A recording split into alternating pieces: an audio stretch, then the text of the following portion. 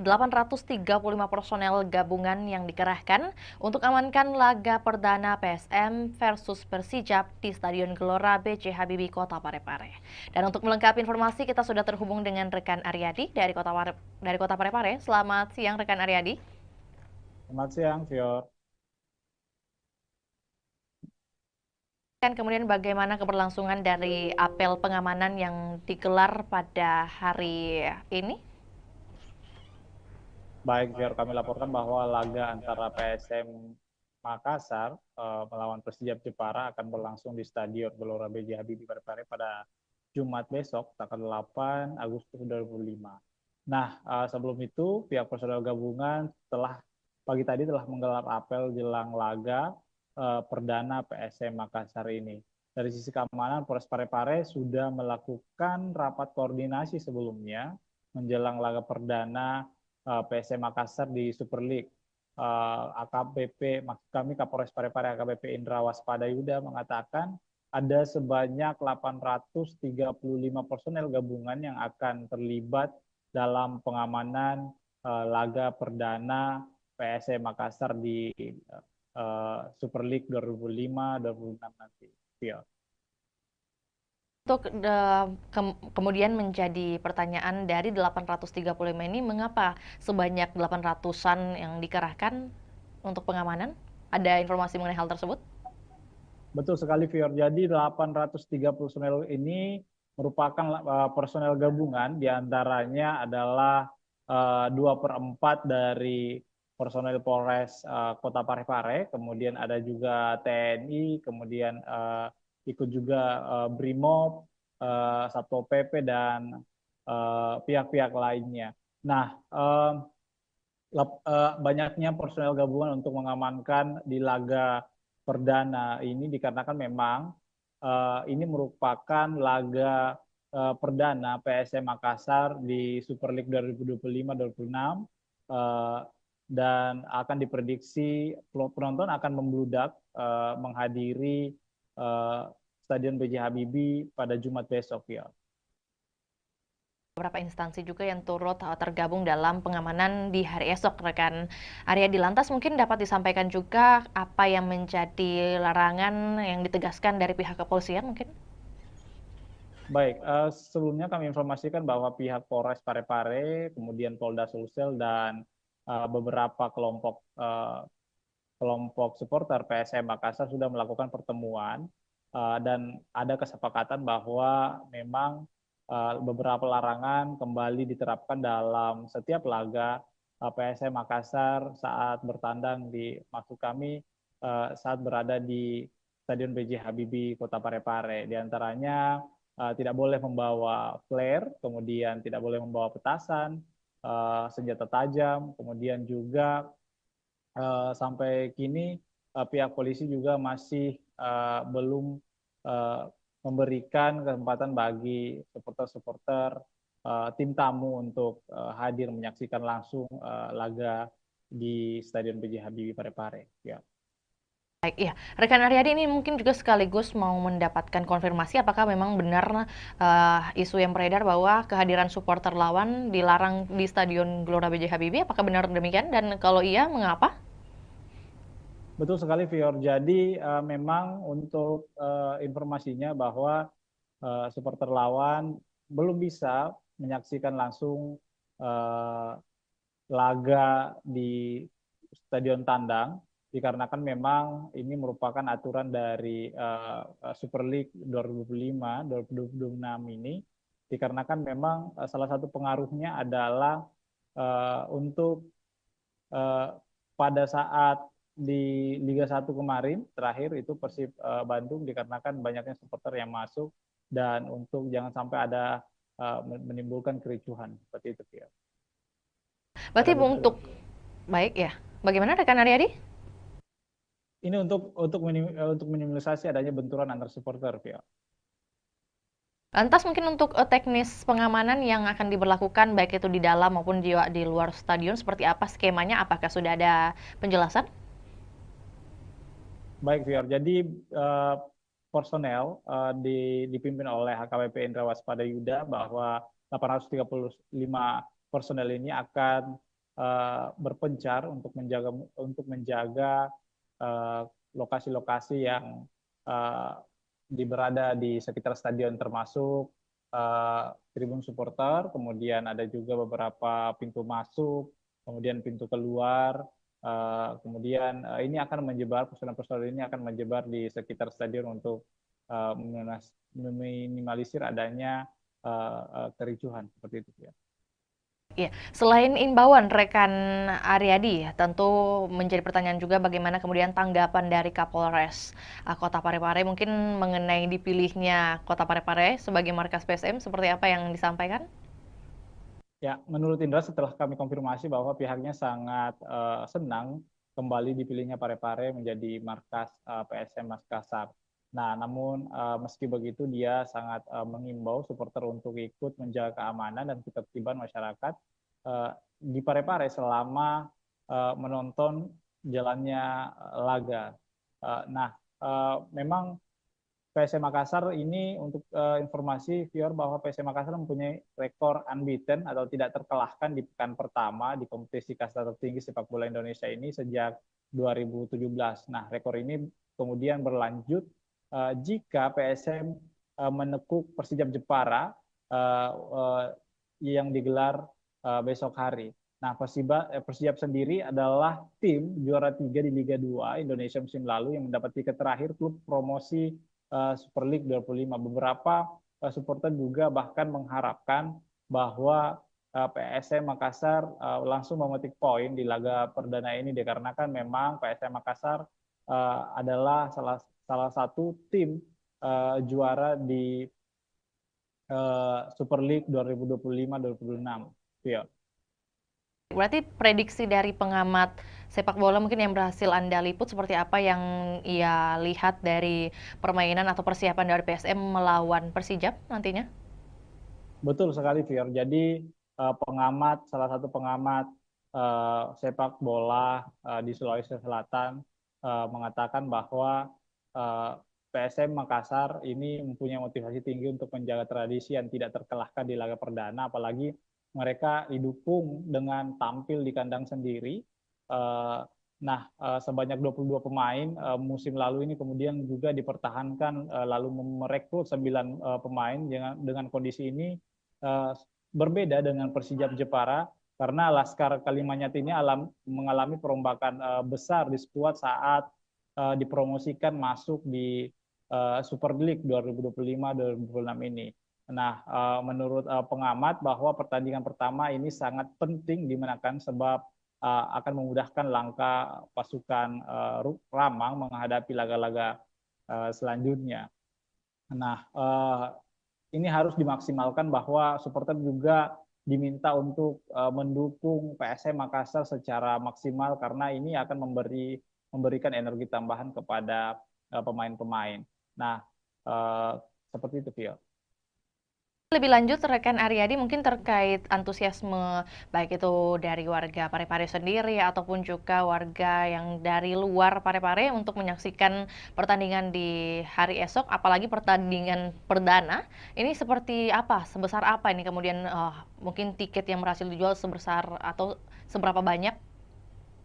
Baik, Fior. Jadi informasi yang kami telah himpun bahwa panitia pelaksana sudah menyiapkan 7.000 lembar tiket di laga perdana karena memang ini lebih meningkat dari sebelumnya karena memang diproyeksikan bahwa stadion akan full dipenuhi oleh supporter di laga perdana untuk mendukung PSM Makassar. Namun ternyata ada beberapa perubahan harga tiket juga dikarenakan harga tiket tribun penonton selatan dan utara itu turun 10.000 yang dulunya berkisaran dengan harga 100.000 sekarang sudah berjumlah harganya 90.000. Nah, sementara harga tiket VIP utama, VIP utara dan selatan itu tetap 300.000. Kemudian tribun timur juga itu tetap 150.000. Jadi hanya penonton tribun selatan dan utara yang mengalami penurunan 90.000.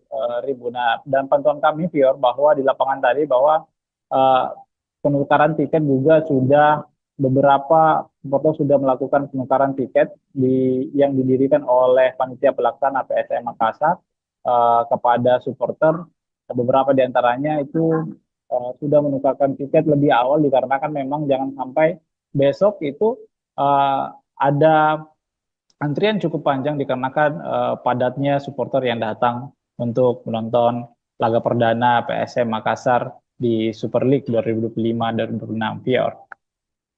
Lanjut lagi rekan Aryadi, terakhir juga menyambung dengan apa yang disampaikan, kemudian sudah tersebar menurut panitia sebanyak 7.000 tiket. Lantas untuk pengawasan terhadap tiket palsu atau mungkin juga calo seperti apa yang dihadirkan oleh panitia? Baik, viewers, sebenarnya untuk tiket palsu sebenarnya ini kan sudah dilakukan oleh panitia pelaksana bahwa tiket hanya tersedia dibeli secara online. Namun panitia tetap mempertimbangkan menyiapkan lokasi penukaran, bahwa maksud kami adanya tiket tambahan jika memang ada penonton yang masih membludak seperti itu, yang belum mendapatkan tiket secara online. Untuk meminimalisasi adanya calo tiket, bahwa panitia pelaksana menghimbau agar supporter tidak membeli tiket dari calo seperti itu ya. Informasi tambahan juga buat Tribuners yang mungkin hendak mengikuti pertandingan perdana di hari esok, masih tersedia juga untuk pembelian tiket via on the spot, langsung di lokasi, dan tentunya kita juga doakan bersama keberhasilan dari PSM Makassar melawan Persijap di hari esok. Akan berlangsung pada pukul 7 waktu Indonesia Barat dan waktu Indonesia Tengah di pukul 8. Benar demikian rekan Aryadi? Betul, betul. Atas laporannya, rekan Aryadi, di siang hari ini kami menunggu update terbaru untuk topik ataupun juga wacana lainnya. Selamat kembali bertugas. Dan Tribuners, kami akan tayangkan cuplikan liputan kita di siang hari ini, juga pernyataan dari Kapolres Parepare, yakni AKBP Indra Waspadayuda. Berikut laporannya, selamat menyaksikan. Para anggotanya bisa mengetahui segala bentuk resiko semuanya, apa yang menjadi tugas dan tanggung jawabnya, dan apa yang menjadi sasaran pengamanan. Ya. Orang bareng tempat. Ya. Nanti ada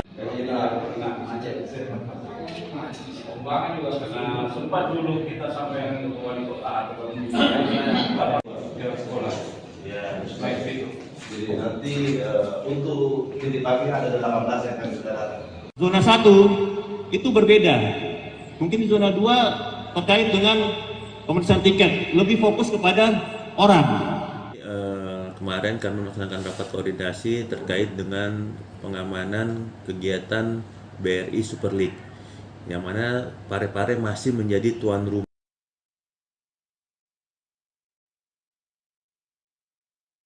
Zona 1 itu berbeda. Mungkin zona 2 terkait dengan pemeriksaan tiket, lebih fokus kepada orang. Di zona 1 fokus kepada kegiatannya. Yang kedua, nanti masuk di kami langsung lapangan ini. Kemudian di sini tidak boleh lagi masuk di sini dan kecuali mana kantong parkir di mana, seperti itu, ya. Hingga benar-benar nanti kita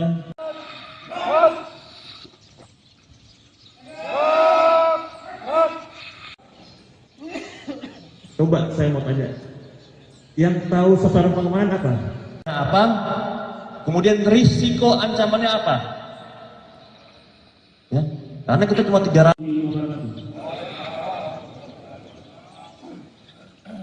Apa yang tadi selesai?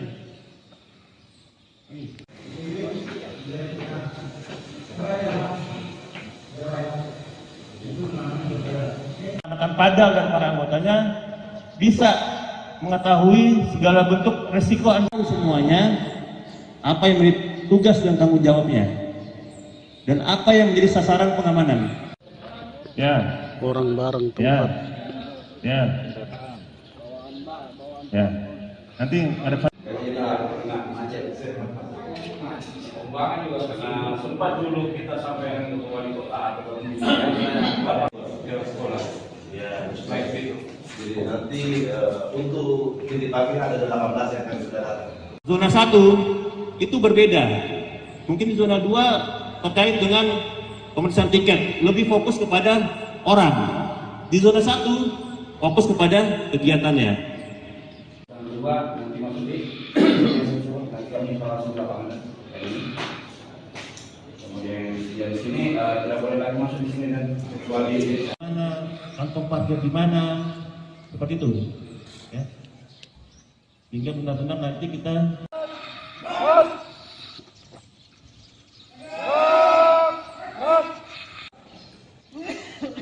coba saya mau tanya, yang tahu sasaran pengamanan apa?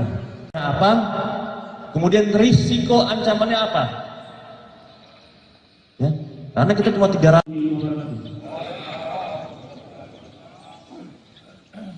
Apa yang tadi selesai?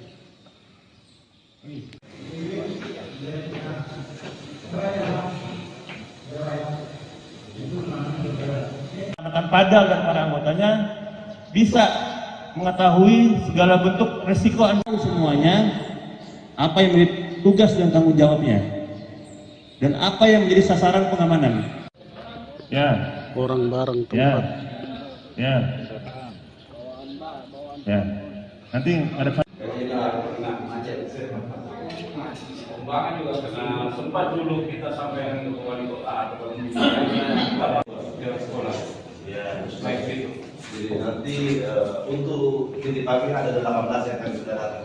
Zona 1 itu berbeda. Mungkin di zona 2 terkait dengan pemeriksaan tiket, lebih fokus kepada orang. Di zona 1 fokus kepada kegiatannya. Yang kedua nanti masuk di nanti kami langsung lapangan ini.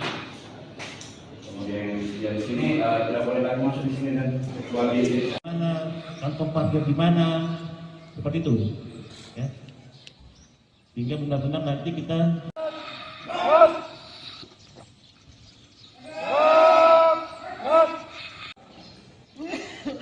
coba saya mau tanya, yang tahu sasaran pengamanan apa? Apa? Kemudian risiko ancamannya apa? Ya, karena kita cuma 300.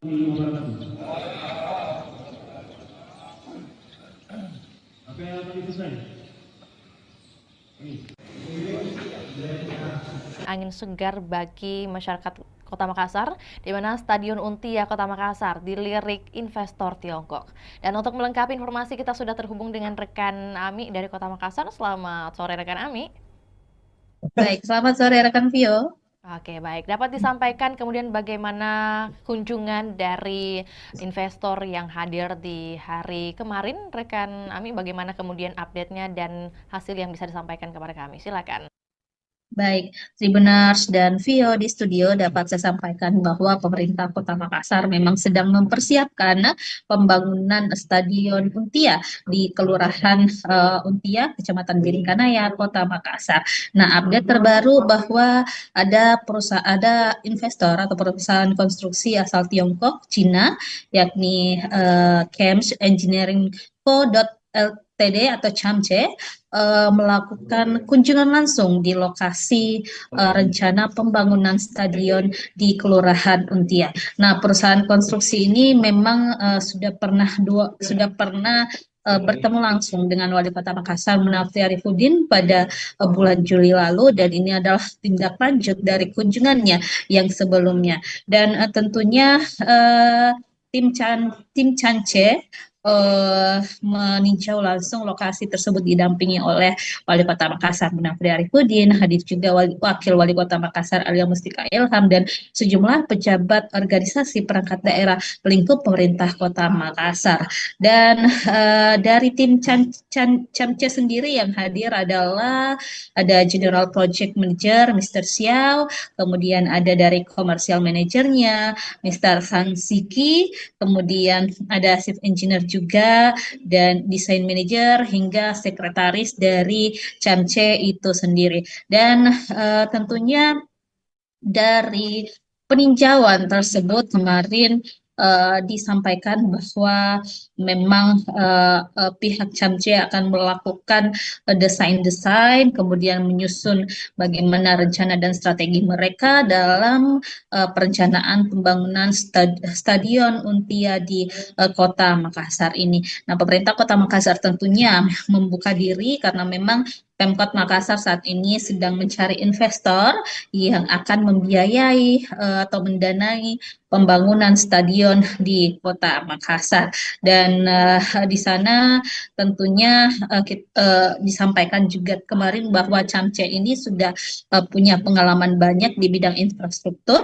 Salah satu proyek yang sudah dijalankan di Provinsi Sulawesi Selatan, yakni Bendung Jenelata, kemudian di berbagai negara juga telah menghadirkan berbagai infrastruktur termasuk juga stadion, ada di Kamboja dengan kapasitas 60.000 penonton, kemudian di Uzbekistan dan beberapa negara lainnya tentunya termasuk Belarus juga yang kapasitas penontonnya 15.000 seat. Nah, tentunya kemarin disampaikan Wali Kota Makassar Munafri Arifudin saat kami berwawancara bahwa tim Camce akan segera menyusun gambaran desainnya seperti apa, yang mana cocok dan efektif untuk stadion Untia ke depan. Dan dari situ Munafri melihat memang ada keseriusan yang ditunjukkan atau dibuktikan dari pihak Camce itu sendiri, dan diprediksi tingkat keyakinan mereka melakukan investasi atau menyokong pembangunan stadion Untia di Kota Makassar sudah di atas 50%. Jadi ini adalah langkah progresif yang ditunjukkan oleh Pemkot Makassar untuk terus menggait investor yang cocok mungkin dengan model kerjasamanya, yang cocok dengan konsep-konsep yang diterapkan atau telah disusun juga oleh pemerintah Kota Makassar. Jadi kita ketahui memang saat ini pemerintah Kota Makassar sudah berprogres, ada tahapan progresif dalam rencana pembangunan stadion di Untia. Sekarang ini Pemkot Makassar sudah mengalokasikan anggaran di pemerintah Kota Makassar untuk perencanaan pembangunannya tahun 2025. Di APBD perubahan nanti akan ada penganggaran untuk mungkin dokumen-dokumen sertifikat lahannya, dan juga termasuk dokumen lainnya seperti feasibility study dan juga master plan-nya. Dan 2026 juga nanti ada tahapan yang akan dijalankan oleh pemerintah Kota Makassar, termasuk penimbunan lahan, karena lahan di sana di Untia itu memang butuh pemadatan pengerasan, sehingga ini butuh juga upaya dari pemerintah Kota Makassar untuk memadatkan atau menimbun lahan tersebut agar tentunya investor nanti bisa melakukan perencanaan dengan baik terhadap lokasi pembangunan stadion di Untia Kota Makassar tersebut. Seperti itu, Vio. Baik, berarti kalau dari pemerintah Kota Makassar sendiri sudah menyiapkan beberapa dokumen atau juga administratif. Kemudian kalau dari Camce sendiri, apakah kemudian sudah ditampilkan bagaimana mereka memperlihatkan mungkin indikasi keseriusan mereka dari pihak Camce untuk berinvestasi? Dan kalau mungkin tadi sudah dikatakan oleh rekan Ami bahwa ini merupakan kunjungan kedua kalinya ke Untia atau juga ke Kota Makassar. Nah, pada tinjauan kedua ini apa yang kemudian menjadi peninjauan mereka lebih lanjut oleh tim Camce di lokasi nih? Ya, baik Vio di studio dan Tribuners, memang sebelumnya tim Camce ini sudah pernah berkunjung Kota Makassar pada Juli lalu, baru melakukan penjajakan awal kepada pemerintah Kota Makassar dengan mungkin penyampaian atau mencari tahu informasi terkait rencana pembangunan stadion ini kepada Wali Kota Makassar Munafri Arifudin. Kemudian kemarin mereka telah menindaklanjuti dengan tinjau lapangan. Mereka melihat bagaimana sih lokasi rencana pembangunan di stadion Untia, supaya ke depan mereka punya gambaran seperti apa rancangan atau desain yang akan dilakukan tim Camce terhadap lokasi yang akan dijadikan sebagai tempat pembangunan stadion Untia. Dan statement dari General Project Manager Camce kemarin, Mr. Xiao, menyampaikan bahwa mereka memang begitu tertarik dengan Stadion Untia milik Pemkot Makassar ini, dan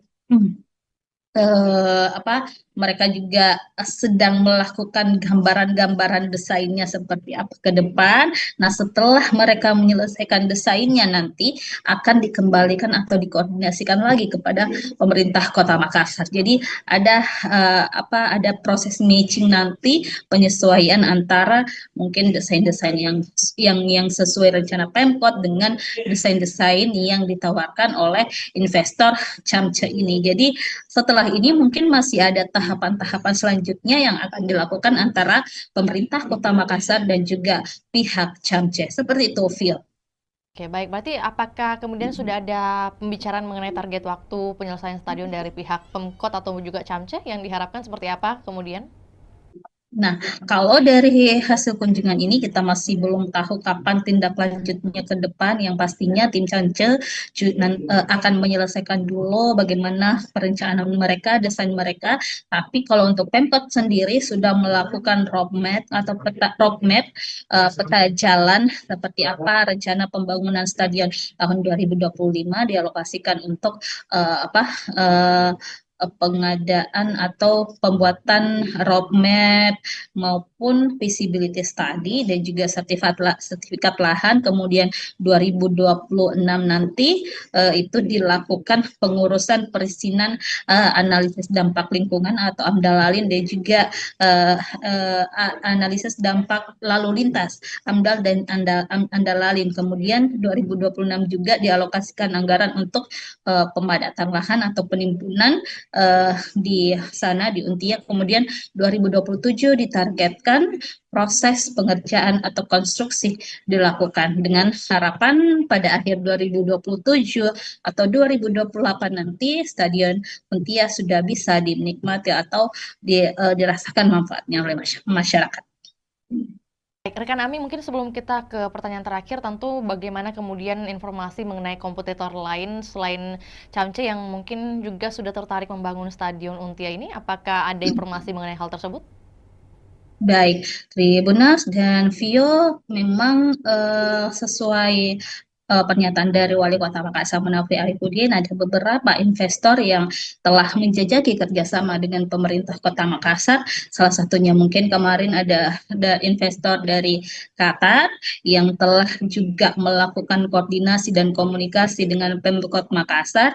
Bahkan Wali Kota sudah pernah bertandang langsung mendatangi kantor perwakilan investor asal Qatar tersebut di Jakarta.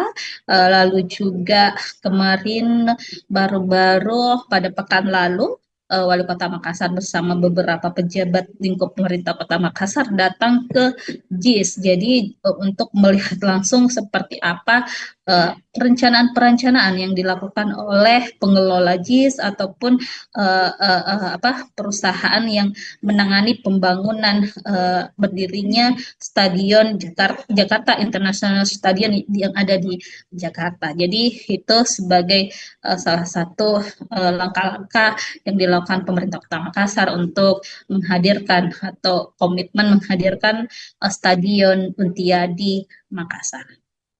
Terakhir, rekan Ami, mengenai antusiasme dari masyarakat khususnya yang berada di lingkungan Untia sendiri terkait pembangunan stadion ini, apakah seluruhnya sudah pro kepada pemerintah kota atau mungkin masih ada beberapa masukan? Baik, Tribuners, memang sejauh ini kita masih belum mendengarkan keluhan-keluhan dari masyarakat setempat, apakah mereka menolak atau seperti apa. Yang pasti, masyarakat Kota Makassar tentunya menginginkan hadirnya stadion di Kota Makassar, karena kita ketahui Sulawesi Selatan dalam hal ini belum memiliki stadion sama sekali, sehingga ini memang diharapkan program unggulan dari Wali Kota Makassar, Munafri dan juga Alia Mustika Ilham bisa terwujud untuk menghadirkan stadion berstandar internasional di Kota Makassar. Dan Munafri juga sudah menyusun strategi bagaimana nanti pengelolaan stadion, bagaimana nanti untuk menghidupkan stadion seperti apa, target-targetnya seperti apa, itu sudah direncanakan dengan baik oleh pemerintah Kota Makassar. Seperti itu, Vio. Baik, terima kasih laporannya di sore hari ini rekan Ami. Selamat kembali beraktivitas dan kami menunggu update terbaru baik mengenai bagaimana pembangunan atau keberlanjutan dari pembangunan Stadion Untia ini dan juga informasi relevan lainnya dari Kota Makassar. Selamat kembali beraktivitas dan juga Tribuners, kami akan tayangkan cuplikan liputan kita di sore hari ini. Berikut laporannya, selamat menyaksikan.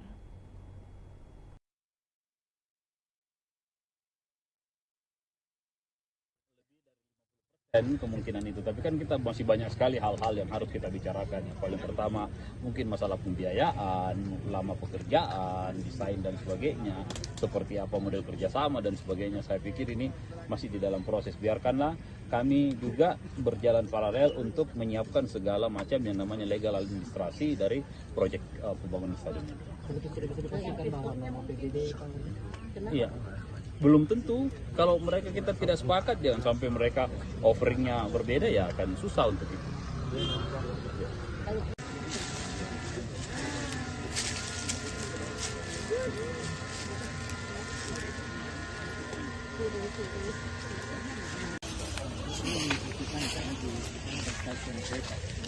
Tidak, ini jalan yang kita pakai. Oh, kita pakai ini. And then this over the street, ya, we need to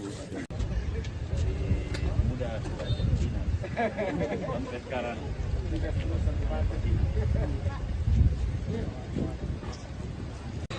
Harusnya sih biasanya kalau mereka sudah mau datang lihat lokasi artinya lebih dari 50% kemungkinan itu. Tapi kan kita masih banyak sekali hal-hal yang harus kita bicarakan. Yang paling pertama mungkin masalah pembiayaan, lama pekerjaan, desain dan sebagainya, seperti apa model kerjasama dan sebagainya. Saya pikir ini masih di dalam proses. Biarkanlah kami juga berjalan paralel untuk menyiapkan segala macam yang namanya legal administrasi dari proyek pembangunan stadion ini.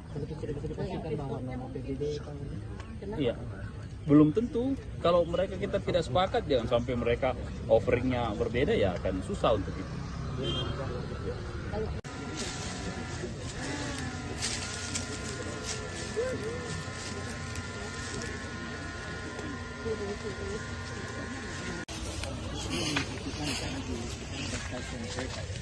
Tidak, ini jalan yang kita pakai. Oh, kita pakai ini. And then this over the street, ya, we need to mudah sampai sekarang. Kisah Haja Murni, 50 tahun jadi penjahit bendera merah putih di Kabupaten Sinjai. Dan untuk melengkapi informasi kita sudah terhubung dengan rekan Takwa dari Kabupaten Sinjai. Selamat siang rekan Takwa. Selamat siang rekan di studio dan selamat siang Tribuners dimanapun Anda berada. Oke, baik. Dapat disampaikan kemudian kisah awal dari Haja Murni ini memulai kemudian berbisnis atau berdagang dengan jasa menjahit bendera merah putih dimulai sejak tahun berapa dan kemudian bagaimana perkembangannya? Baik rekan, momentum jelang hari ulang tahun atau HUT Kemerdekaan Republik Indonesia yang ke-80 tahun atau tahun 2025 membawa berkah bagi Haji Murni 63 tahun. Pasalnya Haji Murni yang merupakan warga Kabupaten Sinjai Sulawesi Selatan ini merupakan penjahit bendera, sudah mulai kebanjiran orderan. Bahkan per tanggal 1 Agustus Haji Murni sudah mendapat orderan bendera merah putih ratusan lembar. Mayoritas orderan tersebut dipesan oleh kepala desa. Diketahui bahwa bendera merah putih yang dijahit Haji Murni mulai berukuran 15 cm hingga 150 cm dengan harga 15.000 hingga 75.000. Diketahui juga dalam proses pengerjaan atau penjahitan bendera merah putih, Haji Murni lebih memilih menggunakan mesin jahit manual ketimbang mesin jahit dinamo atau mesin jahit listrik. Hal tersebut bukan karena Haji Murni tidak mempunyai biaya untuk membeli mesin jahit yang modern, namun karena faktor kenyamanan dan alasan olahraga. Baik, berarti untuk di bulan Agustus saat ini total pesanan bendera merah putih yang berhasil dibuat oleh Haja Murni di angka berapa, rekan Takwa? Kisaran lebih sekitar 100 PCS atau lembar kan. Untuk pesanan sendiri itu sudah lebih 100, yang di mana mayoritas dipesan oleh kepala desa. Kan juga untuk lebih lengkapnya mungkin dari segi ukuran, kemudian harga yang diberikan Haja Murni paling laris di angka berapa? Untuk ukuran sendiri itu yang paling banyak dipesan, yakni ukuran 150 meter dengan harga 75.000. Selanjutnya ukuran 15 cm yang banyak dipesan oleh para sopir dan nelayan yang akan dipasang di mobil dan di kapalnya, rekan. Jadi ada yang paling unik sebenarnya, rekan, karena diketahui bahwa Haji Murni ini sudah mahir menjahit sejak tahun 1975, sekitar 50 tahun.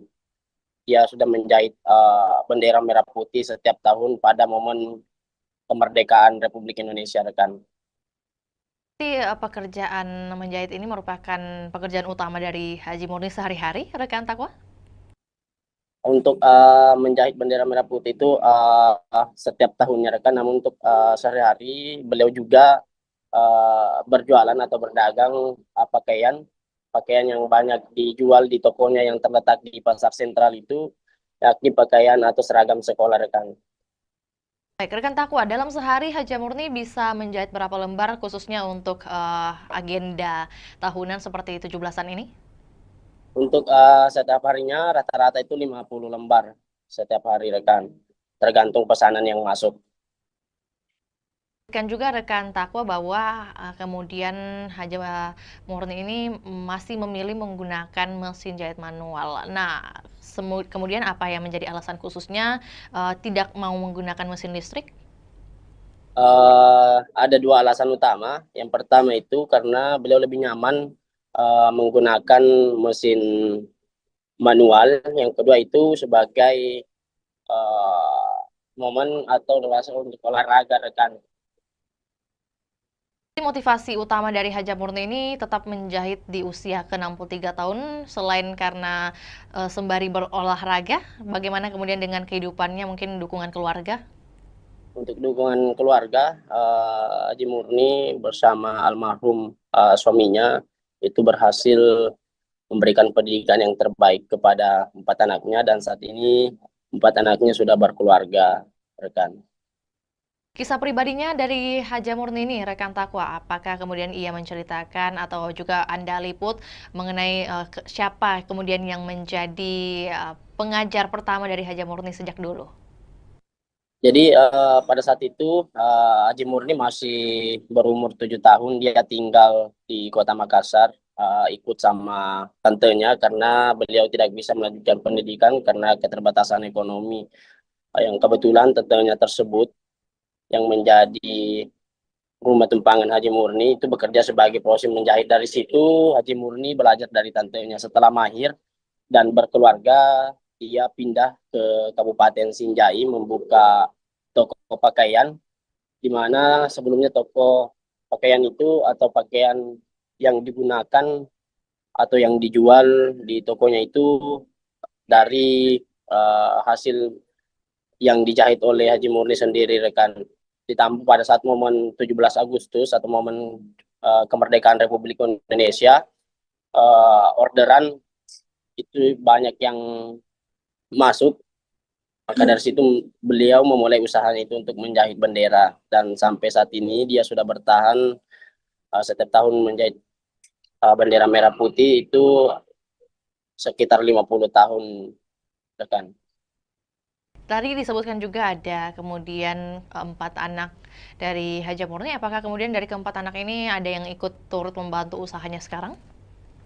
Untuk saat ini anak yang pertama Haji Murni itu yang menjaga toko pakaian yang berada di toko sentral Sinjai yang terletak di Kelurahan Bongki, Kecamatan Sinjai Utara, rekan. Baik, tentu menjadi pertanyaan juga mungkin mengenai sosok dari Haja Murni sendiri ini setelah kemudian melihat banyak pembeli dari dagangannya, yakni membeli bendera mungkin hasil jahitannya, bagaimana kemudian perasaannya? Dia tetap optimis di tengah kemajuan teknologi saat ini. Dia tetap optimis menggunakan mesin jahit manual untuk menjahit bendera, dan dia merasa bangga dengan jiwa nasionalisme yang dimiliki dan bertahan hingga bertahun-tahun dalam menjahit bendera merah putih, rekan.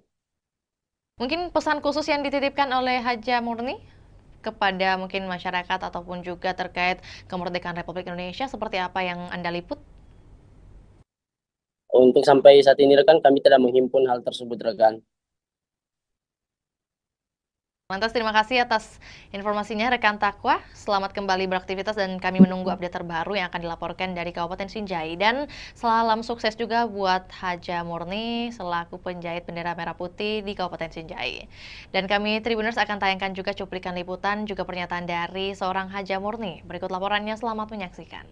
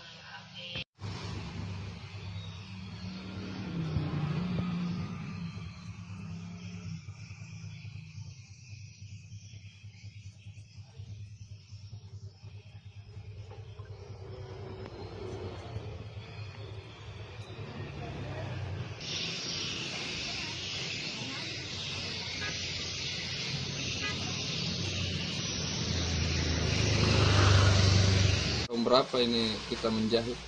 Tahun 76. Sampai sekarang. Bendera dulu kan menjahit baju. Iya. Sekarang jadi bendera.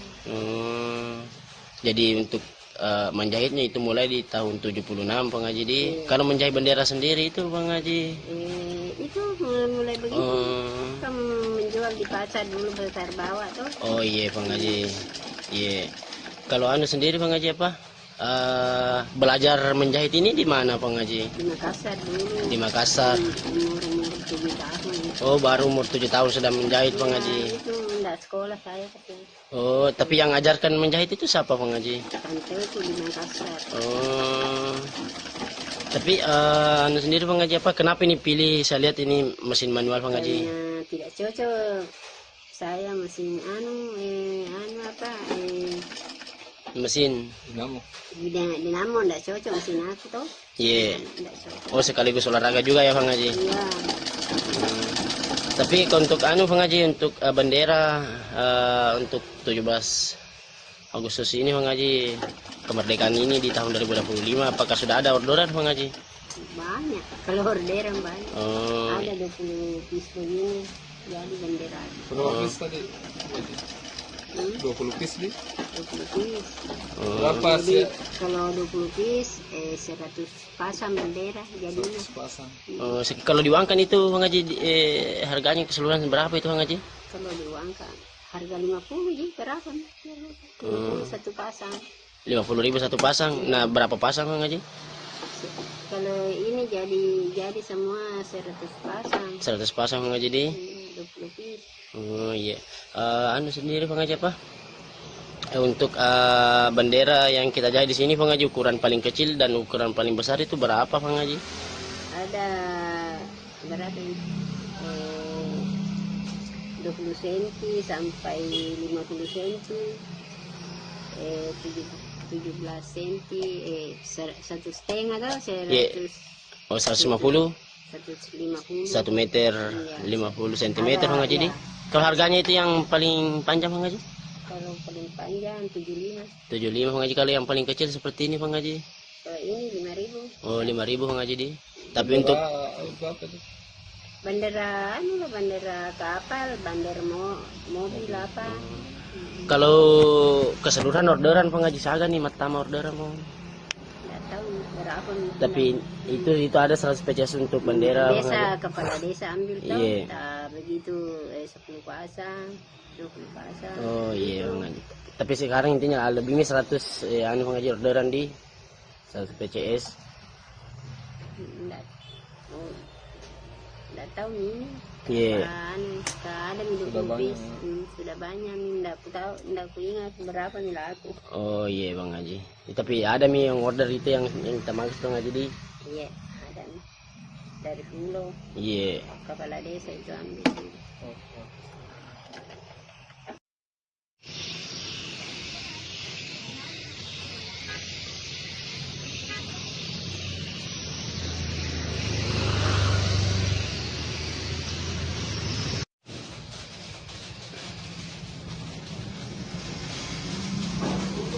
Pagi 835 personel gabungan yang dikerahkan untuk amankan laga perdana PSM versus Persijap di Stadion Gelora B.J. Habibie, Kota Parepare. Dan untuk melengkapi informasi, kita sudah terhubung dengan rekan Aryadi dari Kota Parepare. Selamat siang rekan Aryadi. Selamat siang, Fior. Kemudian bagaimana keberlangsungan dari apel pengamanan yang digelar pada hari ini? Baik, Fior, kami laporkan bahwa laga antara PSM Makassar melawan Persijap Jepara akan berlangsung di Stadion Gelora B.J. Habibie Parepare pada Jumat besok, tanggal 8 Agustus 2025. Nah, sebelum itu, pihak personel gabungan pagi tadi telah menggelar apel jelang laga perdana PSM Makassar ini. Dari sisi keamanan, Polres Parepare sudah melakukan rapat koordinasi sebelumnya menjelang laga perdana PSM Makassar di Super League.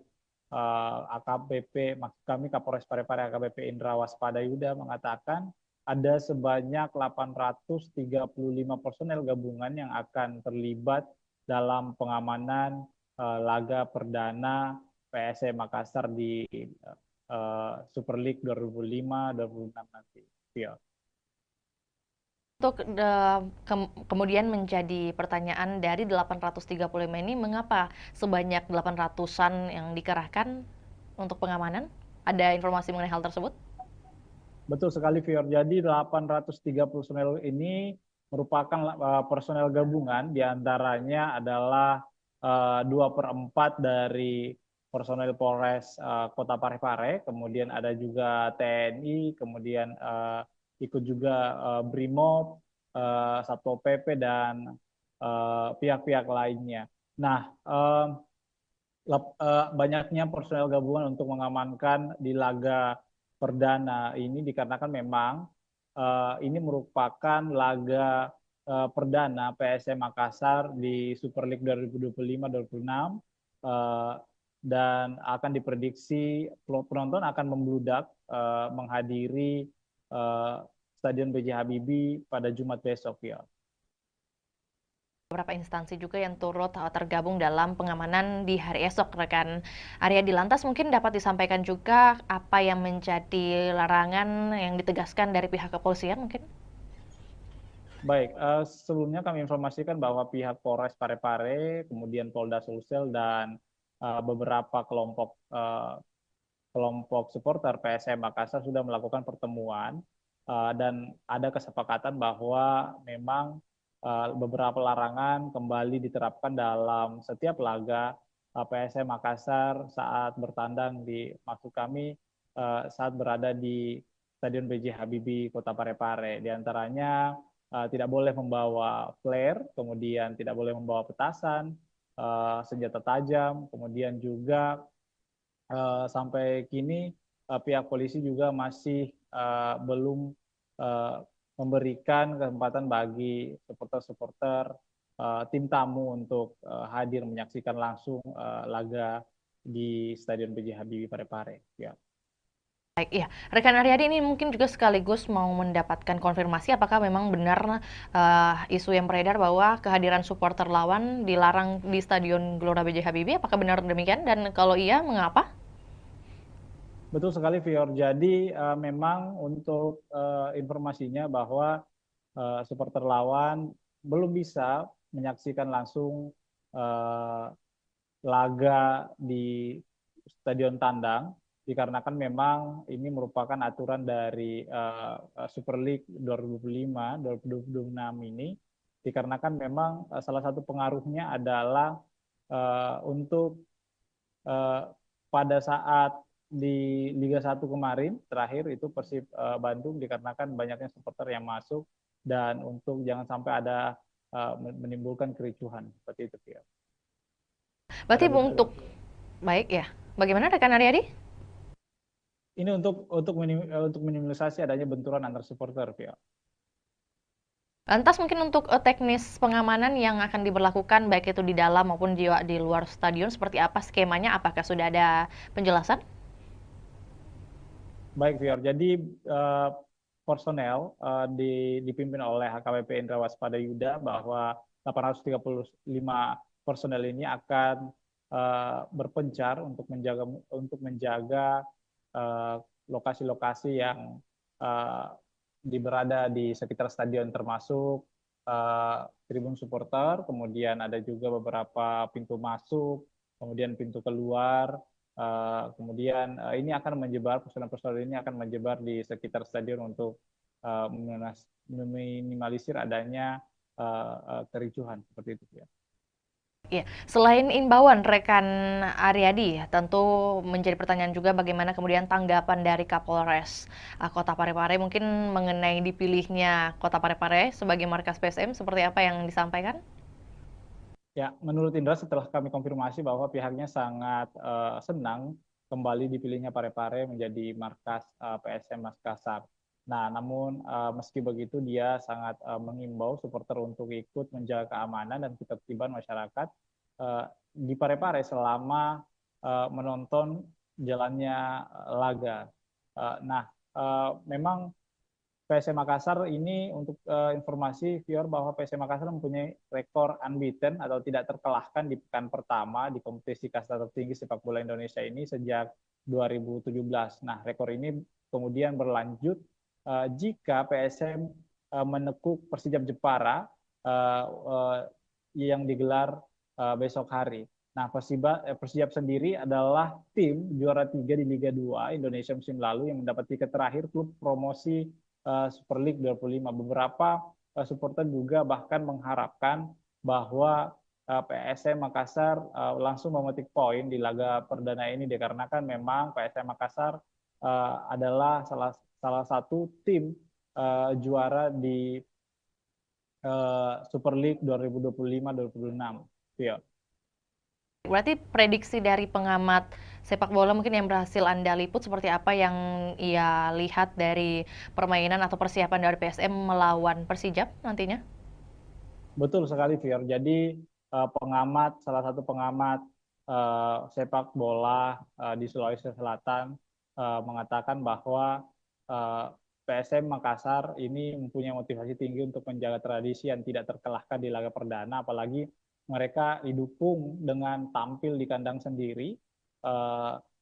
Sebanyak 22 pemain musim lalu ini kemudian juga dipertahankan, lalu merekrut 9 pemain dengan kondisi ini berbeda dengan Persijap Jepara karena Laskar Kalimanyat ini mengalami perombakan besar di skuad saat dipromosikan masuk di Super League 2025-2026 ini. Nah, menurut pengamat bahwa pertandingan pertama ini sangat penting dimenangkan sebab akan memudahkan langkah pasukan Ramang menghadapi laga-laga selanjutnya. Nah, ini harus dimaksimalkan bahwa supporter juga diminta untuk mendukung PSM Makassar secara maksimal karena ini akan memberikan energi tambahan kepada pemain-pemain. Nah, seperti itu, Vio. Lebih lanjut, rekan Aryadi mungkin terkait antusiasme baik itu dari warga Parepare sendiri ataupun juga warga yang dari luar Parepare untuk menyaksikan pertandingan di hari esok, apalagi pertandingan perdana. Ini seperti apa? Sebesar apa ini kemudian mungkin tiket yang berhasil dijual sebesar atau seberapa banyak? Baik, Vio. Jadi informasi yang kami telah himpun bahwa panitia pelaksana sudah menyiapkan 7.000 lembar tiket di laga perdana karena memang ini lebih meningkat dari sebelumnya karena memang diproyeksikan bahwa stadion akan full dipenuhi oleh supporter di laga perdana untuk mendukung PSM Makassar. Namun ternyata ada beberapa perubahan harga tiket juga dikarenakan harga tiket tribun penonton selatan dan utara itu turun 10.000 yang dulunya berkisaran dengan harga 100.000 sekarang sudah berjumlah harganya 90.000. Nah, sementara harga tiket VIP utama, VIP utara dan selatan itu tetap 300.000. Kemudian tribun timur juga itu tetap 150.000. Jadi hanya penonton tribun selatan dan utara yang mengalami penurunan 90.000. Nah, dan pantauan kami, Fior, bahwa di lapangan tadi bahwa penukaran tiket juga beberapa supporter sudah melakukan penukaran tiket yang didirikan oleh panitia pelaksana PSM Makassar kepada supporter. Beberapa di antaranya itu sudah menukarkan tiket lebih awal dikarenakan memang jangan sampai besok itu ada antrian cukup panjang dikarenakan padatnya supporter yang datang untuk menonton laga perdana PSM Makassar di Super League 2025-2026, Pior. Lagi rekan Aryadi terakhir juga menyambung dengan apa yang disampaikan, kemudian sudah tersebar menurut panitia sebanyak 7.000 tiket. Lantas untuk pengawasan terhadap tiket palsu atau mungkin juga calo seperti apa yang dihadirkan oleh panitia? Baik, viewers, sebenarnya untuk tiket palsu sebenarnya ini kan sudah dilakukan oleh panitia pelaksana bahwa tiket hanya tersedia dibeli secara online. Namun panitia tetap mempertimbangkan menyiapkan lokasi penukaran, bahwa maksud kami adanya tiket tambahan jika memang ada penonton yang masih membludak seperti itu, yang belum mendapatkan tiket secara online. Untuk meminimalisasi adanya calo tiket, bahwa panitia pelaksana menghimbau agar supporter tidak membeli tiket dari calo seperti itu, ya. Informasi tambahan juga buat Tribuners yang mungkin hendak mengikuti pertandingan perdana di hari esok, masih tersedia juga untuk pembelian tiket via on the spot, langsung di lokasi, dan tentunya kita juga doakan bersama keberhasilan dari PSM Makassar melawan Persijap di hari esok. Akan berlangsung pada pukul 7 waktu Indonesia Barat dan waktu Indonesia Tengah di pukul 8. Benar demikian rekan Aryadi? Betul, betul. Atas laporannya, rekan Aryadi, di siang hari ini kami menunggu update terbaru untuk topik ataupun juga wacana lainnya. Selamat kembali bertugas. Dan Tribuners, kami akan tayangkan cuplikan liputan kita di siang hari ini, juga pernyataan dari Kapolres Parepare, yakni AKBP Indra Waspadayuda. Berikut laporannya, selamat menyaksikan. Para anggotanya bisa mengetahui segala bentuk resiko semuanya, apa yang menjadi tugas dan tanggung jawabnya, dan apa yang menjadi sasaran pengamanan. Ya. Orang bareng tempat. Ya. Ya. Nanti ada. Pembangunan juga karena sempat dulu kita sampai ke wali kota atau sekolah. Ya, baik itu. Jadi nanti untuk titik pagi ada 18 yang akan sudah datang. Zona 1 itu berbeda. Mungkin zona 2 terkait dengan pemeriksaan tiket, lebih fokus kepada orang. Kemarin kami melaksanakan rapat koordinasi terkait dengan pengamanan kegiatan BRI Super League, yang mana Parepare masih menjadi tuan rumah.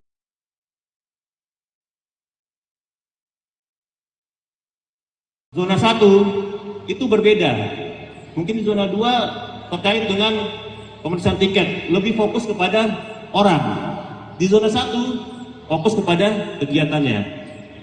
Yang kedua, nanti masuk di nanti kami langsung ke lapangan. Kemudian dari sini tidak boleh lagi masuk di sini dan kecuali mana, kantong parkir di mana, seperti itu. Ya. Hingga benar-benar nanti kita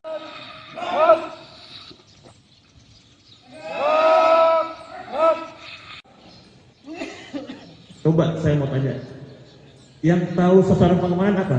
Apa? Kemudian risiko ancamannya apa? Ya, karena kita cuma 300.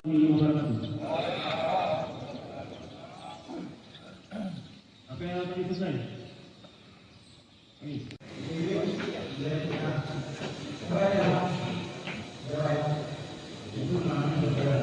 Akan padal dan para anggotanya bisa mengetahui segala bentuk resiko semuanya, apa yang menjadi tugas dan tanggung jawabnya, dan apa yang menjadi sasaran pengamanan. Ya. Orang bareng tempat.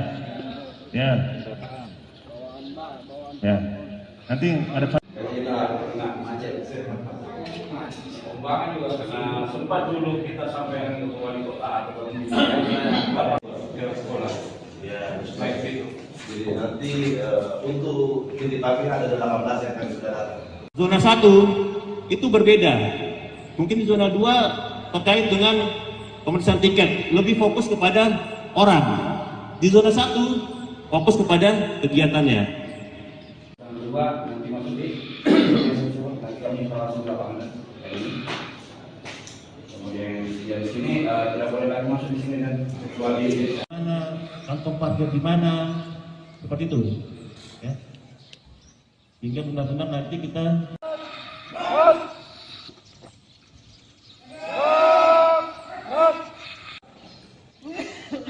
coba saya mau tanya, yang tahu sasaran pengamanan apa? Apa? Kemudian risiko ancamannya apa? Ya, karena kita cuma 300.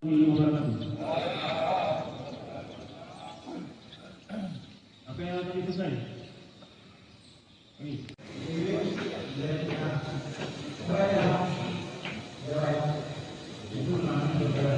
Akan padal dan para anggotanya bisa mengetahui segala bentuk resiko semuanya, apa yang menjadi tugas dan tanggung jawabnya, dan apa yang menjadi sasaran pengamanan.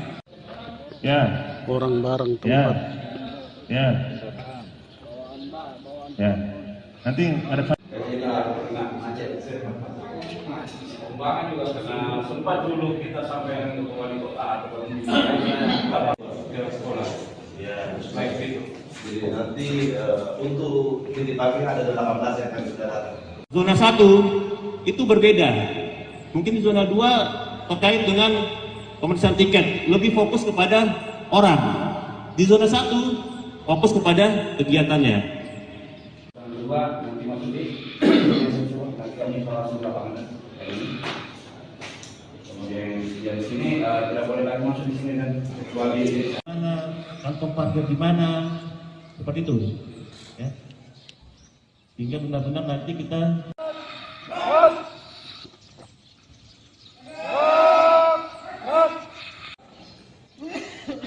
coba saya mau tanya, yang tahu sasaran pengamanan apa? Kemudian risiko ancamannya apa? Ya, karena kita cuma 300.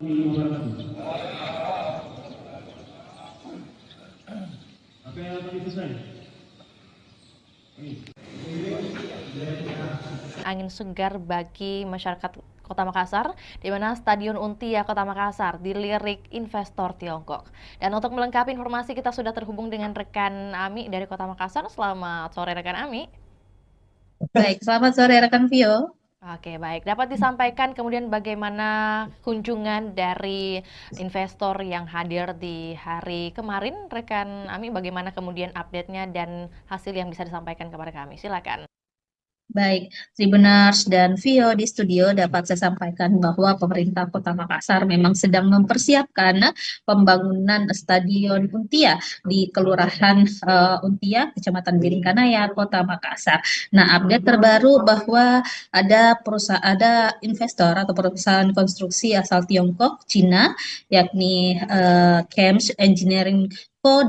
Ltd atau CHAMCE melakukan kunjungan langsung di lokasi rencana pembangunan stadion di Kelurahan Untia. Nah, perusahaan konstruksi ini memang sudah pernah bertemu langsung dengan Wali Kota Makassar Munafri Arifudin pada bulan Juli lalu, dan ini adalah tindak lanjut dari kunjungannya yang sebelumnya. Dan tentunya tim CHAMCE meninjau langsung lokasi tersebut didampingi oleh Wali Kota Makassar Munafri Arifudin, hadir juga Wakil Wali Kota Makassar Alia Mustika Ilham, dan sejumlah pejabat organisasi perangkat daerah lingkup pemerintah Kota Makassar. Dan dari tim CHAMCE sendiri yang hadir adalah ada General Project Manager Mr. Xiao, kemudian ada dari Commercial Managernya Mr. Sang Siki, kemudian ada Chief Engineer juga, dan desain manager hingga sekretaris dari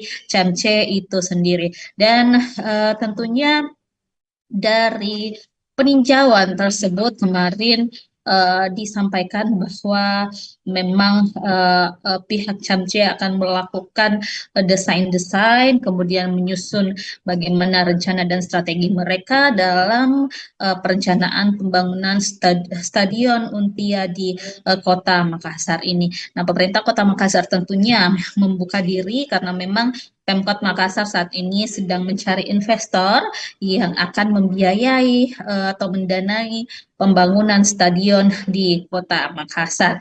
Dan di sana tentunya disampaikan juga kemarin bahwa CHAMCE ini sudah punya pengalaman banyak di bidang infrastruktur. Salah satu proyek yang sudah dijalankan di Provinsi Sulawesi Selatan, yakni Bendung Jenelata, kemudian di berbagai negara juga telah menghadirkan berbagai infrastruktur termasuk juga stadion.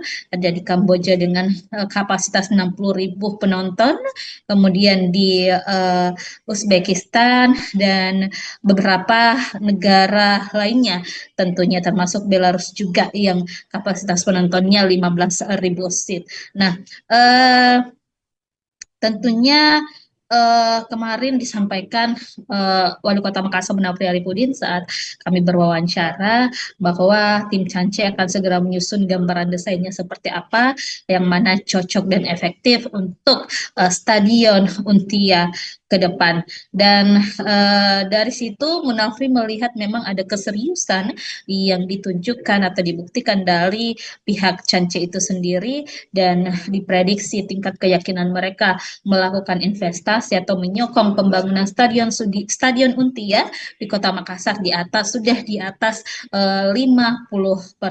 Jadi ini adalah langkah progresif yang ditunjukkan oleh Pemkot Makassar untuk terus menggait investor yang cocok mungkin dengan model kerjasamanya, yang cocok dengan konsep-konsep yang diterapkan atau telah disusun juga oleh pemerintah Kota Makassar.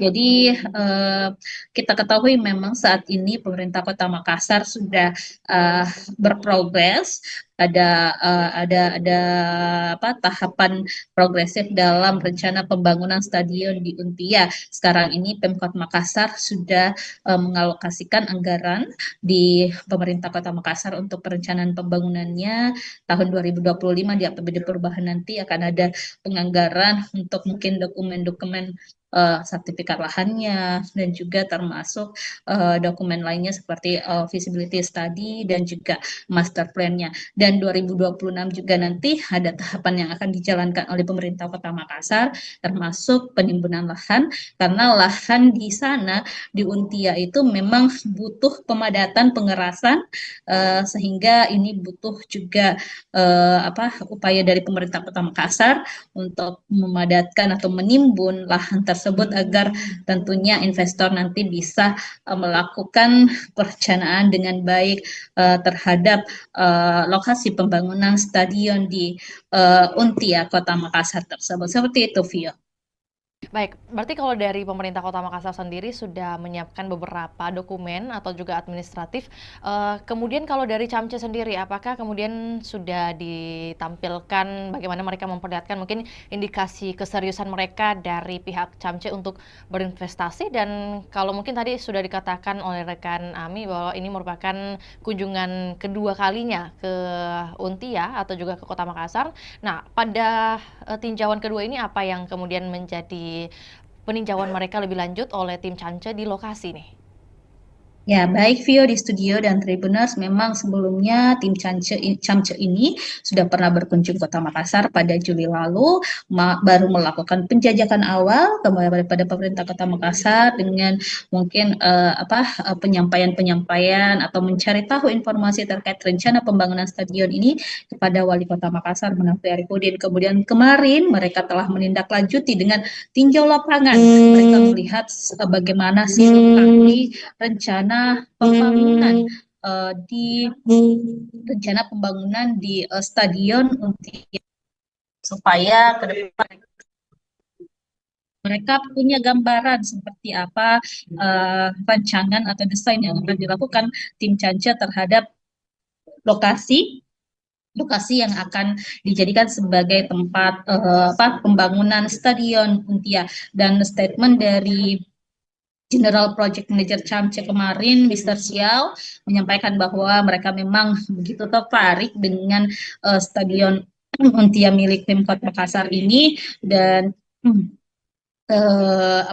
mereka juga sedang melakukan gambaran-gambaran desainnya seperti apa ke depan. Nah, setelah mereka menyelesaikan desainnya nanti akan dikembalikan atau dikoordinasikan lagi kepada pemerintah Kota Makassar. Jadi ada proses matching nanti, penyesuaian antara mungkin desain-desain yang sesuai rencana Pemkot dengan desain-desain yang ditawarkan oleh investor Camce ini. Jadi setelah ini mungkin masih ada tahapan-tahapan selanjutnya yang akan dilakukan antara pemerintah Kota Makassar dan juga pihak Camce. Seperti itu, Phil. Oke, baik. Berarti apakah kemudian sudah ada pembicaraan mengenai target waktu penyelesaian stadion dari pihak Pemkot atau juga Camce yang diharapkan seperti apa kemudian? Nah, kalau dari hasil kunjungan ini kita masih belum tahu kapan tindak lanjutnya ke depan. Yang pastinya tim Camce akan menyelesaikan dulu bagaimana perencanaan mereka, desain mereka. Tapi kalau untuk Pemkot sendiri sudah melakukan roadmap atau peta jalan seperti apa rencana pembangunan stadion tahun 2025 dialokasikan untuk pengadaan atau pembuatan roadmap maupun feasibility study dan juga sertifikat lahan. Kemudian 2026 nanti itu dilakukan pengurusan perizinan analisis dampak lingkungan atau AMDAL-LALIN dan juga analisis dampak lalu lintas AMDAL dan AMDAL-LALIN. Kemudian 2026 juga dialokasikan anggaran untuk pemadatan lahan atau penimbunan di sana di Untia. Kemudian 2027 ditargetkan proses pengerjaan atau konstruksi dilakukan dengan harapan pada akhir 2027 atau 2028 nanti Stadion Untia sudah bisa dinikmati atau dirasakan manfaatnya oleh masyarakat. Baik, rekan Ami, mungkin sebelum kita ke pertanyaan terakhir, tentu bagaimana kemudian informasi mengenai kompetitor lain selain Camce yang mungkin juga sudah tertarik membangun Stadion Untia ini, apakah ada informasi mengenai hal tersebut? Baik, Tribuners dan Vio, memang sesuai pernyataan dari Wali Kota Makassar Munafri Arifudin, ada beberapa investor yang telah menjajaki kerjasama dengan pemerintah Kota Makassar. Salah satunya mungkin kemarin ada investor dari Qatar yang telah juga melakukan koordinasi dan komunikasi dengan Pemkot Makassar. Bahkan Wali Kota sudah pernah bertandang langsung mendatangi kantor perwakilan investor asal Qatar tersebut di Jakarta.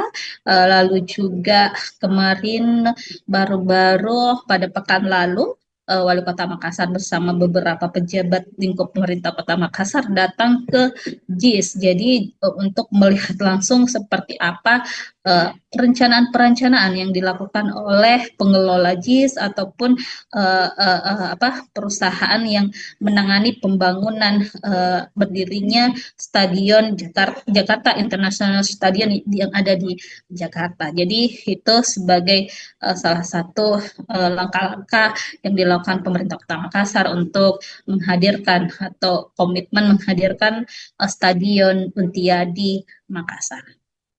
Terakhir, rekan Ami, mengenai antusiasme dari masyarakat khususnya yang berada di lingkungan Untia sendiri terkait pembangunan stadion ini, apakah seluruhnya sudah pro kepada pemerintah kota atau mungkin masih ada beberapa masukan?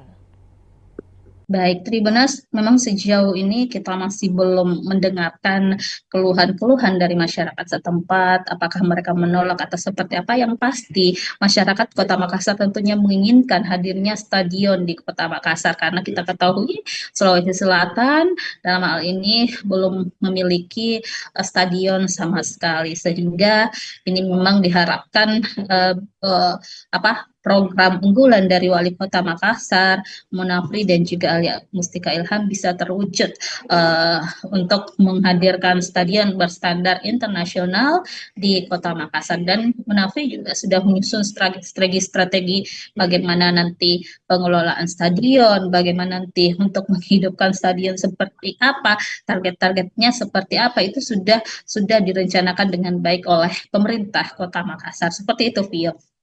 Baik, terima kasih laporannya di sore hari ini rekan Ami. Selamat kembali beraktivitas dan kami menunggu update terbaru baik mengenai bagaimana pembangunan atau keberlanjutan dari pembangunan Stadion Untia ini dan juga informasi relevan lainnya dari Kota Makassar. Selamat kembali beraktivitas dan juga Tribuners, kami akan tayangkan cuplikan liputan kita di sore hari ini. Berikut laporannya, selamat menyaksikan.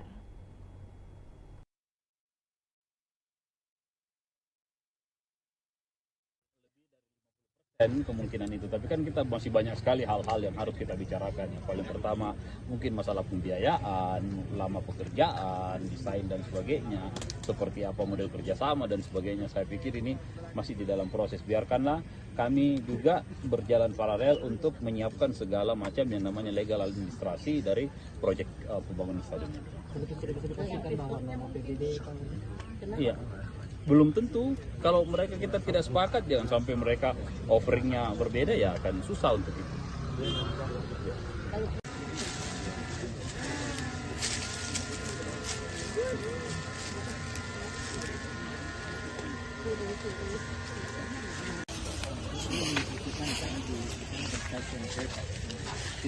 Ini jalan yang kita pakai. Oh, kita pakai ini. And then this over the street, yeah. So we need to mudah sampai sekarang.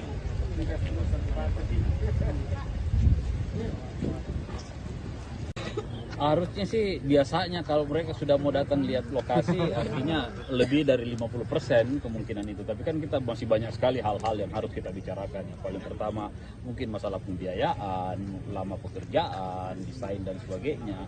Seperti apa model kerjasama dan sebagainya. Saya pikir ini masih di dalam proses. Biarkanlah kami juga berjalan paralel untuk menyiapkan segala macam yang namanya legal administrasi dari proyek pembangunan stadion ini.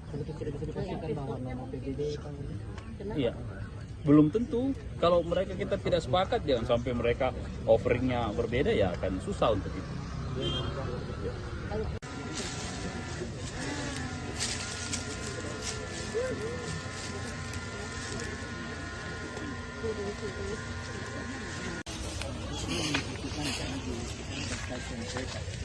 Tidak, ini jalan ini kita pakai. Oh, kita pakai.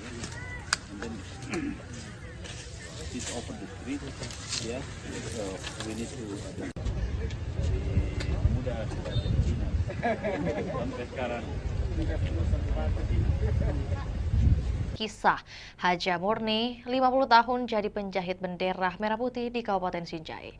Dan untuk melengkapi informasi kita sudah terhubung dengan rekan Takwa dari Kabupaten Sinjai. Selamat siang rekan Takwa. Selamat siang rekan di studio dan selamat siang Tribuners dimanapun Anda berada. Oke, baik. Dapat disampaikan kemudian kisah awal dari Haja Murni ini memulai kemudian berbisnis atau berdagang dengan jasa menjahit bendera merah putih dimulai sejak tahun berapa dan kemudian bagaimana perkembangannya? Baik rekan, momentum jelang hari ulang tahun atau HUT kemerdekaan Republik Indonesia yang ke-80 tahun atau tahun 2025 membawa berkah bagi Haji Murni 63 tahun. Pasalnya Haji Murni yang merupakan warga Kabupaten Sinjai Sulawesi Selatan ini merupakan penjahit bendera, sudah mulai kebanjiran orderan. Bahkan per tanggal 1 Agustus Haji Murni sudah mendapat orderan bendera merah putih ratusan lembar.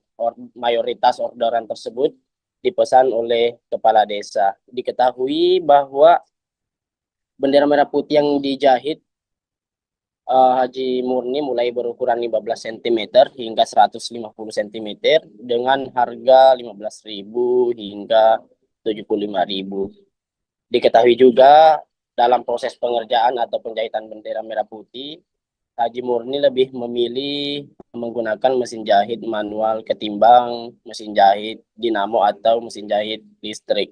Hal tersebut bukan karena Haji Murni tidak mempunyai biaya untuk membeli mesin jahit yang modern, namun karena faktor kenyamanan dan alasan olahraga. Baik, berarti untuk di bulan Agustus saat ini total pesanan bendera merah putih yang berhasil dibuat oleh Haji Murni di angka berapa rekan Takwa? Kisaran lebih sekitar 100 PCS atau lembar kan. Untuk pesanan sendiri itu sudah lebih 100, di mana mayoritas dipesan oleh kepala desa. Kan juga untuk lebih lengkapnya mungkin dari segi ukuran, kemudian harga yang diberikan Haja Murni paling laris di angka berapa? Untuk ukuran sendiri itu yang paling banyak dipesan, yakni ukuran 150 meter dengan harga 75.000. Selanjutnya ukuran 15 cm yang banyak dipesan oleh para sopir dan nelayan yang akan dipasang di mobil dan di kapalnya rekan. Jadi ada yang paling unik sebenarnya rekan, karena diketahui bahwa Haji Murni ini sudah mahir menjahit sejak tahun 1975, sekitar 50 tahun. Dia sudah menjahit bendera merah putih setiap tahun pada momen kemerdekaan Republik Indonesia rekan. Pekerjaan menjahit ini merupakan pekerjaan utama dari Haji Murni sehari-hari rekan Takwa? Untuk menjahit bendera merah putih itu setiap tahunnya rekan, namun untuk sehari-hari beliau juga berjualan atau berdagang pakaian yang banyak dijual di tokonya yang terletak di pasar sentral itu, yakni pakaian atau seragam sekolah rekan. Baik, rekan Takwa, dalam sehari Haja Murni bisa menjahit berapa lembar khususnya untuk agenda tahunan seperti 17-an ini? Untuk setiap harinya rata-rata itu 50 lembar setiap hari rekan, tergantung pesanan yang masuk. Kan juga rekan Takwa bahwa kemudian Haja Murni ini masih memilih menggunakan mesin jahit manual. Nah, kemudian apa yang menjadi alasan khususnya tidak mau menggunakan mesin listrik? Ada dua alasan utama. Yang pertama itu karena beliau lebih nyaman menggunakan mesin manual. Yang kedua itu sebagai momen atau rasa untuk olahraga rekan. Motivasi utama dari Haja Murni ini tetap menjahit di usia ke-63 tahun, selain karena sembari berolahraga, bagaimana kemudian dengan kehidupannya, mungkin dukungan keluarga? Untuk dukungan keluarga, Haji Murni bersama almarhum suaminya itu berhasil memberikan pendidikan yang terbaik kepada 4 anaknya, dan saat ini 4 anaknya sudah berkeluarga, rekan. Kisah pribadinya dari Haja Murni ini, rekan Takwa, apakah kemudian ia menceritakan atau juga Anda liput mengenai siapa kemudian yang menjadi pengajar pertama dari Haja Murni sejak dulu? Jadi pada saat itu Haji Murni masih berumur 7 tahun, dia tinggal di Kota Makassar, ikut sama tantenya karena beliau tidak bisa melanjutkan pendidikan karena keterbatasan ekonomi. Yang kebetulan tantenya tersebut yang menjadi rumah tumpangan Haji Murni itu bekerja sebagai proses menjahit. Dari situ Haji Murni belajar dari tantenya. Setelah mahir dan berkeluarga, dia pindah ke Kabupaten Sinjai membuka toko pakaian, di mana sebelumnya toko pakaian itu atau pakaian yang digunakan atau yang dijual di tokonya itu dari hasil yang dijahit oleh Haji Murni sendiri, rekan. Ditambah pada saat momen 17 Agustus atau momen kemerdekaan Republik Indonesia, orderan itu banyak yang masuk, maka dari situ beliau memulai usaha itu untuk menjahit bendera, dan sampai saat ini dia sudah bertahan setiap tahun menjahit bendera merah putih itu sekitar 50 tahun, rekan. Tadi disebutkan juga ada kemudian 4 anak dari Haja Murni, apakah kemudian dari keempat anak ini ada yang ikut turut membantu usahanya sekarang?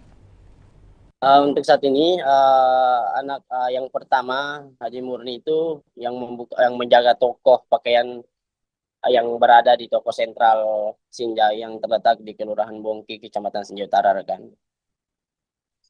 Baik, tentu menjadi pertanyaan juga mungkin mengenai sosok dari Haja Murni sendiri ini setelah kemudian melihat banyak pembeli dari dagangannya, yakni membeli bendera mungkin hasil jahitannya, bagaimana kemudian perasaannya?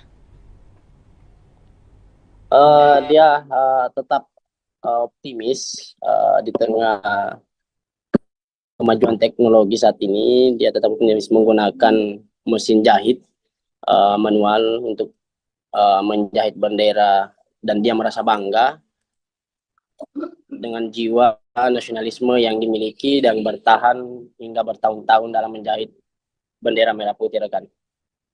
Mungkin pesan khusus yang dititipkan oleh Haja Murni kepada mungkin masyarakat ataupun juga terkait kemerdekaan Republik Indonesia seperti apa yang Anda liput? Untuk sampai saat ini, rekan, kami tidak menghimpun hal tersebut, rekan. Lantas terima kasih atas informasinya rekan Takwa. Selamat kembali beraktivitas dan kami menunggu update terbaru yang akan dilaporkan dari Kabupaten Sinjai. Dan salam sukses juga buat Haja Murni selaku penjahit bendera merah putih di Kabupaten Sinjai. Dan kami Tribuners akan tayangkan juga cuplikan liputan juga pernyataan dari seorang Haja Murni. Berikut laporannya, selamat menyaksikan.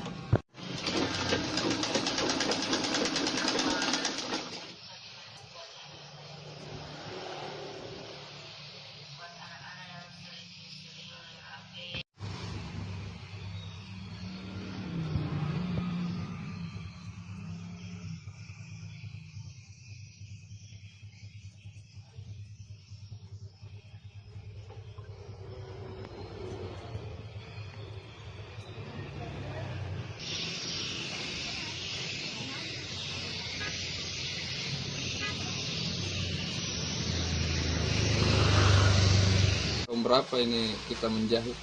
Tahun 76. Sampai Sampai sekarang. Anu, bendera dulu kan menjahit baju. Iya. Sekarang jadi bendera. Jadi untuk menjahitnya itu mulai di tahun 76 Bang Haji di. Kalau menjahit bendera sendiri itu Bang Haji. Itu mulai begitu. Kan menjual di pasar dulu besar bawah tuh. Oh iya Bang Haji. Iya. Kalau anu sendiri Bang Haji apa? Belajar menjahit ini di mana Bang Haji? Di Makassar dulu. Di Makassar. Umur 7 tahun. Oh, baru umur 7 tahun sudah menjahit Bang Haji. Itu enggak sekolah saya tapi. Oh, tapi yang ngajarkan menjahit itu siapa Bang Haji? Tanteku di Makassar. Oh. Tapi anu sendiri Bang Haji apa? Kenapa ini pilih? Saya lihat ini mesin manual Bang Haji. Karena tidak cocok. Saya mesin mesin dinamo enggak cocok mesin aku tuh. Iya. Oh, sekaligus olahraga juga ya Bang Haji. Iya. Tapi untuk anu Bang Haji, untuk bendera untuk 17 Agustus ini Bang Haji, kemerdekaan ini di tahun 2025, apakah sudah ada orderan Bang Haji? Banyak, kalau orderan banyak. Oh. Ada 20 piece begini, jadi bendera. Berapa piece tadi? 20 piece nih? 20 piece. Berapa Jadi sih? kalau 20 piece 100 pasang bendera jadinya. 100 pasang. Kalau diuangkan itu Bang Haji, harganya keseluruhan berapa itu Bang Haji? Kalau diuangkan harga 50 jadi berapa? 50 satu pasang. 50.000 satu pasang. Nah, berapa pasang Bang Haji? Kalau ini jadi semua 100 pasang. 100 pasang Bang Haji di. 20 piece. Oh iya. Anu sendiri Bang Haji apa? Untuk bendera yang kita jahit di sini Bang Haji, ukuran paling kecil dan ukuran paling besar itu berapa Bang Haji? Ada berapa ini? 20 cm sampai 50 cm, 17 cm, 1,5 atau 100. Oh, 150? 150. 1 meter 50 cm Bang Haji di. Kalau harganya itu yang paling panjang Bang Haji? Kalau paling panjang 75. 75 Bang Haji. Kalau yang paling kecil seperti ini Bang Haji? Kalau ini 5.000. Oh, 5.000 Bang Haji di. Tapi untuk bendera bendera kapal, bendera mobil apa. Kalau keseluruhan orderan Bang Haji Saga nih, matama orderan Bang. Enggak tahu berapa nih. Tapi itu ada 100 pcs untuk bendera desa, kepala desa ambil tahu. Iya. Nah, begitu 10 pasang, 20 pasang. Oh iya Bang Haji. Tapi sekarang intinya lebihnya 100 anu Bang Haji orderan di 100 pcs. Enggak tahu ini. Iya. Ada 20 piece. Sudah banyak nih, enggak tahu, enggak ingat berapa nih laku. Oh iya Bang Haji. Tapi ada nih yang order itu yang kita maksud Bang Haji di. Iya, ada nih. Dari Pulau. Iya. Kepala desa itu ambil.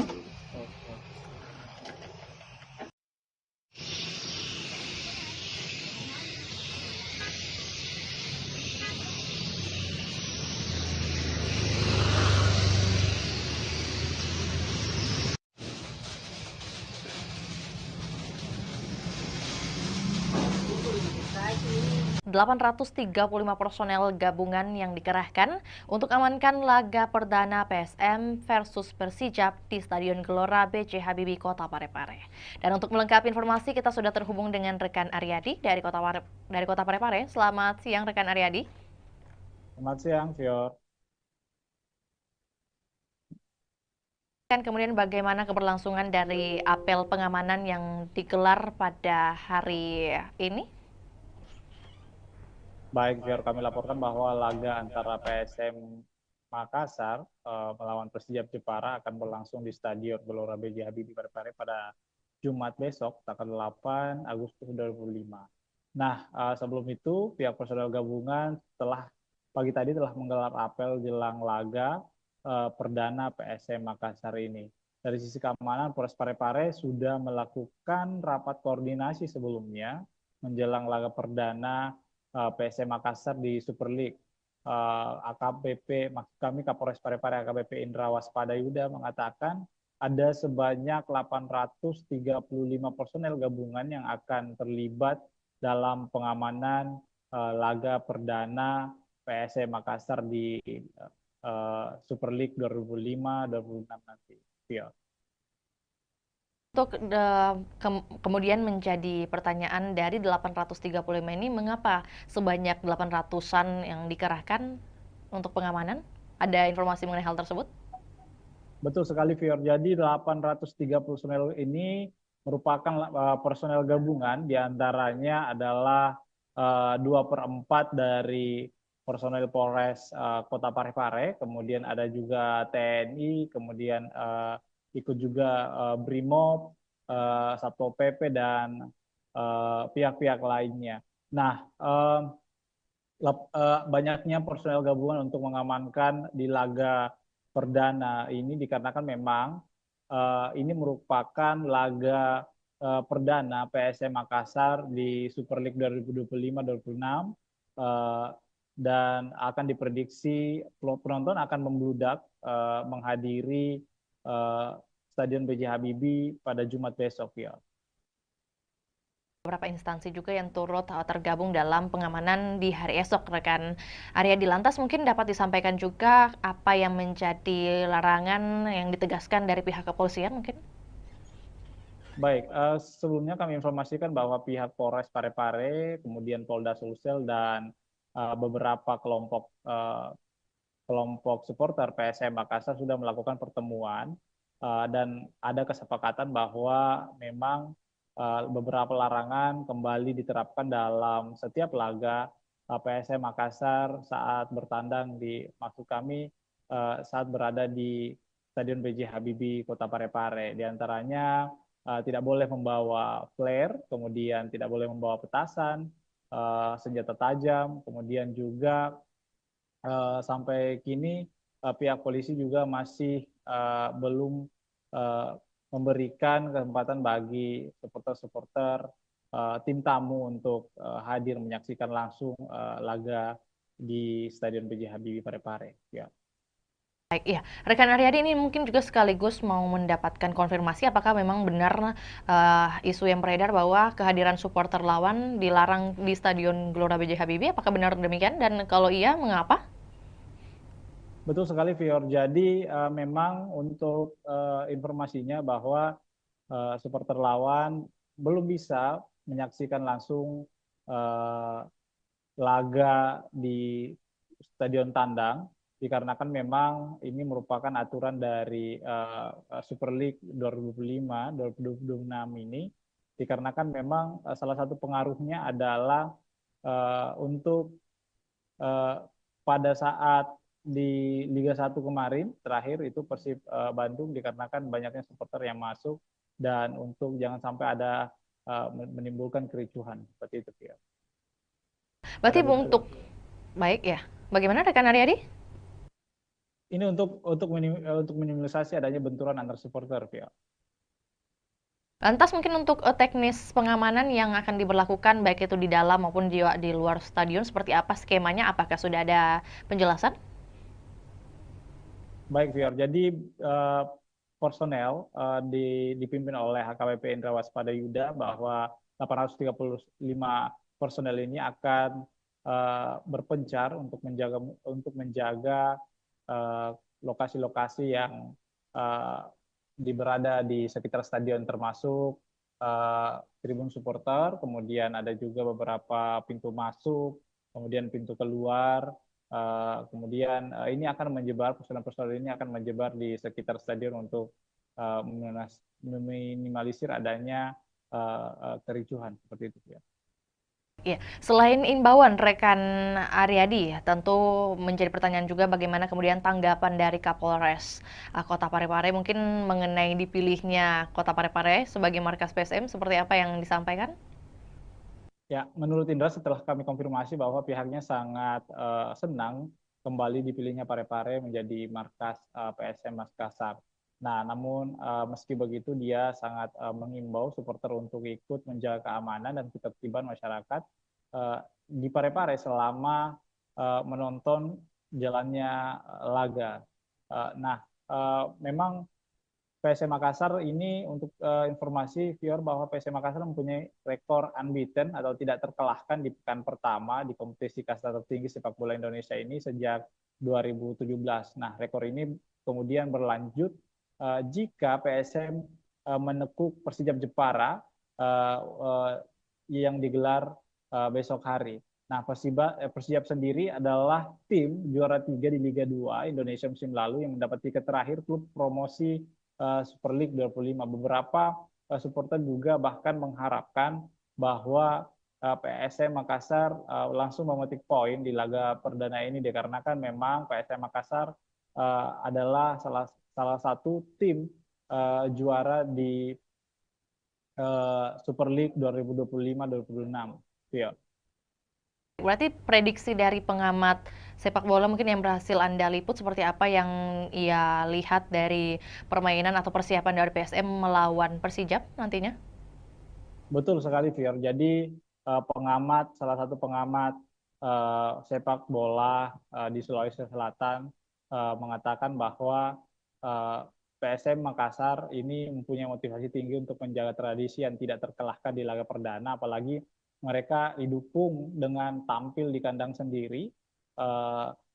Sebanyak 22 pemain musim lalu ini kemudian juga dipertahankan lalu merekrut 9 pemain dengan kondisi ini berbeda dengan Persijap Jepara karena Laskar Kalimanyat ini mengalami perombakan besar di skuad saat dipromosikan masuk di Super League 2025-2026 ini.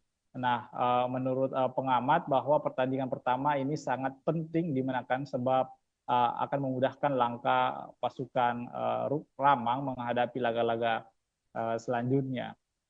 Nah, ini harus dimaksimalkan bahwa supporter juga diminta untuk mendukung PSM Makassar secara maksimal karena ini akan memberikan energi tambahan kepada pemain-pemain. Nah, seperti itu, Vio.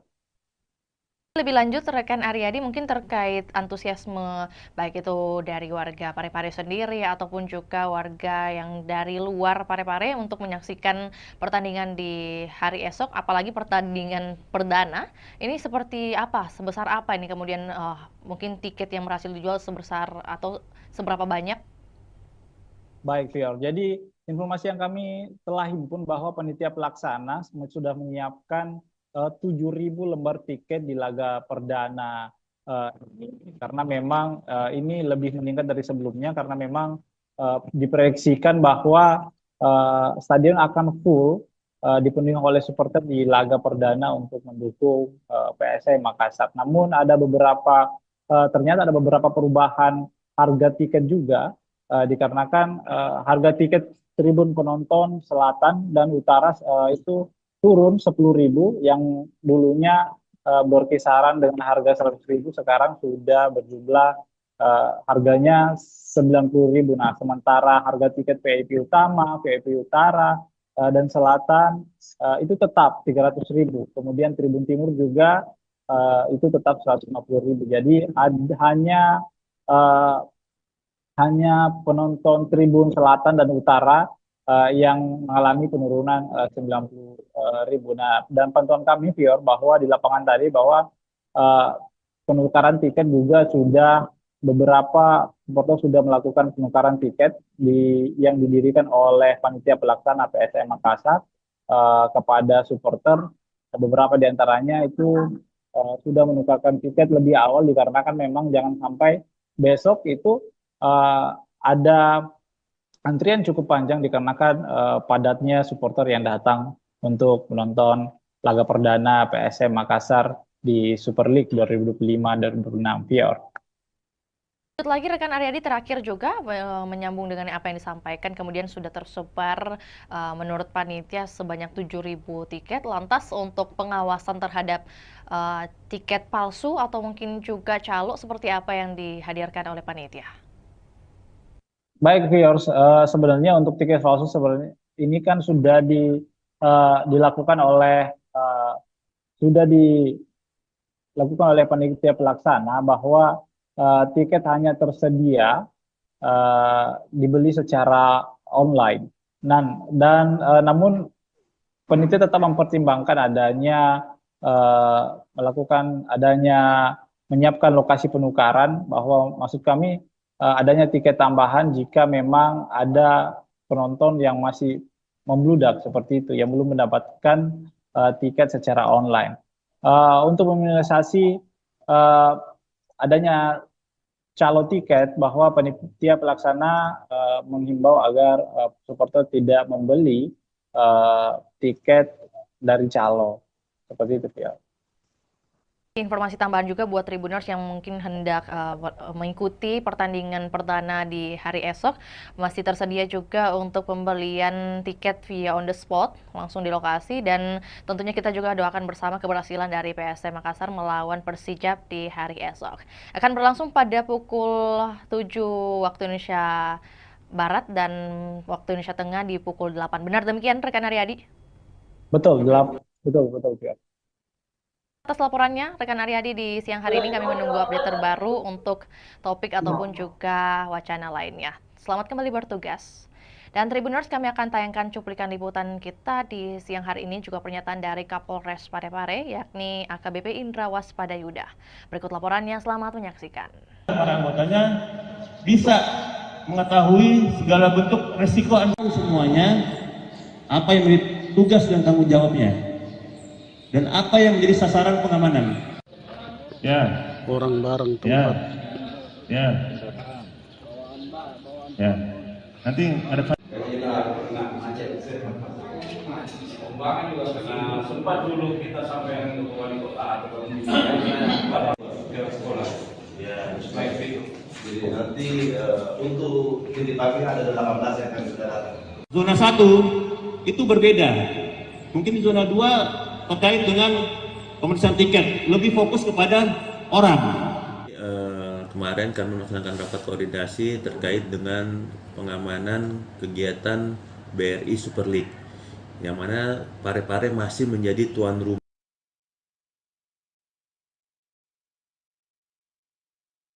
Zona 1 itu berbeda. Mungkin di zona 2 terkait dengan pemeriksaan tiket, lebih fokus kepada orang. Di zona 1 fokus kepada kegiatannya. Yang kedua, nanti masuk di nanti kami langsung ke lapangan. Kemudian di sini tidak boleh lagi masuk di sini dan kecuali mana kantong parkir di mana, seperti itu. Ya. Sehingga benar-benar nanti kita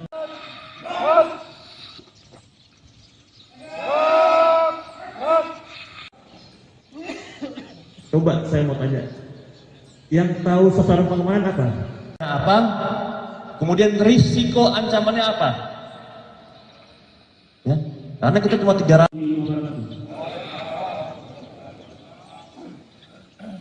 Apa yang tadi selesai?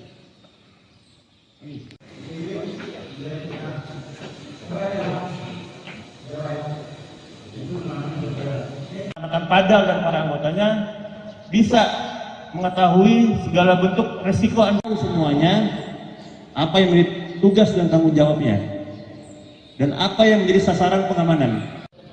Ya. Orang bareng tempat. Ya. Nanti ada. pembangunan juga karena sempat dulu kita sampai ke wali kota atau sekolah. Ya, baik itu. Jadi nanti untuk titik pagi ada 18 yang akan sudah datang. Zona 1 itu berbeda. Mungkin di zona 2 terkait dengan pemeriksaan tiket, lebih fokus kepada orang. Di zona 1 fokus kepada kegiatannya. Yang kedua, nanti masuk di nanti kami langsung ke lapangan. Kemudian di sini tidak boleh lagi masuk di sini dan kecuali mana kantong parkir di mana, seperti itu. Ya. Sehingga benar-benar nanti kita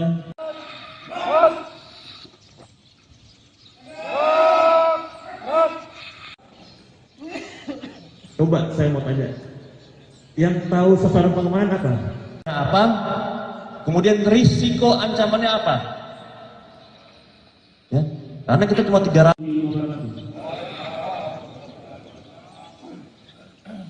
Apa yang tadi selesai?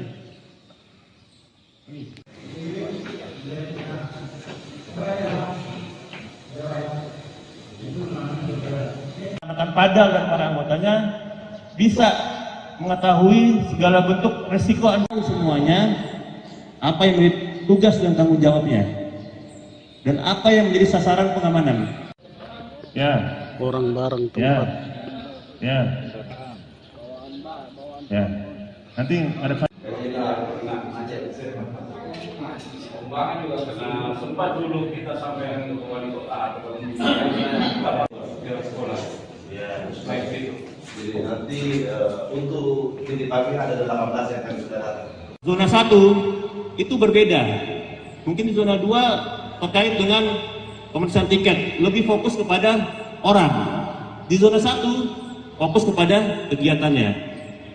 Yang kedua nanti masuk di nanti kami langsung ke lapangan. Kemudian yang di sini tidak boleh lagi masuk di sini dan kecuali Mana kantong parkir di mana, seperti itu, ya. Hingga benar-benar nanti kita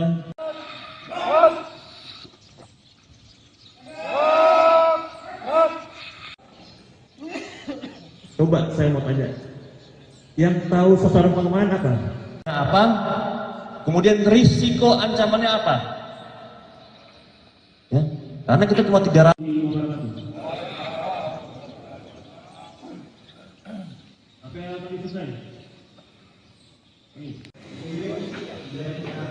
Angin segar bagi masyarakat Kota Makassar, di mana Stadion Untia Kota Makassar dilirik investor Tiongkok. Dan untuk melengkapi informasi, kita sudah terhubung dengan rekan Ami dari Kota Makassar. Selamat sore rekan Ami. Baik, selamat sore rekan Vio. Oke, baik. Dapat disampaikan kemudian bagaimana kunjungan dari investor yang hadir di hari kemarin, rekan Ami, bagaimana kemudian update-nya dan hasil yang bisa disampaikan kepada kami. Silakan. Baik, Tribuners dan Vio di studio dapat saya sampaikan bahwa pemerintah Kota Makassar memang sedang mempersiapkan pembangunan Stadion Untia di Kelurahan Untia, Kecamatan Biringkanaya, Kota Makassar. Nah, update terbaru bahwa ada investor atau perusahaan konstruksi asal Tiongkok, Cina, yakni Chems Engineering Co. Ltd atau CHAMCE melakukan kunjungan langsung di lokasi rencana pembangunan stadion di Kelurahan Untia. Nah, perusahaan konstruksi ini memang sudah pernah bertemu langsung dengan Wali Kota Makassar Munafri Arifudin pada bulan Juli lalu, dan ini adalah tindak lanjut dari kunjungannya yang sebelumnya. Dan tentunya tim CHAMCE meninjau langsung lokasi tersebut didampingi oleh Wali Kota Makassar Munafri Arifudin, hadir juga Wakil Wali Kota Makassar Alia Mustika Ilham, dan sejumlah pejabat organisasi perangkat daerah lingkup pemerintah Kota Makassar.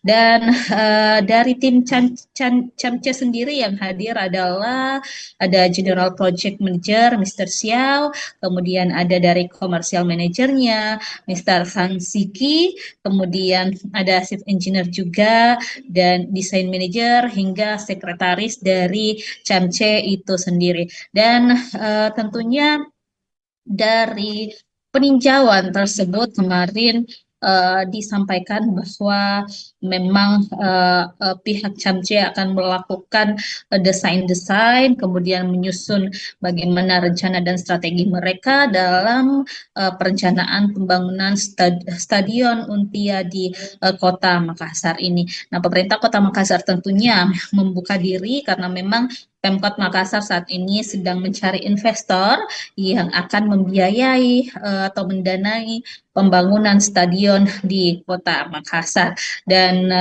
di sana tentunya disampaikan juga kemarin bahwa CHAMCE ini sudah punya pengalaman banyak di bidang infrastruktur. Salah satu proyek yang sudah dijalankan di Provinsi Sulawesi Selatan yakni Bendung Jenelata, kemudian di berbagai negara juga telah menghadirkan berbagai infrastruktur termasuk juga stadion. Ada di Kamboja dengan kapasitas 60.000 penonton, kemudian di Uzbekistan dan beberapa negara lainnya tentunya termasuk Belarus juga yang kapasitas penontonnya 15.000 seat. Nah,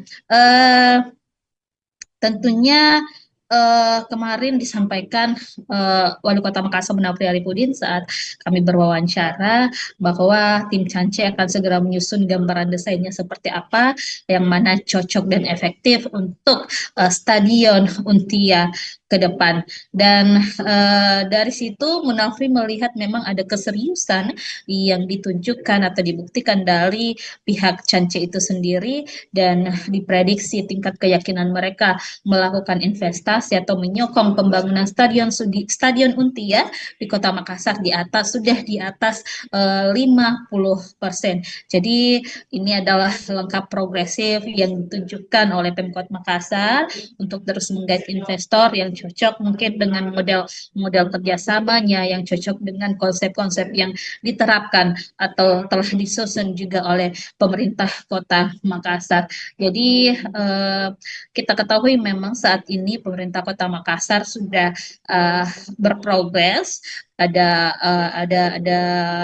tahapan progresif dalam rencana pembangunan stadion di Untia. Sekarang ini Pemkot Makassar sudah mengalokasikan anggaran di pemerintah Kota Makassar untuk perencanaan pembangunannya tahun 2025. Di APBD perubahan nanti akan ada penganggaran untuk mungkin dokumen-dokumen sertifikat lahannya, dan juga termasuk dokumen lainnya seperti feasibility study dan juga master plan-nya. Dan 2026 juga nanti ada tahapan yang akan dijalankan oleh pemerintah Kota Makassar, termasuk penimbunan lahan, karena lahan di sana di Untia itu memang butuh pemadatan pengerasan, sehingga ini butuh juga upaya dari pemerintah Kota Makassar untuk memadatkan atau menimbun lahan tersebut agar tentunya investor nanti bisa melakukan perencanaan dengan baik terhadap lokasi pembangunan stadion di Untia Kota Makassar tersebut. Seperti itu, Vio. Baik, berarti kalau dari pemerintah Kota Makassar sendiri sudah menyiapkan beberapa dokumen atau juga administratif.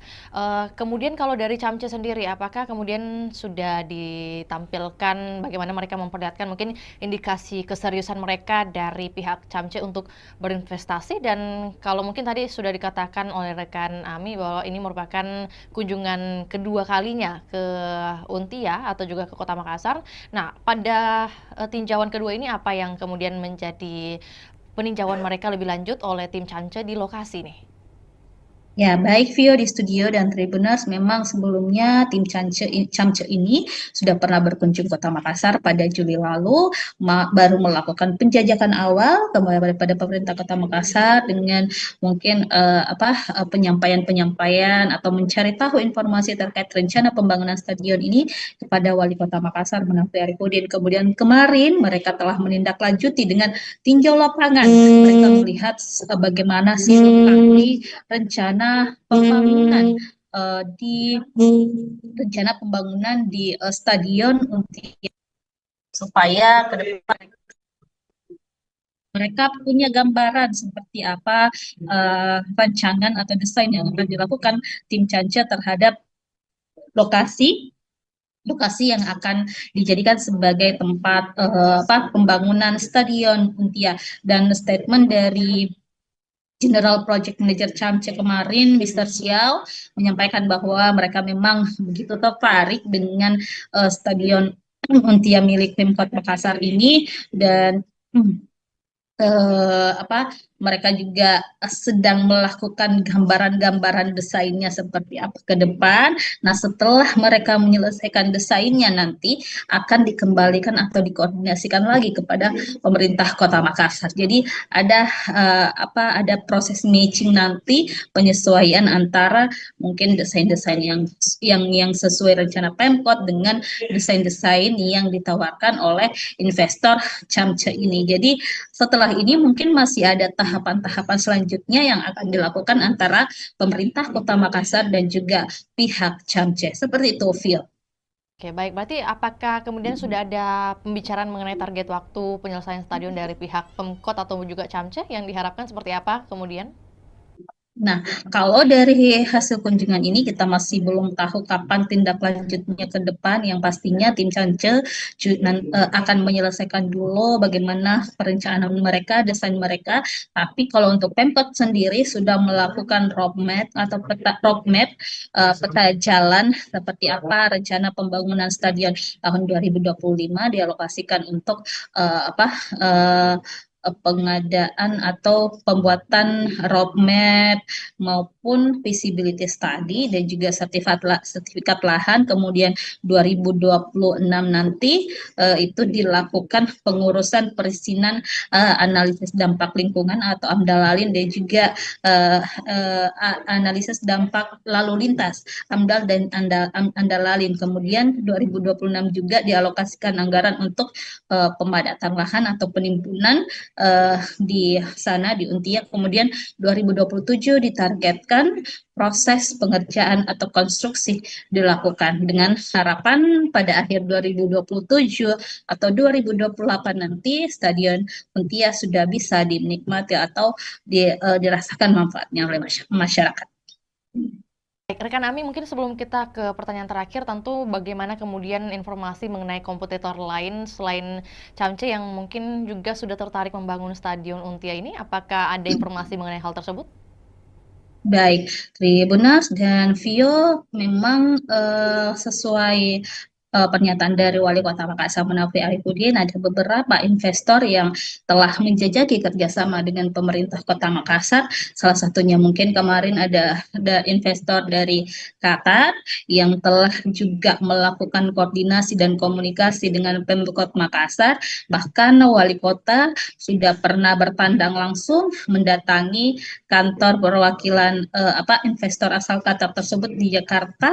Lalu juga kemarin baru-baru pada pekan lalu Wali Kota Makassar bersama beberapa pejabat lingkup pemerintah Kota Makassar datang ke JIS. Jadi untuk melihat langsung seperti apa perencanaan yang dilakukan oleh pengelola JIS ataupun perusahaan yang menangani pembangunan berdirinya Stadion Jakarta International Stadion yang ada di Jakarta. Jadi itu sebagai salah satu langkah-langkah yang dilakukan pemerintah Kota Makassar untuk menghadirkan atau komitmen menghadirkan Stadion Untia di Makassar. Terakhir, rekan Ami, mengenai antusiasme dari masyarakat khususnya yang berada di lingkungan Untia sendiri terkait pembangunan stadion ini, apakah seluruhnya sudah pro kepada pemerintah kota atau mungkin masih ada beberapa masukan? Baik, Tribuners, memang sejauh ini kita masih belum mendengarkan keluhan-keluhan dari masyarakat setempat, apakah mereka menolak atau seperti apa. Yang pasti, masyarakat Kota Makassar tentunya menginginkan hadirnya stadion di Kota Makassar, karena kita ketahui Sulawesi Selatan dalam hal ini belum memiliki stadion sama sekali, sehingga ini memang diharapkan program unggulan dari Wali Kota Makassar, Munafri dan juga Alia Mustika Ilham bisa terwujud untuk menghadirkan stadion berstandar internasional di Kota Makassar. Dan Munafri juga sudah menyusun strategi bagaimana nanti pengelolaan stadion, bagaimana nanti untuk menghidupkan stadion seperti apa, target-targetnya seperti apa, itu sudah direncanakan dengan baik oleh pemerintah Kota Makassar. Seperti itu, Vio. Baik, terima kasih laporannya di sore hari ini rekan Ami. Selamat kembali beraktivitas dan kami menunggu update terbaru baik mengenai bagaimana pembangunan atau keberlanjutan dari pembangunan Stadion Untia ini dan juga informasi relevan lainnya dari Kota Makassar. Selamat kembali beraktivitas dan juga Tribuners, kami akan tayangkan cuplikan liputan kita di sore hari ini. Berikut laporannya, selamat menyaksikan.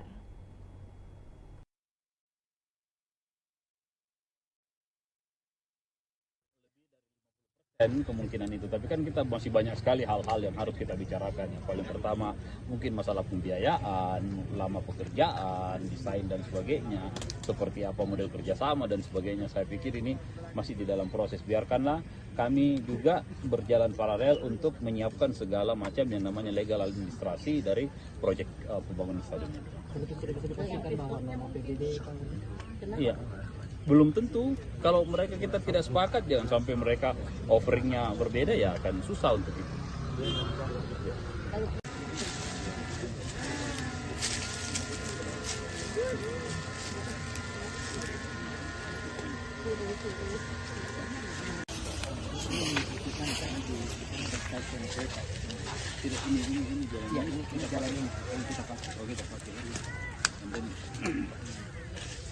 over the street, yeah. So we need to mudah sampai sekarang.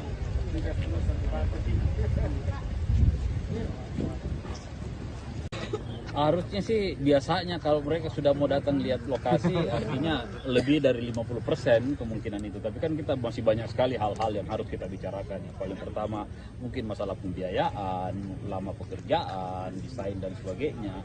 Seperti apa model kerjasama dan sebagainya. Saya pikir ini masih di dalam proses. Biarkanlah kami juga berjalan paralel untuk menyiapkan segala macam yang namanya legal administrasi dari proyek pembangunan stadion ini. Iya, belum tentu. Kalau mereka kita tidak sepakat, jangan sampai mereka offeringnya berbeda, ya akan susah untuk itu.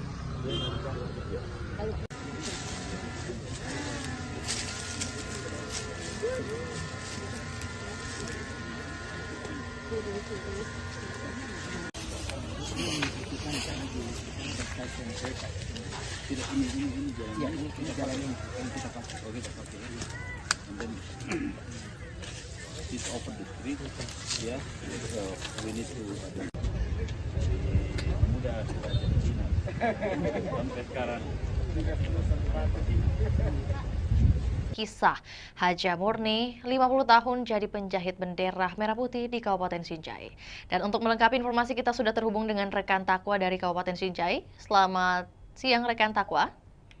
Selamat siang rekan di studio dan selamat siang Tribuners dimanapun Anda berada. Oke, baik. Dapat disampaikan kemudian kisah awal dari Haja Murni ini memulai kemudian berbisnis atau berdagang dengan jasa menjahit bendera merah putih dimulai sejak tahun berapa dan kemudian bagaimana perkembangannya? Baik rekan, momentum jelang hari ulang tahun atau HUT kemerdekaan Republik Indonesia yang ke-80 tahun atau tahun 2025 membawa berkah bagi Haji Murni 63 tahun. Pasalnya Haji Murni yang merupakan warga Kabupaten Sinjai Sulawesi Selatan ini merupakan penjahit bendera, sudah mulai kebanjiran orderan. Bahkan per tanggal 1 Agustus Haji Murni sudah mendapat orderan bendera merah putih ratusan lembar. Mayoritas orderan tersebut dipesan oleh kepala desa. Diketahui bahwa bendera merah putih yang dijahit Haji Murni mulai berukuran 15 cm hingga 150 cm dengan harga 15.000 hingga 75.000. Diketahui juga dalam proses pengerjaan atau penjahitan bendera merah putih, Haji Murni lebih memilih menggunakan mesin jahit manual ketimbang mesin jahit dinamo atau mesin jahit listrik. Hal tersebut bukan karena Haji Murni tidak mempunyai biaya untuk membeli mesin jahit yang modern, namun karena faktor kenyamanan dan alasan olahraga. Baik, berarti untuk di bulan Agustus saat ini total pesanan bendera merah putih yang berhasil dibuat oleh Haji Murni di angka berapa, rekan Takwa? Kisaran lebih sekitar 100 PCS atau lembar kan. Untuk pesanan sendiri itu sudah lebih 100, di mana mayoritas dipesan oleh kepala desa. Kan juga untuk lebih lengkapnya mungkin dari segi ukuran, kemudian harga yang diberikan Haja Murni paling laris di angka berapa? Untuk ukuran sendiri itu yang paling banyak dipesan, yakni ukuran 150 meter dengan harga 75.000. Selanjutnya ukuran 15 cm yang banyak dipesan oleh para sopir dan nelayan yang akan dipasang di mobil dan di kapalnya rekan. Jadi ada yang paling unik sebenarnya rekan, karena diketahui bahwa Haji Murni ini sudah mahir menjahit sejak tahun 1975, sekitar 50 tahun. dia sudah menjahit bendera merah putih setiap tahun pada momen kemerdekaan Republik Indonesia, rekan. Jadi pekerjaan menjahit ini merupakan pekerjaan utama dari Haji Murni sehari-hari, rekan Takwa? Untuk menjahit bendera merah putih itu setiap tahunnya, rekan. Namun untuk sehari-hari beliau juga berjualan atau berdagang pakaian yang banyak dijual di tokonya yang terletak di pasar sentral itu, yakni pakaian atau seragam sekolah, rekan. Baik, rekan Takwa, dalam sehari Haji Murni bisa menjahit berapa lembar khususnya untuk agenda tahunan seperti 17-an ini? Untuk setiap harinya rata-rata itu 50 lembar setiap hari, rekan. Tergantung pesanan yang masuk. Kan juga rekan Takwa bahwa kemudian Haji Murni ini masih memilih menggunakan mesin jahit manual. Nah, kemudian apa yang menjadi alasan khususnya tidak mau menggunakan mesin listrik? Ada dua alasan utama. Yang pertama itu karena beliau lebih nyaman menggunakan mesin manual. Yang kedua itu sebagai momen atau dewasa untuk olahraga, rekan. Motivasi utama dari Haji Murni ini tetap menjahit di usia ke-63 tahun, selain karena sembari berolahraga, bagaimana kemudian dengan kehidupannya, mungkin dukungan keluarga? Untuk dukungan keluarga, Haji Murni bersama almarhum suaminya itu berhasil memberikan pendidikan yang terbaik kepada 4 anaknya, dan saat ini 4 anaknya sudah berkeluarga, rekan. Kisah pribadinya dari Haji Murni ini, rekan Takwa, apakah kemudian ia menceritakan atau juga Anda liput mengenai siapa kemudian yang menjadi pengajar pertama dari Haji Murni sejak dulu? Jadi pada saat itu Haji Murni masih berumur 7 tahun, dia tinggal di Kota Makassar, ikut sama tantenya karena beliau tidak bisa melanjutkan pendidikan karena keterbatasan ekonomi.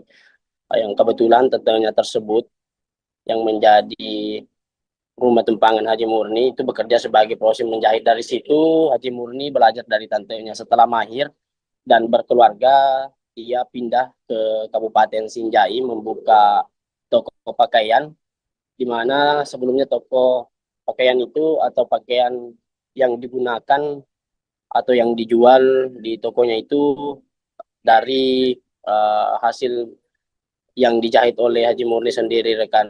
Ditambah pada saat momen 17 Agustus atau momen kemerdekaan Republik Indonesia, orderan itu banyak yang masuk. Maka dari situ beliau memulai usaha itu untuk menjahit bendera, dan sampai saat ini dia sudah bertahan setiap tahun menjahit bendera merah putih itu sekitar 50 tahun, rekan.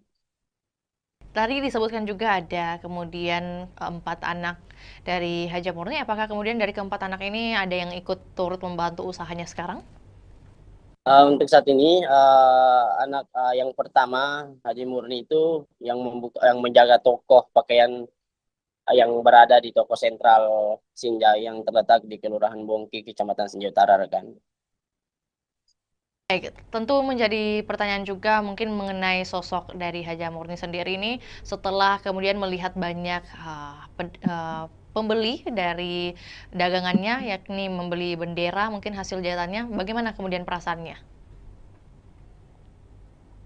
Dia tetap optimis di tengah kemajuan teknologi saat ini. Dia tetap optimis menggunakan mesin jahit manual untuk menjahit bendera, dan dia merasa bangga dengan jiwa nasionalisme yang dimiliki dan bertahan hingga bertahun-tahun dalam menjahit bendera merah putih, rekan.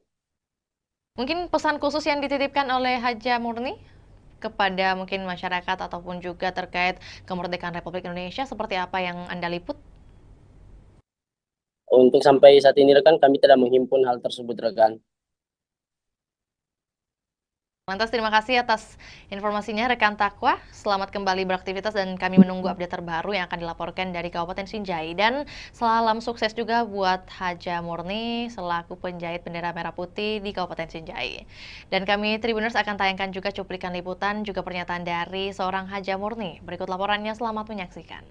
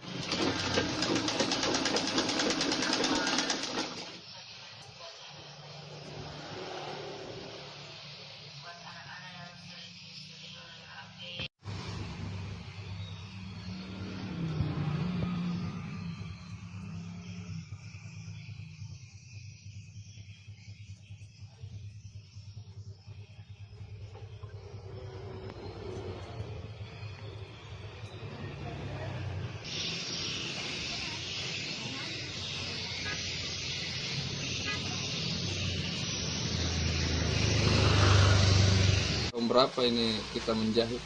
Tahun 76. Sampai sekarang. Sampai sekarang. Bendera dulu kan jahit baju. Iya. Sekarang jahit bendera. Jadi untuk menjahitnya itu mulai di tahun 76 Bang Haji. Kalau menjahit bendera sendiri itu Bang Haji? Itu mulai begitu. Kan menjual di pasar dulu besar bawah tuh. Oh iya Bang Haji. Iya. Kalau anu sendiri Bang Haji apa? Belajar menjahit ini di mana Bang Haji? Di Makassar dulu. Di Makassar. Umur 7 tahun. Oh baru umur 7 tahun sudah menjahit Bang Haji. Itu enggak sekolah saya tapi. Oh tapi yang ngajarkan menjahit itu siapa Bang Haji? Tanteku di Makassar. Oh. Tapi anu sendiri Bang Haji apa? Kenapa ini pilih? Saya lihat ini mesin manual Bang Haji. Karena tidak cocok. Saya mesin mesin dinamo enggak cocok mesin aku tuh. Iya. Oh sekaligus olahraga juga ya Bang Haji. Iya.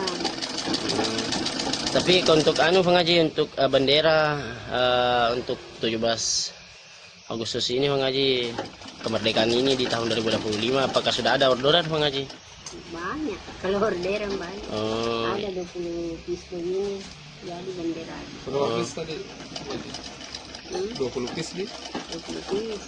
Berapa jadi, sih? kalau 20 piece 100 pasang bendera jadinya. 100 pasang. Kalau diuangkan itu Bang Haji harganya keseluruhan berapa itu Bang Haji? Kalau diuangkan harga 50 jadi berapa? 50 satu pasang. 50.000 satu pasang. Nah, berapa pasang Bang Haji? Kalau ini jadi semua 100 pasang. 100 pasang Bang Haji di?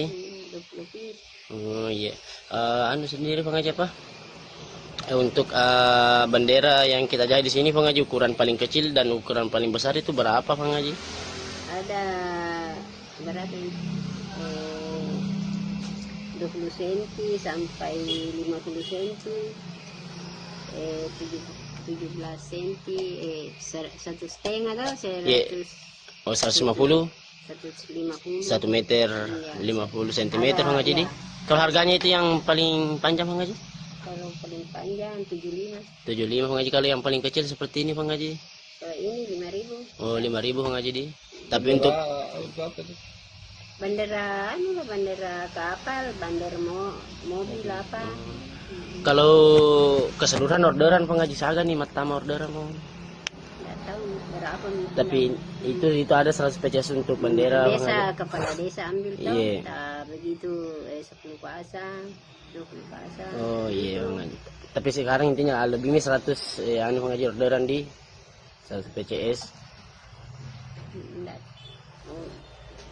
Nggak tahu nih. Iya.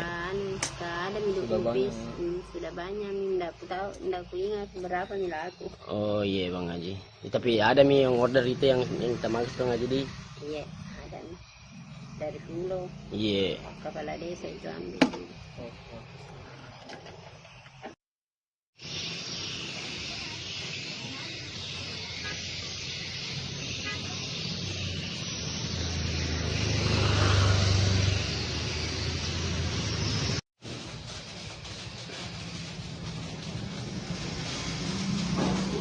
Pagi 835 personel gabungan yang dikerahkan untuk amankan laga perdana PSM versus Persijap di Stadion Gelora B.J. Habibie, Kota Parepare.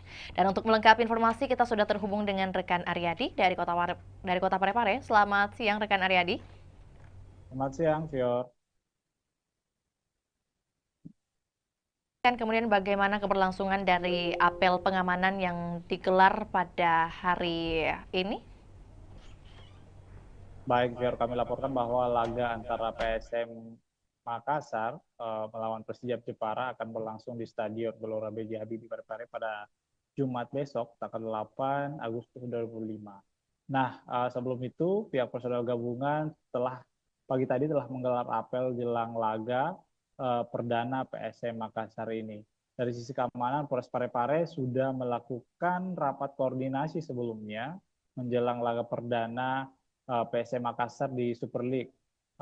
AKBP, maksud kami Kapolres Parepare AKBP Indra Waspada Yuda mengatakan ada sebanyak 835 personel gabungan yang akan terlibat dalam pengamanan laga perdana PSM Makassar di Super League 2005-2006 nanti. Ya. Untuk kemudian menjadi pertanyaan dari 835 ini, mengapa sebanyak 800-an yang dikerahkan untuk pengamanan? Ada informasi mengenai hal tersebut? Betul sekali, Fior. Jadi 830 personel ini merupakan personel gabungan, diantaranya adalah 2/4 dari personel Polres Kota Parepare, kemudian ada juga TNI, kemudian ikut juga BRIMOB, Satpol PP, dan pihak-pihak lainnya. Nah, banyaknya personel gabungan untuk mengamankan di laga perdana ini dikarenakan memang ini merupakan laga perdana PSM Makassar di Super League 2025-2026 dan akan diprediksi penonton akan membludak menghadiri Stadion B.J. Habibie pada Jumat besok, ya. Beberapa instansi juga yang turut tergabung dalam pengamanan di hari esok, rekan Aryadi. Lantas mungkin dapat disampaikan juga apa yang menjadi larangan yang ditegaskan dari pihak kepolisian mungkin? Baik, sebelumnya kami informasikan bahwa pihak Polres Parepare, kemudian Polda Sulsel, dan beberapa kelompok supporter PSM Makassar sudah melakukan pertemuan dan ada kesepakatan bahwa memang beberapa larangan kembali diterapkan dalam setiap laga PSM Makassar saat bertandang maksud kami saat berada di Stadion B.J. Habibie Kota Parepare. Di antaranya tidak boleh membawa flare, kemudian tidak boleh membawa petasan, senjata tajam, kemudian juga sampai kini pihak polisi juga masih belum memberikan kesempatan bagi supporter-supporter tim tamu untuk hadir menyaksikan langsung laga di Stadion B.J. Habibie Parepare. Ya. Baik, ya. Rekan Aryadi ini mungkin juga sekaligus mau mendapatkan konfirmasi apakah memang benar isu yang beredar bahwa kehadiran supporter lawan dilarang di Stadion Gelora B.J. Habibie. Apakah benar demikian? Dan kalau iya, mengapa? Betul sekali, Fior. Jadi memang untuk informasinya bahwa supporter lawan belum bisa menyaksikan langsung laga di Stadion Tandang dikarenakan memang ini merupakan aturan dari Super League 2025-2026 ini dikarenakan memang salah satu pengaruhnya adalah untuk pada saat di Liga 1 kemarin terakhir itu Persib Bandung dikarenakan banyaknya supporter yang masuk dan untuk jangan sampai ada menimbulkan kericuhan seperti itu ya. Berarti untuk baik ya. Bagaimana rekan Aryadi? Ini untuk minimalisasi adanya benturan antar supporter ya. Lantas mungkin untuk teknis pengamanan yang akan diberlakukan baik itu di dalam maupun di luar stadion seperti apa skemanya? Apakah sudah ada penjelasan? Baik, Fior. Jadi personel dipimpin oleh HKBP Indra Waspada Yuda bahwa 835 personel ini akan berpencar untuk menjaga lokasi-lokasi yang berada di sekitar stadion termasuk tribun supporter, kemudian ada juga beberapa pintu masuk, kemudian pintu keluar. Kemudian ini akan menyebar, personel-personel ini akan menyebar di sekitar stadion untuk meminimalisir adanya kericuhan seperti itu ya.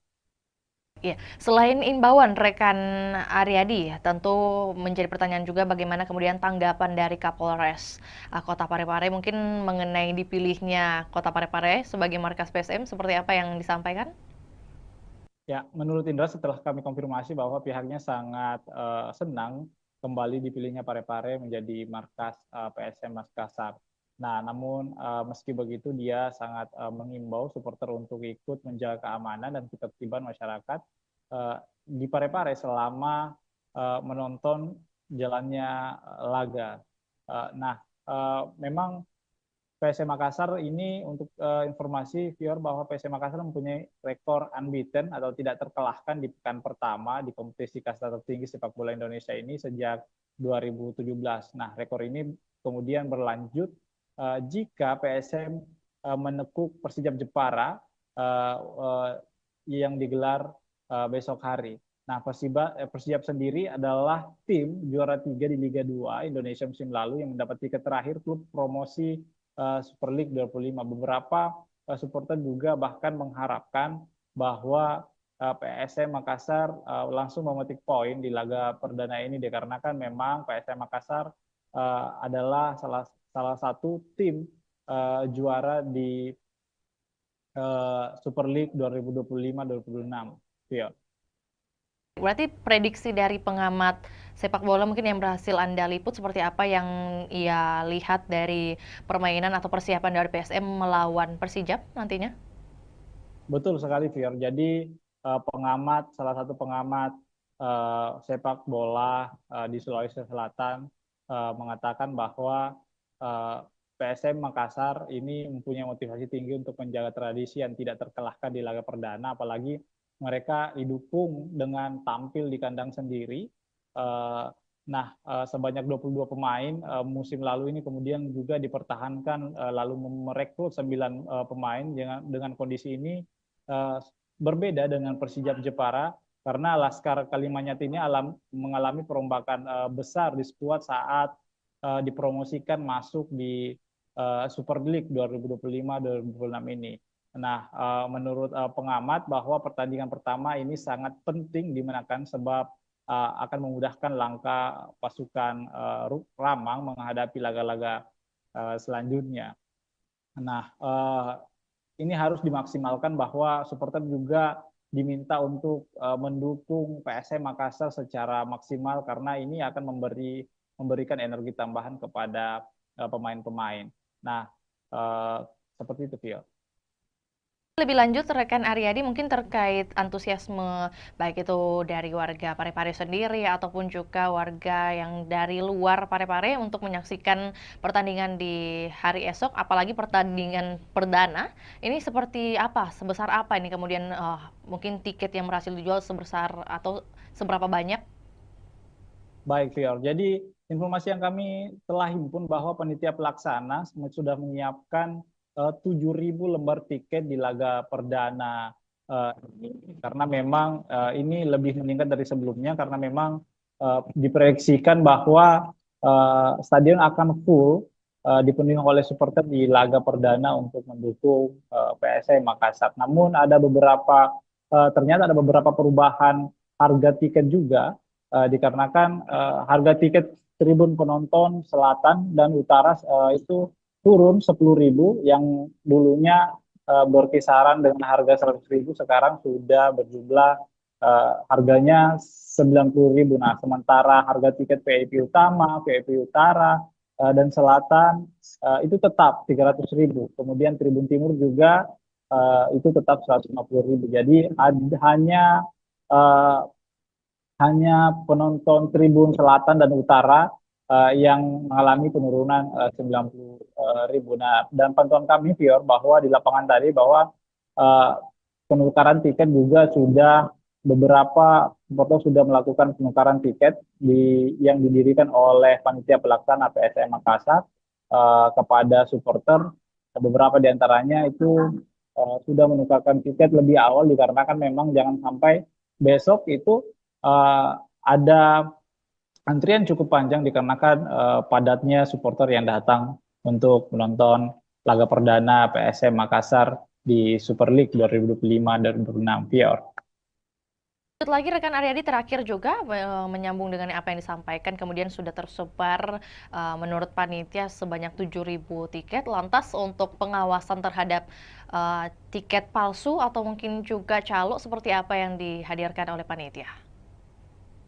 Baik, viewers, sebenarnya untuk tiket palsu sebenarnya ini kan sudah dilakukan oleh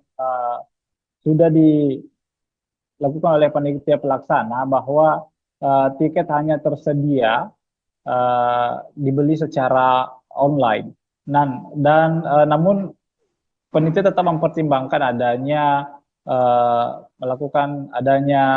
menyiapkan lokasi penukaran, bahwa maksud kami adanya tiket tambahan jika memang ada penonton yang masih membludak seperti itu, yang belum mendapatkan tiket secara online. Untuk meminimalisasi adanya calo tiket, bahwa panitia pelaksana menghimbau agar supporter tidak membeli tiket dari calo, seperti itu, ya. Informasi tambahan juga buat Tribuners yang mungkin hendak mengikuti pertandingan perdana di hari esok, masih tersedia juga untuk pembelian tiket via on the spot langsung di lokasi, dan tentunya kita juga doakan bersama keberhasilan dari PSM Makassar melawan Persijap di hari esok. Akan berlangsung pada pukul 7 waktu Indonesia Barat dan waktu Indonesia Tengah di pukul 8. Benar demikian rekan Aryadi? Betul, betul. Atas laporannya rekan Aryadi di siang hari ini, kami menunggu update terbaru untuk topik ataupun juga wacana lainnya. Selamat kembali bertugas. Dan Tribuners, kami akan tayangkan cuplikan liputan kita di siang hari ini, juga pernyataan dari Kapolres Parepare, yakni AKBP Indra Waspadayuda. Berikut laporannya, selamat menyaksikan. Para anggotanya bisa mengetahui segala bentuk resiko semuanya, apa yang menjadi tugas dan tanggung jawabnya, dan apa yang menjadi sasaran pengamanan. Ya. Orang bareng tempat. Ya. Nanti ada Pembangunan juga karena sempat dulu kita sampai ke wali kota atau sekolah. Ya, baik itu. Jadi nanti untuk titik pagi ada 18 yang akan sudah datang. Zona 1 itu berbeda. Mungkin di zona 2 terkait dengan pemeriksaan tiket, lebih fokus kepada orang. Kemarin kami melaksanakan rapat koordinasi terkait dengan pengamanan kegiatan BRI Super League, yang mana Parepare masih menjadi tuan rumah.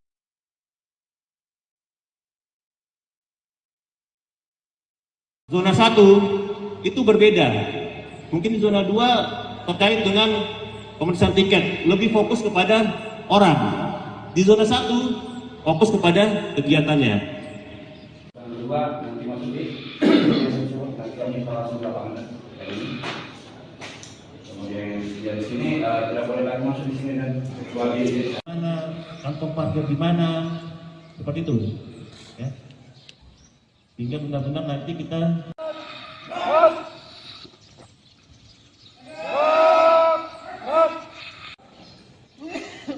coba saya mau tanya, yang tahu sasaran pengamanan apa? Kemudian risiko ancamannya apa? Ya, karena kita cuma 300.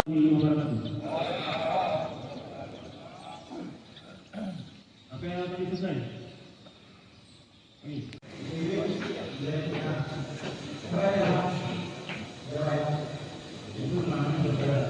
Akan padal dan para anggotanya bisa mengetahui segala bentuk resiko semuanya, apa yang menjadi tugas dan tanggung jawabnya, dan apa yang menjadi sasaran pengamanan. Ya. Orang bareng Ya. tempat. Ya. Ya. Nanti ada kita kena macet. Pembangunan juga kena sempat dulu kita sampai ke wali kota atau sekolah. Ya, baik itu. Jadi nanti untuk titik parkir ada 18 yang kami sudah datang. Zona 1 itu berbeda. Mungkin di zona 2 terkait dengan pemeriksaan tiket, lebih fokus kepada orang. Di zona 1 fokus kepada kegiatannya. Yang kedua, nanti masuk di nanti kami langsung ke lapangan kayak ini. Kemudian yang di sini tidak boleh lagi masuk di sini dan kecuali Mana kantong parkir di mana, seperti itu, ya. Sehingga benar-benar nanti kita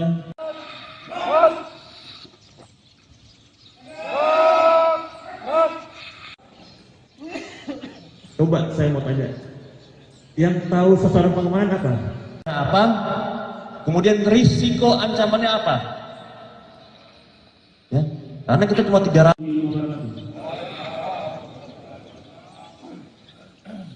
Apa yang akan selesai?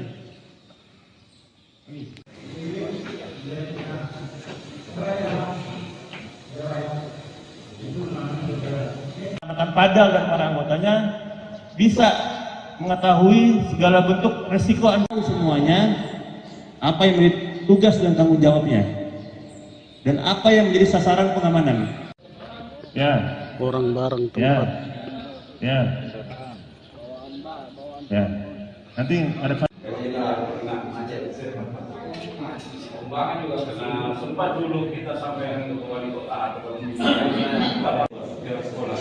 Ya, baik itu. Jadi nanti untuk titik parkir ada 18 yang kami sudah datang.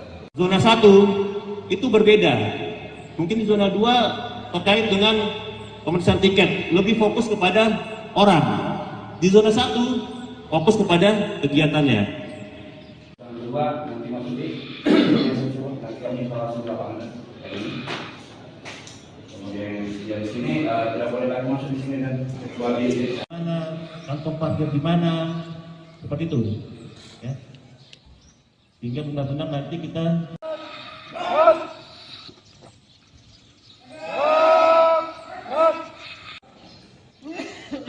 coba saya mau tanya, yang tahu sasaran pengamanan apa? Kemudian risiko ancamannya apa? Ya, karena kita cuma 300.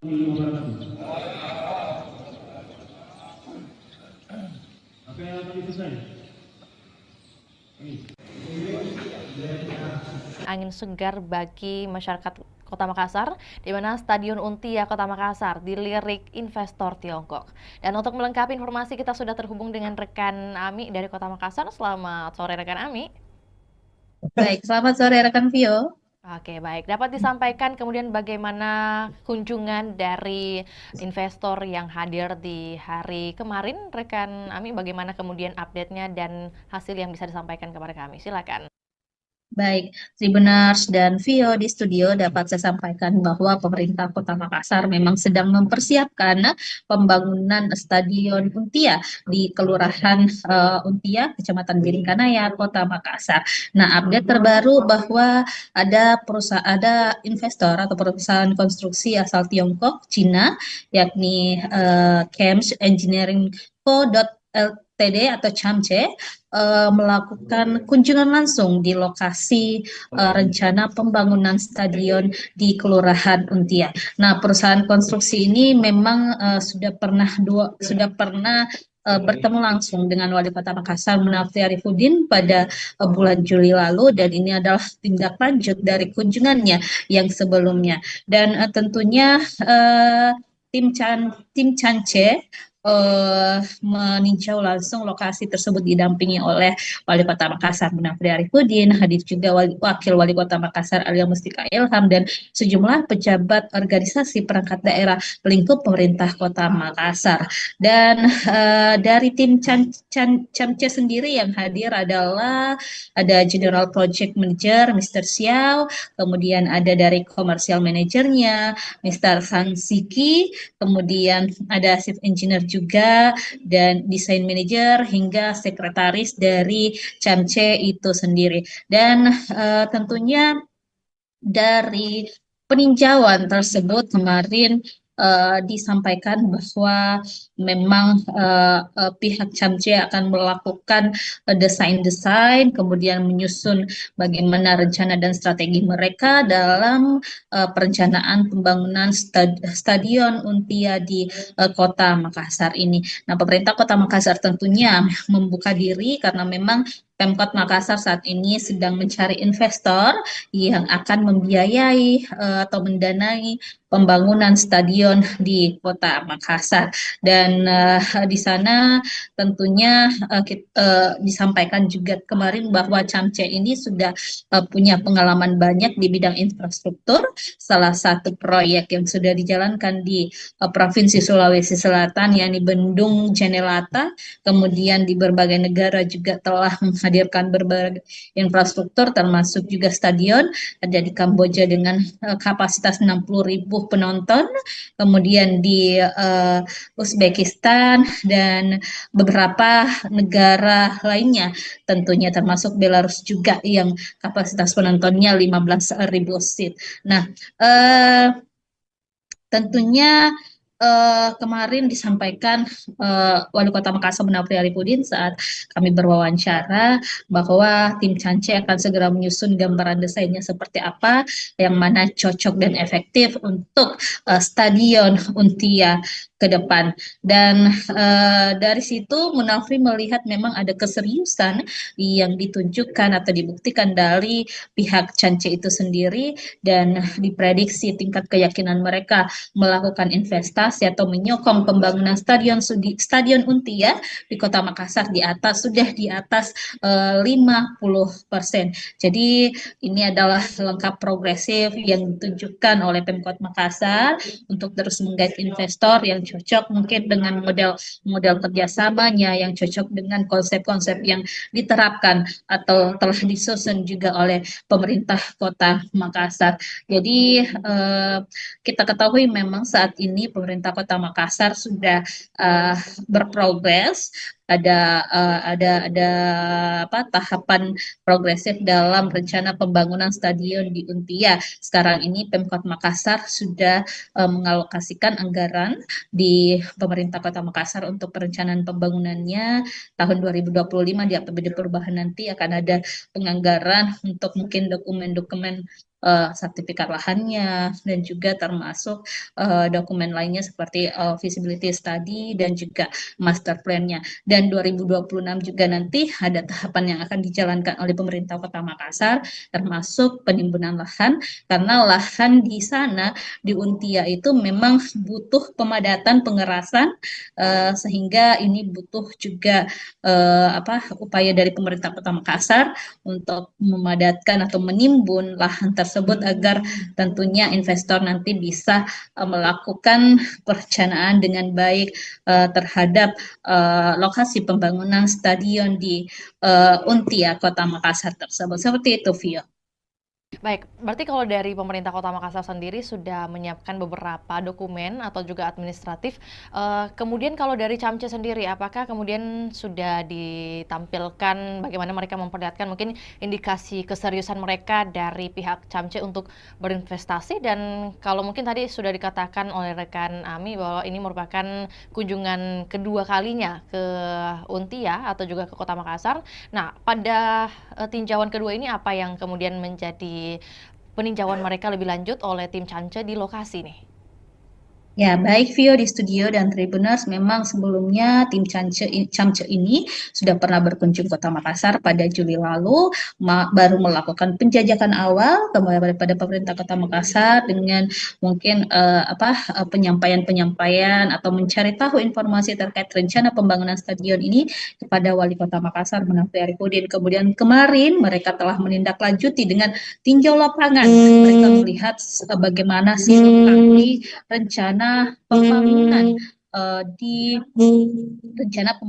di stadion Untia, supaya ke depan mereka punya gambaran seperti apa rancangan atau desain yang akan dilakukan tim Camce terhadap lokasi yang akan dijadikan sebagai tempat pembangunan stadion Untia. Dan statement dari General Project Manager Camce kemarin, Mr. Xiao, menyampaikan bahwa mereka memang begitu tertarik dengan stadion Untia milik Pemkot Makassar ini, dan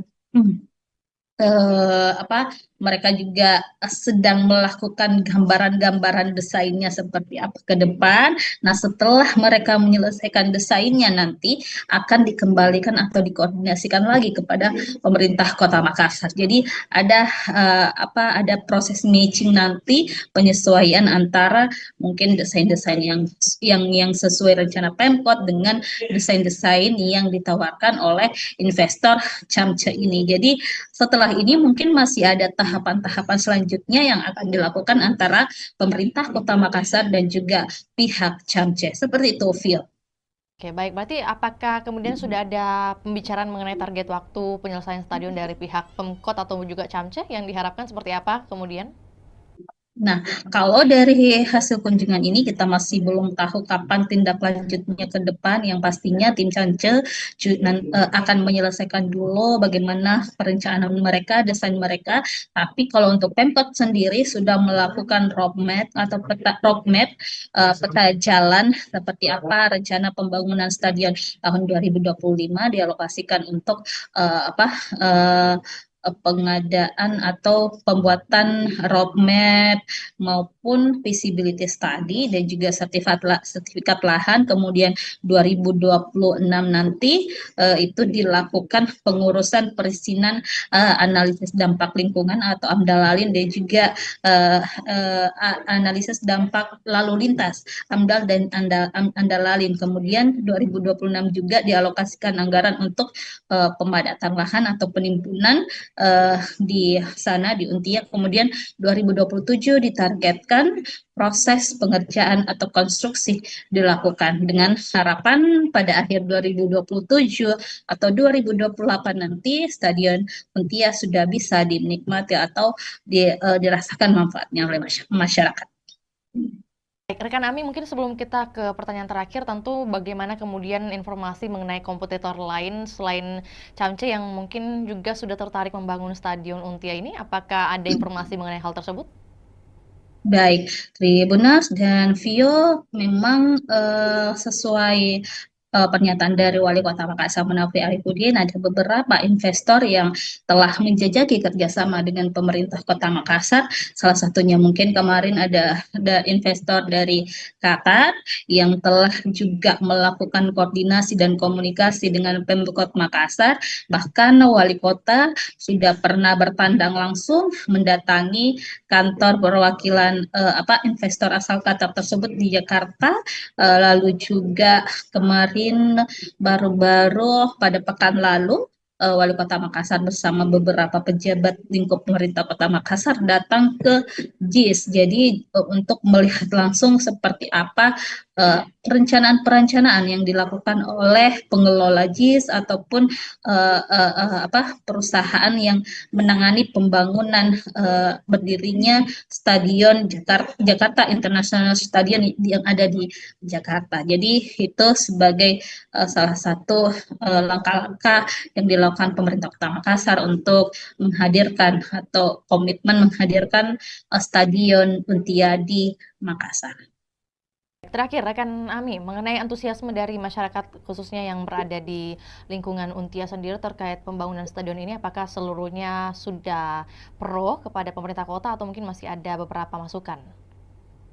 Baik, Tribuners, memang sejauh ini kita masih belum mendengarkan keluhan-keluhan dari masyarakat setempat, apakah mereka menolak atau seperti apa. Yang pasti, masyarakat Kota Makassar tentunya menginginkan hadirnya stadion di Kota Makassar, karena kita ketahui Sulawesi Selatan dalam hal ini belum memiliki stadion sama sekali, sehingga ini memang diharapkan program unggulan dari Wali Kota Makassar, Munafri dan juga Ali Mustika Ilham bisa terwujud untuk menghadirkan stadion berstandar internasional di Kota Makassar. Dan Munafri juga sudah menyusun strategi bagaimana nanti pengelolaan stadion, bagaimana nanti untuk menghidupkan stadion seperti apa, target-targetnya seperti apa, itu sudah direncanakan dengan baik oleh pemerintah Kota Makassar. Seperti itu, Vio.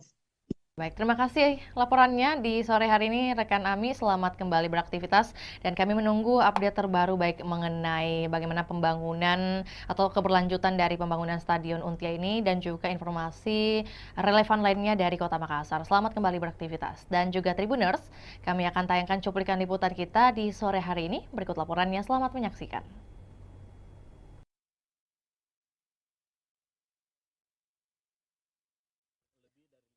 Dan kemungkinan itu, tapi kan kita masih banyak sekali hal-hal yang harus kita bicarakan. Yang paling pertama mungkin masalah pembiayaan, lama pekerjaan, desain dan sebagainya, seperti apa model kerjasama dan sebagainya. Saya pikir ini masih di dalam proses. Biarkanlah kami juga berjalan paralel untuk menyiapkan segala macam yang namanya legal administrasi dari proyek pembangunan stadion ini.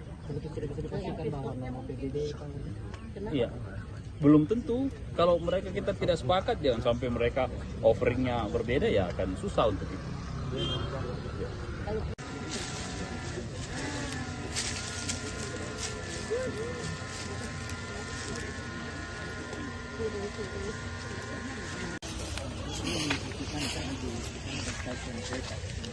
Ini jalan yang kita pakai. Oh, kita pakai ini. It's open the street, ya. So we need to mudah sampai sekarang.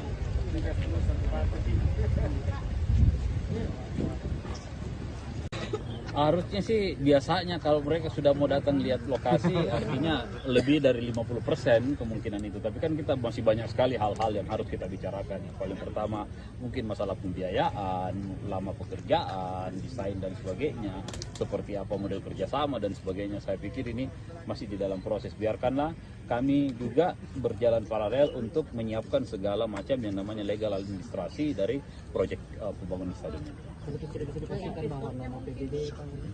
Iya, belum tentu.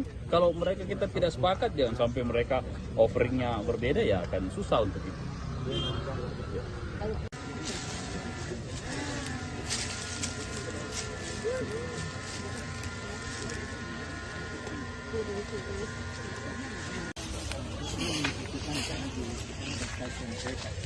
Tidak, ini jalan yang kita pakai. Oh, kita pakai ini.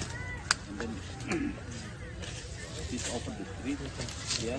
So we need to mudah sampai sekarang. Kisah Haja Murni, 50 tahun jadi penjahit bendera merah putih di Kabupaten Sinjai. Dan untuk melengkapi informasi kita sudah terhubung dengan rekan Takwa dari Kabupaten Sinjai. Selamat siang rekan Takwa. Selamat siang rekan di studio dan selamat siang Tribuners dimanapun Anda berada. Oke, baik. Dapat disampaikan kemudian kisah awal dari Haja Murni ini memulai kemudian berbisnis atau berdagang dengan jasa menjahit bendera merah putih dimulai sejak tahun berapa dan kemudian bagaimana perkembangannya? Baik, rekan, momentum jelang hari ulang tahun atau HUT kemerdekaan Republik Indonesia yang ke-80 tahun atau tahun 2025 membawa berkah bagi Haji Murni 63 tahun. Pasalnya, Haji Murni yang merupakan warga Kabupaten Sinjai, Sulawesi Selatan ini merupakan penjahit bendera sudah mulai kebanjiran orderan. Bahkan per tanggal 1 Agustus Haji Murni sudah mendapat orderan bendera merah putih ratusan lembar. Mayoritas orderan tersebut dipesan oleh kepala desa. Diketahui bahwa bendera merah putih yang dijahit Haji Murni mulai berukuran 15 cm hingga 150 cm dengan harga 15.000 hingga 75.000. Diketahui juga dalam proses pengerjaan atau penjahitan bendera merah putih, Haji Murni lebih memilih menggunakan mesin jahit manual ketimbang mesin jahit dinamo atau mesin jahit listrik. Hal tersebut bukan karena Haji Murni tidak mempunyai biaya untuk membeli mesin jahit yang modern, namun karena faktor kenyamanan dan alasan olahraga. Baik, berarti untuk di bulan Agustus saat ini total pesanan bendera merah putih yang berhasil dibuat oleh Haji Murni di angka berapa, rekan Takwa? Kisaran lebih sekitar 100 PCS atau lembar kan.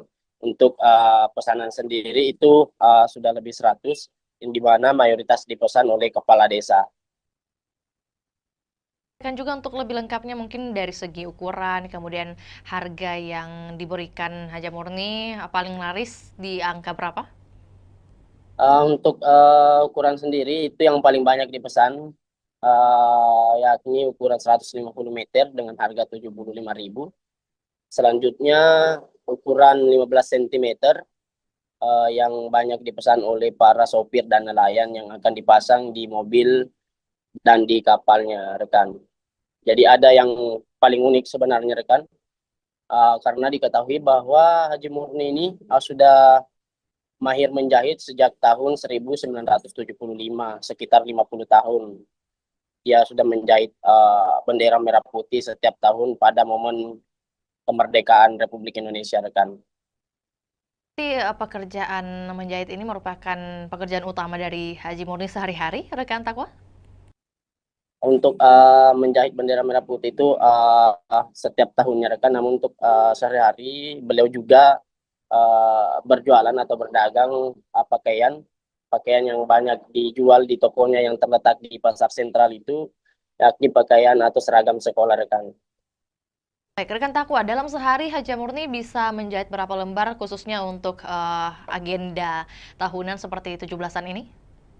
Untuk setiap harinya rata-rata itu 50 lembar setiap hari, rekan. Tergantung pesanan yang masuk.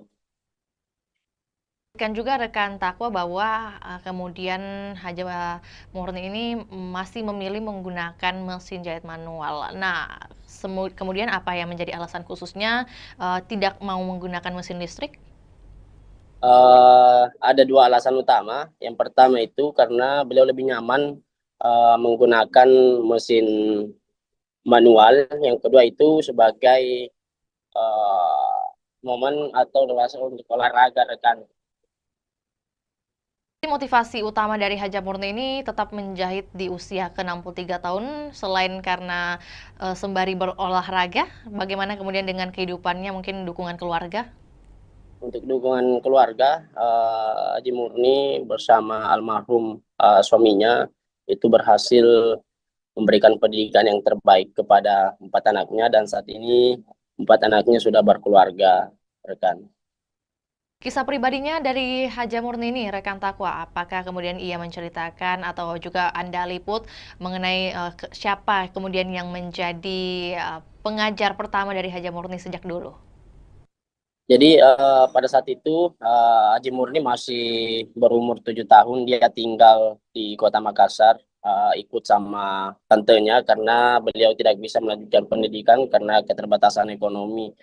Yang kebetulan tantenya tersebut yang menjadi rumah tumpangan Haji Murni itu bekerja sebagai proses menjahit. Dari situ Haji Murni belajar dari tantenya. Setelah mahir dan berkeluarga, dia pindah ke Kabupaten Sinjai membuka toko pakaian, di mana sebelumnya toko pakaian itu atau pakaian yang digunakan atau yang dijual di tokonya itu dari hasil yang dijahit oleh Haji Murni sendiri, rekan.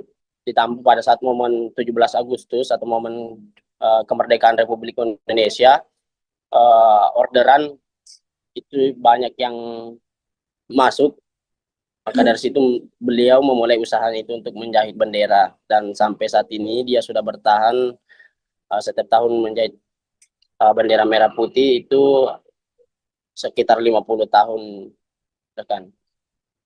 Tadi disebutkan juga ada kemudian 4 anak dari Haji Murni. Apakah kemudian dari keempat anak ini ada yang ikut turut membantu usahanya sekarang?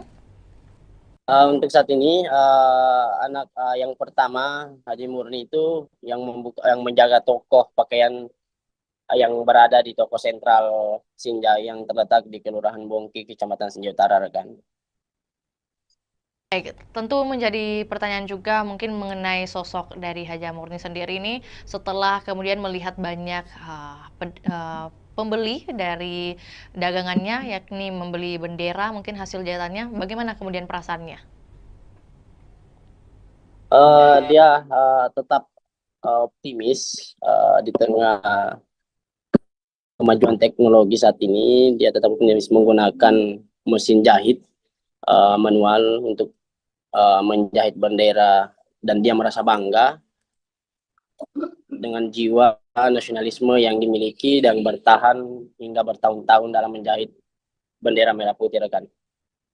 Mungkin pesan khusus yang dititipkan oleh Haji Murni kepada mungkin masyarakat ataupun juga terkait kemerdekaan Republik Indonesia seperti apa yang Anda liput? Untuk sampai saat ini, rekan, kami tidak menghimpun hal tersebut, rekan. Lantas terima kasih atas informasinya rekan Takwa. Selamat kembali beraktivitas dan kami menunggu update terbaru yang akan dilaporkan dari Kabupaten Sinjai. Dan salam sukses juga buat Haji Murni selaku penjahit bendera merah putih di Kabupaten Sinjai. Dan kami Tribuners akan tayangkan juga cuplikan liputan juga pernyataan dari seorang Haji Murni. Berikut laporannya, selamat menyaksikan.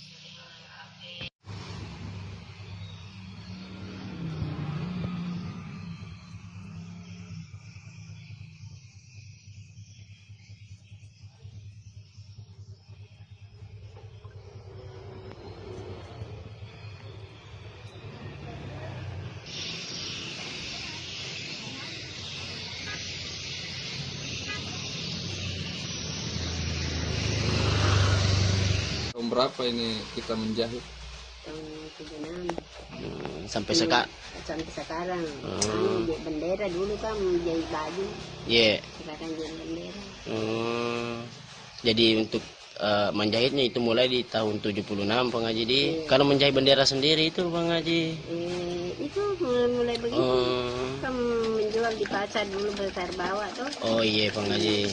Iya. Kalau anu sendiri Bang Haji apa?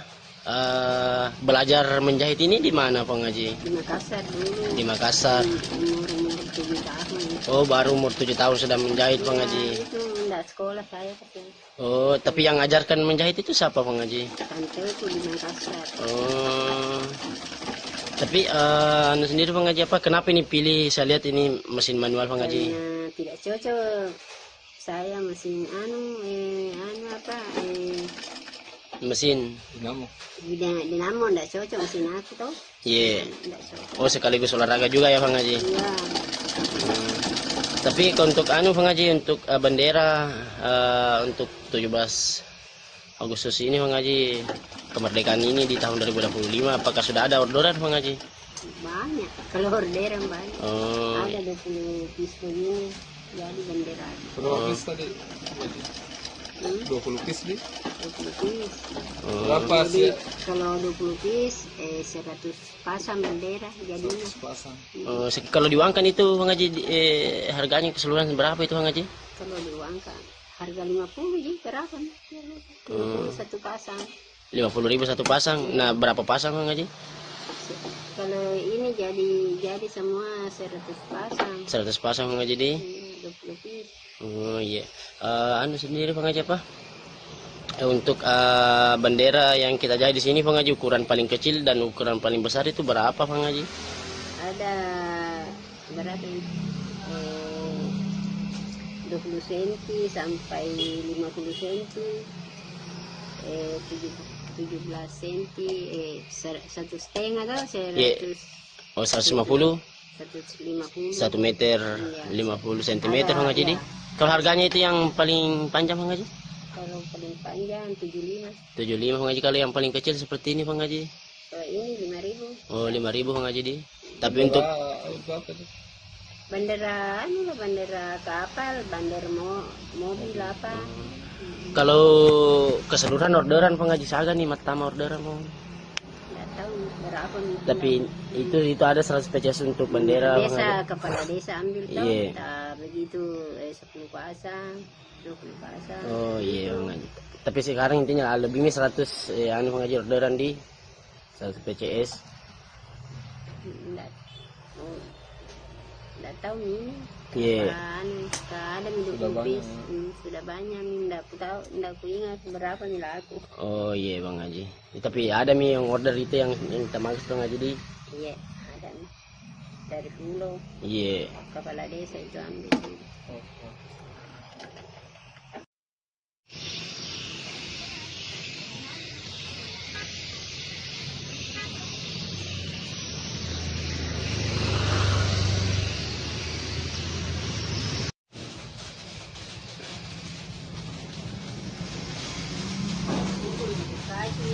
835 personel gabungan yang dikerahkan untuk amankan laga perdana PSM versus Persijap di Stadion Gelora B.J. Habibie, Kota Parepare. Dan untuk melengkapi informasi, kita sudah terhubung dengan rekan Aryadi dari Kota Parepare. Selamat siang rekan Aryadi. Selamat siang, Fior. Kemudian bagaimana keberlangsungan dari apel pengamanan yang digelar pada hari ini? Baik, Fior, kami laporkan bahwa laga antara PSM Makassar melawan Persijap Jepara akan berlangsung di Stadion Gelora B.J. Habibie Parepare pada Jumat besok, tanggal 8 Agustus 2025. Nah, sebelum itu, pihak personel gabungan pagi tadi telah menggelar apel jelang laga perdana PSM Makassar ini. Dari sisi keamanan, Polres Parepare sudah melakukan rapat koordinasi sebelumnya menjelang laga perdana PSM Makassar di Super League. AKBP, maksud kami Kapolres Parepare AKBP Indra Waspadayuda mengatakan ada sebanyak 835 personel gabungan yang akan terlibat dalam pengamanan laga perdana PSM Makassar di Super League 2005-2006 nanti. Ya. Untuk kemudian menjadi pertanyaan dari 835 ini, mengapa sebanyak 800-an yang dikerahkan untuk pengamanan? Ada informasi mengenai hal tersebut? Betul sekali, Fior. Jadi 830 personel ini merupakan personel gabungan, diantaranya adalah 2/4 dari personel Polres Kota Parepare, kemudian ada juga TNI, kemudian ikut juga BRIMOB, Satpol PP, dan pihak-pihak lainnya. Nah,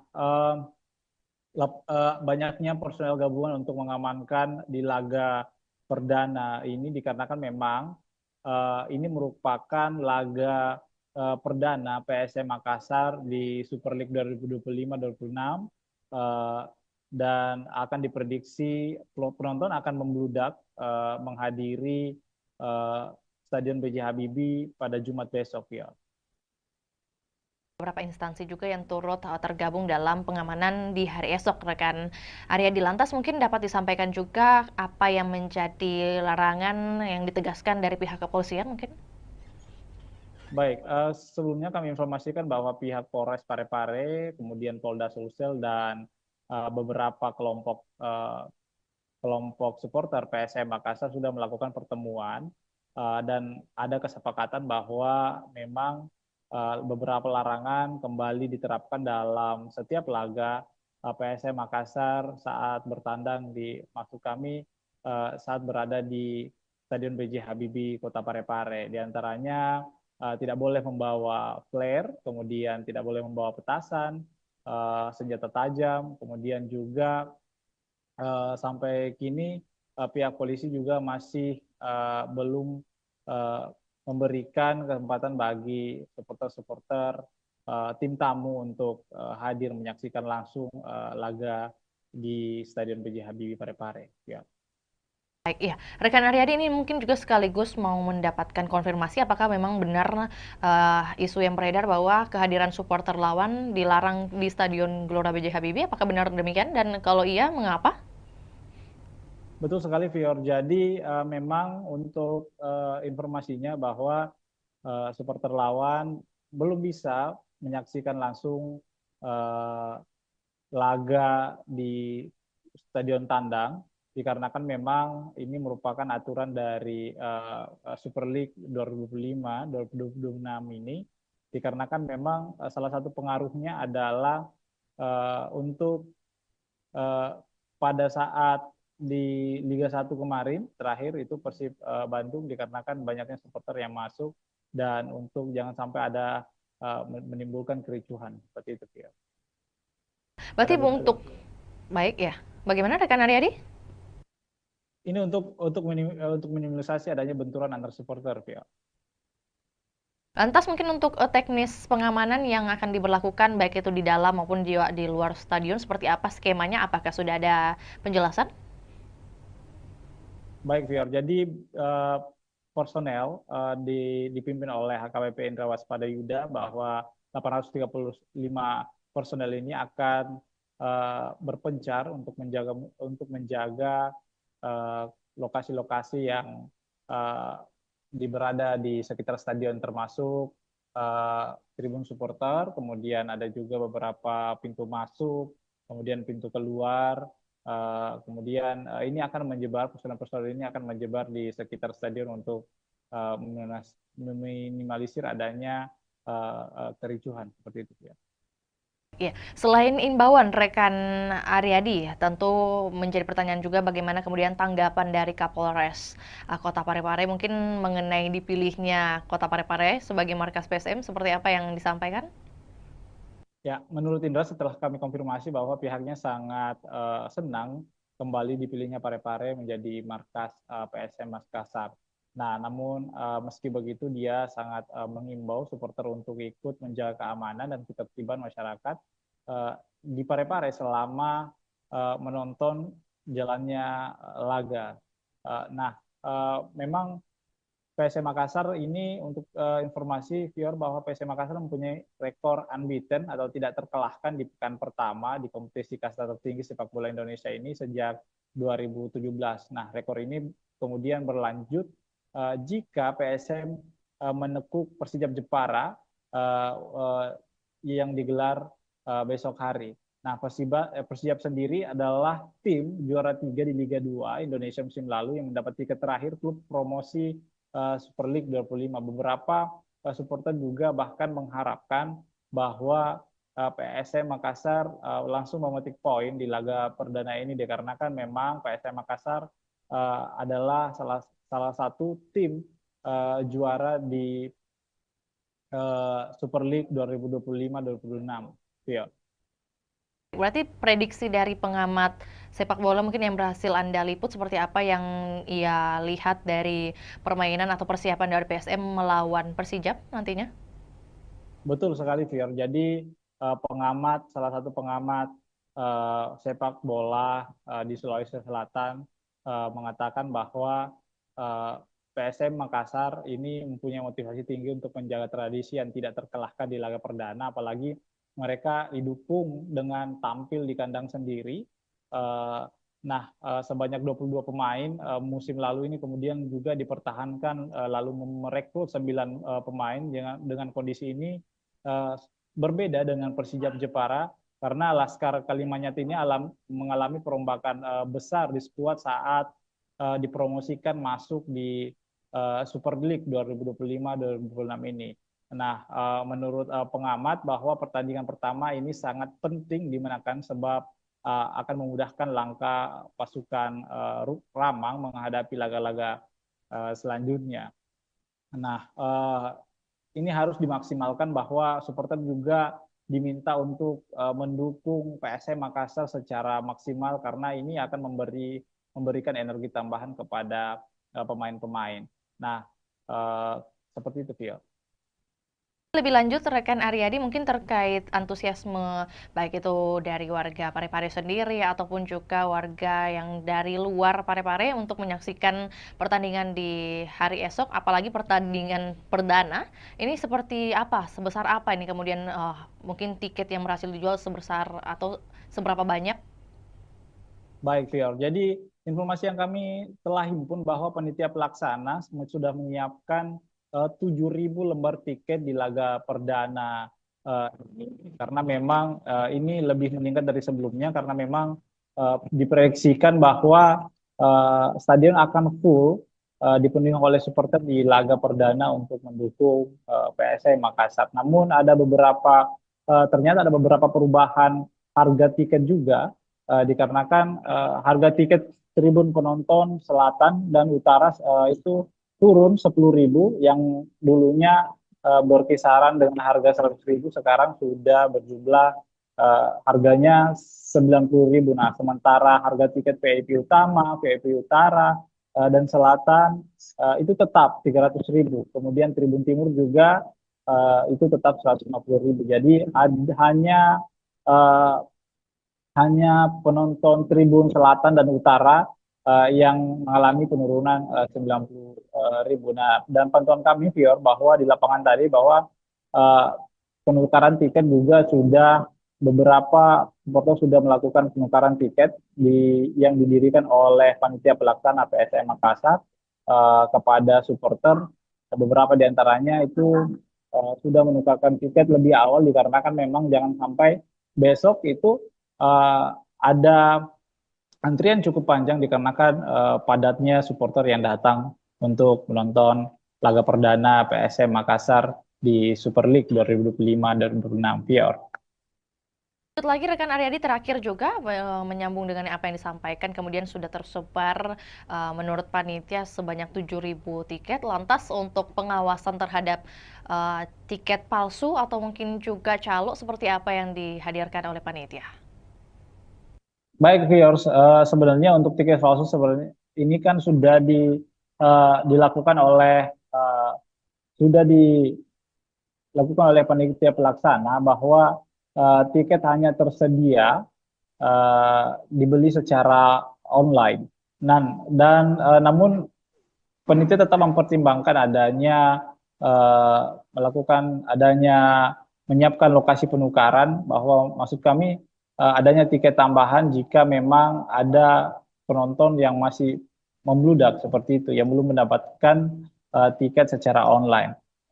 Untuk meminimalisasi adanya calo tiket, bahwa panitia pelaksana menghimbau agar supporter tidak membeli tiket dari calo. Seperti itu, Via. Informasi tambahan juga buat Tribuners yang mungkin hendak mengikuti pertandingan perdana di hari esok, masih tersedia juga untuk pembelian tiket via on the spot, langsung di lokasi, dan tentunya kita juga doakan bersama keberhasilan dari PSM Makassar melawan Persijap di hari esok. Akan berlangsung pada pukul 7 waktu Indonesia Barat dan waktu Indonesia Tengah di pukul 8. Benar demikian, rekan Aryadi? Betul, betul, Via. Atas laporannya, rekan Aryadi, di siang hari ini kami menunggu update terbaru untuk topik ataupun juga wacana lainnya. Selamat kembali bertugas. Dan Tribuners, kami akan tayangkan cuplikan liputan kita di siang hari ini, juga pernyataan dari Kapolres Parepare, yakni AKBP Indra Waspadayuda. Berikut laporannya, selamat menyaksikan. Para anggotanya bisa mengetahui segala bentuk resiko semuanya, apa yang menjadi tugas dan tanggung jawabnya, dan apa yang menjadi sasaran pengamanan. Ya. Orang bareng tempat. Ya. Nanti ada. Pembangunan juga karena sempat dulu kita sampai ke wali kota atau ke sekolah. Ya, baik itu. Jadi nanti untuk titipannya ada 18 yang akan sudah datang. Zona 1 itu berbeda. Mungkin di zona 2 terkait dengan pemeriksaan tiket, lebih fokus kepada orang. Kemarin kami melaksanakan rapat koordinasi terkait dengan pengamanan kegiatan BRI Super League, yang mana Parepare masih menjadi tuan rumah.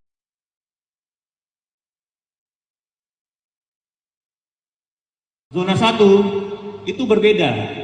Mungkin di zona 2 terkait dengan pemeriksaan tiket, lebih fokus kepada orang. Di zona 1 fokus kepada kegiatannya. Yang kedua, nanti masuk di nanti kami langsung ke lapangan ini. Kemudian di sini tidak boleh lagi masuk di sini dan kecuali mana kantong parkir di mana, seperti itu, ya. Sehingga benar-benar nanti kita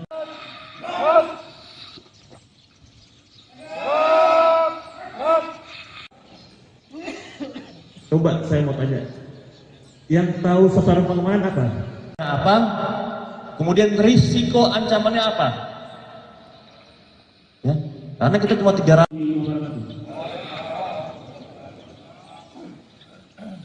Apa yang tadi selesai?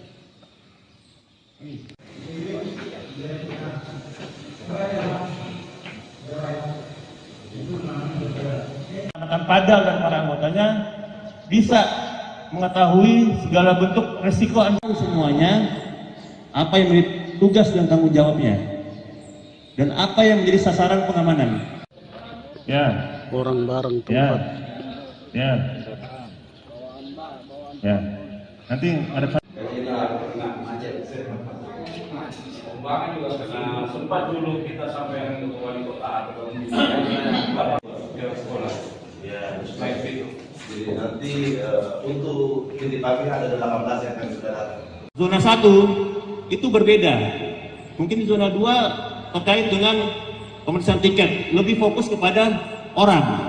Di zona 1 fokus kepada kegiatannya. Yang kedua, nanti masuk di nanti kami langsung ke lapangan ini. Kemudian di sini tidak boleh lagi masuk di sini dan kecuali mana kantong parkir di mana, seperti itu, ya. Sehingga benar-benar nanti kita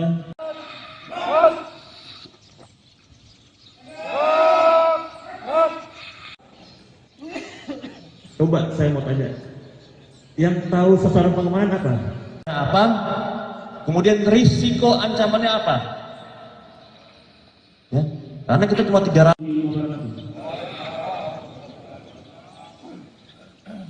Apa yang tadi selesai?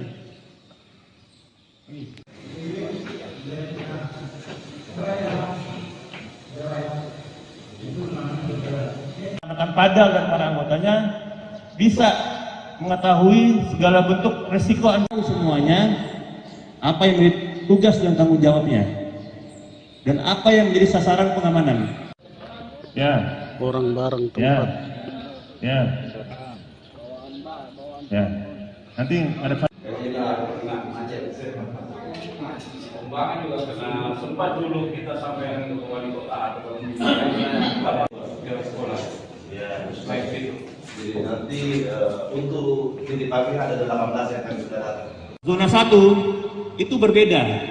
Mungkin di zona 2 terkait dengan pemeriksaan tiket, lebih fokus kepada orang. Di zona 1 fokus kepada kegiatannya. Yang kedua nanti masuk di nanti kami langsung ke lapangan. Kemudian yang di sini tidak boleh lagi masuk di sini dan kecuali Mana kantong parkir di mana, seperti itu, ya. Sehingga benar-benar nanti kita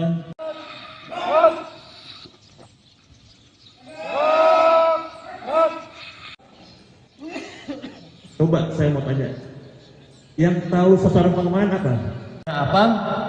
Kemudian risiko ancamannya apa? Ya, karena kita cuma 300.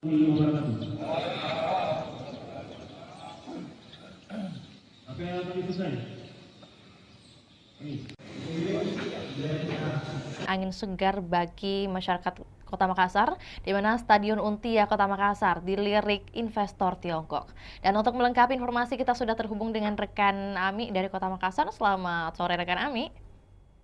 Baik, selamat sore rekan Vio. Oke, baik. Dapat disampaikan kemudian bagaimana kunjungan dari investor yang hadir di hari kemarin, rekan Ami, bagaimana kemudian update-nya dan hasil yang bisa disampaikan kepada kami. Silakan. Baik, Tribuners dan Vio di studio dapat saya sampaikan bahwa pemerintah Kota Makassar memang sedang mempersiapkan pembangunan Stadion Untia di Kelurahan Untia, Kecamatan Biringkanaya, Kota Makassar. Nah, update terbaru bahwa ada investor atau perusahaan konstruksi asal Tiongkok, Cina, yakni Chems Engineering Co. Ltd atau CHAMCE melakukan kunjungan langsung di lokasi rencana pembangunan stadion di Kelurahan Untia. Nah, perusahaan konstruksi ini memang sudah pernah bertemu langsung dengan Wali Kota Makassar Munafri Arifudin pada bulan Juli lalu, dan ini adalah tindak lanjut dari kunjungannya yang sebelumnya. Dan tentunya tim CHAMCE meninjau langsung lokasi tersebut didampingi oleh Wali Kota Makassar Munafri Arifudin, hadir juga Wakil Wali Kota Makassar Alia Mustika Ilham, dan sejumlah pejabat organisasi perangkat daerah lingkup pemerintah Kota Makassar. Dan dari tim CHAMCE sendiri yang hadir adalah ada General Project Manager Mr. Xiao, kemudian ada dari Commercial Managernya Mr. Sang Siki, kemudian ada Chief Engineer juga, dan desain manager hingga sekretaris dari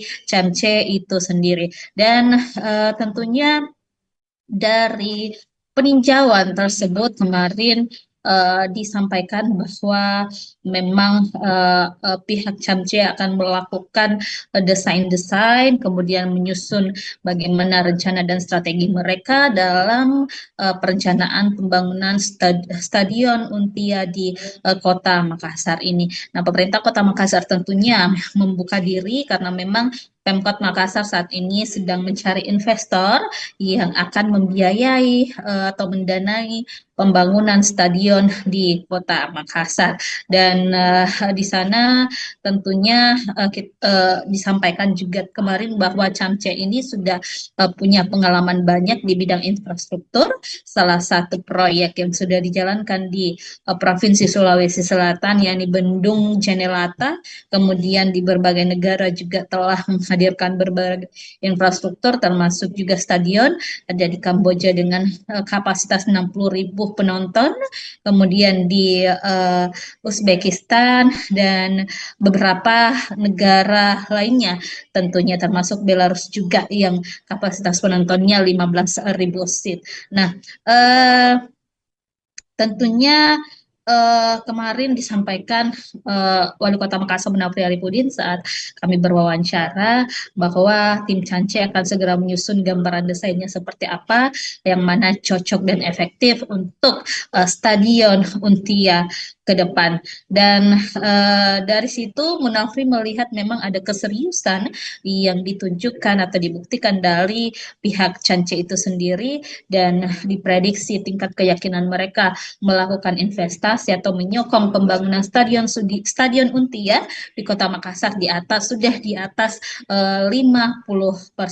Jadi ini adalah langkah progresif yang ditunjukkan oleh Pemkot Makassar untuk terus menggait investor yang cocok mungkin dengan model kerjasamanya, yang cocok dengan konsep-konsep yang diterapkan atau telah disusun juga oleh pemerintah Kota Makassar. Jadi kita ketahui memang saat ini pemerintah Kota Makassar sudah berprogres, ada tahapan progresif dalam rencana pembangunan stadion di Untia. Sekarang ini Pemkot Makassar sudah mengalokasikan anggaran di pemerintah Kota Makassar untuk perencanaan pembangunannya tahun 2025 di APBD perubahan nanti akan ada penganggaran untuk mungkin dokumen-dokumen sertifikat lahannya dan juga termasuk dokumen lainnya seperti feasibility study dan juga master plan-nya. Dan 2026 juga nanti ada tahapan yang akan dijalankan oleh pemerintah Kota Makassar termasuk penimbunan lahan, karena lahan di sana di Untia itu memang butuh pemadatan pengerasan, sehingga ini butuh juga upaya dari pemerintah Kota Makassar untuk memadatkan atau menimbun lahan tersebut agar tentunya investor nanti bisa melakukan perencanaan dengan baik terhadap lokasi pembangunan stadion di Untia Kota Makassar tersebut. Seperti itu, Vio. Baik, berarti kalau dari pemerintah Kota Makassar sendiri sudah menyiapkan beberapa dokumen atau juga administratif. Kemudian kalau dari Camce sendiri, apakah kemudian sudah ditampilkan bagaimana mereka memperlihatkan mungkin indikasi keseriusan mereka dari pihak Camce untuk berinvestasi? Dan kalau mungkin tadi sudah dikatakan oleh rekan Ami bahwa ini merupakan kunjungan kedua kalinya ke Untia atau juga ke Kota Makassar.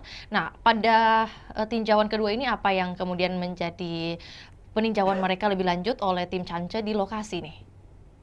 Ya, baik Vio di studio dan Tribuners, memang sebelumnya tim Camce ini sudah pernah berkunjung Kota Makassar pada Juli lalu, baru melakukan penjajakan awal kepada pemerintah Kota Makassar dengan mungkin penyampaian atau mencari tahu informasi terkait rencana pembangunan stadion ini kepada Wali Kota Makassar Munafri Arifudin. Kemudian kemarin mereka telah menindaklanjuti dengan tinjau lapangan. Mereka melihat bagaimana sih lokasi rencana pembangunan di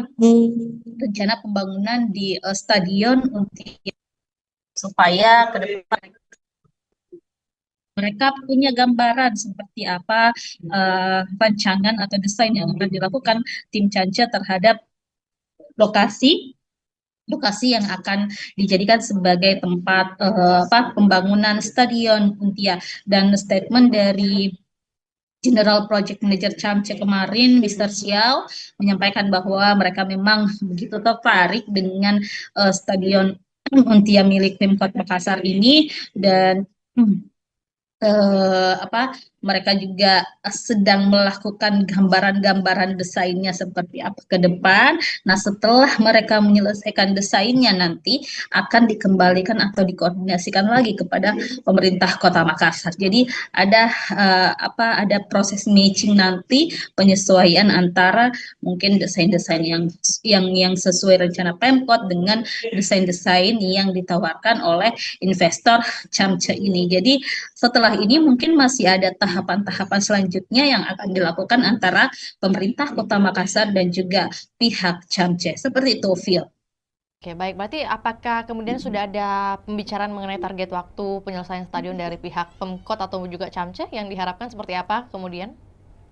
Nah, kalau dari hasil kunjungan ini kita masih belum tahu kapan tindak lanjutnya ke depan. Yang pastinya tim Cance akan menyelesaikan dulu bagaimana perencanaan mereka, desain mereka.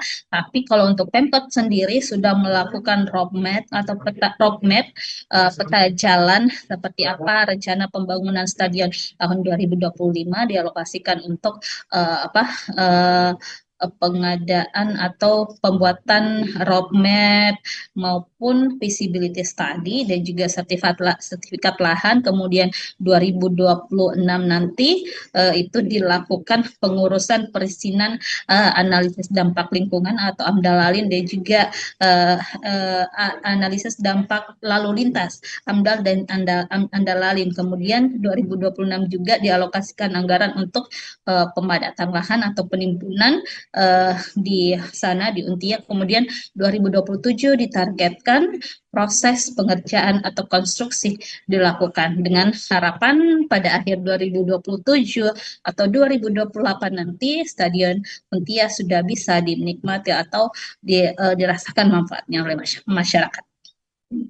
Baik, rekan Ami, mungkin sebelum kita ke pertanyaan terakhir, tentu bagaimana kemudian informasi mengenai kompetitor lain selain Camce yang mungkin juga sudah tertarik membangun Stadion Untia ini, apakah ada informasi mengenai hal tersebut? Baik, Tribuners dan Vio, memang sesuai pernyataan dari Wali Kota Makassar Munafri Arifudin, ada beberapa investor yang telah menjajaki kerjasama dengan pemerintah Kota Makassar. Salah satunya mungkin kemarin ada investor dari Qatar yang telah juga melakukan koordinasi dan komunikasi dengan Pemkot Makassar. Bahkan Wali Kota sudah pernah bertandang langsung mendatangi kantor perwakilan investor asal Qatar tersebut di Jakarta. Lalu juga kemarin baru-baru pada pekan lalu Wali Kota Makassar bersama beberapa pejabat lingkup pemerintah Kota Makassar datang ke JIS. Jadi untuk melihat langsung seperti apa perencanaan yang dilakukan oleh pengelola JIS ataupun perusahaan yang menangani pembangunan berdirinya Stadion Jakarta International Stadion yang ada di Jakarta. Jadi itu sebagai salah satu langkah-langkah yang dilakukan pemerintah Kota Makassar untuk menghadirkan atau komitmen menghadirkan Stadion Untia di Makassar. Terakhir, rekan Ami, mengenai antusiasme dari masyarakat khususnya yang berada di lingkungan Untia sendiri terkait pembangunan stadion ini, apakah seluruhnya sudah pro kepada pemerintah kota atau mungkin masih ada beberapa masukan? Baik, Tribuners, memang sejauh ini kita masih belum mendengarkan keluhan-keluhan dari masyarakat setempat, apakah mereka menolak atau seperti apa. Yang pasti, masyarakat Kota Makassar tentunya menginginkan hadirnya stadion di Kota Makassar, karena kita ketahui Sulawesi Selatan dalam hal ini belum memiliki stadion sama sekali, sehingga ini memang diharapkan program unggulan dari Wali Kota Makassar, Munafri dan juga Alia Mustika Ilham bisa terwujud untuk menghadirkan stadion berstandar internasional di Kota Makassar. Dan Munafri juga sudah menyusun strategi bagaimana nanti pengelolaan stadion, bagaimana nanti untuk menghidupkan stadion seperti apa, target-targetnya seperti apa, itu sudah direncanakan dengan baik oleh pemerintah Kota Makassar. Seperti itu, Vio. Baik, terima kasih laporannya di sore hari ini rekan Ami. Selamat kembali beraktivitas dan kami menunggu update terbaru baik mengenai bagaimana pembangunan atau keberlanjutan dari pembangunan Stadion Untia ini dan juga informasi relevan lainnya dari Kota Makassar. Selamat kembali beraktivitas dan juga Tribuners, kami akan tayangkan cuplikan liputan kita di sore hari ini. Berikut laporannya, selamat menyaksikan.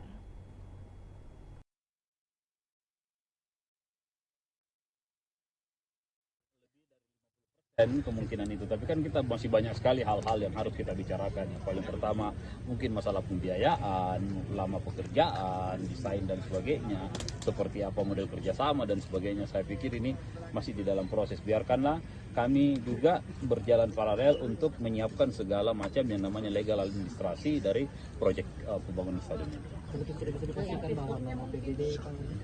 Iya. Belum tentu, kalau mereka kita tidak sepakat, jangan sampai mereka offeringnya berbeda, ya akan susah untuk itu.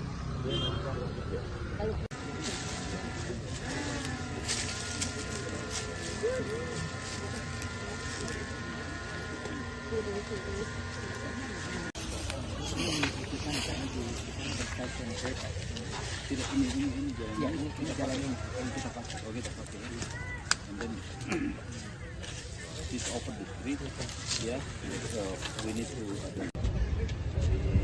mudah sudah Cina sampai sekarang.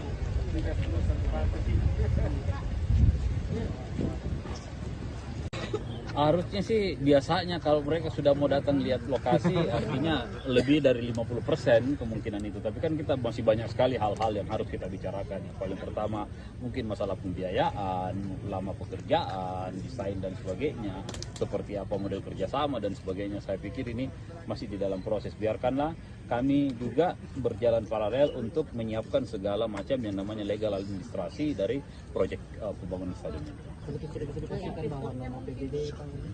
Iya, belum tentu.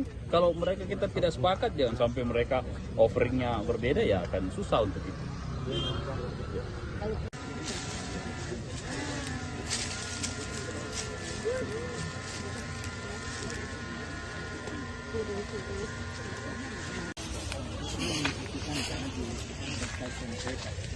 Tidak, ini jalan yang kita pakai. Oh, kita pakai. And then this open the street, ya, so we need to mudah sudah Cina sampai sekarang. Kisah Haja Murni, 50 tahun jadi penjahit bendera merah putih di Kabupaten Sinjai. Dan untuk melengkapi informasi kita sudah terhubung dengan rekan Takwa dari Kabupaten Sinjai. Selamat siang rekan Takwa. Selamat siang rekan di studio dan selamat siang Tribuners dimanapun Anda berada. Oke, baik. Dapat disampaikan kemudian kisah awal dari Haja Murni ini memulai kemudian berbisnis atau berdagang dengan jasa menjahit bendera merah putih dimulai sejak tahun berapa dan kemudian bagaimana perkembangannya? Baik rekan, momentum jelang hari ulang tahun atau HUT kemerdekaan Republik Indonesia yang ke-80 tahun atau tahun 2025 membawa berkah bagi Haji Murni 63 tahun. Pasalnya Haji Murni yang merupakan warga Kabupaten Sinjai Sulawesi Selatan ini merupakan penjahit bendera, sudah mulai kebanjiran orderan. Bahkan per tanggal 1 Agustus Haji Murni sudah mendapat orderan bendera merah putih ratusan lembar. Mayoritas orderan tersebut dipesan oleh kepala desa. Diketahui bahwa bendera merah putih yang dijahit Haji Murni mulai berukuran 15 cm hingga 150 cm dengan harga 15.000 hingga 75.000. Diketahui juga dalam proses pengerjaan atau penjahitan bendera merah putih, Haji Murni lebih memilih menggunakan mesin jahit manual ketimbang mesin jahit dinamo atau mesin jahit listrik. Hal tersebut bukan karena Haji Murni tidak mempunyai biaya untuk membeli mesin jahit yang modern, namun karena faktor kenyamanan dan alasan olahraga. Baik, berarti untuk di bulan Agustus saat ini total pesanan bendera merah putih yang berhasil dibuat oleh Haji Murni di angka berapa rekan Takwa? Kisaran lebih sekitar 100 PCS atau lembar kan. Untuk pesanan sendiri itu sudah lebih 100, di mana mayoritas dipesan oleh kepala desa. Kan juga untuk lebih lengkapnya mungkin dari segi ukuran, kemudian harga yang diberikan Haja Murni paling laris di angka berapa? Untuk ukuran sendiri itu yang paling banyak dipesan, yakni ukuran 150 meter dengan harga 75.000. Selanjutnya ukuran 15 cm yang banyak dipesan oleh para sopir dan nelayan yang akan dipasang di mobil dan di kapalnya rekan. Jadi ada yang paling unik sebenarnya rekan, karena diketahui bahwa Haji Murni ini sudah mahir menjahit sejak tahun 1975, sekitar 50 tahun. Dia sudah menjahit bendera merah putih setiap tahun pada momen kemerdekaan Republik Indonesia, rekan. Jadi pekerjaan menjahit ini merupakan pekerjaan utama dari Haji Murni sehari-hari, rekan Takwa? Untuk menjahit bendera merah putih itu setiap tahunnya, rekan. Namun untuk sehari-hari beliau juga berjualan atau berdagang pakaian yang banyak dijual di tokonya yang terletak di pasar sentral itu, yakni pakaian atau seragam sekolah, rekan. Baik, rekan Takwa, dalam sehari Haja Murni bisa menjahit berapa lembar khususnya untuk agenda tahunan seperti 17-an ini? Untuk setiap harinya rata-rata itu 50 lembar setiap hari, rekan. Tergantung pesanan yang masuk.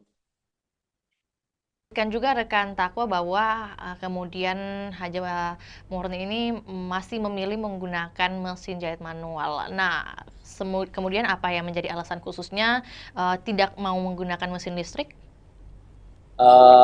Ada dua alasan utama. Yang pertama itu karena beliau lebih nyaman menggunakan mesin manual. Yang kedua itu sebagai momen atau dewasa untuk olahraga, rekan.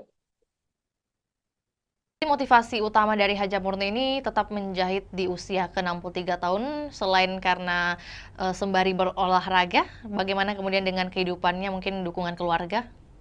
Untuk dukungan keluarga, Haji Murni bersama almarhum suaminya itu berhasil memberikan pendidikan yang terbaik kepada 4 anaknya, dan saat ini 4 anaknya sudah berkeluarga, rekan.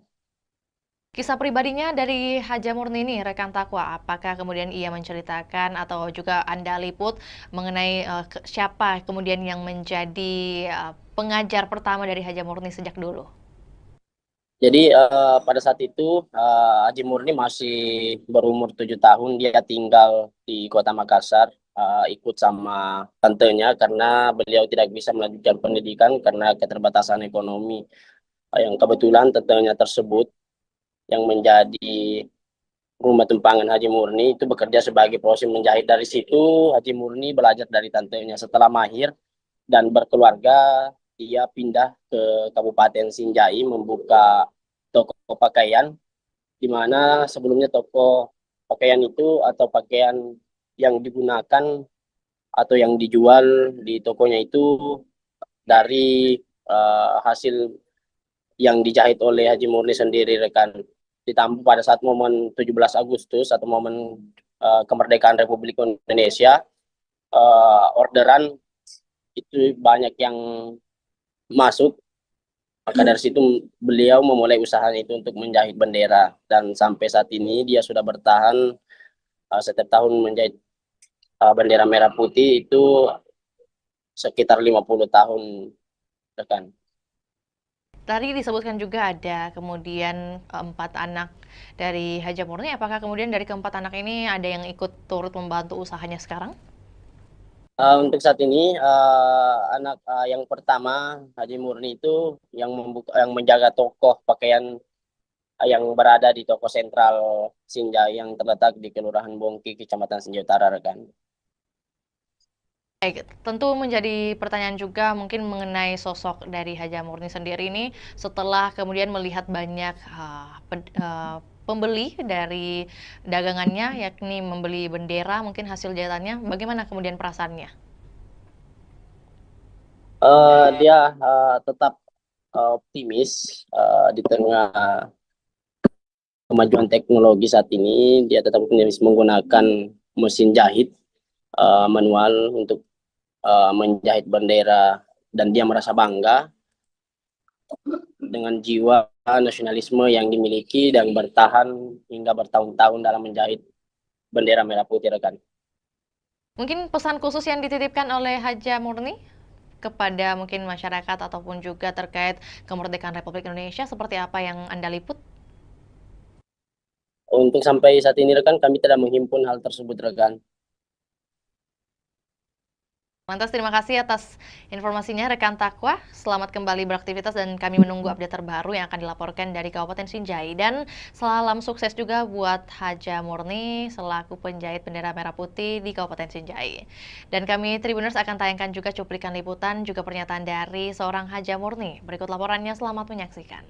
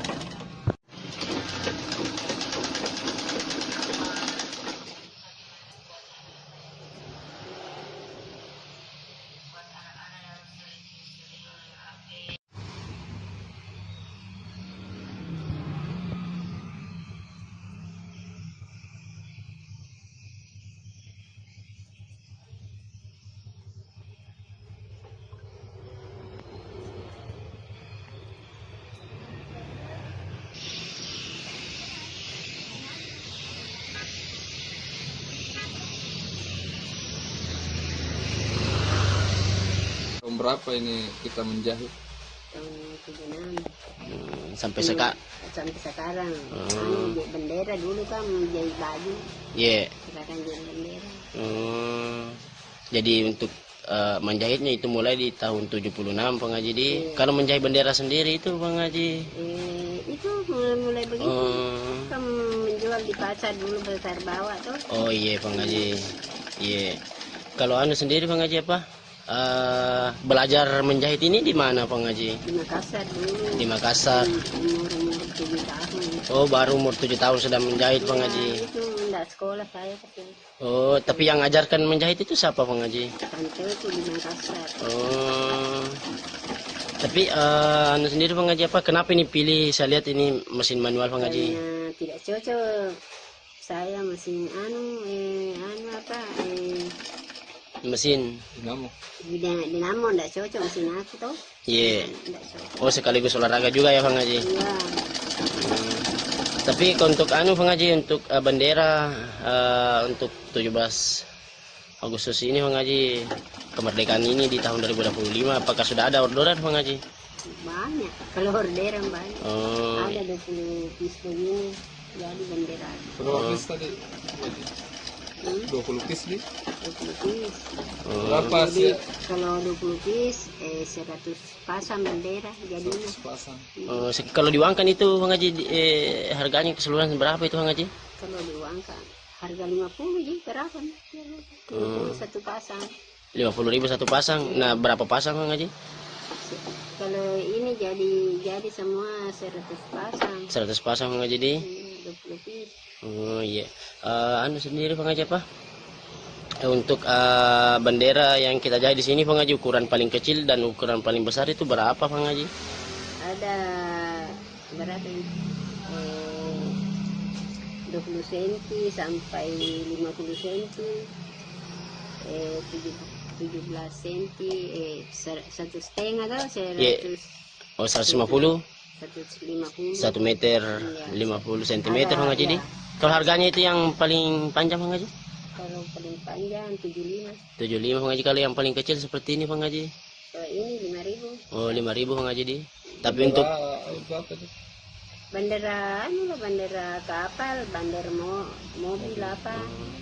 Kalau keseluruhan orderan Bang Haji Saga nih, matama orderan Bang? Enggak tahu berapa nih? Tapi itu ada 100 PCS untuk bendera Bang Desa, Haji. kepala desa ambil tahu, Iya. tak begitu 10 pasang, 20 pasang. Oh iya gitu. Bang Haji. Tapi sekarang intinya lebih nih 100 anu Bang Haji, orderan di 100 PCS. Nggak tahu nih. Iya. Kadang hidup bis sudah banyak nih, nggak ku ingat berapa nih laku. Oh iya Bang Haji. Tapi ada nih yang order itu yang kita maksud Bang Haji di. Iya, ada nih. Dari Pulau. Iya. Kepala desa itu ambil. Ini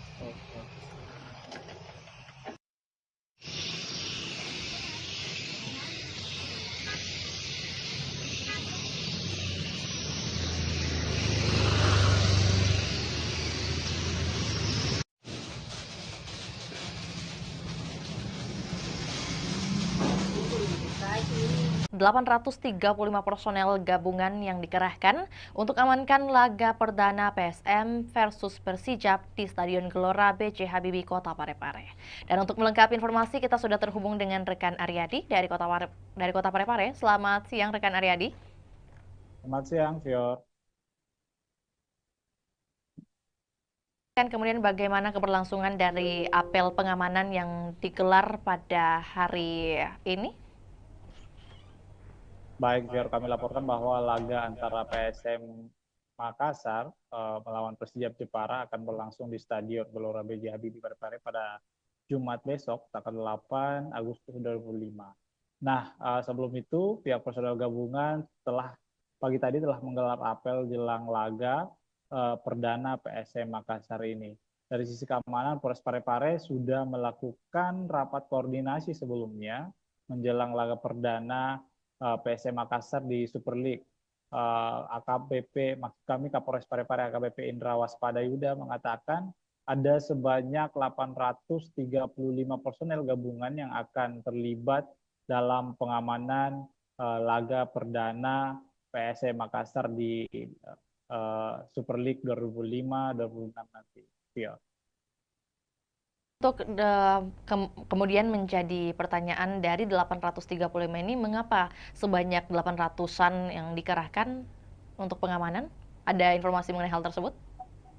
Betul sekali, Fior. Jadi 830 personel ini merupakan personel gabungan, diantaranya adalah 2/4 dari personel Polres Kota Parepare, kemudian ada juga TNI, kemudian ikut juga BRIMOB, Satpol PP, dan pihak-pihak lainnya. Nah,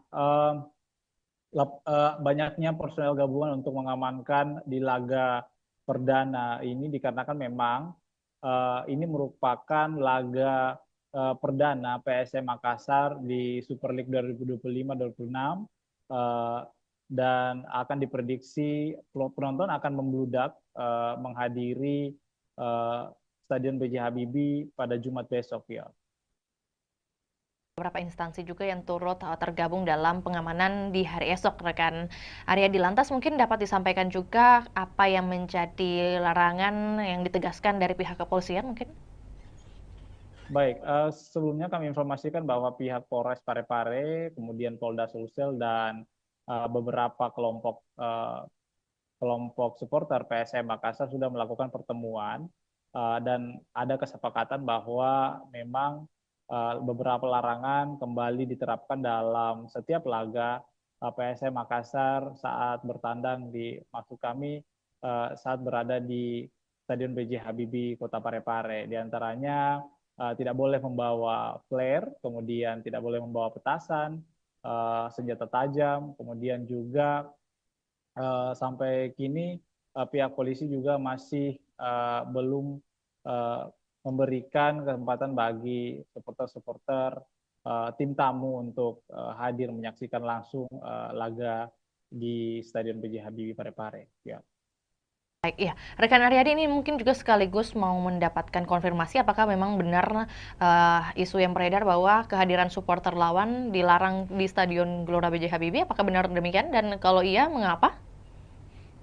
Betul sekali, Fior. Jadi memang untuk informasinya bahwa supporter lawan belum bisa menyaksikan langsung laga di stadion tandang, dikarenakan memang ini merupakan aturan dari Super League 2025-2026 ini, dikarenakan memang salah satu pengaruhnya adalah untuk pada saat di Liga 1 kemarin terakhir itu Persib Bandung, dikarenakan banyaknya supporter yang masuk dan untuk jangan sampai ada menimbulkan kericuhan seperti itu ya.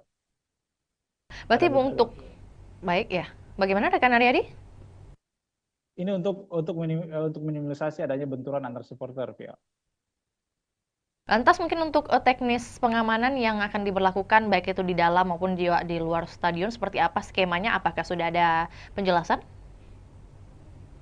Baik, Fior. Jadi personel dipimpin oleh HKBP Indra Waspada Yuda bahwa 835 personel ini akan berpencar untuk menjaga lokasi-lokasi yang berada di sekitar stadion, termasuk tribun supporter, kemudian ada juga beberapa pintu masuk, kemudian pintu keluar. Kemudian ini akan menyebar, personel-personel ini akan menyebar di sekitar stadion untuk meminimalisir adanya kericuhan seperti itu ya. Ya, selain imbauan rekan Aryadi, tentu menjadi pertanyaan juga bagaimana kemudian tanggapan dari Kapolres Kota Parepare mungkin mengenai dipilihnya Kota Parepare sebagai markas PSM, seperti apa yang disampaikan? Ya, menurut Indra setelah kami konfirmasi bahwa pihaknya sangat senang kembali dipilihnya Parepare menjadi markas PSM Makassar. Nah, namun meski begitu dia sangat mengimbau supporter untuk ikut menjaga keamanan dan ketertiban masyarakat di Parepare selama menonton jalannya laga. Memang PSM Makassar ini untuk informasi Fior bahwa PSM Makassar mempunyai rekor unbeaten atau tidak terkalahkan di pekan pertama di kompetisi kasta tertinggi sepak bola Indonesia ini sejak 2017. Nah, rekor ini kemudian berlanjut jika PSM menekuk Persijap Jepara yang digelar besok hari. Nah, Persijap sendiri adalah tim juara 3 di Liga 2 Indonesia musim lalu yang mendapat tiket terakhir klub promosi Super League 25. Beberapa supporter juga bahkan mengharapkan bahwa PSM Makassar langsung memetik poin di laga perdana ini, dikarenakan memang PSM Makassar adalah salah satu tim juara di Super League 2025-2026. Ya. Berarti prediksi dari pengamat sepak bola mungkin yang berhasil Anda liput seperti apa yang ia lihat dari permainan atau persiapan dari PSM melawan Persijap nantinya? Betul sekali, Fior. Jadi salah satu pengamat sepak bola di Sulawesi Selatan mengatakan bahwa PSM Makassar ini mempunyai motivasi tinggi untuk menjaga tradisi yang tidak terkalahkan di laga perdana, apalagi mereka didukung dengan tampil di kandang sendiri. Sebanyak 22 pemain musim lalu ini kemudian juga dipertahankan, lalu merekrut 9 pemain dengan kondisi ini berbeda dengan Persijap Jepara, karena Laskar Kalimanyat ini mengalami perombakan besar di skuad saat dipromosikan masuk di Super League 2025-2026 ini. Nah, menurut pengamat bahwa pertandingan pertama ini sangat penting dimenangkan sebab akan memudahkan langkah pasukan Ramang menghadapi laga-laga selanjutnya. Nah, ini harus dimaksimalkan bahwa supporter juga diminta untuk mendukung PSM Makassar secara maksimal, karena ini akan memberikan energi tambahan kepada pemain-pemain. Nah, seperti itu, Vio. Lebih lanjut, rekan Aryadi mungkin terkait antusiasme baik itu dari warga Parepare sendiri ataupun juga warga yang dari luar Parepare untuk menyaksikan pertandingan di hari esok, apalagi pertandingan perdana. Ini seperti apa? Sebesar apa ini kemudian mungkin tiket yang berhasil dijual sebesar atau seberapa banyak?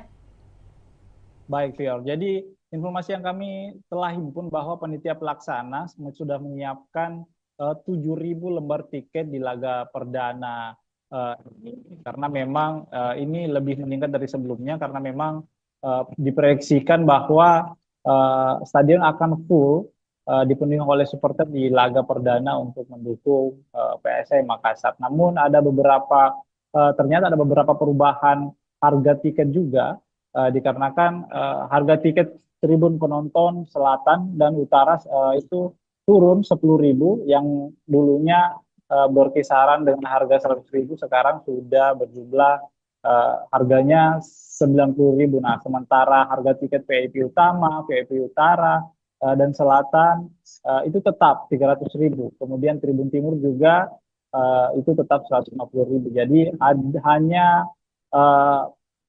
hanya penonton tribun selatan dan utara yang mengalami penurunan 90.000. Nah, dan pantauan kami, Fior, bahwa di lapangan tadi bahwa penukaran tiket juga beberapa supporter sudah melakukan penukaran tiket yang didirikan oleh panitia pelaksana PSM Makassar kepada supporter. Beberapa di antaranya itu sudah menukarkan tiket lebih awal dikarenakan memang jangan sampai besok itu ada antrian cukup panjang dikarenakan padatnya supporter yang datang untuk menonton laga perdana PSM Makassar di Super League 2025-2026, Pior. Lagi rekan Aryadi terakhir juga menyambung dengan apa yang disampaikan, kemudian sudah tersebar menurut panitia sebanyak 7.000 tiket. Lantas untuk pengawasan terhadap tiket palsu atau mungkin juga calo seperti apa yang dihadirkan oleh panitia? Baik, Viors, sebenarnya untuk tiket palsu sebenarnya ini kan sudah dilakukan oleh panitia pelaksana bahwa tiket hanya tersedia dibeli secara online. Namun panitia tetap mempertimbangkan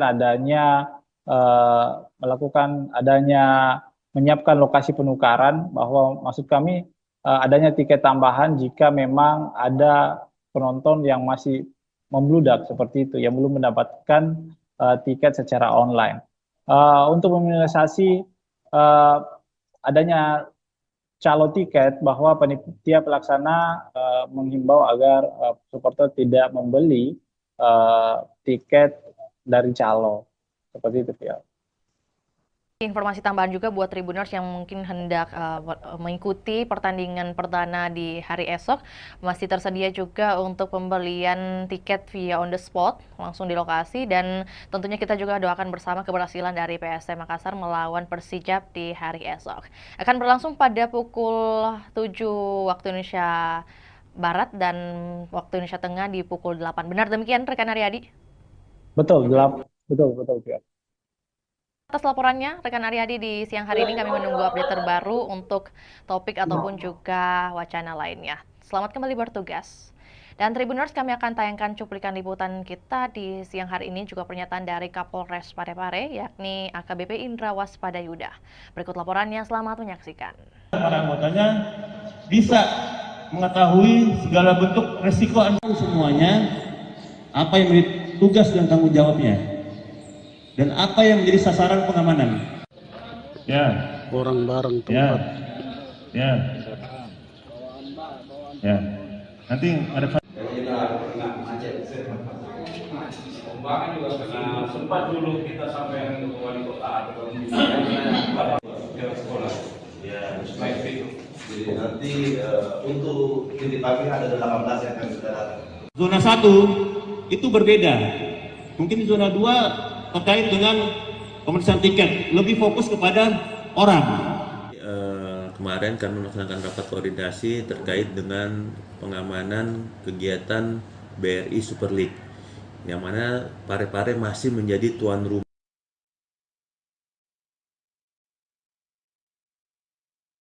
Zona 1 itu berbeda. Mungkin zona 2 terkait dengan pemeriksaan tiket, lebih fokus kepada orang. Di zona 1 fokus kepada kegiatannya.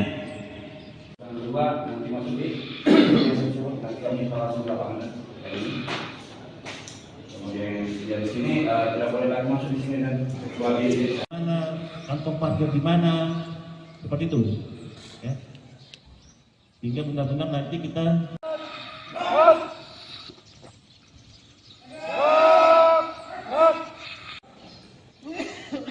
Coba saya mau tanya, yang tahu sasaran pengembangan apa? Apa? Kemudian risiko ancamannya apa? Ya, karena kita cuma 300.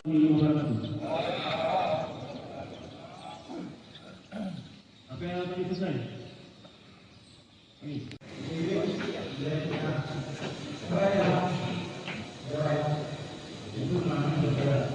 Akan Padal dan para anggotanya bisa mengetahui segala bentuk resiko semuanya, apa yang menjadi tugas dan tanggung jawabnya, dan apa yang menjadi sasaran pengamanan. Ya. Orang barang Ya. tempat. Ya. Ya. Nanti ada. Pembangunan juga karena sempat dulu kita sampai ke wali kota atau sekolah. Ya, baik itu. Jadi nanti untuk titipannya ada 18 yang akan sudah datang. Zona 1 itu berbeda. Mungkin di zona 2 terkait dengan pemeriksaan tiket, lebih fokus kepada orang. Di zona 1 fokus kepada kegiatannya. Yang kedua nanti masuk di nanti kami langsung lapangan ini. Kemudian di sini tidak boleh lagi masuk di sini dan kecuali Mana kantong parkir di mana, seperti itu. Ya. Hingga benar-benar nanti kita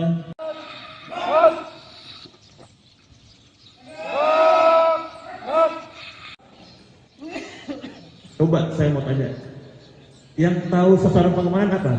Apa? Kemudian risiko ancamannya apa? Ya, karena kita cuma 300.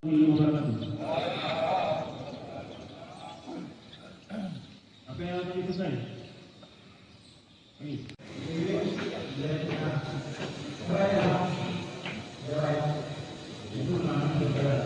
Akan Padal dan para anggotanya bisa mengetahui segala bentuk resiko semuanya, apa yang menjadi tugas dan tanggung jawabnya, dan apa yang menjadi sasaran pengamanan. Ya. Orang barang Ya. tempat. Ya. Ya. Nanti ada. pembangunan juga karena sempat dulu kita sampai ke wali kota atau sekolah. Ya, baik itu. Jadi nanti untuk titipannya ada 18 yang akan sudah datang. Zona 1 itu berbeda. Mungkin di zona 2 terkait dengan pemeriksaan tiket, lebih fokus kepada orang.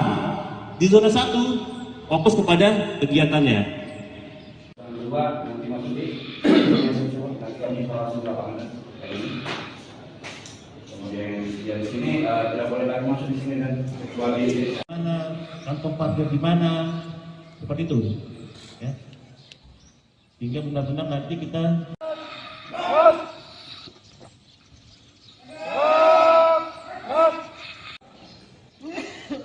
coba saya mau tanya, yang tahu sasaran pengembangan apa? Apa? Kemudian risiko ancamannya apa? Ya, karena kita cuma 300.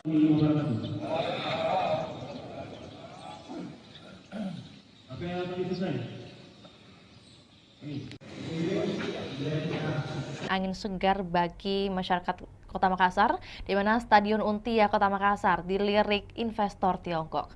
Dan untuk melengkapi informasi, kita sudah terhubung dengan rekan Ami dari Kota Makassar. Selamat sore rekan Ami. Baik, selamat sore rekan Vio. Oke, baik. Dapat disampaikan kemudian bagaimana kunjungan dari investor yang hadir di hari kemarin, rekan Ami, bagaimana kemudian update-nya dan hasil yang bisa disampaikan kepada kami. Silakan. Baik, Tribuners dan Vio di studio dapat saya sampaikan bahwa pemerintah Kota Makassar memang sedang mempersiapkan pembangunan Stadion Untia di Kelurahan Untia, Kecamatan Biringkanaya, Kota Makassar.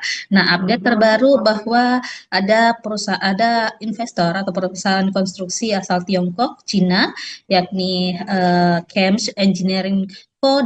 Ltd atau CHAMCE melakukan kunjungan langsung di lokasi rencana pembangunan stadion di Kelurahan Untia. Nah, perusahaan konstruksi ini memang sudah pernah bertemu langsung dengan Wali Kota Makassar Munafri Arifudin pada bulan Juli lalu, dan ini adalah tindak lanjut dari kunjungannya yang sebelumnya.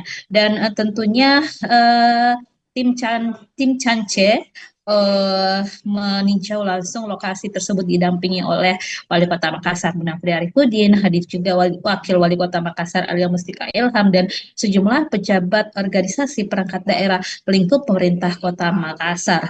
Dan dari tim Camce sendiri yang hadir adalah ada General Project Manager Mr. Xiao, kemudian ada dari Commercial Managernya Mr. Sang Siki, kemudian ada Chief Engineer juga, dan Design Manager hingga sekretaris dari Camce itu sendiri. Dan tentunya dari peninjauan tersebut kemarin disampaikan bahwa memang pihak Camce akan melakukan desain-desain, kemudian menyusun bagaimana rencana dan strategi mereka dalam perencanaan pembangunan Stadion Untia di Kota Makassar ini. Nah, pemerintah Kota Makassar tentunya membuka diri karena memang Pemkot Makassar saat ini sedang mencari investor yang akan membiayai atau mendanai pembangunan stadion di Kota Makassar.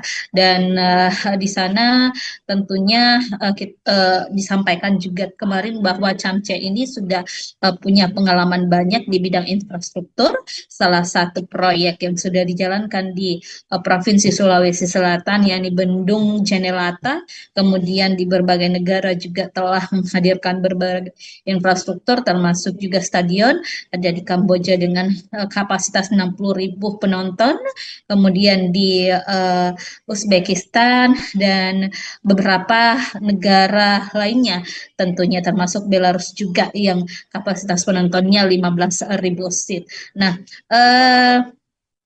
tentunya kemarin disampaikan Wali Kota Makassar Munafri Arifudin saat kami berwawancara bahwa tim Cance akan segera menyusun gambaran desainnya seperti apa yang mana cocok dan efektif untuk Stadion Untia ke depan. Dan dari situ Munafri melihat memang ada keseriusan yang ditunjukkan atau dibuktikan dari pihak Cance itu sendiri, dan diprediksi tingkat keyakinan mereka melakukan investasi atau menyokong pembangunan Stadion Untia di Kota Makassar sudah di atas 50%. Jadi ini adalah langkah progresif yang ditunjukkan oleh Pemkot Makassar untuk terus menggait investor yang cocok mungkin dengan model kerjasamanya, yang cocok dengan konsep-konsep yang diterapkan atau telah disusun juga oleh pemerintah Kota Makassar.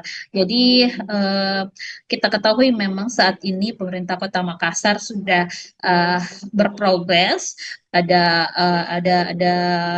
tahapan progresif dalam rencana pembangunan stadion di Untia. Sekarang ini Pemkot Makassar sudah mengalokasikan anggaran di pemerintah Kota Makassar untuk perencanaan pembangunannya tahun 2025 di APBD perubahan nanti akan ada penganggaran untuk mungkin dokumen-dokumen sertifikat lahannya dan juga termasuk dokumen lainnya seperti feasibility study dan juga master plan-nya. Dan 2026 juga nanti ada tahapan yang akan dijalankan oleh pemerintah Kota Makassar termasuk penimbunan lahan, karena lahan di sana di Untia itu memang butuh pemadatan pengerasan, sehingga ini butuh juga upaya dari pemerintah Kota Makassar untuk memadatkan atau menimbun lahan tersebut agar tentunya investor nanti bisa melakukan perencanaan dengan baik terhadap lokasi pembangunan stadion di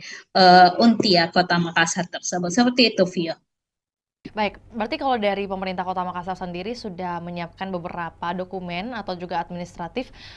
Kemudian kalau dari Camce sendiri, apakah kemudian sudah ditampilkan bagaimana mereka memperlihatkan mungkin indikasi keseriusan mereka dari pihak Camce untuk berinvestasi? Dan kalau mungkin tadi sudah dikatakan oleh rekan Ami bahwa ini merupakan kunjungan kedua kalinya ke Untia atau juga ke Kota Makassar.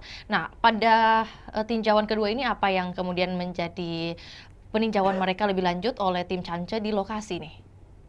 Ya, baik Vio di studio dan Tribuners, memang sebelumnya tim Camce ini sudah pernah berkunjung Kota Makassar pada Juli lalu, baru melakukan penjajakan awal kepada pemerintah Kota Makassar dengan mungkin penyampaian-penyampaian atau mencari tahu informasi terkait rencana pembangunan stadion ini kepada Wali Kota Makassar Menafri Arifudin. Kemudian kemarin mereka telah menindaklanjuti dengan tinjau lapangan. Mereka melihat bagaimana sih lokasi rencana pembangunan di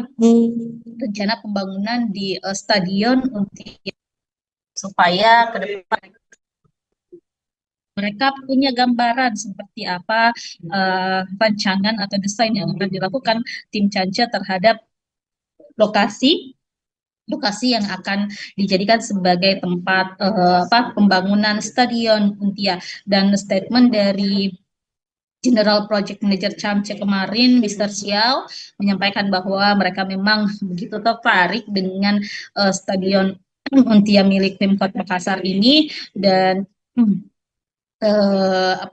mereka juga sedang melakukan gambaran-gambaran desainnya seperti apa ke depan.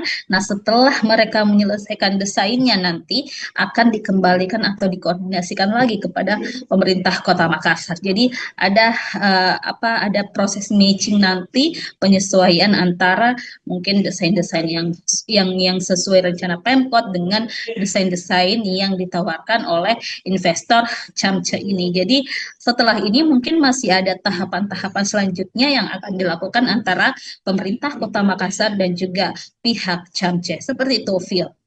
Oke, baik. Berarti apakah kemudian sudah ada pembicaraan mengenai target waktu penyelesaian stadion dari pihak Pemkot atau juga Camce yang diharapkan seperti apa kemudian?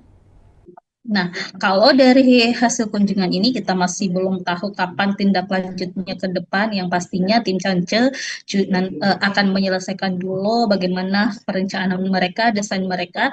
Tapi kalau untuk Pemkot sendiri sudah melakukan roadmap atau peta jalan seperti apa rencana pembangunan stadion tahun 2025 dialokasikan untuk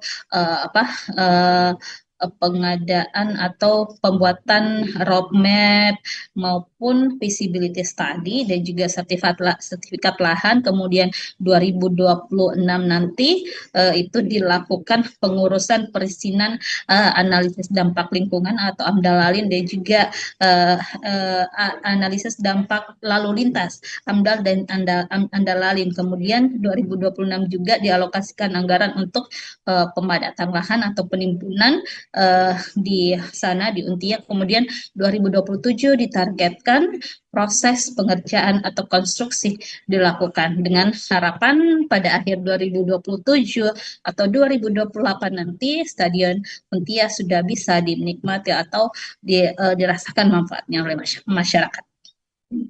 Baik, rekan Ami, mungkin sebelum kita ke pertanyaan terakhir, tentu bagaimana kemudian informasi mengenai kompetitor lain selain Camce yang mungkin juga sudah tertarik membangun stadion Untia ini, apakah ada informasi mengenai hal tersebut? Baik, Tribuners dan Vio, memang sesuai pernyataan dari Wali Kota Makassar Menafri Arifudin, ada beberapa investor yang telah menjajaki kerjasama dengan pemerintah Kota Makassar. Salah satunya mungkin kemarin ada investor dari Qatar yang telah juga melakukan koordinasi dan komunikasi dengan Pemkot Makassar.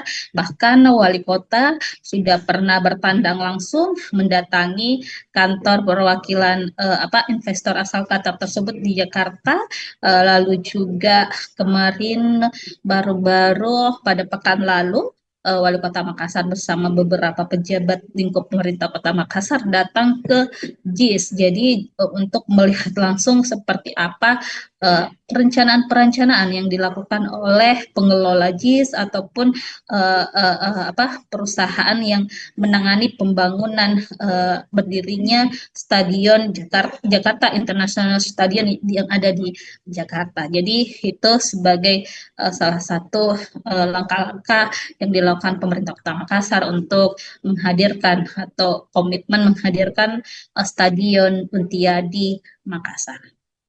Terakhir, rekan Ami, mengenai antusiasme dari masyarakat khususnya yang berada di lingkungan Untia sendiri terkait pembangunan stadion ini, apakah seluruhnya sudah pro kepada pemerintah kota atau mungkin masih ada beberapa masukan?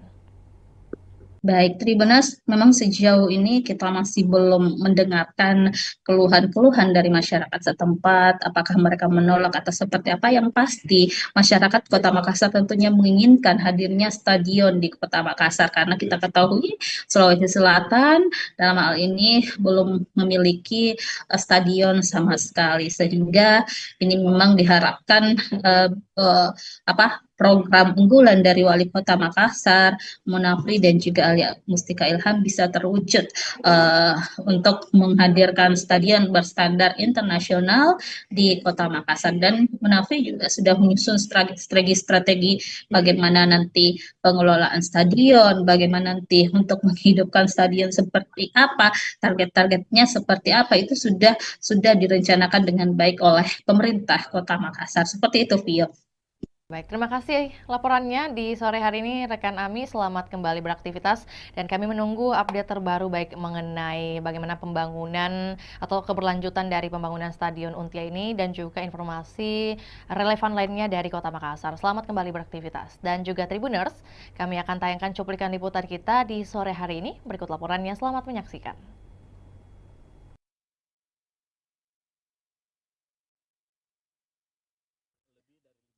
Kemungkinan itu, tapi kan kita masih banyak sekali hal-hal yang harus kita bicarakan. Yang paling pertama mungkin masalah pembiayaan, lama pekerjaan, desain dan sebagainya, seperti apa model kerjasama dan sebagainya. Saya pikir ini masih di dalam proses. Biarkanlah kami juga berjalan paralel untuk menyiapkan segala macam yang namanya legal administrasi dari proyek pembangunan stadion ini. Iya.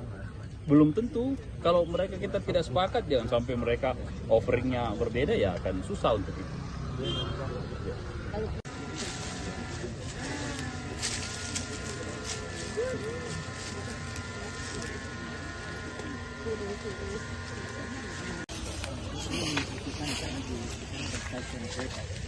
Tidak, ini jalan ini kita pakai. Oh, kita pakai ini. And then is open the street, ya. So we need to mudah sampai sekarang.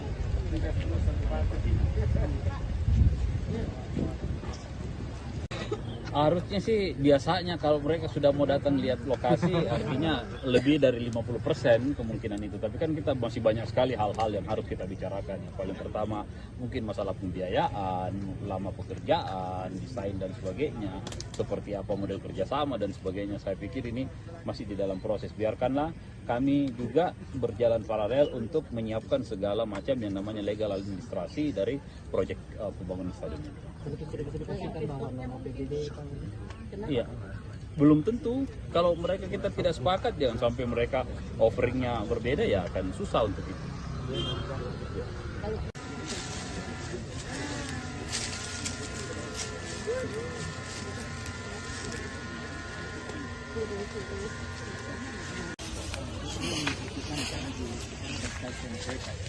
Tidak, ini jalan ini kita pakai. Oh, kita pakai ini.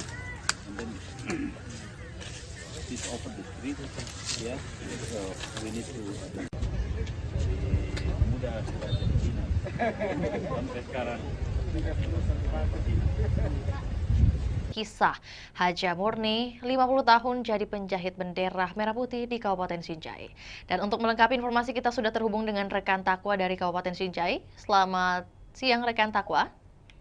Selamat siang rekan di studio dan selamat siang Tribuners dimanapun Anda berada. Oke, baik. Dapat disampaikan kemudian kisah awal dari Haja Murni ini memulai kemudian berbisnis atau berdagang dengan jasa menjahit bendera merah putih dimulai sejak tahun berapa dan kemudian bagaimana perkembangannya? Baik rekan, momentum jelang hari ulang tahun atau HUT kemerdekaan Republik Indonesia yang ke-80 tahun atau tahun 2025 membawa berkah bagi Haji Murni 63 tahun. Pasalnya Haji Murni yang merupakan warga Kabupaten Sinjai Sulawesi Selatan ini merupakan penjahit bendera, sudah mulai kebanjiran orderan. Bahkan per tanggal 1 Agustus Haji Murni sudah mendapat orderan bendera merah putih ratusan lembar.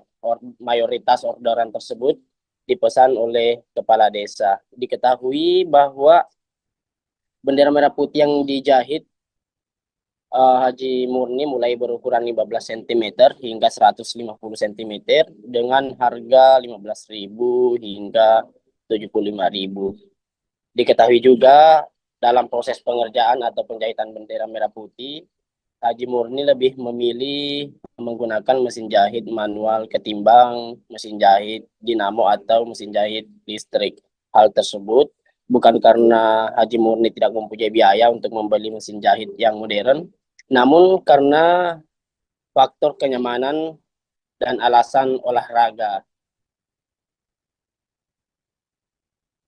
Baik, berarti untuk di bulan Agustus saat ini total pesanan bendera merah putih yang berhasil dibuat oleh Haji Murni di angka berapa, rekan Takwa? Kisaran lebih sekitar 100 PCS atau lembar kan. Untuk pesanan sendiri itu sudah lebih 100, di mana mayoritas dipesan oleh kepala desa. Kan juga untuk lebih lengkapnya mungkin dari segi ukuran, kemudian harga yang diberikan Haji Murni paling laris di angka berapa? Untuk ukuran sendiri itu yang paling banyak dipesan, yakni ukuran 150 meter dengan harga 75.000. Selanjutnya ukuran 15 cm yang banyak dipesan oleh para sopir dan nelayan yang akan dipasang di mobil dan di kapalnya, rekan. Jadi ada yang paling unik sebenarnya, rekan, karena diketahui bahwa Haji Murni ini sudah mahir menjahit sejak tahun 1975, sekitar 50 tahun. Dia sudah menjahit bendera merah putih setiap tahun pada momen kemerdekaan Republik Indonesia, rekan. Jadi pekerjaan menjahit ini merupakan pekerjaan utama dari Haji Murni sehari-hari, rekan Takwa? Untuk menjahit bendera merah putih itu setiap tahunnya, rekan. Namun untuk sehari-hari beliau juga berjualan atau berdagang pakaian yang banyak dijual di tokonya yang terletak di pasar sentral itu, yakni pakaian atau seragam sekolah, rekan. Baik, rekan Takwa, dalam sehari Haji Murni bisa menjahit berapa lembar khususnya untuk agenda tahunan seperti 17-an ini? Untuk setiap harinya rata-rata itu 50 lembar setiap hari, rekan. Tergantung pesanan yang masuk.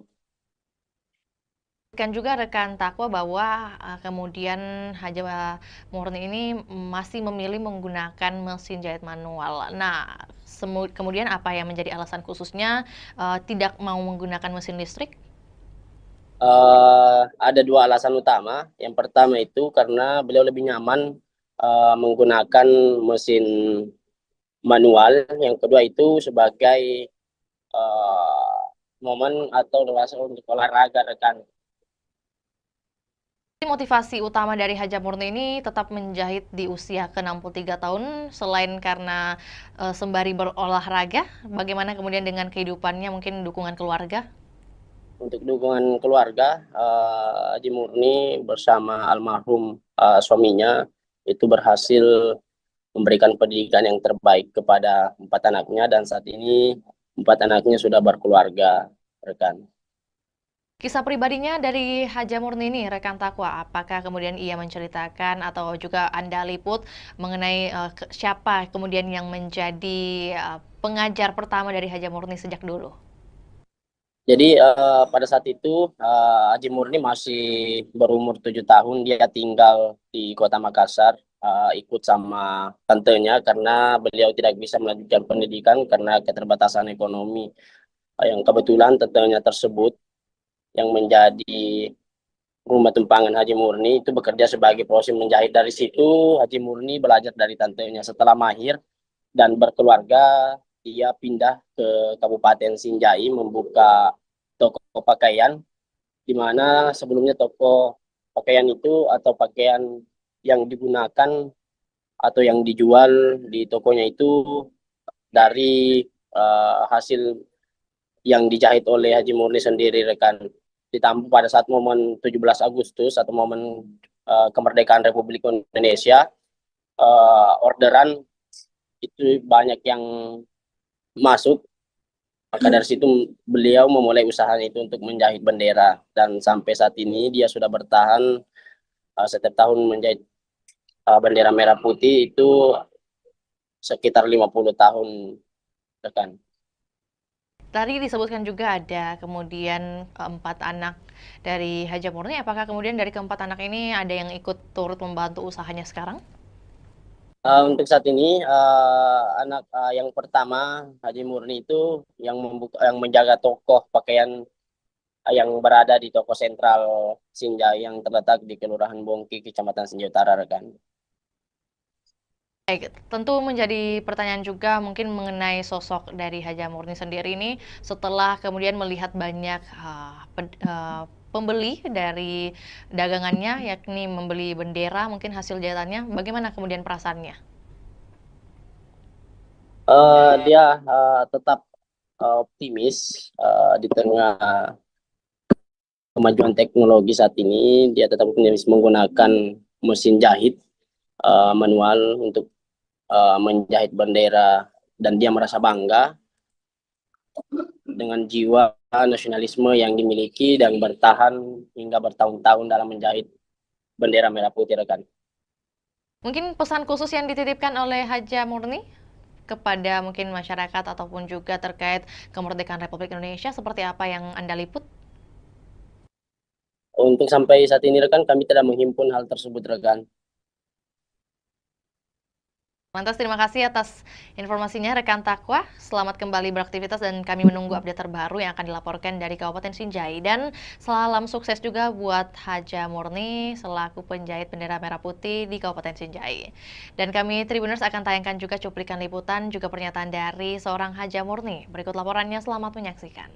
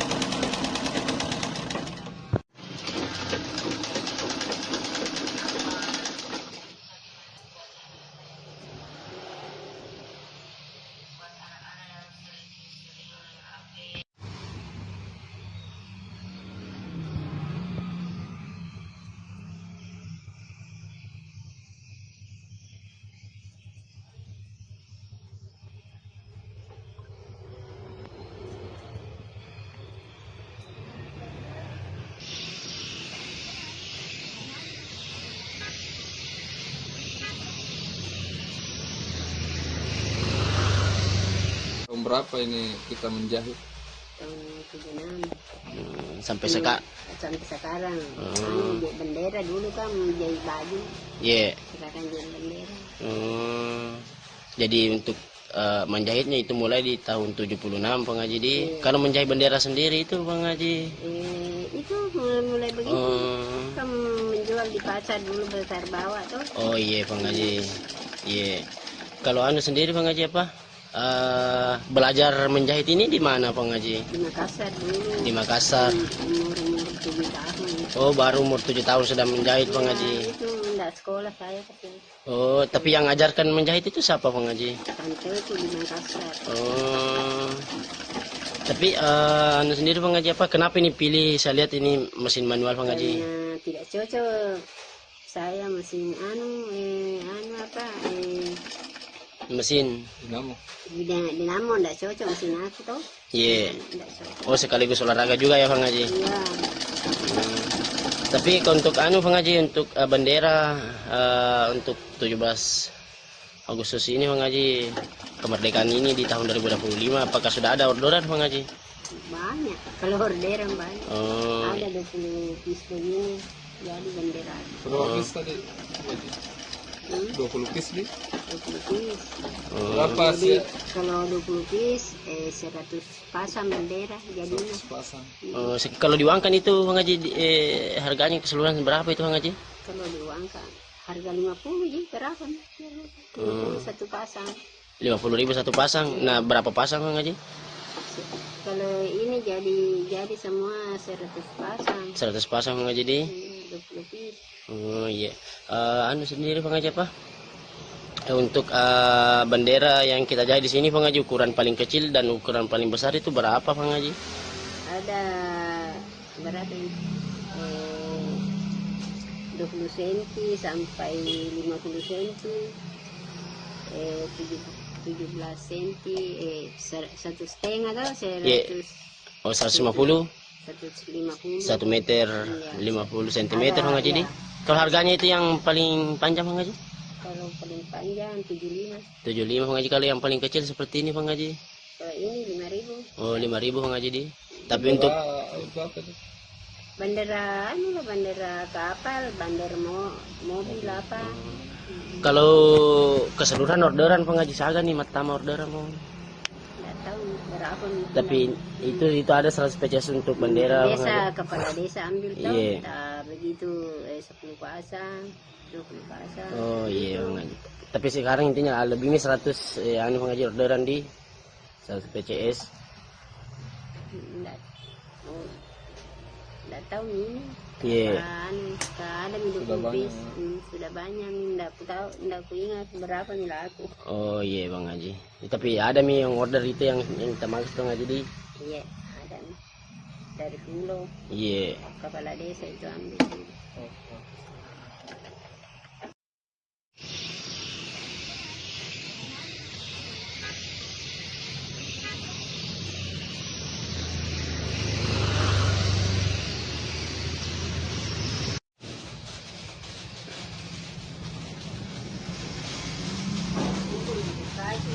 .835 personel gabungan yang dikerahkan untuk amankan laga perdana PSM versus Persijap di Stadion Gelora B.J. Habibie, Kota Parepare. Dan untuk melengkapi informasi, kita sudah terhubung dengan rekan Aryadi dari Kota Parepare. Selamat siang, rekan Aryadi. Selamat siang, Fior. Kemudian bagaimana keberlangsungan dari apel pengamanan yang digelar pada hari ini? Baik, biar kami laporkan bahwa laga antara PSM Makassar melawan Persijap Jepara akan berlangsung di Stadion Gelora B.J. Habibie Parepare pada Jumat besok, tanggal 8 Agustus 2025. Nah, sebelum itu, pihak personel gabungan pagi tadi telah menggelar apel jelang laga perdana PSM Makassar ini. Dari sisi keamanan, Polres Parepare sudah melakukan rapat koordinasi sebelumnya menjelang laga perdana PSM Makassar di Super League.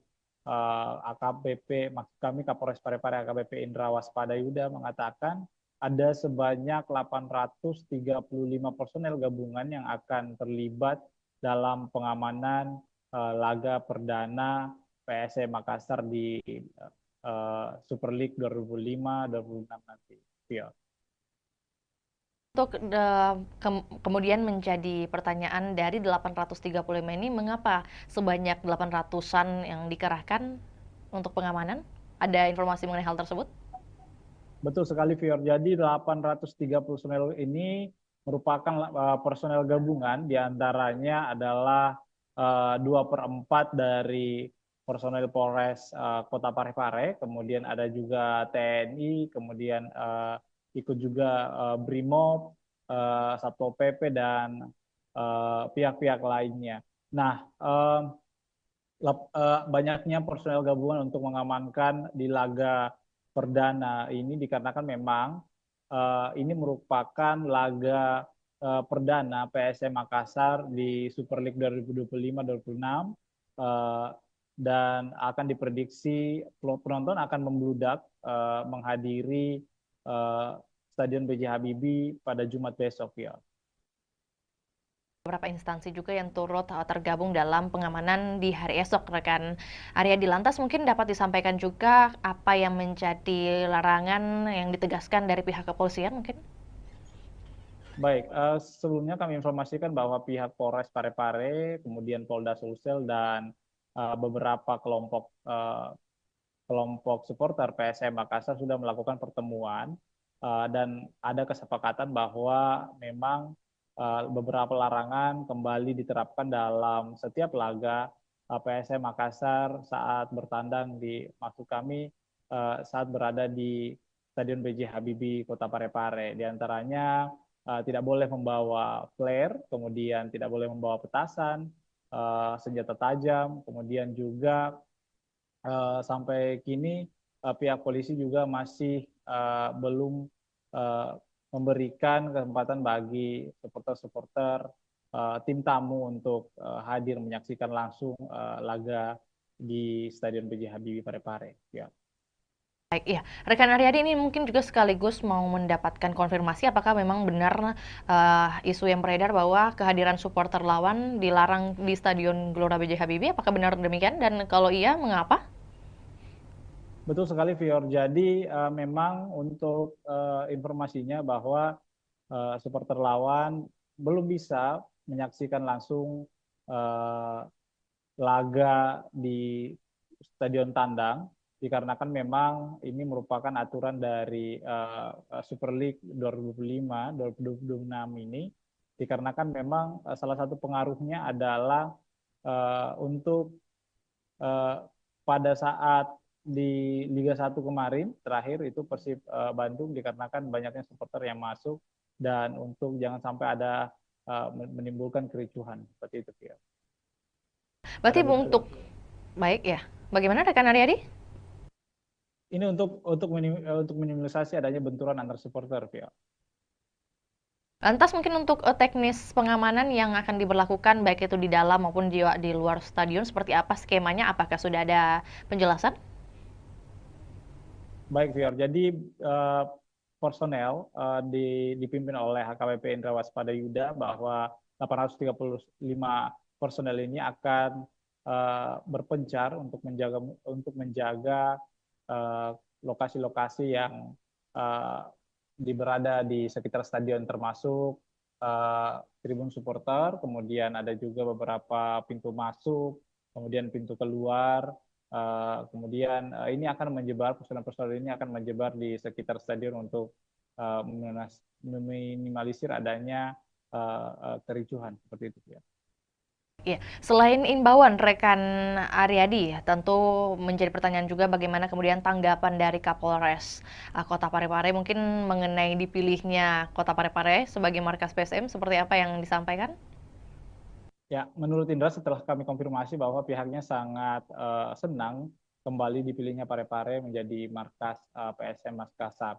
Nah, namun meski begitu dia sangat mengimbau supporter untuk ikut menjaga keamanan dan ketertiban masyarakat di Parepare selama menonton jalannya laga. Memang PSM Makassar ini untuk informasi Fior bahwa PSM Makassar mempunyai rekor unbeaten atau tidak terkalahkan di pekan pertama di kompetisi kasta tertinggi sepak bola Indonesia ini sejak 2017. Nah, rekor ini kemudian berlanjut jika PSM menekuk Persijap Jepara yang digelar besok hari. Nah, Persijap sendiri adalah tim juara 3 di Liga 2 Indonesia musim lalu yang mendapat tiket terakhir klub promosi Super League 25. Beberapa supporter juga bahkan mengharapkan bahwa PSM Makassar langsung memetik poin di laga perdana ini dikarenakan memang PSM Makassar adalah salah satu tim juara di Super League 2025-2026. Iya.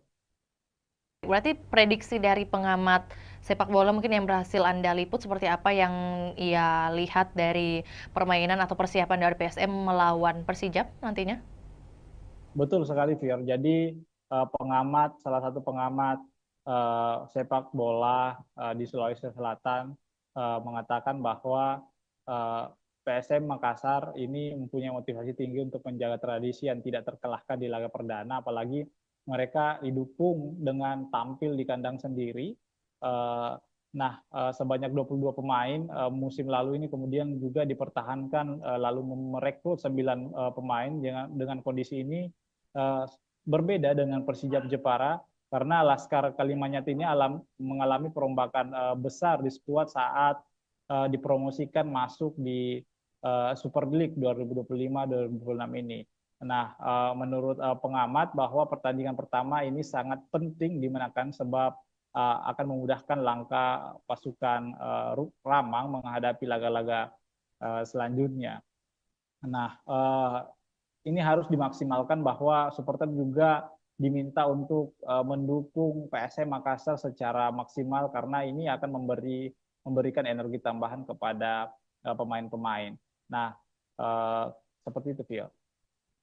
Lebih lanjut, rekan Aryadi mungkin terkait antusiasme baik itu dari warga Parepare sendiri ataupun juga warga yang dari luar Parepare untuk menyaksikan pertandingan di hari esok, apalagi pertandingan perdana. Ini seperti apa, sebesar apa ini kemudian mungkin tiket yang berhasil dijual sebesar atau seberapa banyak?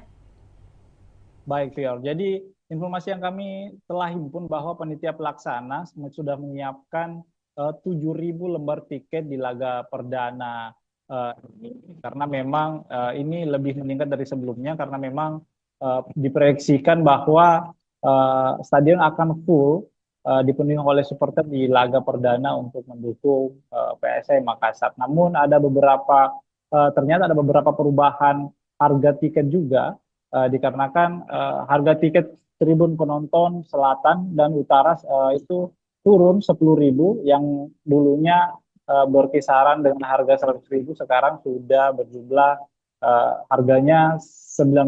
Nah, sementara harga tiket VIP utama, VIP utara dan selatan itu tetap 300.000. Kemudian tribun timur juga itu tetap 150.000. Jadi hanya penonton tribun selatan dan utara yang mengalami penurunan 90.000.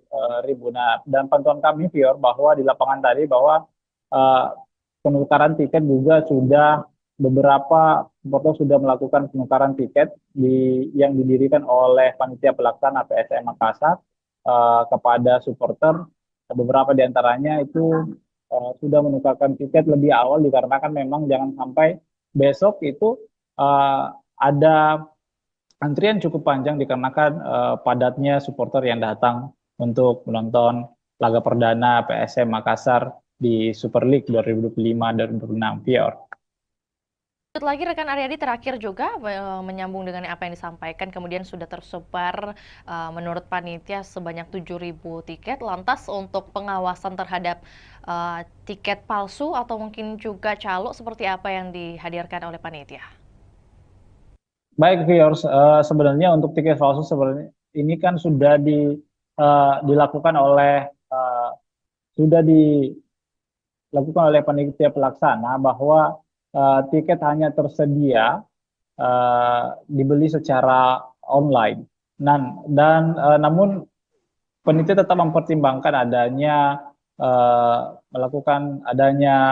menyiapkan lokasi penukaran, bahwa maksud kami adanya tiket tambahan jika memang ada penonton yang masih membludak seperti itu, yang belum mendapatkan tiket secara online.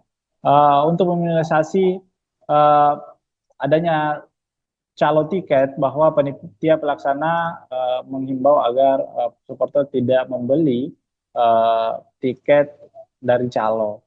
Seperti itu ya.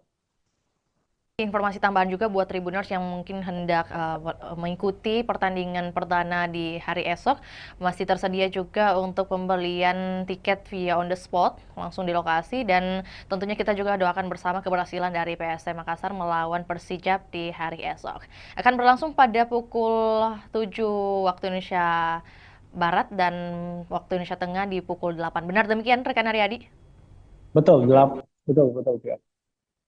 Atas laporannya, rekan Aryadi, di siang hari ini kami menunggu update terbaru untuk topik ataupun juga wacana lainnya. Selamat kembali bertugas. Dan Tribuners, kami akan tayangkan cuplikan liputan kita di siang hari ini, juga pernyataan dari Kapolres Parepare, yakni AKBP Indra Waspadayuda. Berikut laporannya, selamat menyaksikan. Para anggotanya bisa mengetahui segala bentuk resiko semuanya, apa yang menjadi tugas dan tanggung jawabnya, dan apa yang menjadi sasaran pengamanan. Ya. Barang-barang tempat. Ya. Nanti ada Pembangunan juga karena sempat dulu kita sampai ke wali kota atau ke sekolah. Ya, baik itu. jadi nanti untuk titik pagi ada 18 yang akan sudah datang. Zona 1 itu berbeda. Mungkin zona 2 terkait dengan pemeriksaan tiket, lebih fokus kepada orang. Kemarin kami melaksanakan rapat koordinasi terkait dengan pengamanan kegiatan BRI Super League, yang mana Parepare masih menjadi tuan rumah.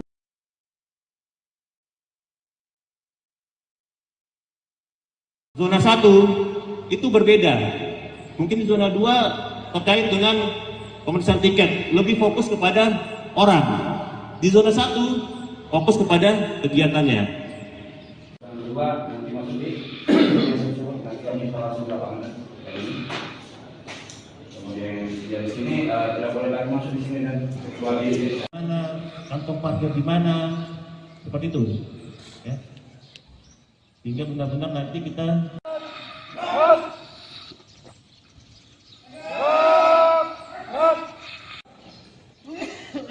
coba saya mau tanya, yang tahu sasaran pengamanan apa? Apa? Kemudian risiko ancamannya apa? Ya, karena kita cuma 300.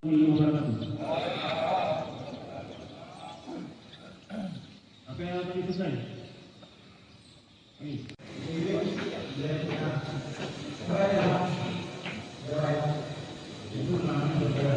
Akan padal dan para anggotanya bisa mengetahui segala bentuk resiko semuanya, apa yang menjadi tugas dan tanggung jawabnya, dan apa yang menjadi sasaran pengamanan. Ya. Barang-barang tempat. Ya. Nanti ada pembangunan juga karena sempat dulu kita sampai ke wali kota atau ke sekolah. Ya, baik itu. jadi nanti untuk titik pagi ada 18 yang akan sudah datang. Zona 1 itu berbeda. Mungkin zona 2 terkait dengan pemeriksaan tiket, lebih fokus kepada orang. Di zona 1 fokus kepada kegiatannya. Yang kedua nanti masuk di nanti kami langsung lapangan ini. Kemudian di sini tidak boleh lagi masuk di sini dan kecuali mana kantong parkir di mana, seperti itu. Ya. Sehingga benar-benar nanti kita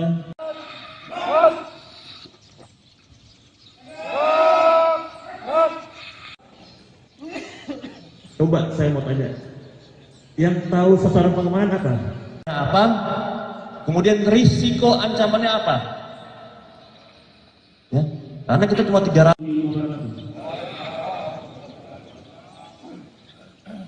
Apa yang tadi selesai?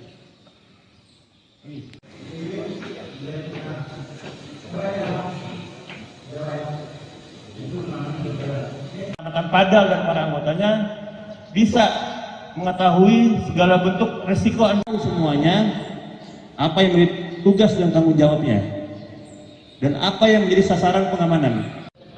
Ya. Orang bareng Ya. tempat. Ya.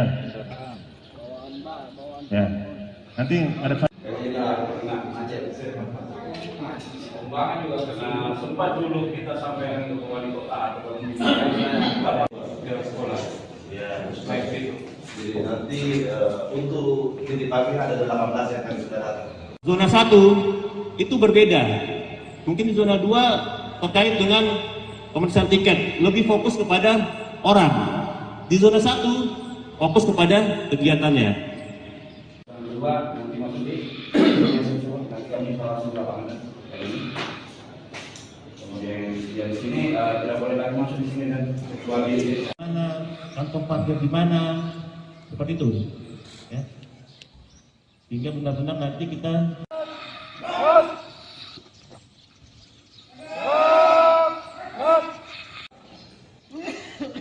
coba saya mau tanya, yang tahu sasaran pengembangan apa?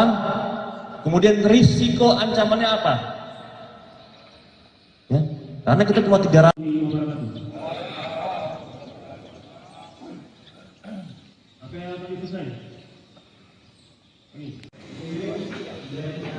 Angin segar bagi masyarakat Kota Makassar, di mana Stadion Untia Kota Makassar dilirik investor Tiongkok.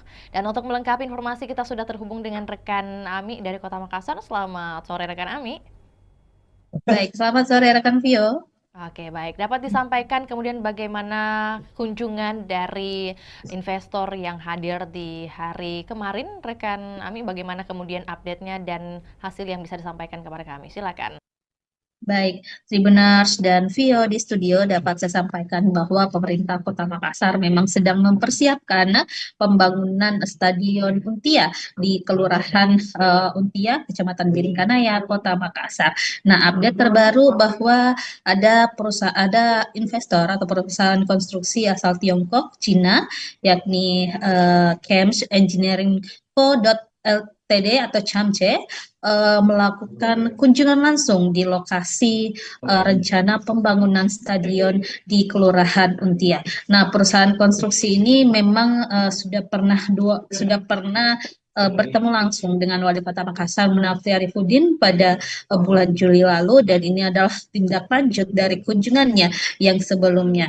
Dan tentunya tim CHAMCE meninjau langsung lokasi tersebut didampingi oleh Wali Kota Makassar Munafri Arifudin, hadir juga Wakil Wali Kota Makassar Alia Mustika Ilham, dan sejumlah pejabat organisasi perangkat daerah lingkup pemerintah Kota Makassar. Dan dari tim CHAMCE sendiri yang hadir adalah ada General Project Manager Mr. Xiao, kemudian ada dari Commercial Managernya Mr. Sang Siki, kemudian ada Chief Engineer juga, dan desain manager hingga sekretaris dari CHAMCE itu sendiri. Dan tentunya dari peninjauan tersebut kemarin disampaikan bahwa memang pihak CHAMCE akan melakukan desain-desain, kemudian menyusun bagaimana rencana dan strategi mereka dalam perencanaan pembangunan Stadion Untia di Kota Makassar ini.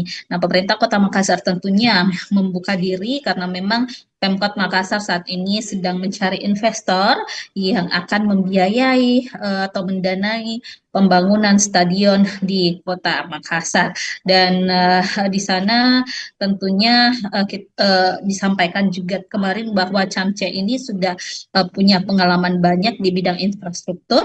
Salah satu proyek yang sudah dijalankan di Provinsi Sulawesi Selatan, yakni Bendung Jenelata, kemudian di berbagai negara juga telah menghadirkan berbagai infrastruktur termasuk juga stadion, ada di Kamboja dengan kapasitas 60.000 penonton, kemudian di Uzbekistan dan beberapa negara lainnya tentunya termasuk Belarus juga yang kapasitas penontonnya 15.000 seat. Nah,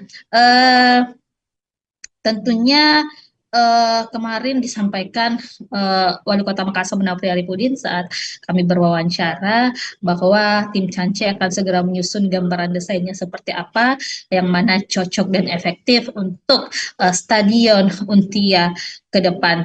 Dan dari situ Munafri melihat memang ada keseriusan yang ditunjukkan atau dibuktikan dari pihak Chance itu sendiri, dan diprediksi tingkat keyakinan mereka melakukan investasi atau menyokong pembangunan Stadion Untia di Kota Makassar sudah di atas 50%.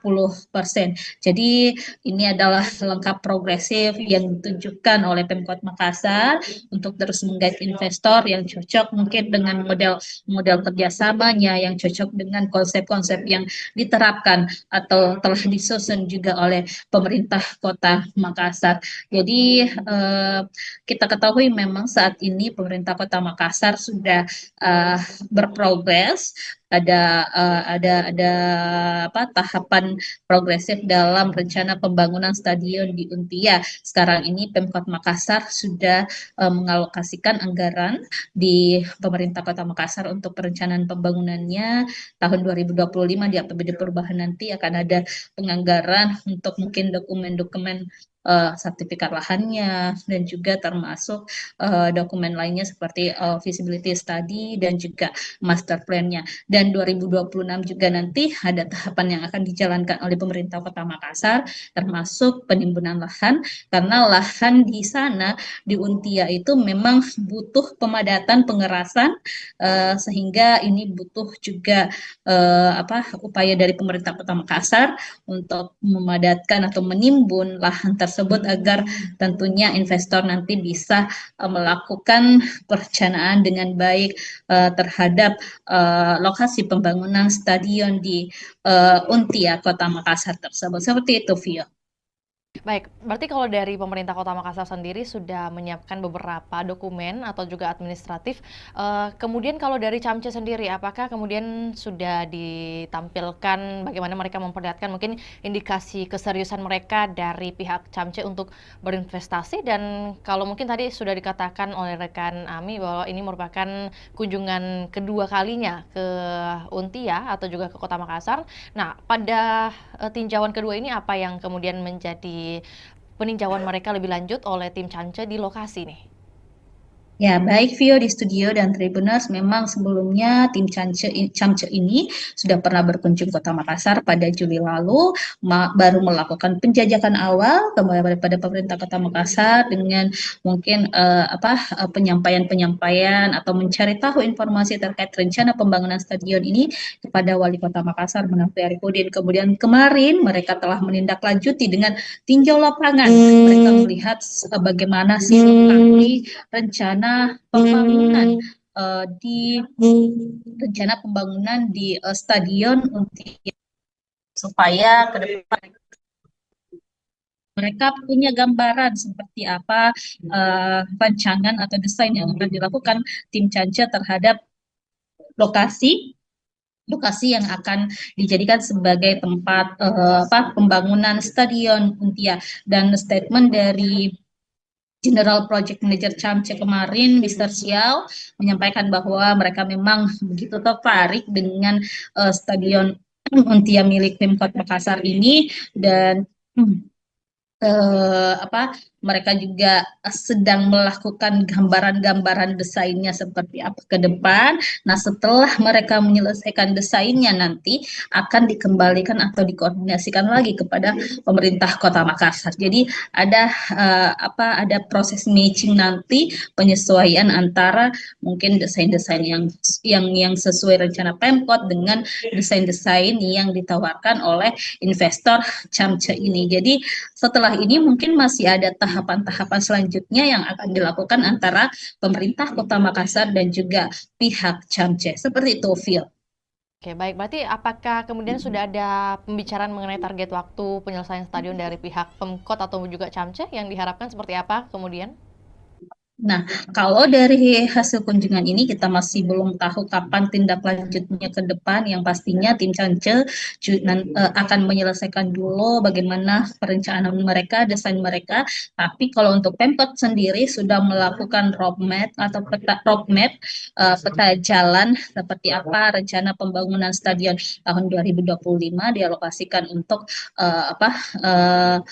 pengadaan atau pembuatan roadmap maupun feasibility study dan juga sertifikat lahan. Kemudian 2026 nanti itu dilakukan pengurusan perizinan analisis dampak lingkungan atau AMDAL-LALIN dan juga analisis dampak lalu lintas AMDAL dan AMDAL-LALIN. Kemudian 2026 juga dialokasikan anggaran untuk pemadatan lahan atau penimbunan di sana di Untia. Kemudian 2027 ditargetkan proses pengerjaan atau konstruksi dilakukan dengan harapan pada akhir 2027 atau 2028 nanti Stadion Untia sudah bisa dinikmati atau dirasakan manfaatnya oleh masyarakat.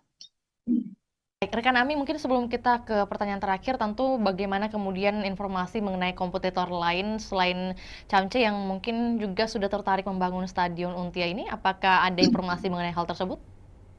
Baik, Tribuners dan Vio, memang sesuai pernyataan dari Wali Kota Makassar Munafri Arifudin, ada beberapa investor yang telah menjajaki kerjasama dengan pemerintah Kota Makassar. Salah satunya mungkin kemarin ada investor dari Qatar yang telah juga melakukan koordinasi dan komunikasi dengan Pemkot Makassar. Bahkan Wali Kota sudah pernah bertandang langsung mendatangi kantor perwakilan investor asal Qatar tersebut di Jakarta.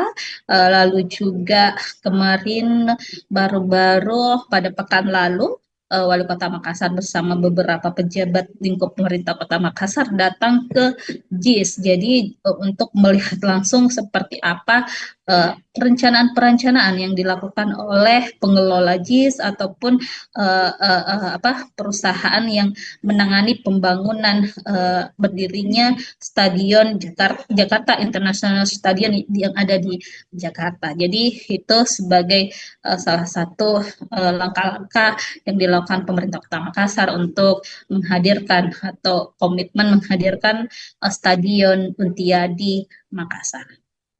Terakhir, rekan Ami, mengenai antusiasme dari masyarakat khususnya yang berada di lingkungan Untia sendiri terkait pembangunan stadion ini, apakah seluruhnya sudah pro kepada pemerintah kota atau mungkin masih ada beberapa masukan? Baik, Tribuners, memang sejauh ini kita masih belum mendengarkan keluhan-keluhan dari masyarakat setempat, apakah mereka menolak atau seperti apa. Yang pasti, masyarakat Kota Makassar tentunya menginginkan hadirnya stadion di Kota Makassar, karena kita ketahui Sulawesi Selatan dalam hal ini belum memiliki stadion sama sekali, sehingga ini memang diharapkan program unggulan dari Wali Kota Makassar, Munafri dan juga Alia Mustika Ilham bisa terwujud untuk menghadirkan stadion berstandar internasional di Kota Makassar. Dan Munafri juga sudah menyusun strategi bagaimana nanti pengelolaan stadion, bagaimana nanti untuk menghidupkan stadion seperti apa, target-targetnya seperti apa, itu sudah direncanakan dengan baik oleh pemerintah Kota Makassar. Seperti itu, Vio. Baik, terima kasih laporannya di sore hari ini rekan Ami. Selamat kembali beraktivitas dan kami menunggu update terbaru baik mengenai bagaimana pembangunan atau keberlanjutan dari pembangunan Stadion Untia ini dan juga informasi relevan lainnya dari Kota Makassar. Selamat kembali beraktivitas dan juga Tribuners, kami akan tayangkan cuplikan liputan kita di sore hari ini. Berikut laporannya, selamat menyaksikan.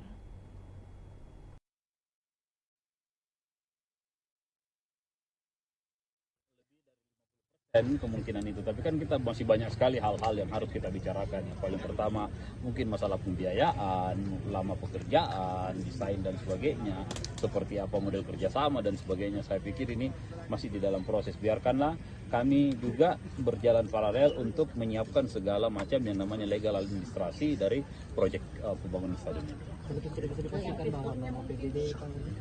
Iya.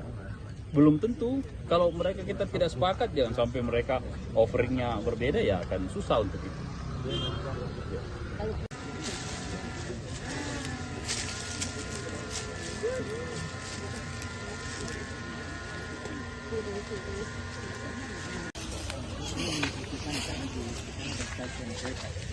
Tidak, ini jalan yang kita pakai. Oh, kita pakai ini. And then this open the street, yeah. We need to. Muda sampai sekarang.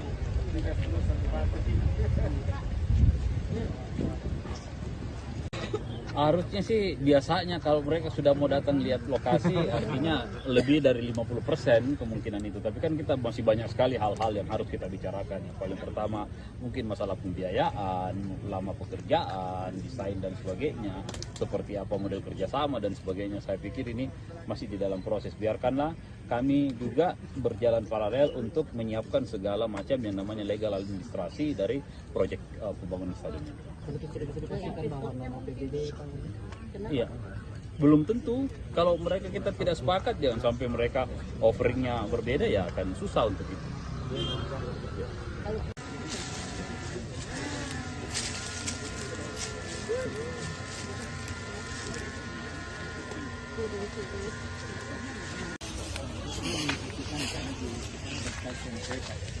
Tidak, ini jalan yang kita pakai. Oh, kita pakai ini. And then this over the street, ya. So we need to mudah sampai sekarang. Kisah Haja Murni, 50 tahun jadi penjahit bendera merah putih di Kabupaten Sinjai. Dan untuk melengkapi informasi kita sudah terhubung dengan rekan Takwa dari Kabupaten Sinjai. Selamat siang rekan Takwa. Selamat siang rekan di studio dan selamat siang Tribuners dimanapun Anda berada. Oke, baik. Dapat disampaikan kemudian kisah awal dari Haja Murni ini memulai kemudian berbisnis atau berdagang dengan jasa menjahit bendera merah putih dimulai sejak tahun berapa dan kemudian bagaimana perkembangannya? Baik rekan, momentum jelang hari ulang tahun atau HUT kemerdekaan Republik Indonesia yang ke-80 tahun atau tahun 2025 membawa berkah bagi Haji Murni 63 tahun. Pasalnya Haji Murni yang merupakan warga Kabupaten Sinjai Sulawesi Selatan ini merupakan penjahit bendera, sudah mulai kebanjiran orderan. Bahkan per tanggal 1 Agustus Haji Murni sudah mendapat orderan bendera merah putih ratusan lembar. Mayoritas orderan tersebut dipesan oleh kepala desa. Diketahui bahwa bendera merah putih yang dijahit Haji Murni mulai berukuran 15 cm hingga 150 cm dengan harga 15.000 hingga 75.000. Diketahui juga dalam proses pengerjaan atau penjahitan bendera merah putih, Haji Murni lebih memilih menggunakan mesin jahit manual ketimbang mesin jahit dinamo atau mesin jahit listrik. Hal tersebut bukan karena Haji Murni tidak mempunyai biaya untuk membeli mesin jahit yang modern, namun karena faktor kenyamanan dan alasan olahraga. Baik, berarti untuk di bulan Agustus saat ini total pesanan bendera merah putih yang berhasil dibuat oleh Haji Murni di angka berapa, rekan Takwa? Kisaran lebih sekitar 100 PCS atau lembar kan. Untuk pesanan sendiri itu sudah lebih 100, di mana mayoritas dipesan oleh kepala desa. Kan juga untuk lebih lengkapnya mungkin dari segi ukuran, kemudian harga yang diberikan Haja Murni paling laris di angka berapa? Untuk ukuran sendiri itu yang paling banyak dipesan, yakni ukuran 150 meter dengan harga 75.000. Selanjutnya ukuran 15 cm yang banyak dipesan oleh para sopir dan nelayan yang akan dipasang di mobil dan di kapalnya, rekan. Jadi ada yang paling unik sebenarnya, rekan, karena diketahui bahwa Haji Murni ini sudah mahir menjahit sejak tahun 1975, sekitar 50 tahun. Dia sudah menjahit bendera merah putih setiap tahun pada momen kemerdekaan Republik Indonesia, rekan. Pekerjaan menjahit ini merupakan pekerjaan utama dari Haji Murni sehari-hari, rekan Takwa? Untuk menjahit bendera merah putih itu setiap tahunnya, rekan. Namun untuk sehari-hari beliau juga berjualan atau berdagang pakaian pakaian yang banyak dijual di tokonya yang terletak di pasar sentral itu, yakni pakaian atau seragam sekolah rekan. Baik, rekan Takwa, dalam sehari Haja Murni bisa menjahit berapa lembar khususnya untuk agenda tahunan seperti 17-an ini? Untuk setiap harinya rata-rata itu 50 lembar setiap hari rekan, tergantung pesanan yang masuk. Kan juga rekan Takwa bahwa kemudian Haja Murni ini masih memilih menggunakan mesin jahit manual. Nah, kemudian apa yang menjadi alasan khususnya tidak mau menggunakan mesin listrik? Ada dua alasan utama. Yang pertama itu karena beliau lebih nyaman menggunakan mesin manual. Yang kedua itu sebagai momen atau luas untuk olahraga rekan. Motivasi utama dari Haja Murni ini tetap menjahit di usia ke-63 tahun selain karena sembari berolahraga, bagaimana kemudian dengan kehidupannya, mungkin dukungan keluarga? Untuk dukungan keluarga, Haji Murni bersama almarhum suaminya itu berhasil memberikan pendidikan yang terbaik kepada 4 anaknya dan saat ini 4 anaknya sudah berkeluarga rekan. Kisah pribadinya dari Haja Murni ini, rekan Takwa, apakah kemudian ia menceritakan atau juga Anda liput mengenai siapa kemudian yang menjadi pengajar pertama dari Haja Murni sejak dulu? Jadi pada saat itu Haji Murni masih berumur 7 tahun, dia tinggal di Kota Makassar, ikut sama tantenya karena beliau tidak bisa melanjutkan pendidikan karena keterbatasan ekonomi. Yang kebetulan tantenya tersebut yang menjadi rumah tumpangan Haji Murni itu bekerja sebagai proses menjahit. Dari situ Haji Murni belajar dari tantenya. Setelah mahir dan berkeluarga, dia pindah ke Kabupaten Sinjai membuka toko pakaian, di mana sebelumnya toko pakaian itu atau pakaian yang digunakan atau yang dijual di tokonya itu dari hasil yang dijahit oleh Haji Murni sendiri rekan. Ditambah pada saat momen 17 Agustus atau momen kemerdekaan Republik Indonesia, orderan itu banyak yang masuk, maka dari situ beliau memulai usahanya itu untuk menjahit bendera dan sampai saat ini dia sudah bertahan setiap tahun menjahit bendera merah putih itu sekitar 50 tahun rekan. Tadi disebutkan juga ada kemudian 4 anak dari Haja Murni. Apakah kemudian dari keempat anak ini ada yang ikut turut membantu usahanya sekarang? Untuk saat ini anak yang pertama Haji Murni itu yang menjaga toko pakaian yang berada di toko sentral Sinjai yang terletak di Kelurahan Bongki, Kecamatan Sinjai Utara rekan. Baik, tentu menjadi pertanyaan juga mungkin mengenai sosok dari Haja Murni sendiri ini setelah kemudian melihat banyak pembeli dari dagangannya, yakni membeli bendera mungkin hasil jahitannya, bagaimana kemudian perasaannya? Dia tetap optimis di tengah kemajuan teknologi saat ini, dia tetap optimis menggunakan mesin jahit manual untuk menjahit bendera dan dia merasa bangga dengan jiwa nasionalisme yang dimiliki dan bertahan hingga bertahun-tahun dalam menjahit bendera merah putih rekan. Mungkin pesan khusus yang dititipkan oleh Haja Murni kepada mungkin masyarakat ataupun juga terkait kemerdekaan Republik Indonesia seperti apa yang Anda liput?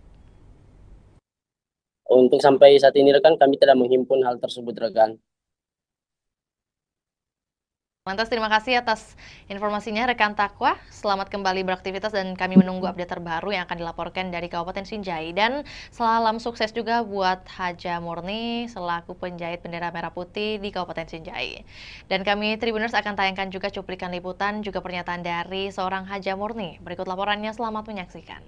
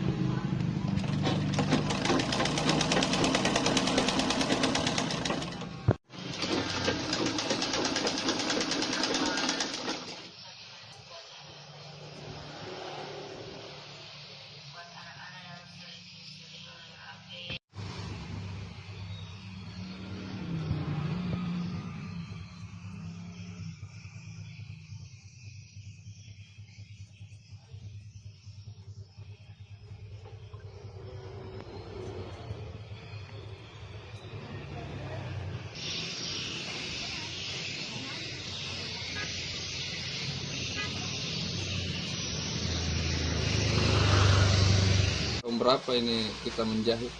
Tahun 76. Sampai Sampai sekarang. Bendera dulu kan menjahit baju. Iya. Sekarang jadi bendera.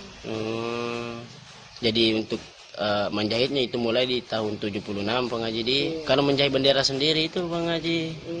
Itu mulai begitu. Kamu menjual di pasar dulu besar bawah tuh. Oh iya Bang Haji. Iya. Kalau anu sendiri Bang Haji apa? Belajar menjahit ini di mana Bang Haji? Di Makassar dulu. Di Makassar. Umur 7 tahun. Oh, baru umur 7 tahun sudah menjahit Bang Haji. Itu enggak sekolah saya tapi. Oh, tapi yang ngajarkan menjahit itu siapa Bang Haji? Tante itu di Makassar. Oh. Tapi anu sendiri Bang Haji apa? Kenapa ini pilih? Saya lihat ini mesin manual Bang Haji. Karena tidak cocok. Saya mesin mesin dinamo enggak cocok mesin aku tuh. Iya. Oh, sekaligus olahraga juga ya Bang Haji. Iya.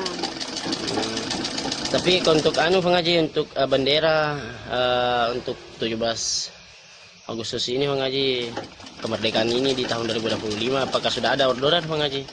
Banyak, kalau orderan banyak. Ada 20 piece begini, jadi bendera. Berapa piece tadi? 20 piece di? 20 piece. Berapa sih?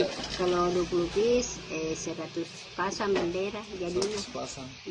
Kalau diuangkan itu Bang Haji, harganya keseluruhan berapa itu Bang Haji? Kalau diuangkan harga 50 jadi berapa? 50 satu pasang. 50.000 satu pasang. Nah, berapa pasang Bang Haji? Kalau ini jadi semua 100 pasang. 100 pasang Bang Haji di? 20 piece. Oh iya. Anu sendiri Bang Haji apa? Untuk bendera yang kita jahit di sini Bang Haji, ukuran paling kecil dan ukuran paling besar itu berapa Bang Haji? Ada berapa ini? 20 cm sampai 50 cm, 17 cm, 1,5 atau 100. Oh, 150? 150. 1 meter 50 cm Bang Haji di? Kalau harganya itu yang paling panjang Bang Haji? Kalau paling panjang 75. 75 Bang Haji. Kalau yang paling kecil seperti ini Bang Haji? Kalau ini 5.000. Oh, 5.000 Bang Haji di. Tapi untuk bendera bendera kapal, bendera mobil apa. Kalau keseluruhan orderan Bang Haji Saga nih, matama orderan Bang. Enggak tahu berapa. Tapi itu ada 100 pcs untuk bendera. Desa, kepala desa ambil tahu. Iya. Begitu 10 pasang, 20 pasang. Oh iya Bang Haji. Tapi sekarang intinya lebih ini 100 anu Bang Haji orderan di 100 PCS. Enggak tahu ini. Iya. Ada minum sudah banyak, enggak tahu, enggak ingat berapa nih laku. Oh iya Bang Haji. Tapi ada nih yang order itu yang kita maksud Bang Haji di. Iya, ada nih. Dari Pulau. Iya. Kepala desa itu ambil.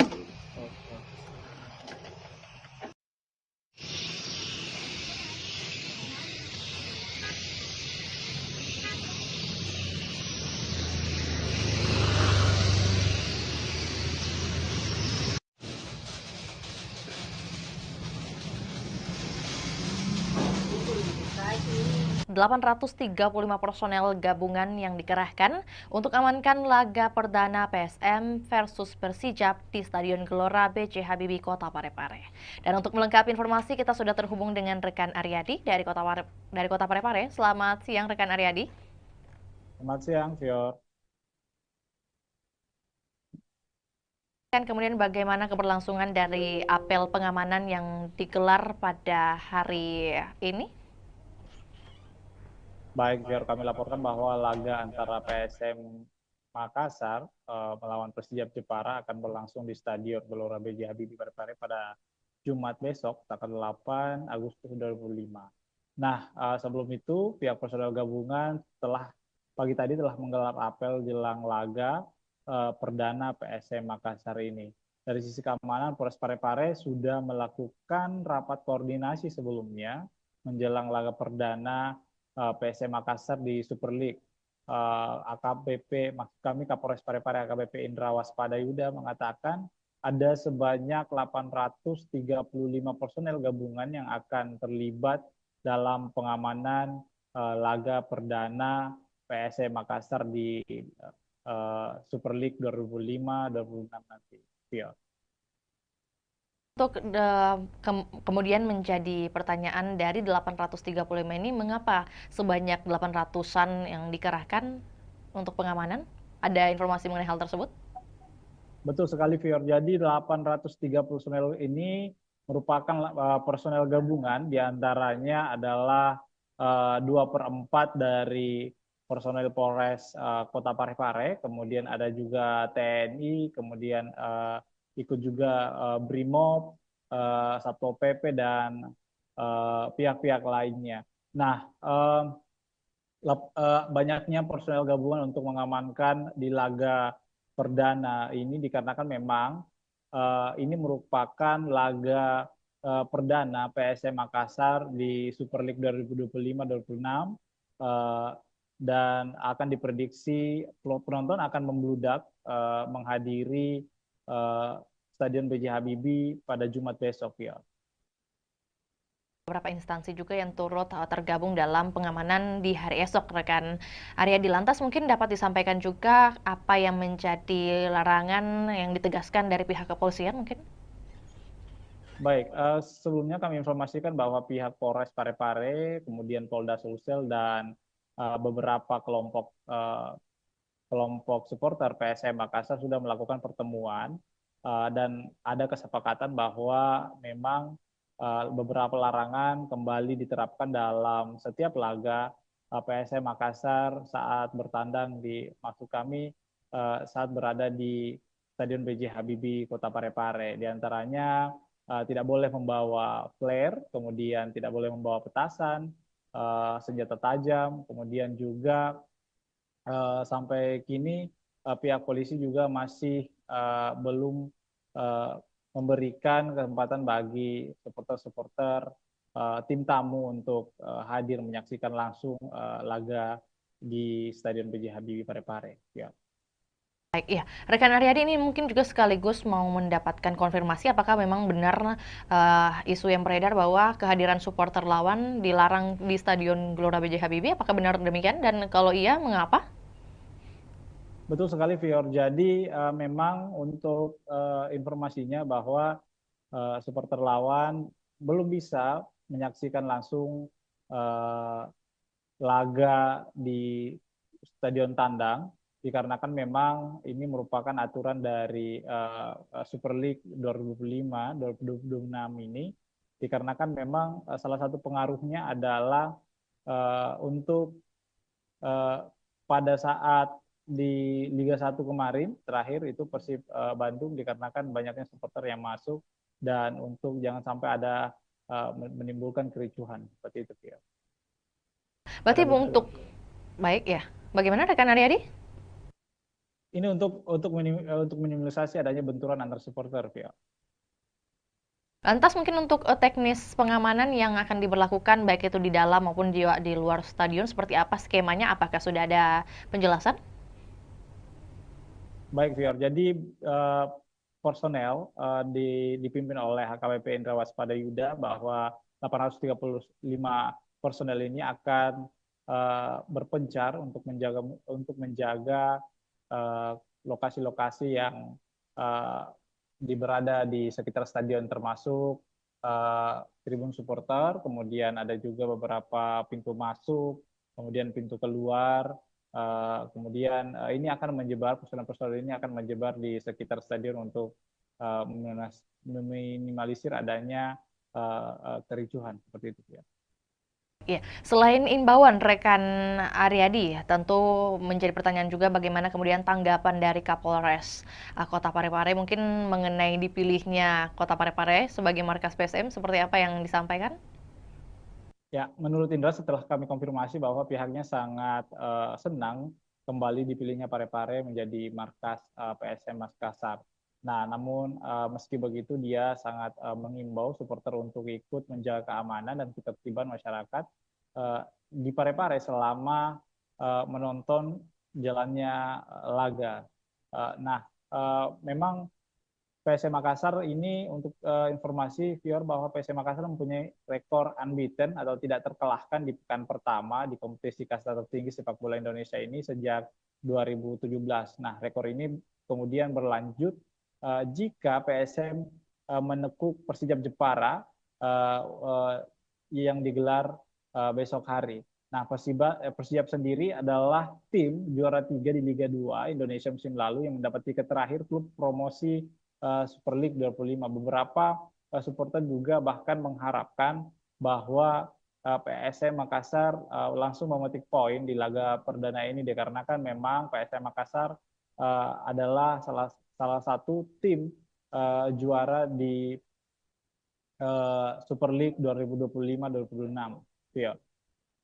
Berarti prediksi dari pengamat sepak bola mungkin yang berhasil Anda liput seperti apa yang ia lihat dari permainan atau persiapan dari PSM melawan Persijap nantinya? Betul sekali, Fior. Jadi salah satu pengamat sepak bola di Sulawesi Selatan mengatakan bahwa PSM Makassar ini mempunyai motivasi tinggi untuk menjaga tradisi yang tidak terkalahkan di laga perdana, apalagi mereka didukung dengan tampil di kandang sendiri. Sebanyak 22 pemain musim lalu ini kemudian juga dipertahankan lalu merekrut 9 pemain dengan kondisi ini berbeda dengan Persijap Jepara karena Laskar Kalimanyat ini mengalami perombakan besar di skuad saat dipromosikan masuk di Super League 2025-2026 ini. Nah, menurut pengamat bahwa pertandingan pertama ini sangat penting dimenangkan sebab akan memudahkan langkah pasukan Ramang menghadapi laga-laga selanjutnya. Nah, ini harus dimaksimalkan bahwa supporter juga diminta untuk mendukung PSM Makassar secara maksimal karena ini akan memberikan energi tambahan kepada pemain-pemain. Nah, seperti itu, Vio. Lebih lanjut, rekan Aryadi mungkin terkait antusiasme baik itu dari warga Parepare sendiri ataupun juga warga yang dari luar Parepare untuk menyaksikan pertandingan di hari esok, apalagi pertandingan perdana. Ini seperti apa? Sebesar apa ini kemudian mungkin tiket yang berhasil dijual sebesar atau seberapa banyak?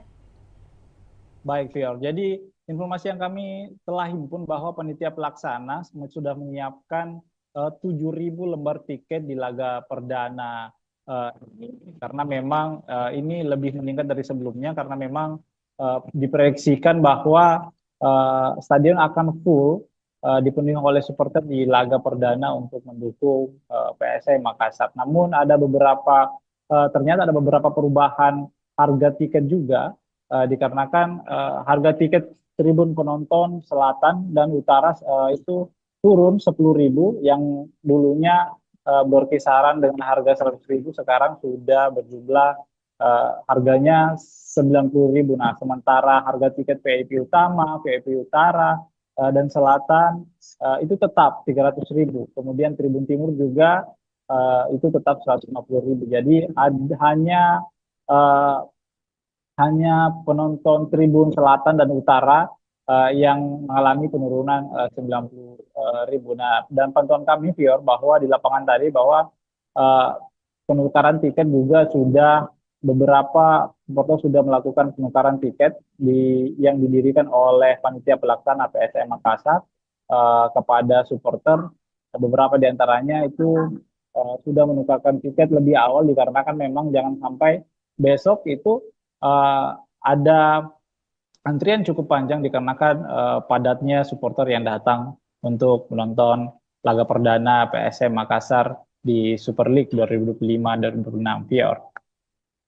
Lagi rekan Aryadi terakhir juga menyambung dengan apa yang disampaikan, kemudian sudah tersebar menurut panitia sebanyak 7.000 tiket. Lantas untuk pengawasan terhadap tiket palsu atau mungkin juga calo seperti apa yang dihadirkan oleh panitia?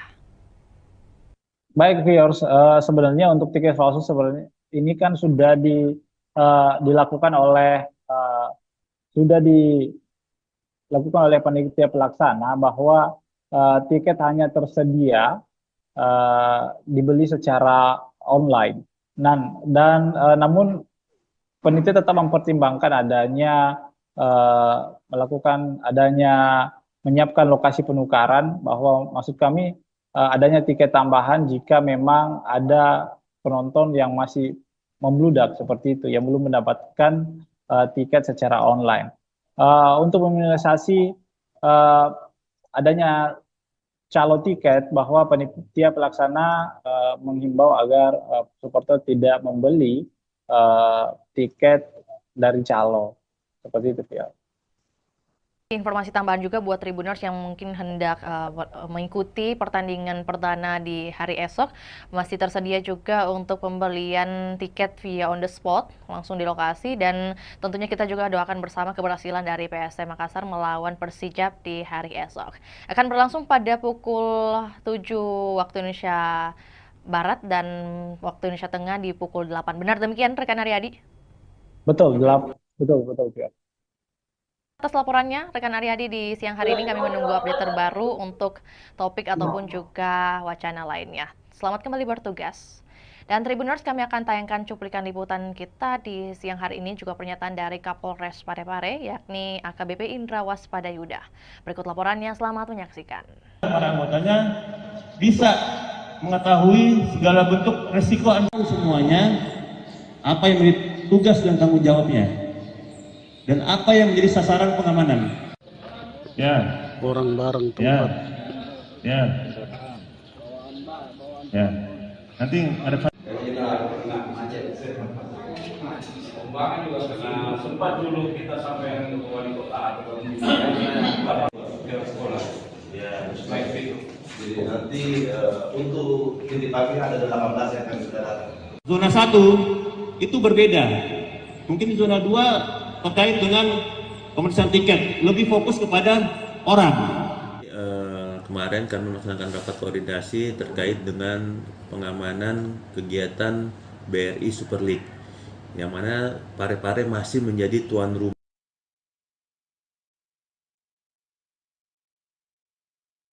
Zona 1 itu berbeda.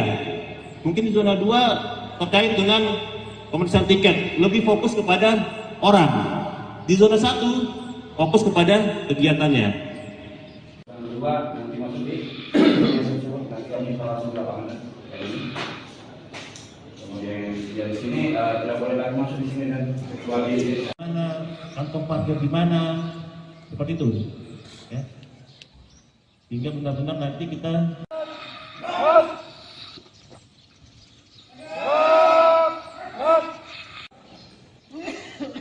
coba saya mau tanya, yang tahu sasaran pengamanan apa? Apa? Kemudian risiko ancamannya apa? Ya, karena kita cuma 300.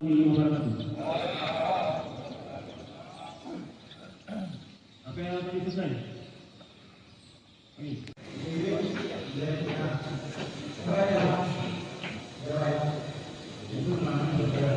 Akan padal dan para anggotanya bisa mengetahui segala bentuk resiko semuanya, apa yang menjadi tugas dan tanggung jawabnya, dan apa yang menjadi sasaran pengamanan. Ya. Orang bareng tempat. Ya. Nanti ada kena macet. Pembangunan juga karena sempat dulu kita sampai ke wali kota atau ke sekolah. Ya, baik itu. Jadi nanti untuk titik parkir ada 18 yang akan sudah datang. Zona 1 itu berbeda. Mungkin zona 2 terkait dengan pemeriksaan tiket, lebih fokus kepada orang. Di zona 1 fokus kepada kegiatannya. Dan kedua nanti masuk di nanti kami langsung ke lapangan. Kemudian dari sini tidak boleh lagi masuk di sini dan kecuali mana kantong parkir di mana, seperti itu. Ya. Hingga benar-benar nanti kita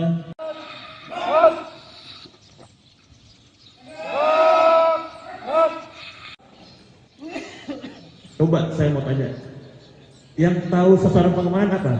Apa? Kemudian risiko ancamannya apa? Ya, karena kita cuma 300.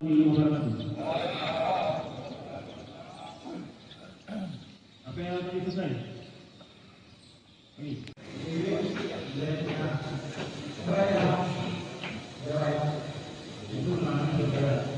menggunakan padal dan para anggotanya bisa mengetahui segala bentuk resiko semuanya, apa yang menjadi tugas dan tanggung jawabnya, dan apa yang menjadi sasaran pengamanan. Ya. Orang bareng Ya. tempat. Ya. Ya. Nanti ada Kembangan juga karena sempat dulu kita sampai ke wali kota atau sekolah. Ya, Baik itu. jadi nanti untuk titik parkir ada 18 yang akan kita datang. Zona 1 itu berbeda. Mungkin di zona 2 terkait dengan pemeriksaan tiket, lebih fokus kepada orang. Di zona 1 fokus kepada kegiatannya. Yang kedua nanti Mas Udi nanti kami langsung ke lapangan hari ini. Kemudian yang di sini tidak boleh lagi masuk di sini dan kecuali Mana, kantong parkir di mana, seperti itu. Ya. Sehingga benar-benar nanti kita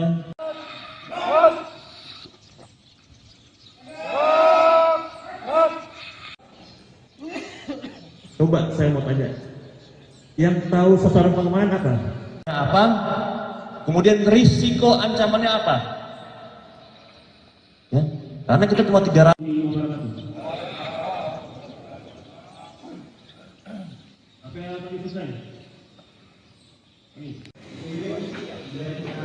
Angin segar bagi masyarakat Kota Makassar, di mana Stadion Untia Kota Makassar dilirik investor Tiongkok. Dan untuk melengkapi informasi, kita sudah terhubung dengan rekan Ami dari Kota Makassar. Selamat sore rekan Ami. Baik, selamat sore rekan Vio. Oke, baik. Dapat disampaikan kemudian bagaimana kunjungan dari investor yang hadir di hari kemarin, rekan Ami, bagaimana kemudian update-nya dan hasil yang bisa disampaikan kepada kami. Silakan.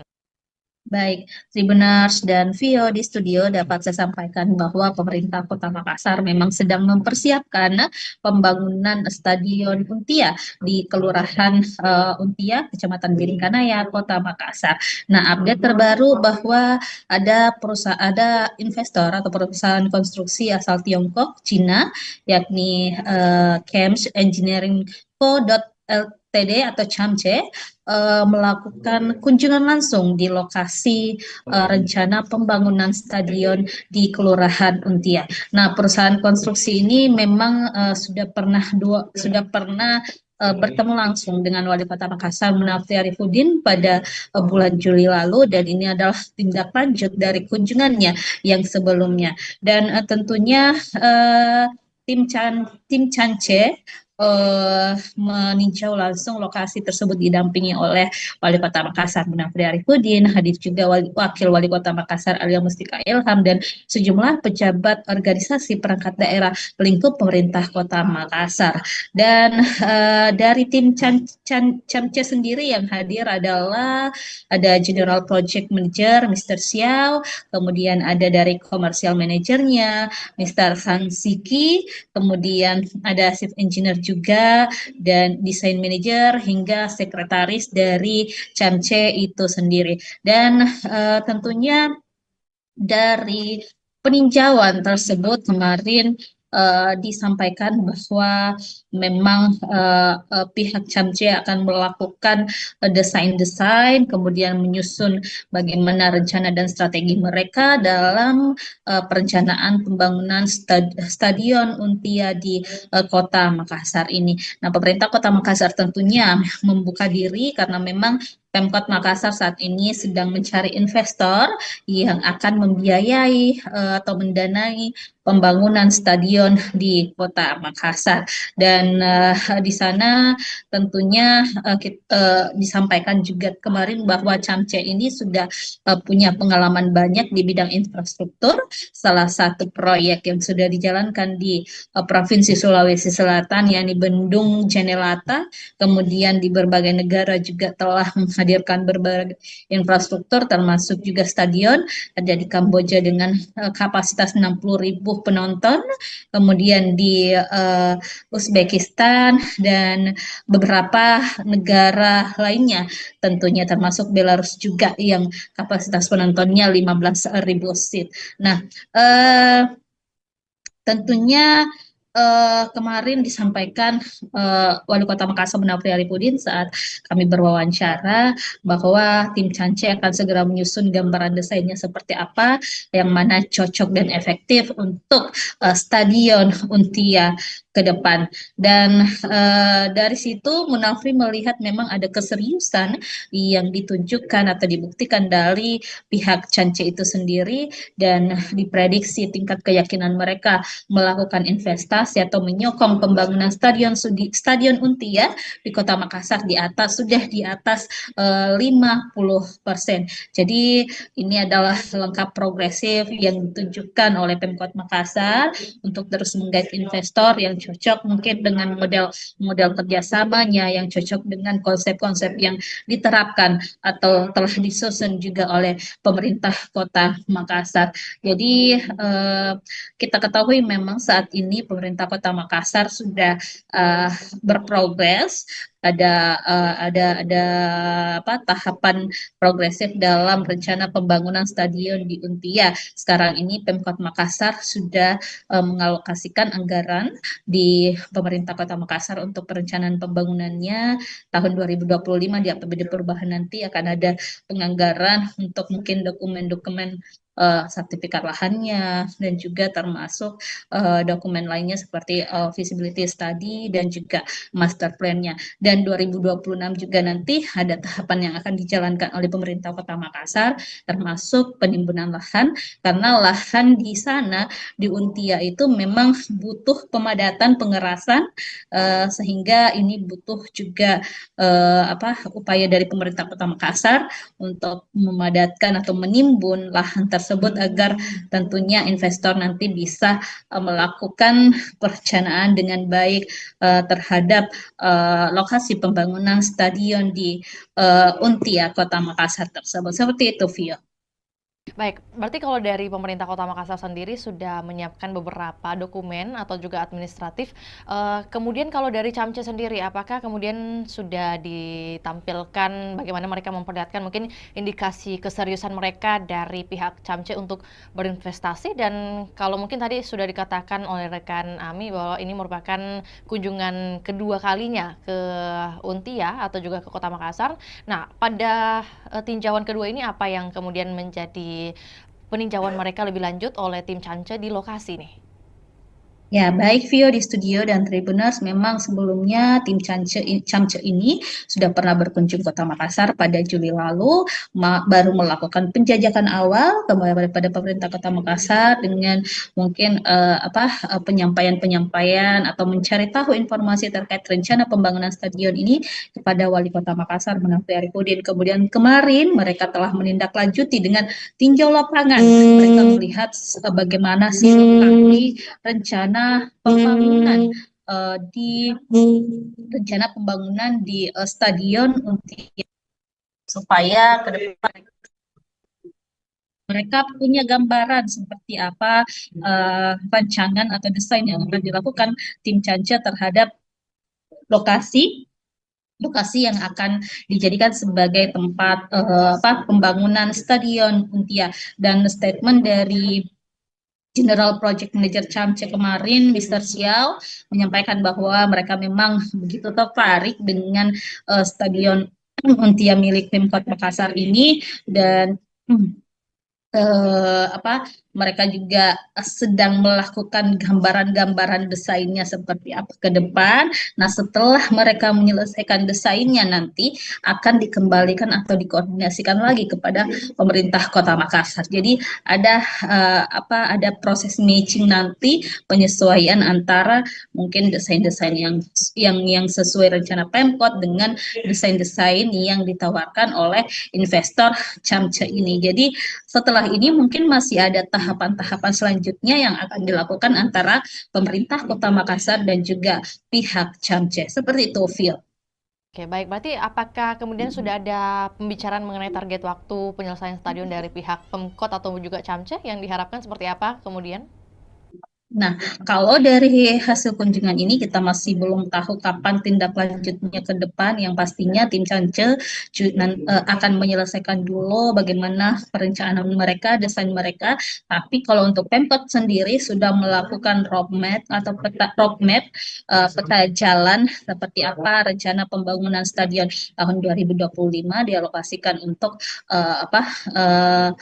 pengadaan atau pembuatan roadmap maupun feasibility study dan juga sertifikat lahan. Kemudian 2026 nanti itu dilakukan pengurusan perizinan analisis dampak lingkungan atau AMDAL-LALIN dan juga analisis dampak lalu lintas AMDAL dan AMDAL-LALIN. Kemudian 2026 juga dialokasikan anggaran untuk pemadatan lahan atau penimbunan di sana di Untia. Kemudian 2027 ditargetkan proses pengerjaan atau konstruksi dilakukan dengan harapan pada akhir 2027 atau 2028 nanti Stadion Untia sudah bisa dinikmati atau dirasakan manfaatnya oleh masyarakat. Baik, rekan Ami, mungkin sebelum kita ke pertanyaan terakhir, tentu bagaimana kemudian informasi mengenai kompetitor lain selain Camce yang mungkin juga sudah tertarik membangun Stadion Untia ini, apakah ada informasi mengenai hal tersebut? Baik, Tribuners dan Vio, memang sesuai pernyataan dari Wali Kota Makassar Munafri Arifudin, ada beberapa investor yang telah menjajaki kerjasama dengan pemerintah Kota Makassar. Salah satunya mungkin kemarin ada investor dari Qatar yang telah juga melakukan koordinasi dan komunikasi dengan Pemkot Makassar. Bahkan Wali Kota sudah pernah bertandang langsung mendatangi kantor perwakilan investor asal Qatar tersebut di Jakarta. Lalu juga kemarin baru-baru pada pekan lalu Wali Kota Makassar bersama beberapa pejabat lingkup pemerintah Kota Makassar datang ke JIS. Jadi untuk melihat langsung seperti apa perencanaan yang dilakukan oleh pengelola JIS ataupun perusahaan yang menangani pembangunan berdirinya Stadion Jakarta International Stadion yang ada di Jakarta. Jadi itu sebagai salah satu langkah-langkah yang dilakukan pemerintah Kota Makassar untuk menghadirkan atau komitmen menghadirkan Stadion Untia di Makassar. Terakhir, rekan Ami, mengenai antusiasme dari masyarakat khususnya yang berada di lingkungan Untia sendiri terkait pembangunan stadion ini, apakah seluruhnya sudah pro kepada pemerintah kota atau mungkin masih ada beberapa masukan? Baik, Tribuners, memang sejauh ini kita masih belum mendengarkan keluhan-keluhan dari masyarakat setempat, apakah mereka menolak atau seperti apa. Yang pasti, masyarakat Kota Makassar tentunya menginginkan hadirnya stadion di Kota Makassar, karena kita ketahui Sulawesi Selatan dalam hal ini belum memiliki stadion sama sekali, sehingga ini memang diharapkan program unggulan dari Wali Kota Makassar, Munafri dan juga Alia Mustika Ilham bisa terwujud untuk menghadirkan stadion berstandar internasional di Kota Makassar. Dan Munafri juga sudah menyusun strategi bagaimana nanti pengelolaan stadion, bagaimana nanti untuk menghidupkan stadion seperti apa, target-targetnya seperti apa, itu sudah direncanakan dengan baik oleh pemerintah Kota Makassar. Seperti itu, Vio.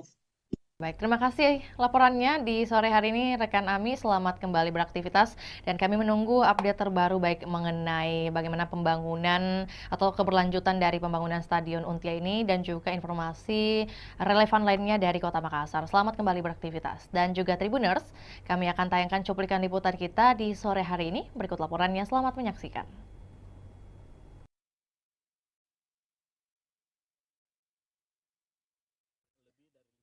Kemungkinan itu, tapi kan kita masih banyak sekali hal-hal yang harus kita bicarakan. Yang paling pertama mungkin masalah pembiayaan, lama pekerjaan, desain dan sebagainya, seperti apa model kerjasama dan sebagainya. Saya pikir ini masih di dalam proses. Biarkanlah kami juga berjalan paralel untuk menyiapkan segala macam yang namanya legal administrasi dari proyek pembangunan stadion.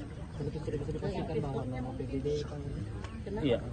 Belum tentu, kalau mereka kita tidak sepakat, jangan sampai mereka offeringnya berbeda, ya akan susah untuk itu. Ini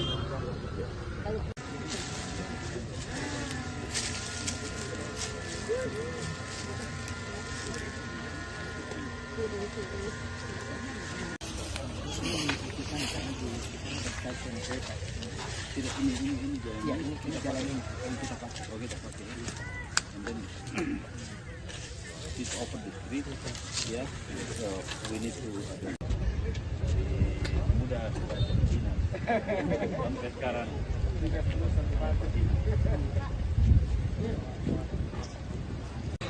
Harusnya sih biasanya kalau mereka sudah mau datang lihat lokasi artinya lebih dari 50% kemungkinan itu. Tapi kan kita masih banyak sekali hal-hal yang harus kita bicarakan. Yang paling pertama mungkin masalah pembiayaan, lama pekerjaan, desain dan sebagainya. Seperti apa model kerjasama dan sebagainya. Saya pikir ini masih di dalam proses. Biarkanlah kami juga berjalan paralel untuk menyiapkan segala macam yang namanya legal administrasi dari proyek pembangunan stadion. Iya, belum tentu. Kalau mereka kita tidak sepakat, jangan sampai mereka offeringnya berbeda, ya akan susah untuk itu.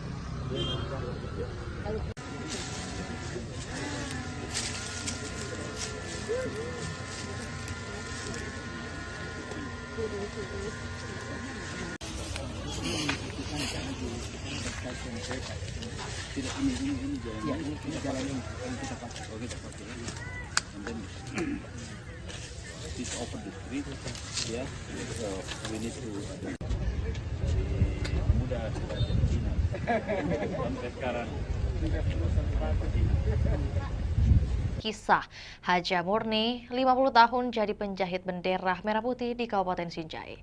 Dan untuk melengkapi informasi kita sudah terhubung dengan rekan Takwa dari Kabupaten Sinjai. Selamat siang rekan Takwa. Selamat siang rekan di studio dan selamat siang Tribuners dimanapun Anda berada. Oke, baik. Dapat disampaikan kemudian kisah awal dari Haja Murni ini memulai kemudian berbisnis atau berdagang dengan jasa menjahit bendera merah putih dimulai sejak tahun berapa dan kemudian bagaimana perkembangannya? Baik rekan, momentum jelang hari ulang tahun atau HUT kemerdekaan Republik Indonesia yang ke-80 tahun atau tahun 2025 membawa berkah bagi Haji Murni 63 tahun. Pasalnya Haji Murni yang merupakan warga Kabupaten Sinjai Sulawesi Selatan ini merupakan penjahit bendera, sudah mulai kebanjiran orderan. Bahkan per tanggal 1 Agustus Haji Murni sudah mendapat orderan bendera merah putih ratusan lembar. Mayoritas orderan tersebut dipesan oleh kepala desa. Diketahui bahwa bendera merah putih yang dijahit Haji Murni mulai berukuran 15 cm hingga 150 cm dengan harga 15.000 hingga 75.000. Diketahui juga dalam proses pengerjaan atau penjahitan bendera merah putih, Haji Murni lebih memilih menggunakan mesin jahit manual ketimbang mesin jahit dinamo atau mesin jahit listrik. Hal tersebut bukan karena Haji Murni tidak mempunyai biaya untuk membeli mesin jahit yang modern, namun karena faktor kenyamanan dan alasan olahraga. Baik, berarti untuk di bulan Agustus saat ini total pesanan bendera merah putih yang berhasil dibuat oleh Haji Murni di angka berapa rekan Takwa? Kisaran lebih sekitar 100 PCS atau lembar kan. Untuk pesanan sendiri itu sudah lebih 100, di mana mayoritas dipesan oleh kepala desa. Kan juga untuk lebih lengkapnya mungkin dari segi ukuran, kemudian harga yang diberikan Haja Murni paling laris di angka berapa? Untuk ukuran sendiri itu yang paling banyak dipesan, yakni ukuran 150 meter dengan harga 75.000. Selanjutnya ukuran 15 cm yang banyak dipesan oleh para sopir dan nelayan yang akan dipasang di mobil dan di kapalnya rekan. Jadi ada yang paling unik sebenarnya rekan, karena diketahui bahwa Haji Murni ini sudah mahir menjahit sejak tahun 1975, sekitar 50 tahun.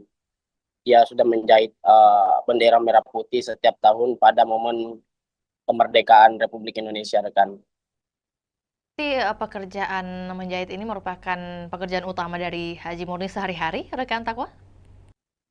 Untuk menjahit bendera merah putih itu setiap tahunnya, rekan. Namun untuk sehari-hari beliau juga berjualan atau berdagang pakaian yang banyak dijual di tokonya yang terletak di pasar sentral itu, yakni pakaian atau seragam sekolah, rekan.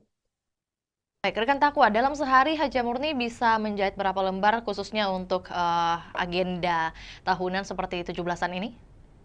Untuk setiap harinya rata-rata itu 50 lembar setiap hari, rekan. Tergantung pesanan yang masuk.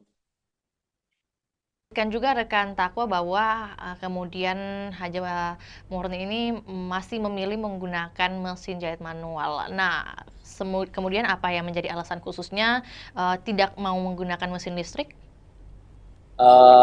Ada dua alasan utama. Yang pertama itu karena beliau lebih nyaman menggunakan mesin manual. Yang kedua itu sebagai momen atau luas untuk olahraga, rekan. Motivasi utama dari Haja Murni ini tetap menjahit di usia ke-63 tahun, selain karena sembari berolahraga, bagaimana kemudian dengan kehidupannya, mungkin dukungan keluarga? Untuk dukungan keluarga, Haji Murni bersama almarhum suaminya itu berhasil memberikan pendidikan yang terbaik kepada 4 anaknya, dan saat ini 4 anaknya sudah berkeluarga, rekan. Kisah pribadinya dari Haja Murni ini, rekan Takwa, apakah kemudian ia menceritakan atau juga Anda liput mengenai siapa kemudian yang menjadi pengajar pertama dari Haja Murni sejak dulu? Jadi pada saat itu Haji Murni masih berumur 7 tahun, dia tinggal di Kota Makassar, ikut sama tantenya karena beliau tidak bisa melanjutkan pendidikan karena keterbatasan ekonomi.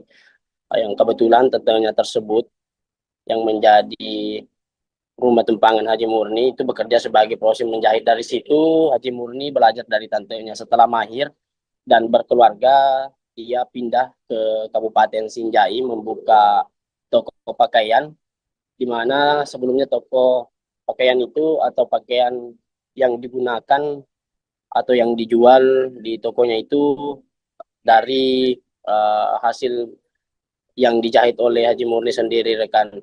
Ditambah pada saat momen 17 Agustus atau momen kemerdekaan Republik Indonesia, orderan itu banyak yang masuk, maka dari situ beliau memulai usaha itu untuk menjahit bendera, dan sampai saat ini dia sudah bertahan setiap tahun menjahit bendera merah putih itu sekitar 50 tahun, rekan. Tadi disebutkan juga ada kemudian 4 anak dari Haja Murni. Apakah kemudian dari ke-4 anak ini ada yang ikut turut membantu usahanya sekarang? Untuk saat ini anak yang pertama Haji Murni itu yang menjaga toko pakaian yang berada di toko sentral Sinjai yang terletak di Kelurahan Bongki, Kecamatan Sinjai Utara, rekan. Baik, tentu menjadi pertanyaan juga mungkin mengenai sosok dari Haja Murni sendiri ini setelah kemudian melihat banyak pembeli dari dagangannya, yakni membeli bendera mungkin hasil jahitannya, bagaimana kemudian perasaannya?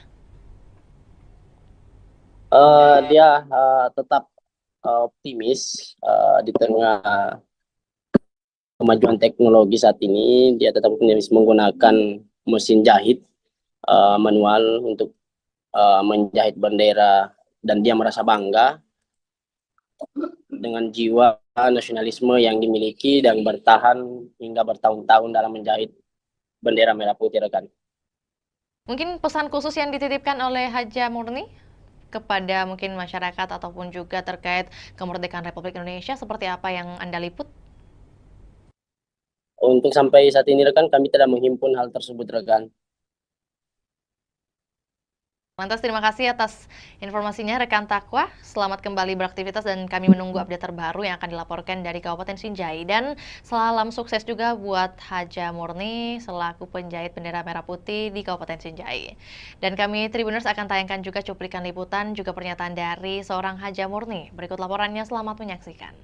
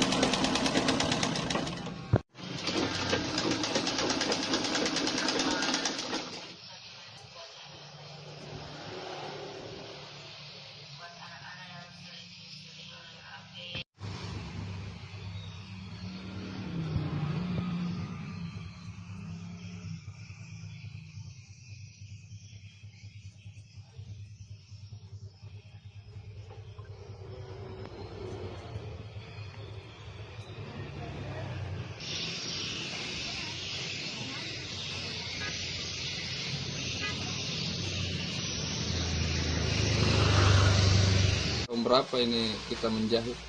Tahun 76. Sampai Sampai sekarang. Bendera dulu kan menjahit baju. Iya. Sekarang jadi bendera. Jadi untuk menjahitnya itu mulai di tahun 76 Bang Haji di. Kalau menjahit bendera sendiri itu Bang Haji. Itu mulai begitu. Kan menjual di pasar dulu besar bawah tuh. Oh iya Bang Haji. Iya. Kalau anu sendiri Bang Haji apa? Belajar menjahit ini di mana Bang Haji? Di Makassar dulu. Di Makassar. Umur 7 tahun. Oh, baru umur 7 tahun sudah menjahit Bang Haji. Itu enggak sekolah saya tapi. Oh, tapi yang ngajarkan menjahit itu siapa Bang Haji? Tante itu di Makassar. Oh. Tapi anu sendiri Bang Haji apa? Kenapa ini pilih? Saya lihat ini mesin manual Bang Haji. Karena tidak cocok. Saya mesin mesin dinamo enggak cocok mesin aku tuh. Iya. Oh, sekaligus olahraga juga ya Bang Haji. Iya. Tapi untuk anu Bang Haji, untuk bendera untuk 17 Agustus ini Bang Haji, kemerdekaan ini di tahun 2025, apakah sudah ada orderan Bang Haji? Banyak, kalau orderan banyak. Ada 20 piece begini, jadi bendera. Berapa piece tadi? 20 piece nih? 20 piece. Berapa jadi, sih? kalau 20 piece 100 pasang bendera jadinya. 100 pasang. Kalau diuangkan itu Bang Haji, harganya keseluruhan berapa itu Bang Haji? Kalau diuangkan harga 50 jadi berapa? 50 satu pasang. 50.000 satu pasang. Nah, berapa pasang Bang Haji? Kalau ini jadi semua 100 pasang. 100 pasang Bang Haji di? 20 piece. Oh iya. Anu sendiri Bang Haji apa? Untuk bendera yang kita jahit di sini Bang Haji, ukuran paling kecil dan ukuran paling besar itu berapa Bang Haji? Ada berapa ini? 20 cm sampai 50 cm, 17 cm, 1,5 atau 100. Oh, 150, 150. 1 meter Iya. 50 cm Bang Haji. Iya. Kalau harganya itu yang paling panjang Bang Haji? Kalau paling panjang 75. 75 Bang Haji. Kalau yang paling kecil seperti ini Bang Haji? Ini 5.000. Oh, 5.000 Bang Haji. Tapi untuk bandera bandera kapal, bandera mobil apa. kalau keseluruhan orderan Bang Haji Saga nih, matama orderan Bang. Nggak tahu berapa. Tapi itu ada 100 peces untuk bendera Bang Desa, Haji. kepala desa ambil tahu. Iya. Tak begitu 10 pasang, 20 pasang. Oh iya Bang Haji. Tapi sekarang intinya lebihnya 100 yang Bang Haji orderan di 100 PCS. Nggak tahu ini. Iya. Kadang 20 piece sudah banyak, nggak tahu, nggak ingat berapa nih laku. Oh iya Bang Haji. Tapi ada nih yang order itu yang kita maksud Bang Haji di. Iya, ada nih. Dari pulau. Iya. Kepala desa itu ambil.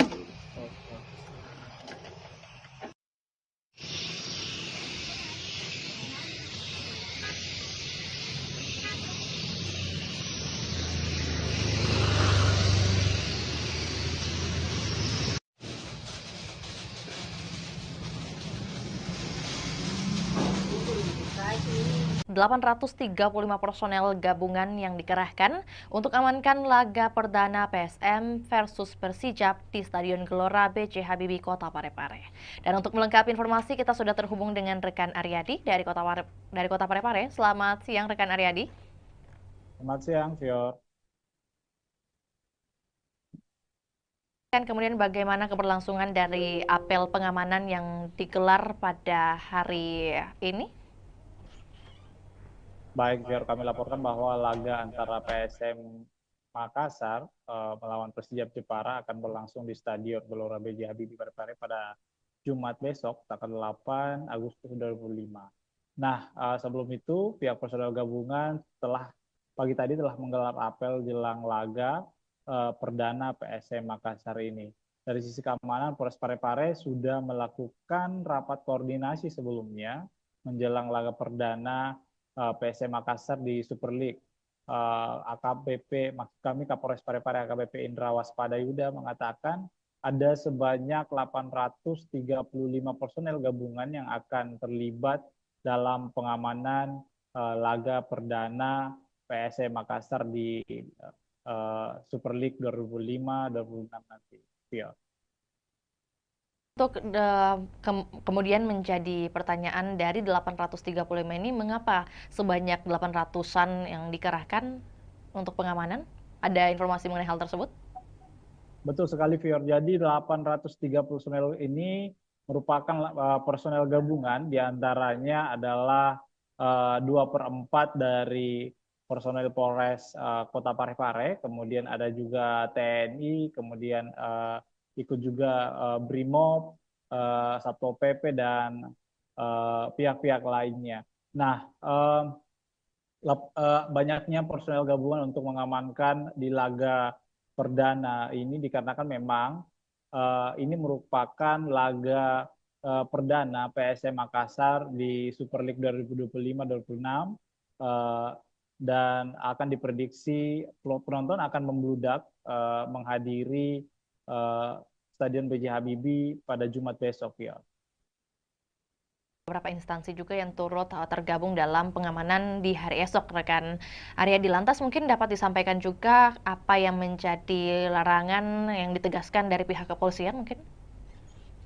Baik, sebelumnya kami informasikan bahwa pihak Polres Parepare, kemudian Polda Sulsel, dan beberapa kelompok supporter PSM Makassar sudah melakukan pertemuan dan ada kesepakatan bahwa memang beberapa larangan kembali diterapkan dalam setiap laga PSM Makassar saat bertandang maksud kami saat berada di Stadion B.J. Habibie Kota Parepare. Di antaranya tidak boleh membawa flare, kemudian tidak boleh membawa petasan, senjata tajam, kemudian juga sampai kini pihak polisi juga masih belum memberikan kesempatan bagi supporter-supporter tim tamu untuk hadir menyaksikan langsung laga di Stadion B.J. Habibie Parepare. Ya.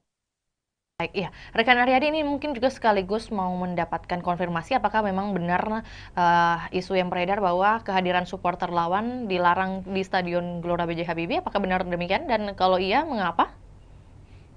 Betul sekali, Fior. Jadi memang untuk informasinya bahwa supporter lawan belum bisa menyaksikan langsung laga di Stadion Tandang dikarenakan memang ini merupakan aturan dari Super League 2025-2026 ini dikarenakan memang salah satu pengaruhnya adalah untuk pada saat di Liga 1 kemarin terakhir itu Persib Bandung dikarenakan banyaknya supporter yang masuk dan untuk jangan sampai ada menimbulkan kericuhan seperti itu, Fior.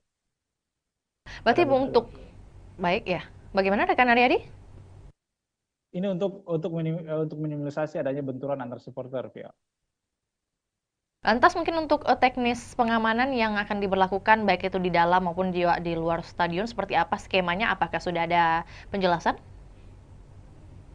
Baik, Fior. Jadi personel dipimpin oleh HKBP Indra Waspada Yuda bahwa 835 personel ini akan berpencar untuk menjaga lokasi-lokasi yang berada di sekitar stadion termasuk tribun supporter, kemudian ada juga beberapa pintu masuk, kemudian pintu keluar. Kemudian ini akan menyebar, personel-personel ini akan menyebar di sekitar stadion untuk meminimalisir adanya kericuhan seperti itu ya. Ya, selain imbauan rekan Aryadi, tentu menjadi pertanyaan juga bagaimana kemudian tanggapan dari Kapolres Kota Parepare mungkin mengenai dipilihnya Kota Parepare sebagai markas PSM seperti apa yang disampaikan? Ya, menurut Indra setelah kami konfirmasi bahwa pihaknya sangat senang kembali dipilihnya Parepare menjadi markas PSM Makassar. Nah, namun meski begitu dia sangat mengimbau supporter untuk ikut menjaga keamanan dan ketertiban masyarakat di Parepare selama menonton jalannya laga. Memang PSM Makassar ini untuk informasi Fior bahwa PSM Makassar mempunyai rekor unbeaten atau tidak terkalahkan di pekan pertama di kompetisi kasta tertinggi sepak bola Indonesia ini sejak 2017. Nah, rekor ini kemudian berlanjut jika PSM menekuk Persijap Jepara yang digelar besok hari. Nah, Persijap sendiri adalah tim juara 3 di Liga 2 Indonesia musim lalu yang mendapat tiket terakhir klub promosi Super League 25. Beberapa supporter juga bahkan mengharapkan bahwa PSM Makassar langsung memetik poin di laga perdana ini dikarenakan memang PSM Makassar adalah salah satu tim juara di Super League 2025-2026. Ya. Berarti prediksi dari pengamat sepak bola mungkin yang berhasil Anda liput seperti apa yang ia lihat dari permainan atau persiapan dari PSM melawan Persijap nantinya? Betul sekali, Fior. Jadi salah satu pengamat sepak bola di Sulawesi Selatan mengatakan bahwa PSM Makassar ini mempunyai motivasi tinggi untuk menjaga tradisi yang tidak terkalahkan di laga perdana, apalagi mereka didukung dengan tampil di kandang sendiri. Sebanyak 22 pemain musim lalu ini kemudian juga dipertahankan lalu merekrut 9 pemain dengan kondisi ini berbeda dengan Persijap Jepara karena Laskar Kalimanyat ini mengalami perombakan besar di skuad saat dipromosikan masuk di Super League 2025-2026 ini. Nah, menurut pengamat bahwa pertandingan pertama ini sangat penting dimenangkan sebab akan memudahkan langkah pasukan Ramang menghadapi laga-laga selanjutnya. Nah, ini harus dimaksimalkan bahwa supporter juga diminta untuk mendukung PSM Makassar secara maksimal karena ini akan memberikan energi tambahan kepada pemain-pemain. Nah, seperti itu, Vio.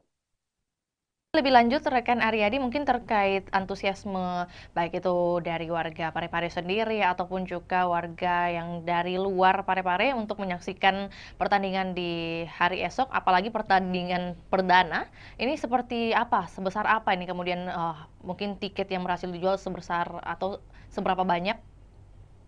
Baik, Vio. Jadi informasi yang kami telah himpun bahwa panitia pelaksana sudah menyiapkan 7.000 lembar tiket di laga perdana karena memang ini lebih meningkat dari sebelumnya karena memang diproyeksikan bahwa stadion akan full dipenuhi oleh supporter di laga perdana untuk mendukung PSM Makassar. Namun ternyata ada beberapa perubahan harga tiket juga dikarenakan harga tiket tribun penonton selatan dan utara itu turun 10.000 yang dulunya berkisaran dengan harga 100.000 sekarang sudah berjumlah harganya 90.000. Nah, sementara harga tiket VIP utama, VIP utara dan selatan itu tetap 300.000. Kemudian tribun timur juga itu tetap 150.000. Jadi hanya penonton tribun selatan dan utara yang mengalami penurunan 90.000. Nah, dan pantauan kami, Fior, bahwa di lapangan tadi bahwa penukaran tiket juga sudah beberapa supporter sudah melakukan penukaran tiket yang didirikan oleh panitia pelaksana PSM Makassar kepada supporter. Beberapa di antaranya itu sudah menukarkan tiket lebih awal dikarenakan memang jangan sampai besok itu ada antrian cukup panjang dikarenakan padatnya supporter yang datang untuk menonton laga perdana PSM Makassar di Super League 2025-2026, Pior. Lagi rekan Aryadi terakhir juga menyambung dengan apa yang disampaikan, kemudian sudah tersebar menurut panitia sebanyak 7.000 tiket. Lantas untuk pengawasan terhadap tiket palsu atau mungkin juga calo seperti apa yang dihadirkan oleh panitia? Baik, viewers, sebenarnya untuk tiket palsu sebenarnya ini kan sudah dilakukan oleh panitia pelaksana bahwa tiket hanya tersedia dibeli secara online. Namun panitia tetap mempertimbangkan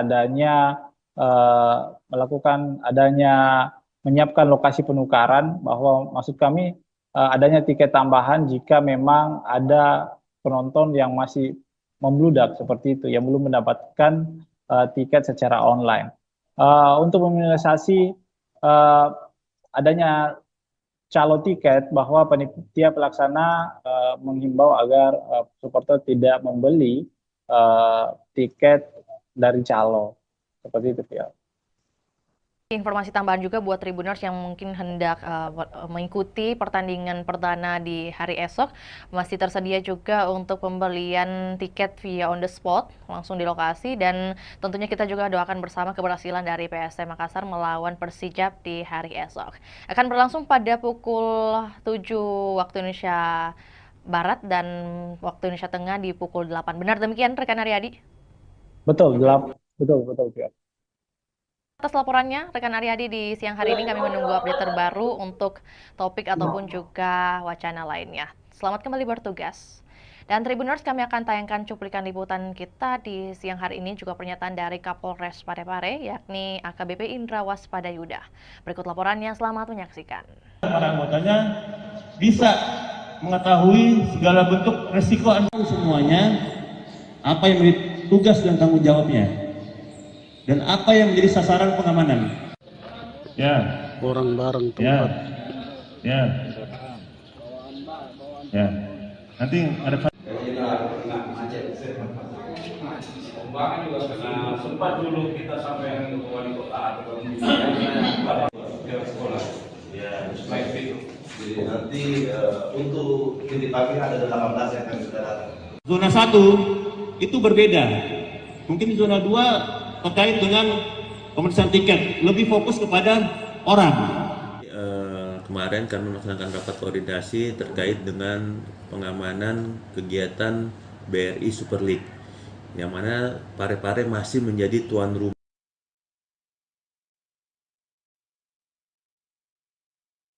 Zona 1 itu berbeda. Mungkin zona 2 terkait dengan pemeriksaan tiket, lebih fokus kepada orang. Di zona 1 fokus kepada kegiatannya. Yang kedua, nanti masuk di nanti kami langsung ke lapangan ini. Kemudian yang di sini tidak boleh lagi masuk di sini dan kecuali Mana kantong parkir di mana, seperti itu. Ya. Sehingga benar-benar nanti kita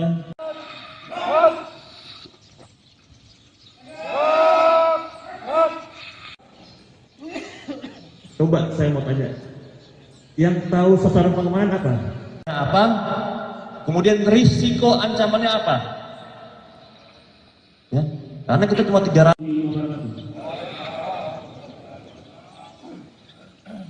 Apa yang tadi selesai?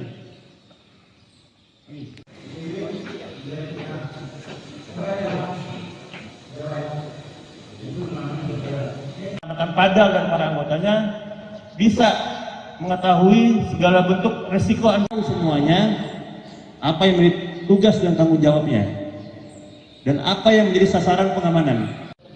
Ya. Orang bareng Ya. tempat. Ya.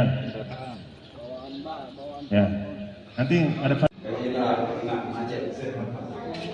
Pembangunan juga karena sempat dulu kita sampai ke wali kota atau ke sekolah. Ya, Baik itu. jadi nanti untuk titik parkir ada 18 yang akan sudah datang. Zona 1 itu berbeda. Mungkin zona 2 terkait dengan pemeriksaan tiket, lebih fokus kepada orang. Di zona 1 fokus kepada kegiatannya. Yang kedua, nanti masuk di nanti kami langsung ke lapangan ini. Kemudian yang di sini tidak boleh lagi masuk di sini dan kecuali Mana kantong parkir di mana, seperti itu. Ya. Sehingga benar-benar nanti kita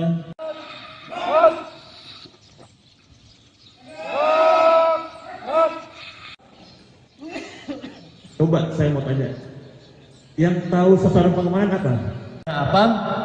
Kemudian risiko ancamannya apa? Ya, karena kita cuma 300.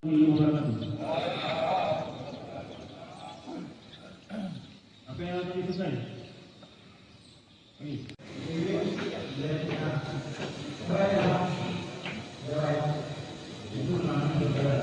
Akan padang dan para anggotanya bisa mengetahui segala bentuk resiko semuanya, apa yang menjadi tugas dan tanggung jawabnya, dan apa yang menjadi sasaran pengamanan. Ya. Orang bareng Ya. tempat. Ya. Ya. Nanti ada macet. Pembangunan juga karena sempat dulu kita sampai ke wali kota atau ke sekolah. Ya, Baik itu. jadi nanti untuk titik parkir ada 18 yang akan sudah datang. Zona 1 itu berbeda. Mungkin zona 2 terkait dengan pemeriksaan tiket, lebih fokus kepada orang. Di zona 1 fokus kepada kegiatannya. Yang kedua, nanti masuk di nanti kami langsung ke lapangan ini. Kemudian yang di sini tidak boleh lagi masuk di sini dan kecuali Mana kantong parkir di mana, seperti itu. Ya. Sehingga benar-benar nanti kita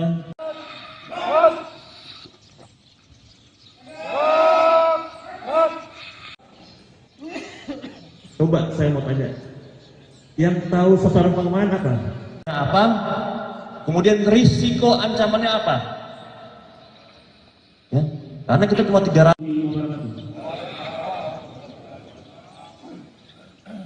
Apa yang tadi selesai? Angin segar bagi masyarakat Kota Makassar, di mana Stadion Untia Kota Makassar dilirik investor Tiongkok. Dan untuk melengkapi informasi, kita sudah terhubung dengan rekan Ami dari Kota Makassar. Selamat sore rekan Ami. Baik, selamat sore rekan Vio. Oke, baik. Dapat disampaikan kemudian bagaimana kunjungan dari investor yang hadir di hari kemarin, rekan Ami, bagaimana kemudian update-nya dan hasil yang bisa disampaikan kepada kami? Silakan. Baik, Tribuners dan Vio di studio dapat saya sampaikan bahwa pemerintah Kota Makassar memang sedang mempersiapkan pembangunan Stadion Untia di Kelurahan Untia, Kecamatan Biringkanaya, Kota Makassar. Nah, update terbaru bahwa ada investor atau perusahaan konstruksi asal Tiongkok, Cina, yakni Chems Engineering Co. Ltd atau CHAMCE melakukan kunjungan langsung di lokasi rencana pembangunan stadion di Kelurahan Untia. Nah, perusahaan konstruksi ini memang sudah pernah bertemu langsung dengan Wali Kota Makassar Munafri Arifudin pada bulan Juli lalu, dan ini adalah tindak lanjut dari kunjungannya yang sebelumnya. Dan tentunya tim CHAMCE meninjau langsung lokasi tersebut didampingi oleh Wali Kota Makassar Munafri Arifudin, hadir juga Wakil Wali Kota Makassar Alia Mustika Ilham, dan sejumlah pejabat organisasi perangkat daerah lingkup pemerintah Kota Makassar.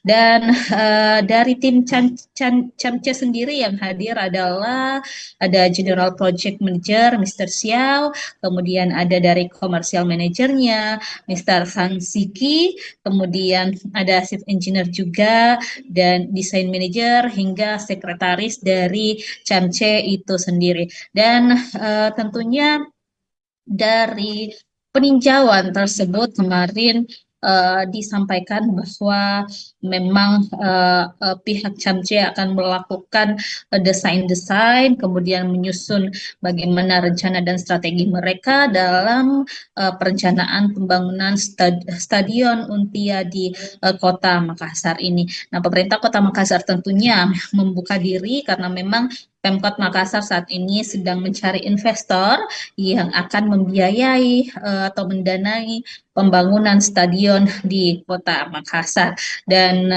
di sana tentunya disampaikan juga kemarin bahwa CHAMCE ini sudah punya pengalaman banyak di bidang infrastruktur.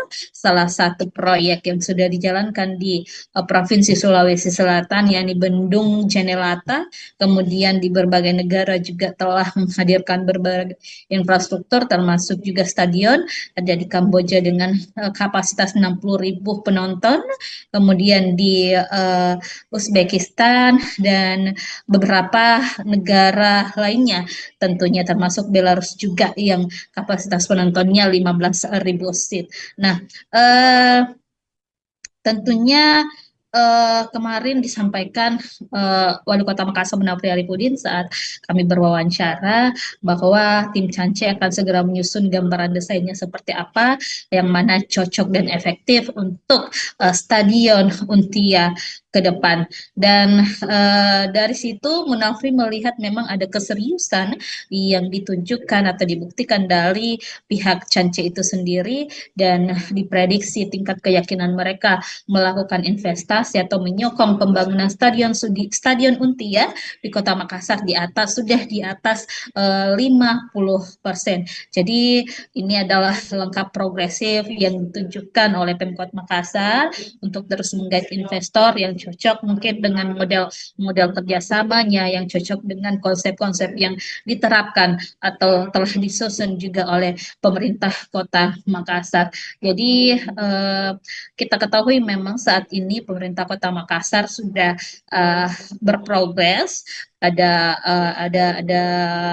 tahapan progresif dalam rencana pembangunan stadion di Untia. Sekarang ini Pemkot Makassar sudah mengalokasikan anggaran di pemerintah Kota Makassar untuk perencanaan pembangunannya tahun 2025. Di APBD perubahan nanti akan ada penganggaran untuk mungkin dokumen-dokumen sertifikat lahannya, dan juga termasuk dokumen lainnya seperti feasibility study dan juga master plan-nya. Dan 2026 juga nanti ada tahapan yang akan dijalankan oleh pemerintah Kota Makassar, termasuk penimbunan lahan, karena lahan di sana di Untia itu memang butuh pemadatan pengerasan, sehingga ini butuh juga upaya dari pemerintah Kota Makassar untuk memadatkan atau menimbun lahan tersebut tersebut agar tentunya investor nanti bisa melakukan perencanaan dengan baik terhadap lokasi pembangunan stadion di Untia Kota Makassar tersebut. Seperti itu, Vio. Baik, berarti kalau dari pemerintah Kota Makassar sendiri sudah menyiapkan beberapa dokumen atau juga administratif. Kemudian kalau dari Camce sendiri, apakah kemudian sudah ditampilkan bagaimana mereka memperlihatkan mungkin indikasi keseriusan mereka dari pihak Camce untuk berinvestasi? Dan kalau mungkin tadi sudah dikatakan oleh rekan Ami bahwa ini merupakan kunjungan kedua kalinya ke Untia atau juga ke Kota Makassar. Nah, pada tinjauan kedua ini apa yang kemudian menjadi peninjauan mereka lebih lanjut oleh tim Camce di lokasi nih? Ya, baik Vio di studio dan Tribuners, memang sebelumnya tim Camce ini sudah pernah berkunjung Kota Makassar pada Juli lalu, baru melakukan penjajakan awal kepada pemerintah Kota Makassar dengan mungkin penyampaian atau mencari tahu informasi terkait rencana pembangunan stadion ini kepada Wali Kota Makassar Menafri Arifudin. Kemudian kemarin mereka telah menindaklanjuti dengan tinjau lapangan. Mereka melihat bagaimana sih lokasi rencana pembangunan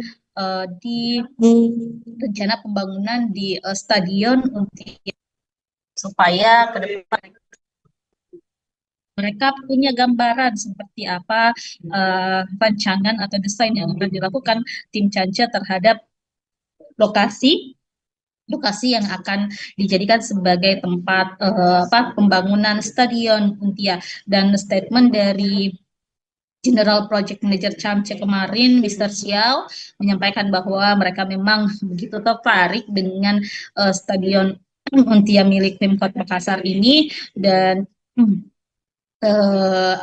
mereka juga sedang melakukan gambaran-gambaran desainnya seperti apa ke depan. Nah, setelah mereka menyelesaikan desainnya nanti akan dikembalikan atau dikoordinasikan lagi kepada pemerintah Kota Makassar. Jadi ada proses matching nanti, penyesuaian antara mungkin desain-desain yang sesuai rencana Pemkot dengan desain-desain yang ditawarkan oleh investor Camce ini. Jadi setelah ini mungkin masih ada tahapan-tahapan selanjutnya yang akan dilakukan antara pemerintah Kota Makassar dan juga pihak Camce. Seperti itu, Phil. Oke, baik. Berarti apakah kemudian sudah ada pembicaraan mengenai target waktu penyelesaian stadion dari pihak Pemkot atau juga Camce yang diharapkan seperti apa kemudian? Nah, kalau dari hasil kunjungan ini kita masih belum tahu kapan tindak lanjutnya ke depan. Yang pastinya tim Camce akan menyelesaikan dulu bagaimana perencanaan mereka, desain mereka. Tapi kalau untuk Pemkot sendiri sudah melakukan roadmap atau peta jalan seperti apa rencana pembangunan stadion tahun 2025 dialokasikan untuk pengadaan atau pembuatan roadmap maupun feasibility study dan juga sertifikat lahan. Kemudian 2026 nanti itu dilakukan pengurusan perizinan analisis dampak lingkungan atau AMDALALIN dan juga analisis dampak lalu lintas AMDAL dan AMDALALIN. Kemudian 2026 juga dialokasikan anggaran untuk pemadatan lahan atau penimbunan di sana di Untia. Kemudian 2027 ditargetkan proses pengerjaan atau konstruksi dilakukan dengan harapan pada akhir 2027 atau 2028 nanti stadion Untia sudah bisa dinikmati atau dirasakan manfaatnya oleh masyarakat. Baik, rekan Ami, mungkin sebelum kita ke pertanyaan terakhir, tentu bagaimana kemudian informasi mengenai kompetitor lain selain Camce yang mungkin juga sudah tertarik membangun stadion Untia ini, apakah ada informasi mengenai hal tersebut? Baik, Tribuners dan Vio, memang sesuai pernyataan dari Wali Kota Makassar Menafri Arifudin, ada beberapa investor yang telah menjajaki kerjasama dengan pemerintah Kota Makassar. Salah satunya mungkin kemarin ada investor dari Qatar yang telah juga melakukan koordinasi dan komunikasi dengan Pemkot Makassar. Bahkan Wali Kota sudah pernah bertandang langsung mendatangi kantor perwakilan investor asal Qatar tersebut di Jakarta.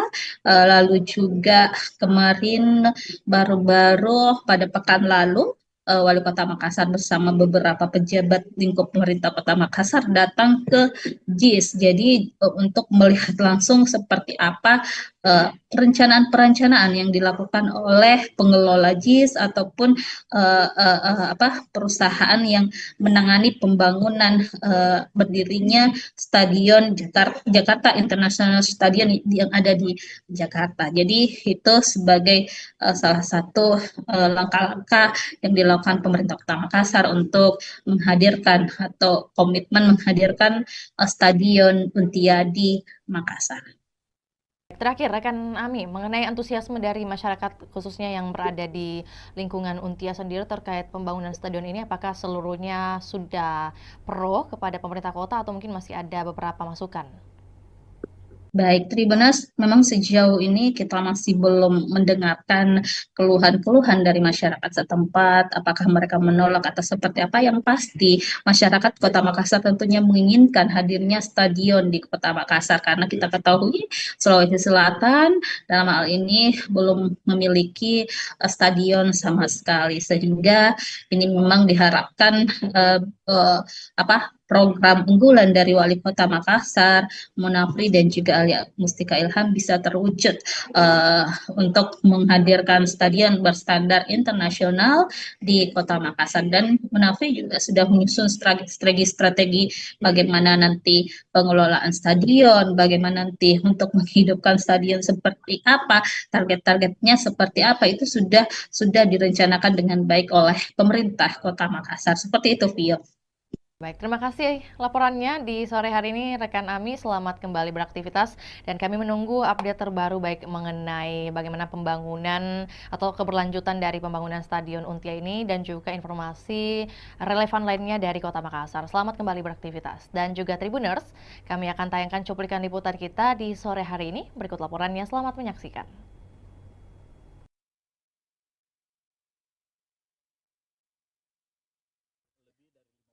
Kemungkinan itu, tapi kan kita masih banyak sekali hal-hal yang harus kita bicarakan. Yang paling pertama mungkin masalah pembiayaan, lama pekerjaan, desain dan sebagainya, seperti apa model kerjasama dan sebagainya. Saya pikir ini masih di dalam proses. Biarkanlah kami juga berjalan paralel untuk menyiapkan segala macam yang namanya legal administrasi dari proyek pembangunan stadion ini. Iya. Belum tentu, kalau mereka kita tidak sepakat, jangan sampai mereka offeringnya berbeda, ya akan susah untuk itu.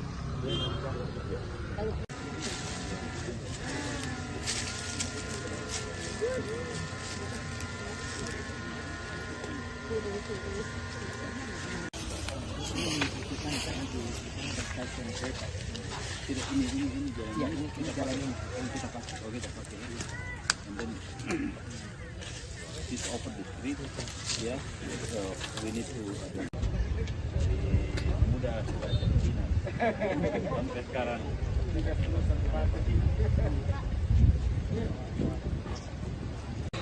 Harusnya sih biasanya kalau mereka sudah mau datang lihat lokasi artinya lebih dari 50% kemungkinan itu. Tapi kan kita masih banyak sekali hal-hal yang harus kita bicarakan. Yang paling pertama mungkin masalah pembiayaan, lama pekerjaan, desain dan sebagainya, seperti apa model kerjasama dan sebagainya. Saya pikir ini masih di dalam proses. Biarkanlah kami juga berjalan paralel untuk menyiapkan segala macam yang namanya legal administrasi dari proyek pembangunan stadion ini. Iya, belum tentu. Kalau mereka kita tidak sepakat, jangan sampai mereka offeringnya berbeda, ya akan susah untuk itu.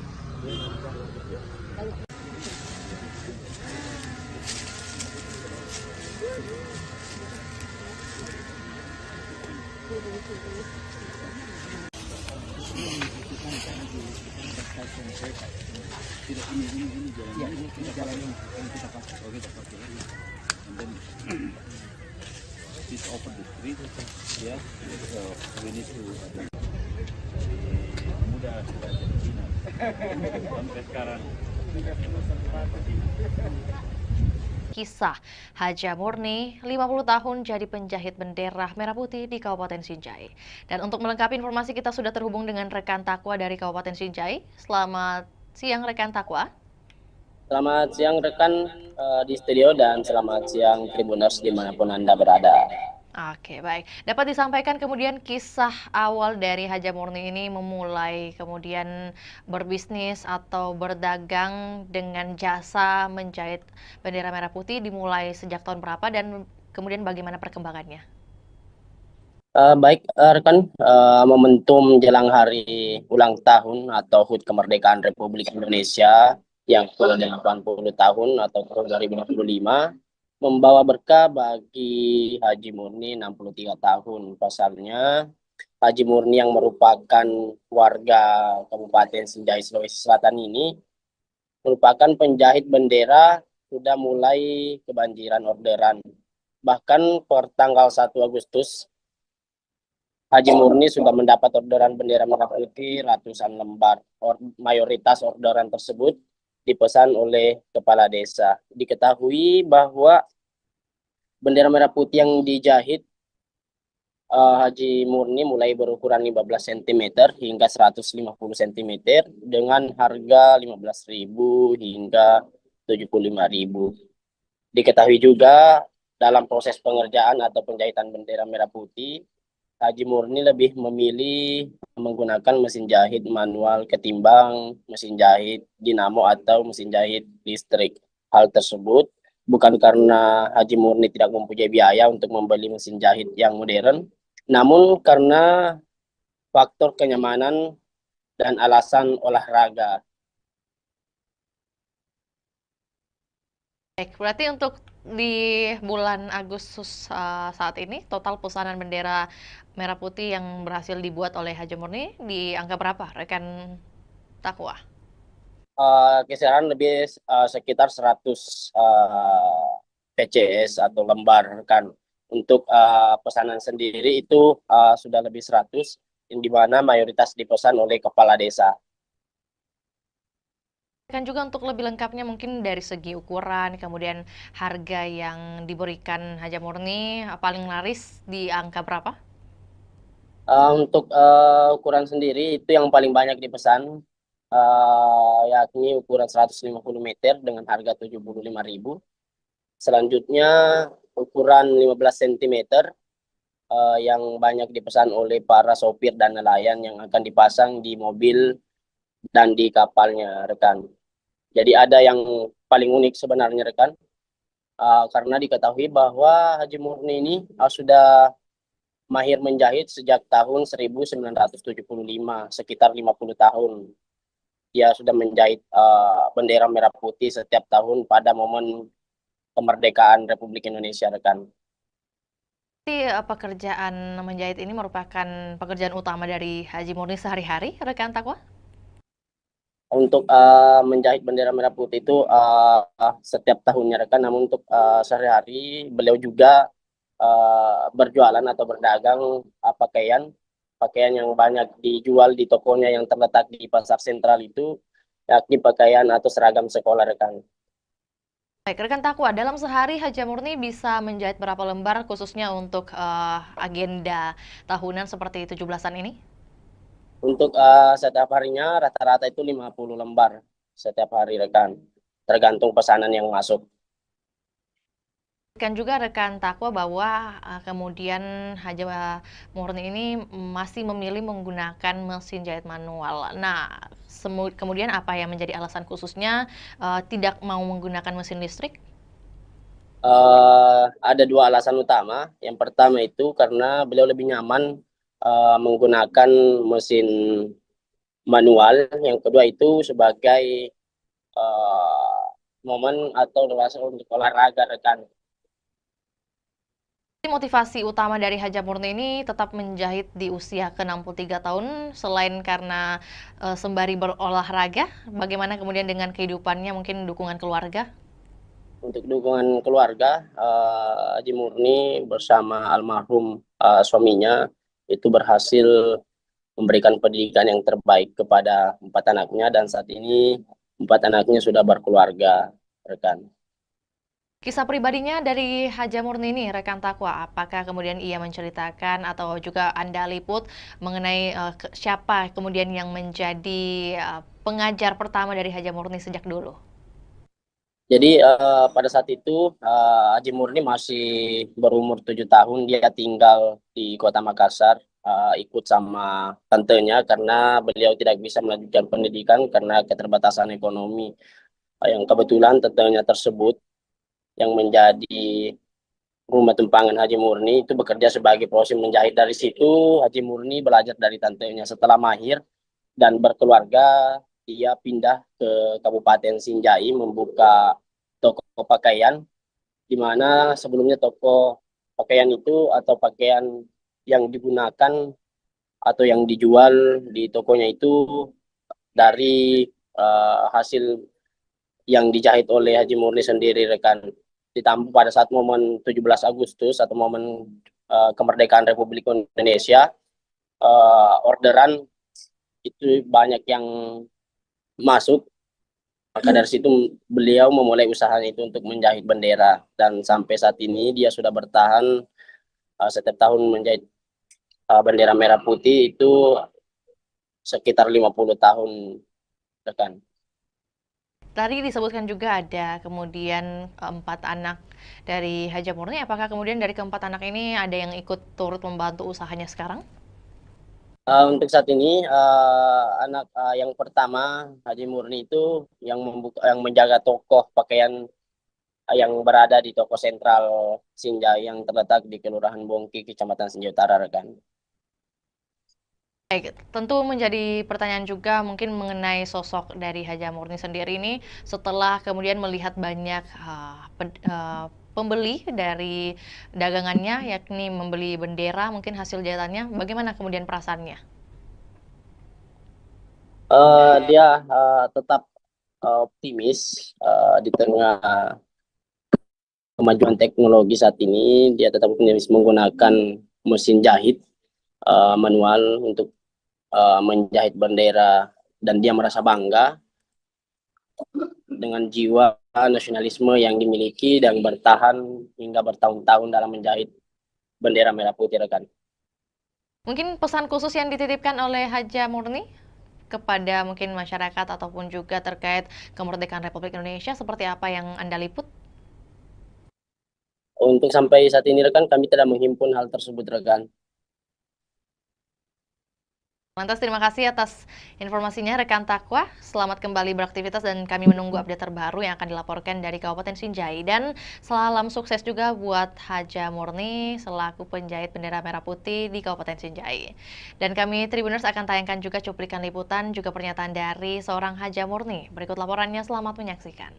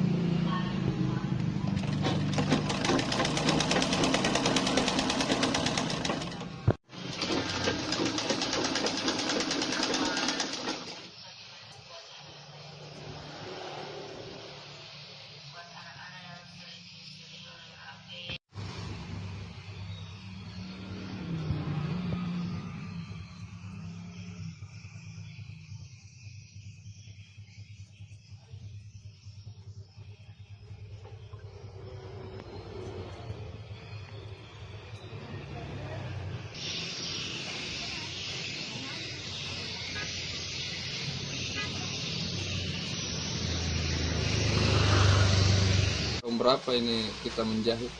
Tahun 76. Sampai Sampai sekarang. Bendera dulu kan jahit baju. Iya. Sekarang jadi bendera. Jadi untuk menjahitnya itu mulai di tahun 76 Bang Haji. Kalau menjahit bendera sendiri itu Bang Haji? Itu mulai begitu. Kan menjual di pasar dulu besar bawah tuh. Oh iya Bang Haji. Iya. Kalau anu sendiri Bang Haji apa? Belajar menjahit ini di mana Bang Haji? Di Makassar dulu. Di Makassar. Umur 7 tahun. Oh, baru umur 7 tahun sudah menjahit Bang Haji. Itu enggak sekolah saya tapi.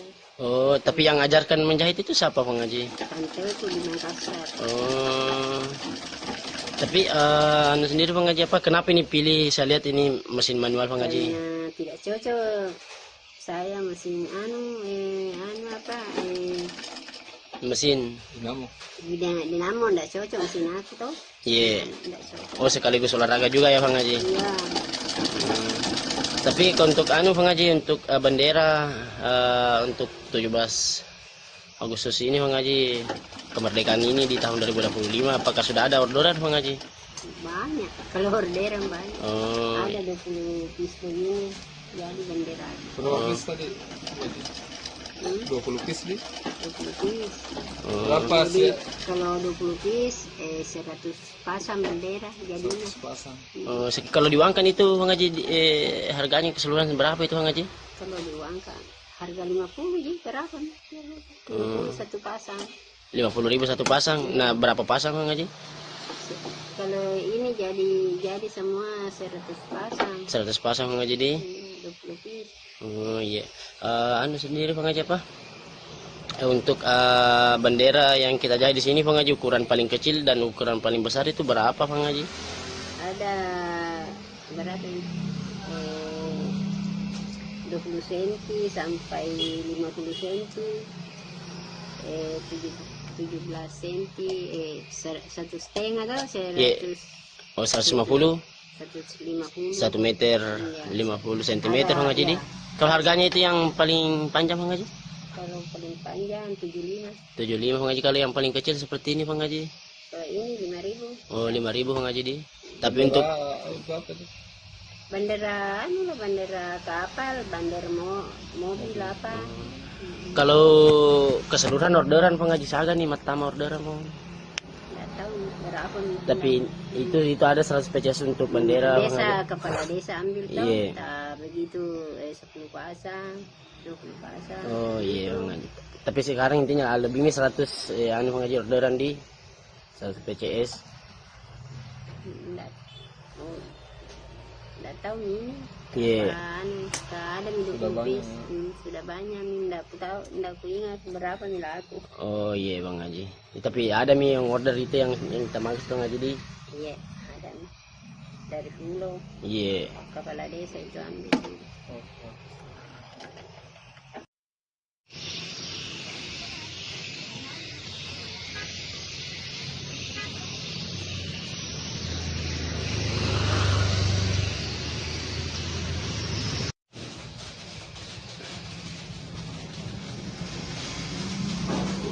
Pagi 835 personel gabungan yang dikerahkan untuk amankan laga perdana PSM versus Persijap di Stadion Gelora B.J. Habibie, Kota Parepare. Dan untuk melengkapi informasi, kita sudah terhubung dengan rekan Aryadi dari Kota Parepare. Selamat siang rekan Aryadi. Selamat siang, Fior. Kemudian bagaimana keberlangsungan dari apel pengamanan yang digelar pada hari ini? Baik, Fior, kami laporkan bahwa laga antara PSM Makassar melawan Persijap Jepara akan berlangsung di Stadion Gelora B.J. Habibie Parepare pada Jumat besok, tanggal 8 Agustus 2025. Nah, sebelum itu, pihak personel gabungan pagi tadi telah menggelar apel jelang laga perdana PSM Makassar ini. Dari sisi keamanan, Polres Parepare sudah melakukan rapat koordinasi sebelumnya menjelang laga perdana PSM Makassar di Super League. AKBP, maksud kami Kapolres Parepare AKBP Indra Waspadayuda mengatakan ada sebanyak 835 personel gabungan yang akan terlibat dalam pengamanan laga perdana PSM Makassar di Super League 2005-2006 nanti. Ya. Untuk kemudian menjadi pertanyaan dari 835 ini, mengapa sebanyak 800-an yang dikerahkan untuk pengamanan? Ada informasi mengenai hal tersebut? Betul sekali, Fior. Jadi 830 personel ini merupakan personel gabungan, diantaranya adalah 2/4 dari personel Polres Kota Parepare, kemudian ada juga TNI, kemudian ikut juga BRIMOB, Satpol PP, dan pihak-pihak lainnya. Nah,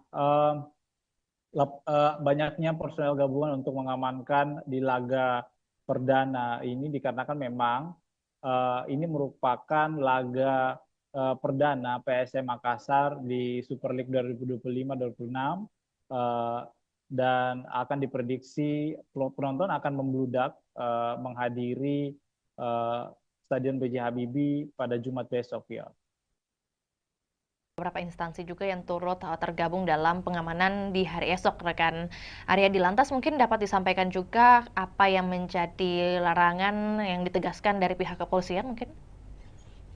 Baik, sebelumnya kami informasikan bahwa pihak Polres Parepare, kemudian Polda Sulsel, dan beberapa kelompok supporter PSM Makassar sudah melakukan pertemuan dan ada kesepakatan bahwa memang beberapa larangan kembali diterapkan dalam setiap laga PSM Makassar saat bertandang maksud kami saat berada di Stadion B.J. Habibie Kota Parepare. Di antaranya tidak boleh membawa flare, kemudian tidak boleh membawa petasan, senjata tajam, kemudian juga sampai kini pihak polisi juga masih belum memberikan kesempatan bagi supporter-supporter tim tamu untuk hadir menyaksikan langsung laga di Stadion B.J. Habibie Parepare. Ya. Baik, ya. Rekan Aryadi, ini mungkin juga sekaligus mau mendapatkan konfirmasi apakah memang benar isu yang beredar bahwa kehadiran supporter lawan dilarang di Stadion Gelora B.J. Habibie. Apakah benar demikian? Dan kalau iya, mengapa? Betul sekali, Fior. Jadi memang untuk informasinya bahwa supporter lawan belum bisa menyaksikan langsung laga di Stadion Tandang, dikarenakan memang ini merupakan aturan dari Super League 2005-2026 ini, dikarenakan memang salah satu pengaruhnya adalah untuk pada saat di Liga 1 kemarin terakhir itu Persib Bandung, dikarenakan banyaknya supporter yang masuk dan untuk jangan sampai ada menimbulkan kericuhan seperti itu, ya. Berarti untuk baik ya. Bagaimana rekan Aryadi? Ini untuk minimalisasi adanya benturan antar supporter, ya. Lantas mungkin untuk teknis pengamanan yang akan diberlakukan baik itu di dalam maupun di luar stadion seperti apa skemanya? Apakah sudah ada penjelasan? Baik, Fior. Jadi personel dipimpin oleh HKBP Indra Waspada Yuda bahwa 835 personel ini akan berpencar untuk menjaga lokasi-lokasi yang berada di sekitar stadion, termasuk tribun supporter, kemudian ada juga beberapa pintu masuk, kemudian pintu keluar. Kemudian ini akan menyebar, personel-personel ini akan menyebar di sekitar stadion untuk meminimalisir adanya kericuhan seperti itu, ya. Ya, selain imbauan rekan Aryadi, tentu menjadi pertanyaan juga bagaimana kemudian tanggapan dari Kapolres Kota Parepare mungkin mengenai dipilihnya Kota Parepare sebagai markas PSM, seperti apa yang disampaikan? Ya, menurut Indra setelah kami konfirmasi bahwa pihaknya sangat senang kembali dipilihnya Parepare menjadi markas PSM Makassar. Nah, namun meski begitu dia sangat mengimbau supporter untuk ikut menjaga keamanan dan ketertiban masyarakat di Parepare selama menonton jalannya laga. Nah, memang PSM Makassar ini untuk informasi viewer bahwa PSM Makassar mempunyai rekor unbeaten atau tidak terkalahkan di pekan pertama di kompetisi kasta tertinggi sepak bola Indonesia ini sejak 2017. Nah, rekor ini kemudian berlanjut jika PSM menekuk Persijap Jepara yang digelar besok hari. Nah, Persijap sendiri adalah tim juara 3 di Liga 2 Indonesia musim lalu yang mendapat tiket terakhir klub promosi Super League 25. Beberapa supporter juga bahkan mengharapkan bahwa PSM Makassar langsung memetik poin di laga perdana ini dikarenakan memang PSM Makassar adalah salah satu tim juara di Super League 2025-2026. Iya. Berarti prediksi dari pengamat sepak bola mungkin yang berhasil Anda liput seperti apa yang ia lihat dari permainan atau persiapan dari PSM melawan Persijap nantinya?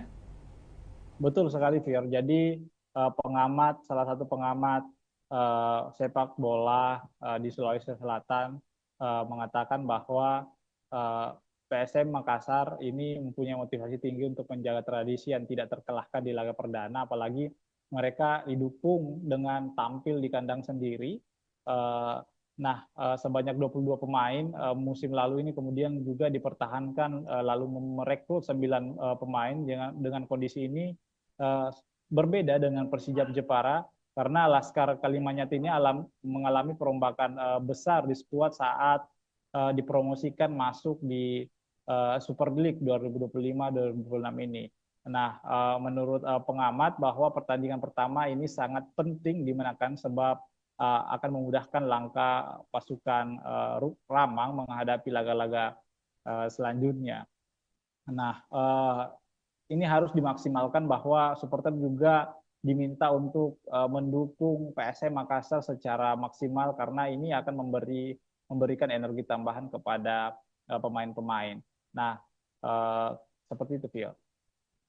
Lebih lanjut, rekan Aryadi mungkin terkait antusiasme baik itu dari warga Parepare sendiri ataupun juga warga yang dari luar Parepare untuk menyaksikan pertandingan di hari esok, apalagi pertandingan perdana. Ini seperti apa? Sebesar apa ini kemudian mungkin tiket yang berhasil dijual sebesar atau seberapa banyak? Baik, Fior. Jadi informasi yang kami telah himpun bahwa panitia pelaksana sudah menyiapkan 7.000 lembar tiket di laga perdana karena memang ini lebih meningkat dari sebelumnya karena memang diproyeksikan bahwa stadion akan full dipenuhi oleh supporter di laga perdana untuk mendukung PSM Makassar. Namun ternyata ada beberapa perubahan harga tiket juga dikarenakan harga tiket tribun penonton selatan dan utara itu turun 10.000 yang dulunya berkisaran dengan harga 100.000 sekarang sudah berjumlah harganya 90.000. Nah, sementara harga tiket VIP utama, VIP utara dan selatan itu tetap 300.000. Kemudian tribun timur juga itu tetap 150.000. Jadi hanya penonton tribun selatan dan utara yang mengalami penurunan 90.000. Nah, dan pantauan kami, Fior, bahwa di lapangan tadi bahwa penukaran tiket juga sudah beberapa supporter sudah melakukan penukaran tiket yang didirikan oleh panitia pelaksana PSM Makassar kepada supporter.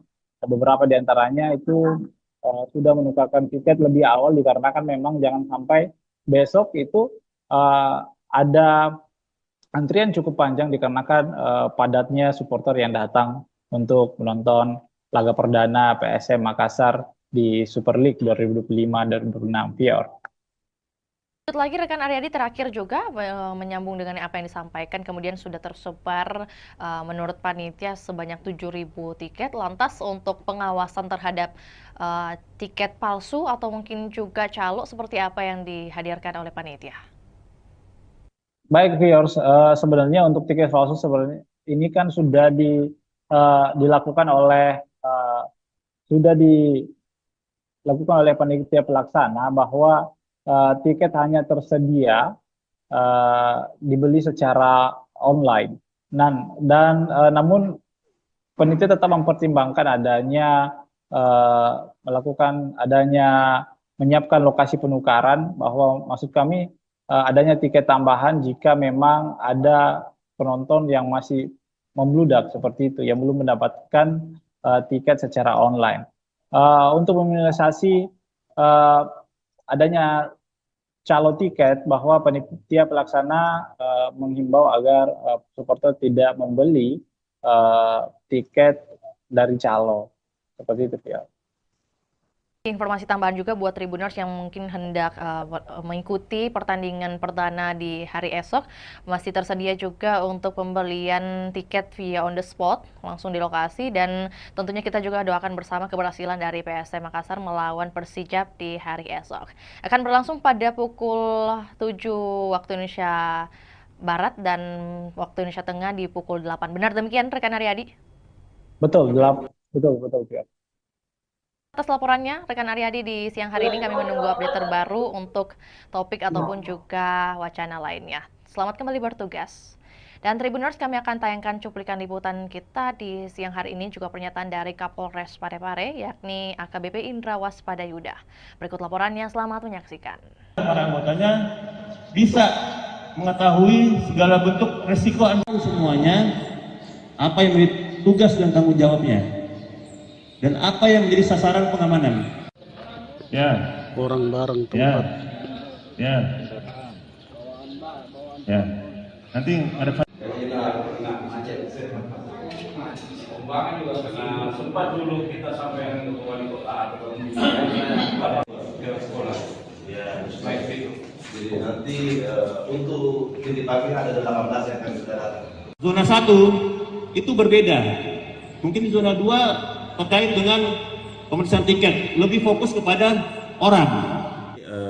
Kemarin kami melaksanakan rapat koordinasi terkait dengan pengamanan kegiatan BRI Super League, yang mana Parepare masih menjadi tuan rumah.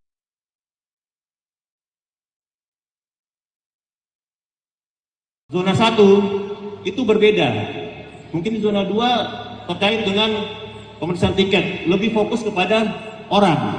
Di zona 1 fokus kepada kegiatannya. Yang kedua, nanti masuk di nanti kami langsung ke lapangan. Kemudian di sini tidak boleh lagi masuk di sini dan kecuali mana, kantong parkir di mana, seperti itu. Ya. Hingga benar-benar nanti kita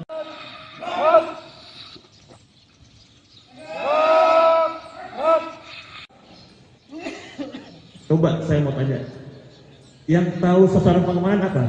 Apa? Kemudian risiko ancamannya apa? Ya, karena kita cuma 300.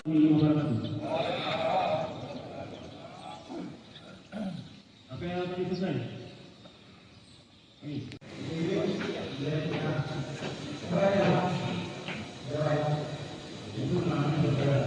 Akan padal dan para anggotanya bisa mengetahui segala bentuk resiko semuanya, apa yang menjadi tugas dan tanggung jawabnya, dan apa yang menjadi sasaran pengamanan. Ya. Orang bareng tempat. Ya. Nanti ada pembangunan juga karena sempat dulu kita sampai ke wali kota atau sekolah. Ya, baik itu. Jadi nanti untuk titipannya ada 18 yang akan sudah datang. Zona 1 itu berbeda. Mungkin di zona 2 terkait dengan pemeriksaan tiket, lebih fokus kepada orang. Di zona 1 fokus kepada kegiatannya. Yang kedua, nanti masuk di nanti kami langsung ke lapangan. Kemudian di sini tidak boleh lagi masuk di sini dan kecuali mana, kantong parkir di mana, seperti itu. Ya. Hingga benar-benar nanti kita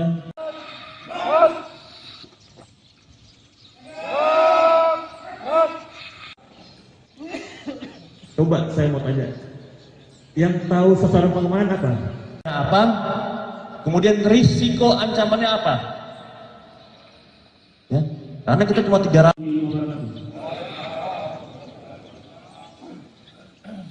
Apa yang akan dipesan?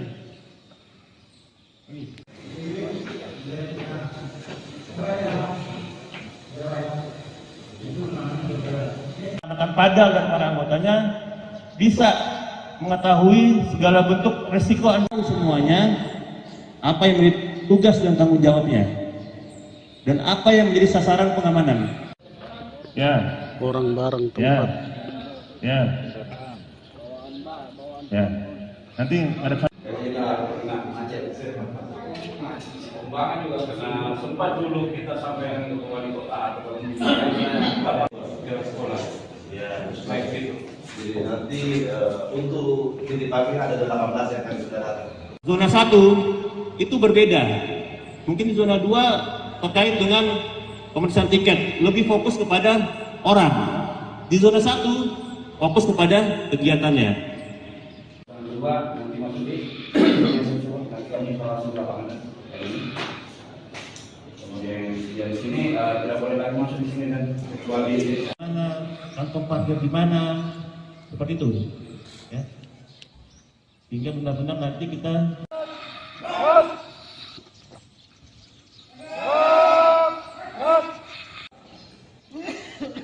coba saya mau tanya, yang tahu sasaran pengamanan apa? Apa? Kemudian risiko ancamannya apa? Ya, karena kita cuma 300.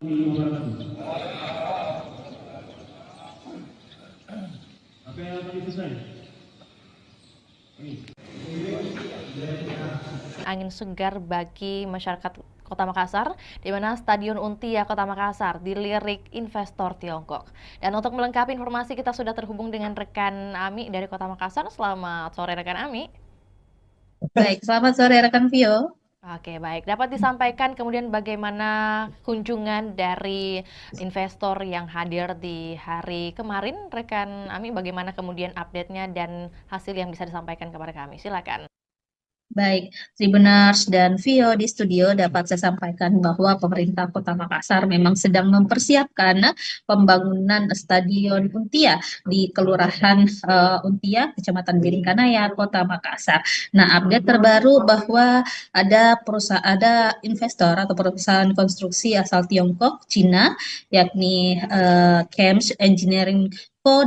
Ltd atau CHAMCE melakukan kunjungan langsung di lokasi rencana pembangunan stadion di Kelurahan Untia. Nah, perusahaan konstruksi ini memang sudah pernah bertemu langsung dengan Wali Kota Makassar Munafri Arifudin pada bulan Juli lalu, dan ini adalah tindak lanjut dari kunjungannya yang sebelumnya. Dan tentunya tim CHAMCE meninjau langsung lokasi tersebut didampingi oleh Wali Kota Makassar Munafri Arifudin, hadir juga Wakil Wali Kota Makassar Alia Mustika Ilham, dan sejumlah pejabat organisasi perangkat daerah lingkup pemerintah Kota Makassar.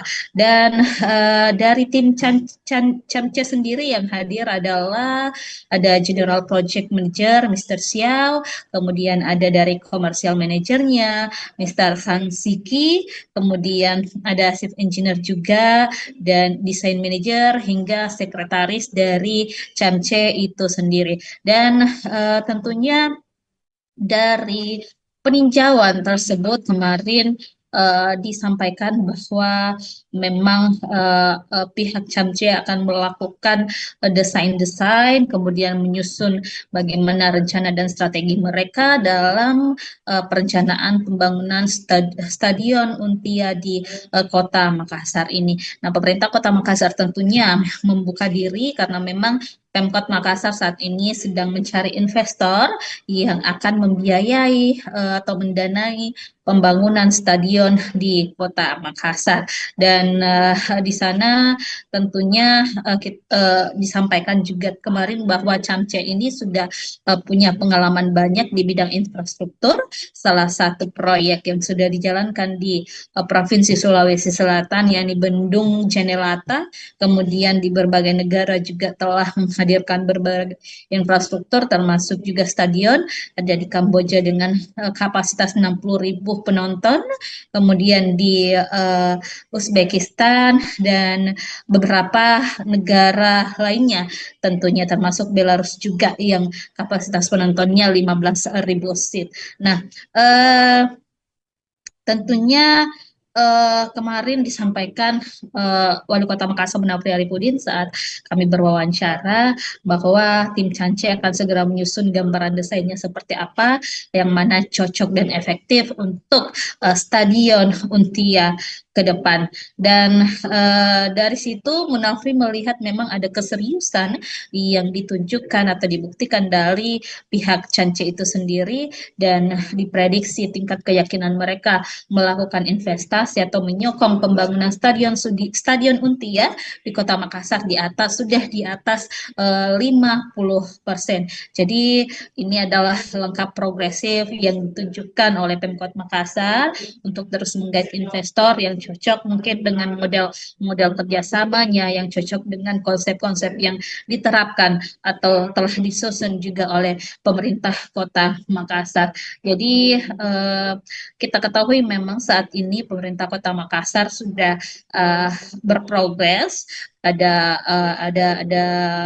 tahapan progresif dalam rencana pembangunan stadion di Untia. Sekarang ini Pemkot Makassar sudah mengalokasikan anggaran di pemerintah Kota Makassar untuk perencanaan pembangunannya tahun 2025. Di APBD perubahan nanti akan ada penganggaran untuk mungkin dokumen-dokumen sertifikat lahannya, dan juga termasuk dokumen lainnya seperti feasibility study dan juga master plan-nya. Dan 2026 juga nanti ada tahapan yang akan dijalankan oleh pemerintah Kota Makassar, termasuk penimbunan lahan, karena lahan di sana di Untia itu memang butuh pemadatan pengerasan, sehingga ini butuh juga upaya dari pemerintah Kota Makassar untuk memadatkan atau menimbun lahan tersebut agar tentunya investor nanti bisa melakukan perencanaan dengan baik terhadap lokasi pembangunan stadion di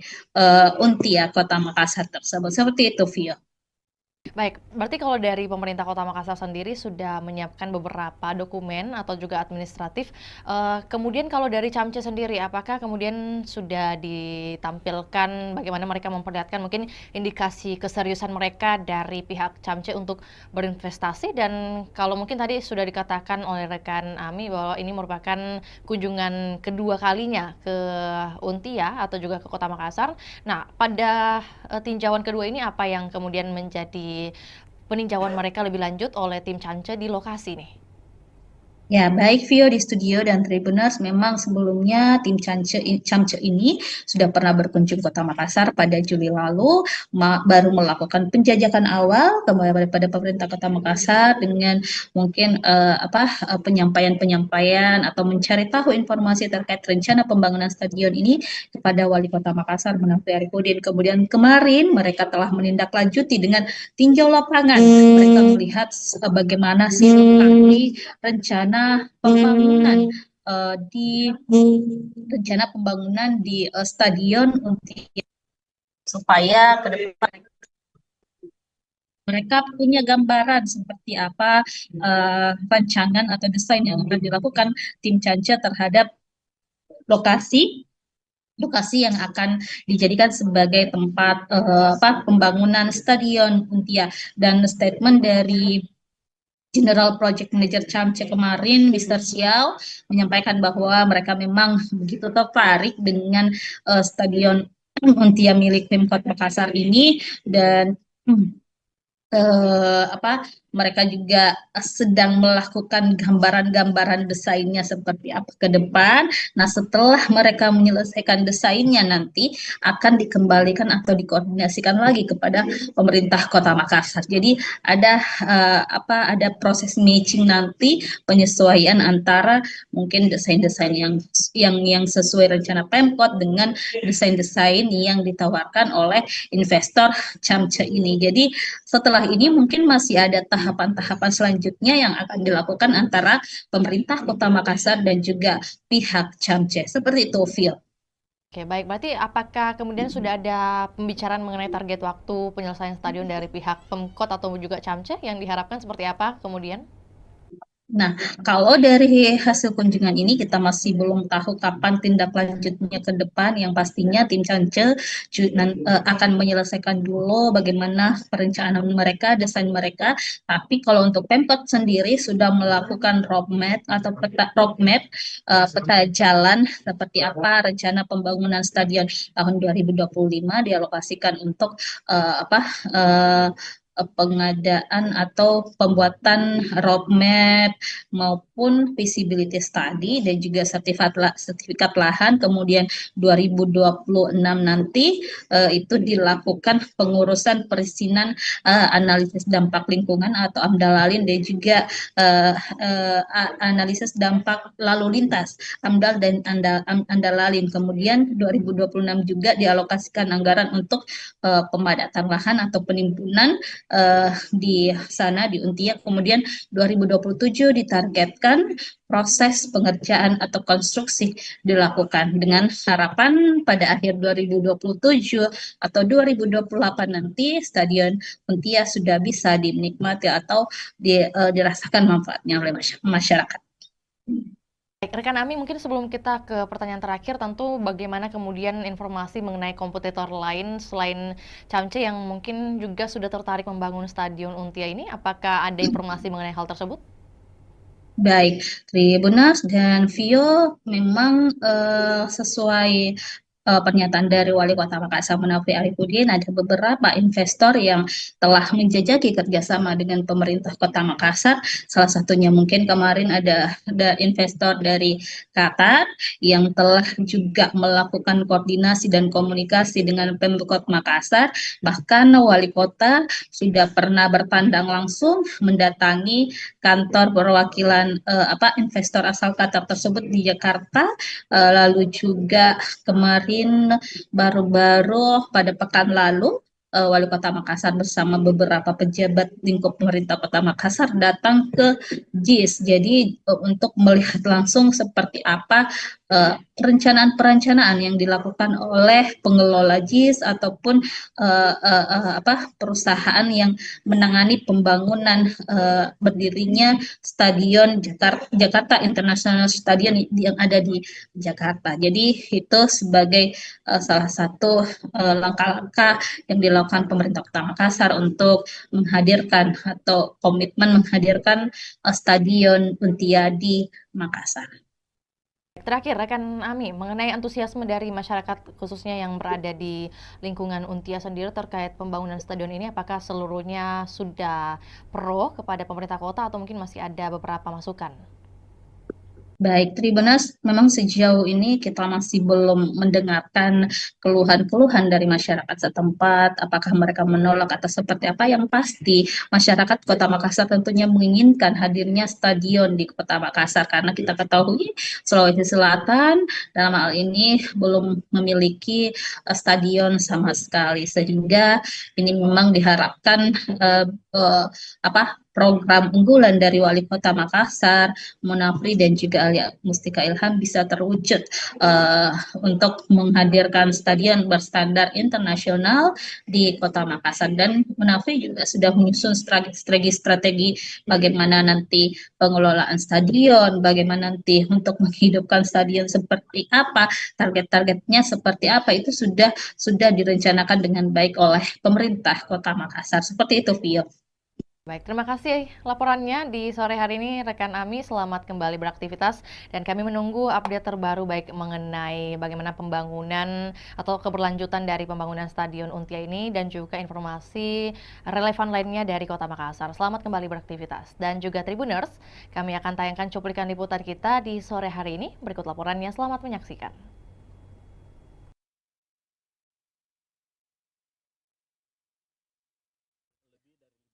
Dan kemungkinan itu, tapi kan kita masih banyak sekali hal-hal yang harus kita bicarakan. Yang paling pertama mungkin masalah pembiayaan, lama pekerjaan, desain dan sebagainya, seperti apa model kerjasama dan sebagainya. Saya pikir ini masih di dalam proses. Biarkanlah kami juga berjalan paralel untuk menyiapkan segala macam yang namanya legal administrasi dari proyek pembangunan stadion ini.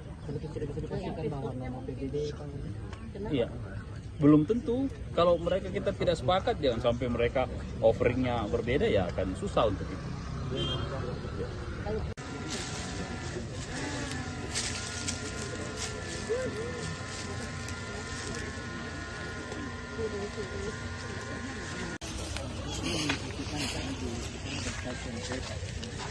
ini jalan ini kita jalan yang kita pakai. Oh, kita pakai ini. And then this open the street, ya. So we need to mudah sampai sekarang.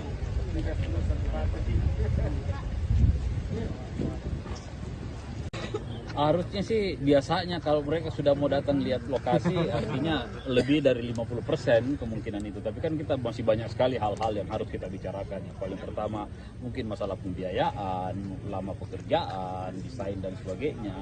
Seperti apa model kerjasama dan sebagainya. Saya pikir ini masih di dalam proses. Biarkanlah kami juga berjalan paralel untuk menyiapkan segala macam yang namanya legal administrasi dari proyek pembangunan stadion ini.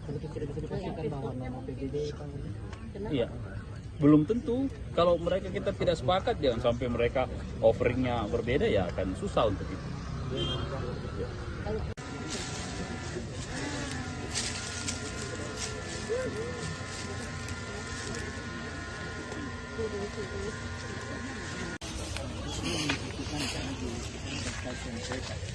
Tidak, ini jalan ini jalan yang kita pakai. Oh, kita pakai ini. And then this open the street, ya. So we need to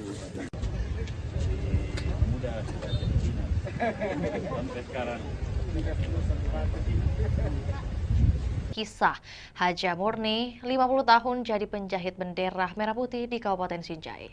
Dan untuk melengkapi informasi kita sudah terhubung dengan rekan Takwa dari Kabupaten Sinjai. Selamat siang rekan Takwa. Selamat siang rekan di studio dan selamat siang Tribuners dimanapun Anda berada. Oke, baik. Dapat disampaikan kemudian kisah awal dari Haja Murni ini memulai kemudian berbisnis atau berdagang dengan jasa menjahit bendera merah putih dimulai sejak tahun berapa dan kemudian bagaimana perkembangannya? Baik rekan, momentum jelang hari ulang tahun atau HUT kemerdekaan Republik Indonesia yang ke-80 tahun atau tahun 2025 membawa berkah bagi Haji Murni 63 tahun. Pasalnya Haji Murni yang merupakan warga Kabupaten Sinjai Sulawesi Selatan ini merupakan penjahit bendera, sudah mulai kebanjiran orderan. Bahkan per tanggal 1 Agustus Haji Murni sudah mendapat orderan bendera merah putih ratusan lembar. Mayoritas orderan tersebut dipesan oleh kepala desa. Diketahui bahwa bendera merah putih yang dijahit Haji Murni mulai berukuran 15 cm hingga 150 cm dengan harga 15.000 hingga 75.000. Diketahui juga dalam proses pengerjaan atau penjahitan bendera merah putih, Haji Murni lebih memilih menggunakan mesin jahit manual ketimbang mesin jahit dinamo atau mesin jahit listrik. Hal tersebut bukan karena Haji Murni tidak mempunyai biaya untuk membeli mesin jahit yang modern, namun karena faktor kenyamanan dan alasan olahraga. Baik, berarti untuk di bulan Agustus saat ini total pesanan bendera merah putih yang berhasil dibuat oleh Haji Murni di angka berapa rekan Takwa? Kisaran lebih sekitar 100 PCS atau lembar kan. Untuk pesanan sendiri itu sudah lebih 100, di mana mayoritas dipesan oleh kepala desa. Kan juga untuk lebih lengkapnya mungkin dari segi ukuran, kemudian harga yang diberikan Haja Murni paling laris di angka berapa? Untuk ukuran sendiri itu yang paling banyak dipesan, yakni ukuran 150 meter dengan harga 75.000. Selanjutnya ukuran 15 cm yang banyak dipesan oleh para sopir dan nelayan yang akan dipasang di mobil dan di kapalnya rekan. Jadi ada yang paling unik sebenarnya rekan, karena diketahui bahwa Haji Murni ini sudah mahir menjahit sejak tahun 1975, sekitar 50 tahun. dia sudah menjahit bendera merah putih setiap tahun pada momen kemerdekaan Republik Indonesia, rekan. Pekerjaan menjahit ini merupakan pekerjaan utama dari Haji Murni sehari-hari, rekan Takwa? Untuk menjahit bendera merah putih itu setiap tahunnya, rekan. Namun untuk sehari-hari beliau juga berjualan atau berdagang pakaian yang banyak dijual di tokonya yang terletak di pasar sentral itu, yakni pakaian atau seragam sekolah, rekan. Baik, rekan Takwa, dalam sehari Haja Murni bisa menjahit berapa lembar khususnya untuk agenda tahunan seperti 17-an ini? Untuk setiap harinya rata-rata itu 50 lembar setiap hari, rekan. Tergantung pesanan yang masuk. Kan juga rekan Takwa bahwa kemudian Haja Murni ini masih memilih menggunakan mesin jahit manual. Nah, kemudian apa yang menjadi alasan khususnya tidak mau menggunakan mesin listrik? Ada dua alasan utama. Yang pertama itu karena beliau lebih nyaman menggunakan mesin manual. Yang kedua itu sebagai momen atau luasa untuk olahraga, rekan. Motivasi utama dari Haja Murni ini tetap menjahit di usia ke-63 tahun, selain karena sembari berolahraga, bagaimana kemudian dengan kehidupannya, mungkin dukungan keluarga? Untuk dukungan keluarga, Haji Murni bersama almarhum suaminya itu berhasil memberikan pendidikan yang terbaik kepada 4 anaknya, dan saat ini 4 anaknya sudah berkeluarga, rekan. Kisah pribadinya dari Haja Murni ini, rekan Takwa, apakah kemudian ia menceritakan atau juga Anda liput mengenai siapa kemudian yang menjadi pengajar pertama dari Haja Murni sejak dulu?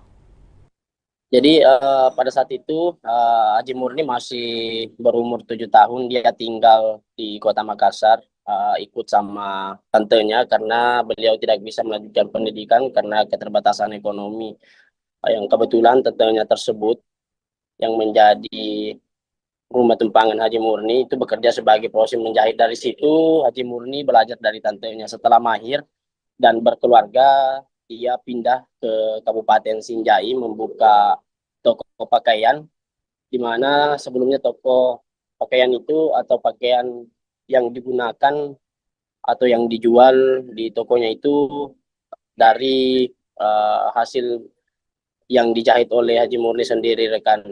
Ditambah pada saat momen 17 Agustus atau momen kemerdekaan Republik Indonesia, orderan itu banyak yang masuk. Maka dari situ beliau memulai usahanya itu untuk menjahit bendera, dan sampai saat ini dia sudah bertahan setiap tahun menjahit bendera merah putih itu sekitar 50 tahun, rekan. Tadi disebutkan juga ada kemudian 4 anak dari Haja Murni. Apakah kemudian dari keempat anak ini ada yang ikut turut membantu usahanya sekarang? Untuk saat ini anak yang pertama Haji Murni itu yang menjaga toko pakaian yang berada di toko sentral Sinjai yang terletak di Kelurahan Bongki, Kecamatan Sinjai Utara, rekan.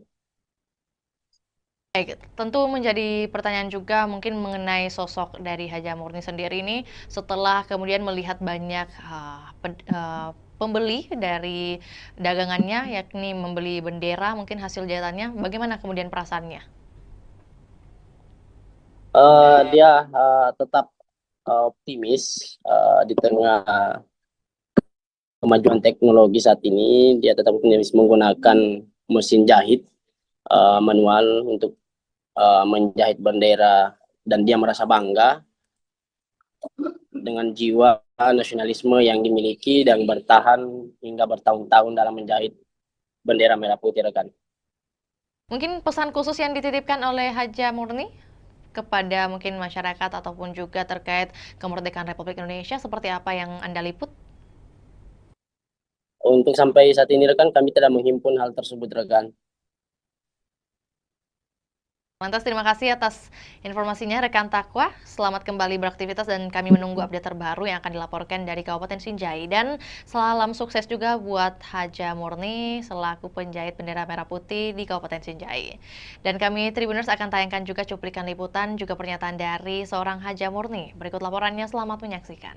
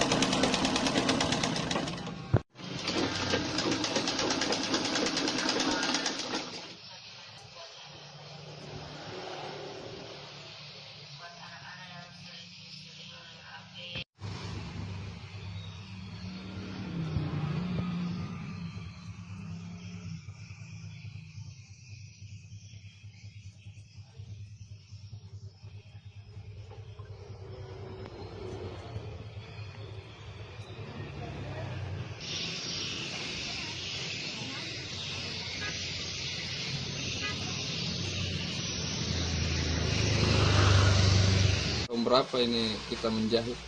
Tahun 76. Sampai sekarang. Bendera dulu kan menjahit baju. Iya. Sekarang jadi bendera. Jadi untuk menjahitnya itu mulai di tahun 76 Bang Haji. Kalau menjahit bendera sendiri itu Bang Haji? Itu mulai begitu. Kan menjual di pasar dulu besar bawah tuh. Oh iya Bang Haji. Iya. Kalau anu sendiri Bang Haji apa? Belajar menjahit ini di mana Bang Haji? Di Makassar dulu. Di Makassar. Umur 7 tahun. Oh, baru umur 7 tahun sudah menjahit Bang Haji. Itu enggak sekolah saya tapi. Oh, tapi yang ajarkan menjahit itu siapa Bang Haji? Tanteku di Makassar. Oh. Tapi anu sendiri Bang Haji apa? Kenapa ini pilih, saya lihat ini mesin manual Bang Haji? Karena tidak cocok. Saya mesin mesin dinamo enggak cocok mesin aku tuh. Iya. Oh, sekaligus olahraga juga ya Bang Haji? Iya. Tapi untuk anu Bang Haji, untuk bendera untuk 17 Agustus ini Bang Haji, kemerdekaan ini di tahun 2025, apakah sudah ada orderan Bang Haji? Banyak, kalau orderan banyak. Ada 20 piece begini jadi bendera. Berapa piece tadi? 20 piece di? 20 piece. Berapa jadi, sih? kalau 20 piece 100 pasang bendera jadinya. 100 pasang. Kalau diuangkan itu Bang Haji, harganya keseluruhan berapa itu Bang Haji? Kalau diuangkan harga 50 ji berapa? 50 satu pasang. 50.000 satu pasang. Nah, berapa pasang Bang Haji?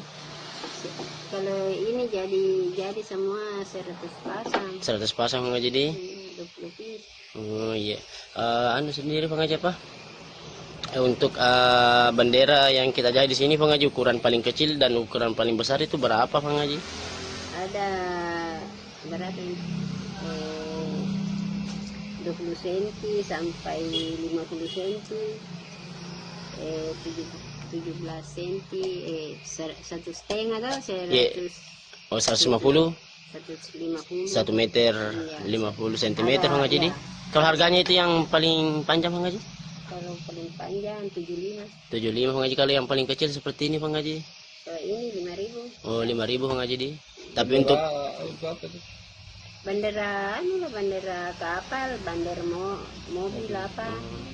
Kalau keseluruhan orderan Bang Haji Saga nih, matama orderan Bang. Nggak tahu berapa. Tapi itu ada 100 peces untuk bendera desa, kepala desa ambil tahu. Iya. Begitu 10 pasang, 20 pasang. Oh iya Bang Haji. Tapi sekarang intinya lebih 100 Bang Haji orderan di 100 PCS. Nggak tahu ini. Iya. Ada hidup bis sudah banyak, nggak tahu, nggak ingat berapa nih laku. Oh iya Bang Haji. Tapi ada nih yang order itu yang kita maksud Bang Haji. Iya, ada nih. Dari pulau. Iya. Kepala desa itu ambil.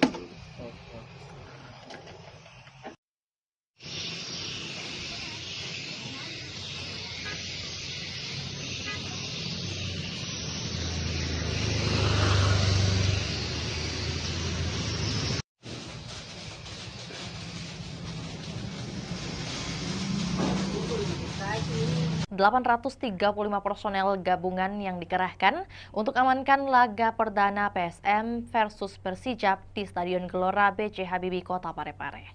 Dan untuk melengkapi informasi, kita sudah terhubung dengan rekan Aryadi dari Kota Parepare. Selamat siang, rekan Aryadi. Selamat siang, Fior. Kemudian bagaimana keberlangsungan dari apel pengamanan yang digelar pada hari ini?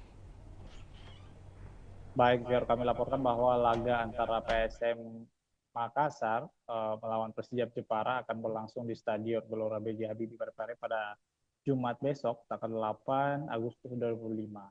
Nah, sebelum itu, pihak personel gabungan pagi tadi telah menggelar apel jelang laga perdana PSM Makassar ini. Dari sisi keamanan, Polres Parepare sudah melakukan rapat koordinasi sebelumnya menjelang laga perdana PSM Makassar di Super League. AKBP, maksud kami Kapolres Parepare AKBP Indra Waspada Yuda mengatakan ada sebanyak 835 personel gabungan yang akan terlibat dalam pengamanan laga perdana PSM Makassar di Super League 2005-2006 nanti. Ya. Untuk kemudian menjadi pertanyaan dari 835 ini, mengapa sebanyak 800-an yang dikerahkan untuk pengamanan? Ada informasi mengenai hal tersebut?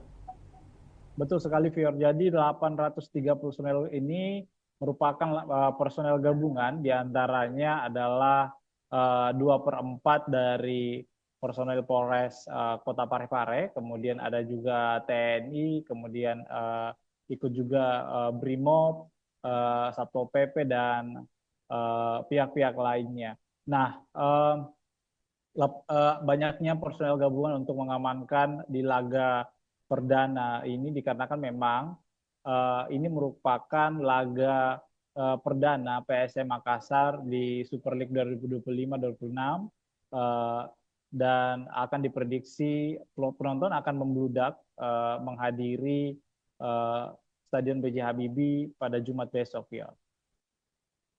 Beberapa instansi juga yang turut tergabung dalam pengamanan di hari esok, rekan Aryadi. Lantas mungkin dapat disampaikan juga apa yang menjadi larangan yang ditegaskan dari pihak kepolisian mungkin?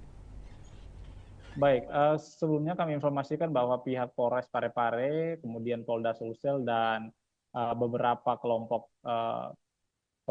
supporter PSM Makassar sudah melakukan pertemuan dan ada kesepakatan bahwa memang beberapa larangan kembali diterapkan dalam setiap laga PSM Makassar saat bertandang maksud kami saat berada di Stadion B.J. Habibie Kota Parepare. Di antaranya tidak boleh membawa flare, kemudian tidak boleh membawa petasan, senjata tajam, kemudian juga sampai kini pihak polisi juga masih belum memberikan kesempatan bagi supporter-supporter tim tamu untuk hadir menyaksikan langsung laga di Stadion B.J. Habibie Parepare. Ya.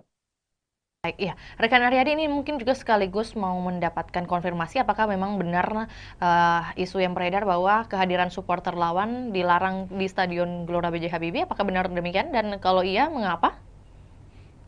Betul sekali, Fior. Jadi memang untuk informasinya bahwa supporter lawan belum bisa menyaksikan langsung laga di Stadion Tandang, dikarenakan memang ini merupakan aturan dari Super League 2025-2026 ini, dikarenakan memang salah satu pengaruhnya adalah untuk pada saat di Liga 1 kemarin terakhir itu Persib Bandung, dikarenakan banyaknya supporter yang masuk dan untuk jangan sampai ada menimbulkan kericuhan seperti itu, ya. Berarti untuk baik ya. Bagaimana rekan Aryadi? Ini untuk minimalisasi adanya benturan antar supporter, ya. Lantas mungkin untuk teknis pengamanan yang akan diberlakukan baik itu di dalam maupun di luar stadion seperti apa skemanya? Apakah sudah ada penjelasan? Baik, Fior. Jadi personel dipimpin oleh HKBP Indra Waspada Yuda bahwa 835 personel ini akan berpencar untuk menjaga lokasi-lokasi yang berada di sekitar stadion, termasuk tribun supporter, kemudian ada juga beberapa pintu masuk, kemudian pintu keluar, kemudian ini akan menyebar, personel-personel ini akan menyebar di sekitar stadion untuk meminimalisir adanya kericuhan seperti itu, ya. Ya, selain imbauan rekan Aryadi, tentu menjadi pertanyaan juga bagaimana kemudian tanggapan dari Kapolres Kota Parepare mungkin mengenai dipilihnya Kota Parepare sebagai markas PSM, seperti apa yang disampaikan? Ya, menurut Indra setelah kami konfirmasi bahwa pihaknya sangat senang kembali dipilihnya Parepare menjadi markas PSM Makassar. Nah, namun meski begitu dia sangat mengimbau supporter untuk ikut menjaga keamanan dan ketertiban masyarakat di Parepare selama menonton jalannya laga. Memang PSM Makassar ini untuk informasi Fior bahwa PSM Makassar mempunyai rekor unbeaten atau tidak terkalahkan di pekan pertama di kompetisi kasta tertinggi sepak bola Indonesia ini sejak 2017. Nah, rekor ini kemudian berlanjut jika PSM menekuk Persijap Jepara yang digelar besok hari. Nah, Persijap sendiri adalah tim juara 3 di Liga 2 Indonesia musim lalu yang mendapat tiket terakhir klub promosi Super League 25. Beberapa supporter juga bahkan mengharapkan bahwa PSM Makassar langsung memetik poin di laga perdana ini, dikarenakan memang PSM Makassar adalah salah satu tim juara di Super League 2025-2026. Ya. Berarti prediksi dari pengamat sepak bola mungkin yang berhasil Anda liput seperti apa yang ia lihat dari permainan atau persiapan dari PSM melawan Persijap nantinya?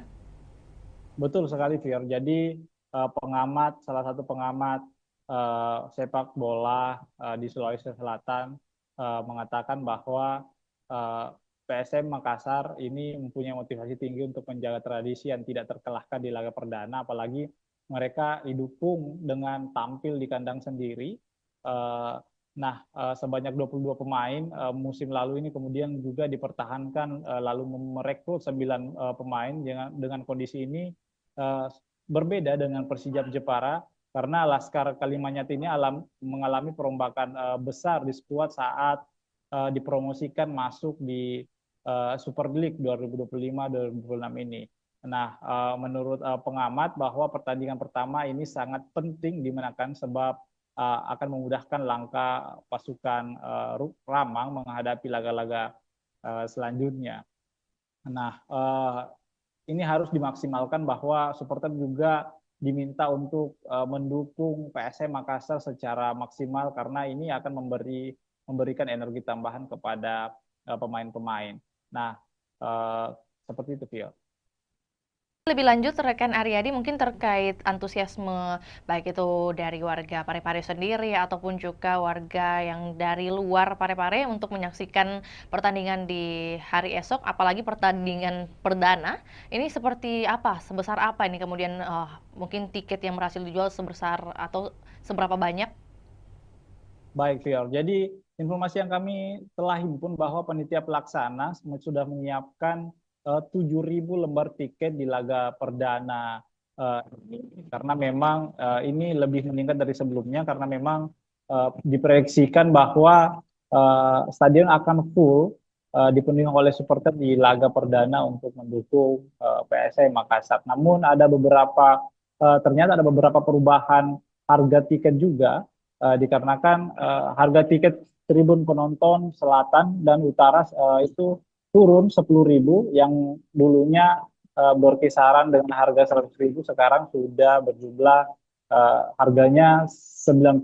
Nah, sementara harga tiket VIP utama, VIP utara dan selatan itu tetap 300.000. Kemudian tribun timur juga itu tetap 150.000. Jadi hanya penonton tribun selatan dan utara yang mengalami penurunan 90.000. Nah, dan pantauan kami, Fior, bahwa di lapangan tadi bahwa penukaran tiket juga sudah beberapa supporter sudah melakukan penukaran tiket yang didirikan oleh panitia pelaksana PSM Makassar kepada supporter. Beberapa di antaranya itu sudah menukarkan tiket lebih awal dikarenakan memang jangan sampai besok itu ada antrian cukup panjang dikarenakan padatnya supporter yang datang untuk menonton laga perdana PSM Makassar di Super League 2025-2026, Pior. Lagi rekan Aryadi terakhir juga menyambung dengan apa yang disampaikan, kemudian sudah tersebar menurut panitia sebanyak 7.000 tiket. Lantas untuk pengawasan terhadap tiket palsu atau mungkin juga calo seperti apa yang dihadirkan oleh panitia? Baik, viewers, sebenarnya untuk tiket palsu sebenarnya ini kan sudah dilakukan oleh panitia pelaksana bahwa tiket hanya tersedia dibeli secara online. Namun panitia tetap mempertimbangkan menyiapkan lokasi penukaran, bahwa maksud kami adanya tiket tambahan jika memang ada penonton yang masih membludak seperti itu, yang belum mendapatkan tiket secara online. Untuk meminimalisasi adanya calo tiket, bahwa panitia pelaksana menghimbau agar supporter tidak membeli tiket dari calo seperti itu, ya. Informasi tambahan juga buat Tribuners yang mungkin hendak mengikuti pertandingan perdana di hari esok, masih tersedia juga untuk pembelian tiket via on the spot, langsung di lokasi, dan tentunya kita juga doakan bersama keberhasilan dari PSM Makassar melawan Persijap di hari esok. Akan berlangsung pada pukul 7 waktu Indonesia Barat dan waktu Indonesia Tengah di pukul 8. Benar demikian rekan Aryadi? Betul, betul. Atas laporannya, rekan Aryadi, di siang hari ini kami menunggu update terbaru untuk topik ataupun juga wacana lainnya. Selamat kembali bertugas. Dan Tribuners, kami akan tayangkan cuplikan liputan kita di siang hari ini, juga pernyataan dari Kapolres Parepare, yakni AKBP Indra Waspadayuda. Berikut laporannya, selamat menyaksikan. Para anggotanya bisa mengetahui segala bentuk resiko semuanya, apa yang menjadi tugas dan tanggung jawabnya, dan apa yang menjadi sasaran pengamanan. Ya. Barang-barang tempat. Ya. Nanti ada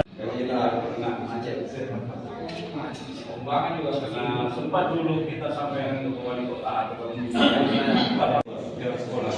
Ya, supaya itu. Jadi nanti untuk titik pagi ada 18 yang akan sudah datang. Zona 1 itu berbeda.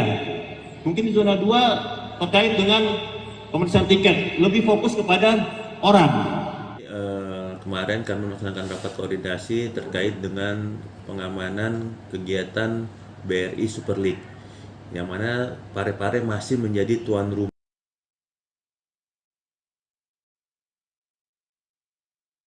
Zona 1 itu berbeda. Mungkin di zona 2 terkait dengan pemeriksaan tiket, lebih fokus kepada orang. Di zona 1 fokus kepada kegiatannya. Yang kedua, nanti masuk di nanti kami langsung lapangan kayak ini. Kemudian di sini tidak boleh lagi masuk di sini dan kecuali mana, kantong parkir di mana, seperti itu. Ya. Sehingga benar-benar nanti kita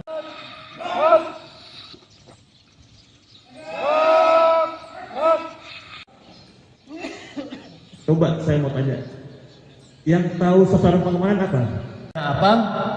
Kemudian risiko ancamannya apa? Ya, karena kita cuma 300.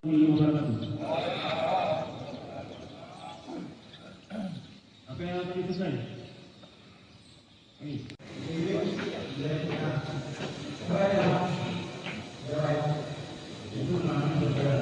Akan padal dan para anggotanya bisa mengetahui segala bentuk resiko semuanya, apa yang menjadi tugas dan tanggung jawabnya, dan apa yang menjadi sasaran pengamanan.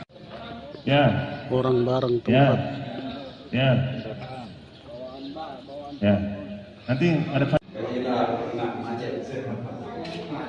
Pembangunan juga karena sempat dulu kita sampai ke wali kota atau sekolah. Ya, baik itu. Jadi nanti untuk titik pagi ada 18 yang akan sudah datang. Zona 1 itu berbeda. Mungkin di zona 2 terkait dengan pemeriksaan tiket, lebih fokus kepada orang.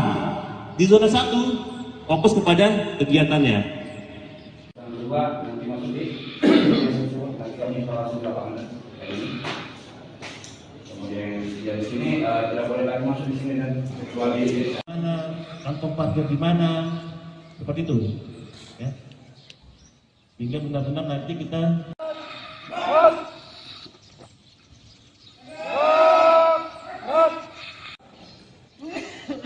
coba saya mau tanya, yang tahu sasaran pengamanan apa? Apa? Kemudian risiko ancamannya apa? Ya, karena kita cuma 300.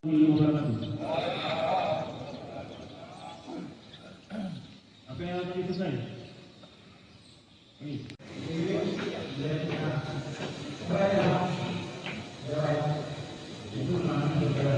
Akan padal dan para anggotanya bisa mengetahui segala bentuk resiko semuanya, apa yang menjadi tugas dan tanggung jawabnya, dan apa yang menjadi sasaran pengamanan. Ya. Orang bareng Ya. tempat. Ya. Ya. Nanti ada. pembangunan juga karena sempat dulu kita sampai ke wali kota atau sekolah. Ya, Baik itu. jadi nanti untuk titik pagi ada 18 yang akan sudah datang. Zona 1 itu berbeda. Mungkin di zona 2 terkait dengan pemeriksaan tiket, lebih fokus kepada orang. Di zona 1 fokus kepada kegiatannya. Yang kedua, nanti masuk di nanti kami langsung lapangan kayak ini. Kemudian di sini tidak boleh lagi masuk di sini dan kecuali mana, kantong parkir di mana, seperti itu. Ya. Sehingga benar-benar nanti kita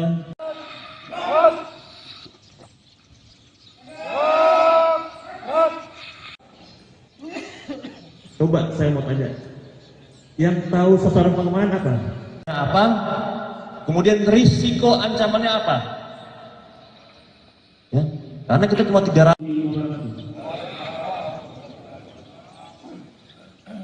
Apa yang tadi itu saya?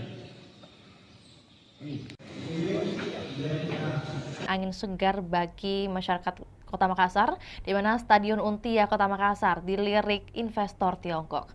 Dan untuk melengkapi informasi, kita sudah terhubung dengan rekan Ami dari Kota Makassar. Selamat sore rekan Ami. Baik, selamat sore rekan Vio. Oke, baik. Dapat disampaikan kemudian bagaimana kunjungan dari investor yang hadir di hari kemarin, rekan Ami, bagaimana kemudian update-nya dan hasil yang bisa disampaikan kepada kami? Silakan. Baik, Tribuners dan Vio di studio dapat saya sampaikan bahwa pemerintah Kota Makassar memang sedang mempersiapkan pembangunan Stadion Untia di Kelurahan Untia, Kecamatan Biringkanaya, Kota Makassar. Nah, update terbaru bahwa ada investor atau perusahaan konstruksi asal Tiongkok, Cina, yakni Chems Engineering Co. Ltd atau CAMCE melakukan kunjungan langsung di lokasi rencana pembangunan stadion di Kelurahan Untia. Nah, perusahaan konstruksi ini memang sudah pernah bertemu langsung dengan Wali Kota Makassar Munafri Arifudin pada bulan Juli lalu, dan ini adalah tindak lanjut dari kunjungannya yang sebelumnya.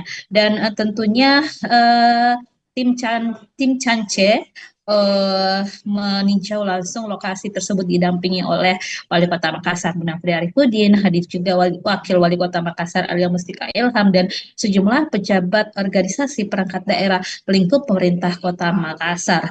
Dan dari tim Camce sendiri yang hadir adalah ada General Project Manager Mr. Xiao, kemudian ada dari Commercial Managernya Mr. Sang Siki, kemudian ada Chief Engineer juga, dan desain manager hingga sekretaris dari CAMCE itu sendiri. Dan tentunya dari peninjauan tersebut kemarin disampaikan bahwa memang pihak CAMCE akan melakukan desain-desain, kemudian menyusun bagaimana rencana dan strategi mereka dalam perencanaan pembangunan Stadion Untia di Kota Makassar ini. Nah, pemerintah Kota Makassar tentunya membuka diri karena memang Pemkot Makassar saat ini sedang mencari investor yang akan membiayai atau mendanai pembangunan stadion di Kota Makassar.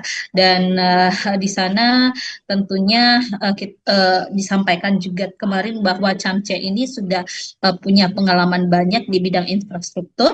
Salah satu proyek yang sudah dijalankan di Provinsi Sulawesi Selatan yakni Bendung Jenelata, kemudian di berbagai negara juga telah menghadirkan berbagai infrastruktur termasuk juga stadion, ada di Kamboja dengan kapasitas 60.000 penonton, kemudian di Uzbekistan dan beberapa negara lainnya tentunya termasuk Belarus juga yang kapasitas penontonnya 15.000 seat. Nah, tentunya kemarin disampaikan Wali Kota Makassar Munafri Arifudin saat kami berwawancara bahwa tim CAMCE akan segera menyusun gambaran desainnya seperti apa yang mana cocok dan efektif untuk Stadion Untia ke depan. Dan dari situ Munafri melihat memang ada keseriusan yang ditunjukkan atau dibuktikan dari pihak CAMCE itu sendiri, dan diprediksi tingkat keyakinan mereka melakukan investasi atau menyokong pembangunan Stadion Untia di Kota Makassar sudah di atas 50%. Jadi ini adalah langkah progresif yang ditunjukkan oleh Pemkot Makassar untuk terus menggait investor yang cocok mungkin dengan model kerjasamanya, yang cocok dengan konsep-konsep yang diterapkan atau telah disusun juga oleh pemerintah Kota Makassar. Jadi kita ketahui memang saat ini pemerintah Kota Makassar sudah berprogres, ada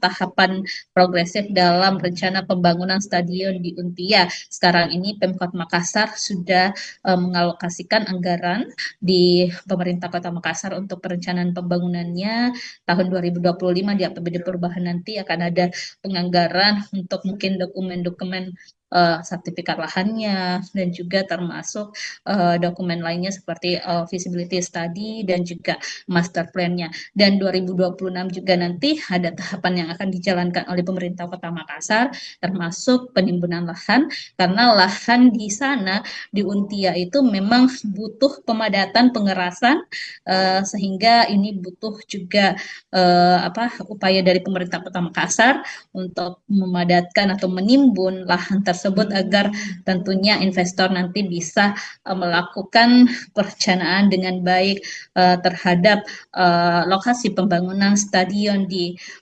Untia, Kota Makassar tersebut. Seperti itu, Vio. Baik, berarti kalau dari pemerintah Kota Makassar sendiri sudah menyiapkan beberapa dokumen atau juga administratif. Kemudian kalau dari Camce sendiri, apakah kemudian sudah ditampilkan bagaimana mereka memperlihatkan mungkin indikasi keseriusan mereka dari pihak Camce untuk berinvestasi? Dan kalau mungkin tadi sudah dikatakan oleh rekan Ami bahwa ini merupakan kunjungan kedua kalinya ke Untia atau juga ke Kota Makassar. Nah, pada tinjauan kedua ini apa yang kemudian menjadi peninjauan mereka lebih lanjut oleh tim Camce di lokasi nih? Ya, baik Vio di studio dan Tribuners, memang sebelumnya tim Camce ini sudah pernah berkunjung Kota Makassar pada Juli lalu, baru melakukan penjajakan awal kepada pemerintah Kota Makassar dengan mungkin penyampaian-penyampaian atau mencari tahu informasi terkait rencana pembangunan stadion ini kepada Wali Kota Makassar Menafri Arifudin. Kemudian kemarin mereka telah menindaklanjuti dengan tinjau lapangan. Mereka melihat bagaimana sih lokasi rencana pembangunan di stadion Untia supaya ke depan mereka punya gambaran seperti apa rancangan atau desain yang akan dilakukan tim Camce terhadap lokasi yang akan dijadikan sebagai tempat pembangunan stadion Untia. Dan statement dari General Project Manager Camce kemarin, Mr. Xiao, menyampaikan bahwa mereka memang begitu tertarik dengan stadion Untia milik Pemkot Makassar ini, dan mereka juga sedang melakukan gambaran-gambaran desainnya seperti apa ke depan. Nah, setelah mereka menyelesaikan desainnya nanti akan dikembalikan atau dikoordinasikan lagi kepada pemerintah Kota Makassar. Jadi ada proses matching nanti, penyesuaian antara mungkin desain-desain yang sesuai rencana Pemkot dengan desain-desain yang ditawarkan oleh investor Camce ini. Jadi setelah ini mungkin masih ada tahapan-tahapan selanjutnya yang akan dilakukan antara pemerintah Kota Makassar dan juga pihak Camce. Seperti itu, Phil. Oke, baik. Berarti apakah kemudian sudah ada pembicaraan mengenai target waktu penyelesaian stadion dari pihak Pemkot atau juga Camce yang diharapkan seperti apa kemudian? Nah, kalau dari hasil kunjungan ini kita masih belum tahu kapan tindak lanjutnya ke depan. Yang pastinya tim Camce akan menyelesaikan dulu bagaimana perencanaan mereka, desain mereka. Tapi kalau untuk Pemkot sendiri sudah melakukan roadmap atau peta jalan seperti apa rencana pembangunan stadion tahun 2025 dialokasikan untuk pengadaan atau pembuatan roadmap maupun feasibility study dan juga sertifikat lahan. Kemudian 2026 nanti itu dilakukan pengurusan perizinan analisis dampak lingkungan atau AMDALALIN dan juga analisis dampak lalu lintas AMDAL dan AMDALALIN. Kemudian 2026 juga dialokasikan anggaran untuk pemadatan lahan atau penimbunan di sana di Untia. Kemudian 2027 ditargetkan proses pengerjaan atau konstruksi dilakukan dengan harapan pada akhir 2027 atau 2028 nanti stadion Untia sudah bisa dinikmati atau dirasakan manfaatnya oleh masyarakat. Baik, rekan Ami, mungkin sebelum kita ke pertanyaan terakhir, tentu bagaimana kemudian informasi mengenai kompetitor lain selain Camce yang mungkin juga sudah tertarik membangun stadion Untia ini, apakah ada informasi mengenai hal tersebut? Baik, Tribuners dan Vio, memang sesuai pernyataan dari Wali Kota Makassar Menafri Arifudin, ada beberapa investor yang telah menjajaki kerjasama dengan pemerintah Kota Makassar. Salah satunya mungkin kemarin ada investor dari Qatar yang telah juga melakukan koordinasi dan komunikasi dengan Pemkot Makassar. Bahkan Wali Kota sudah pernah bertandang langsung mendatangi kantor perwakilan investor asal Qatar tersebut di Jakarta. Lalu juga kemarin baru-baru pada pekan lalu Wali Kota Makassar bersama beberapa pejabat lingkup pemerintah Kota Makassar datang ke JIS. Jadi untuk melihat langsung seperti apa perencanaan-perencanaan yang dilakukan oleh pengelola JIS ataupun perusahaan yang menangani pembangunan berdirinya Stadion Jakarta International Stadium yang ada di Jakarta. Jadi itu sebagai salah satu langkah-langkah yang dilakukan pemerintah Kota Makassar untuk menghadirkan atau komitmen menghadirkan Stadion Untia di Makassar. Terakhir, rekan Ami, mengenai antusiasme dari masyarakat khususnya yang berada di lingkungan Untia sendiri terkait pembangunan stadion ini, apakah seluruhnya sudah pro kepada pemerintah kota atau mungkin masih ada beberapa masukan? Baik, Tribuners, memang sejauh ini kita masih belum mendengarkan keluhan-keluhan dari masyarakat setempat, apakah mereka menolak atau seperti apa. Yang pasti, masyarakat Kota Makassar tentunya menginginkan hadirnya stadion di Kota Makassar, karena kita ketahui Sulawesi Selatan dalam hal ini belum memiliki stadion sama sekali, sehingga ini memang diharapkan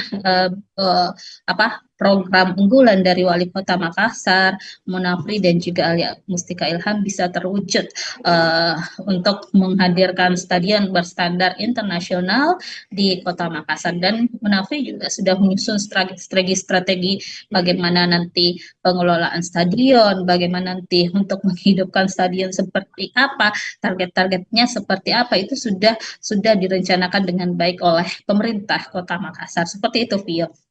Baik, terima kasih laporannya di sore hari ini rekan Ami. Selamat kembali beraktivitas dan kami menunggu update terbaru baik mengenai bagaimana pembangunan atau keberlanjutan dari pembangunan Stadion Untia ini dan juga informasi relevan lainnya dari Kota Makassar. Selamat kembali beraktivitas. Dan juga Tribuners, kami akan tayangkan cuplikan liputan kita di sore hari ini. Berikut laporannya, selamat menyaksikan.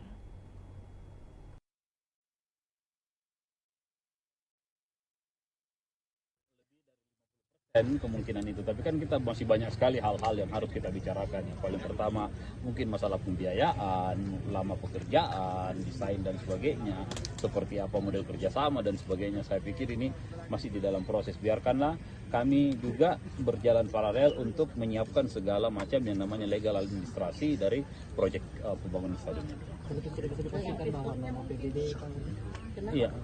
Belum tentu, kalau mereka kita tidak sepakat, jangan sampai mereka offeringnya berbeda, ya akan susah untuk itu.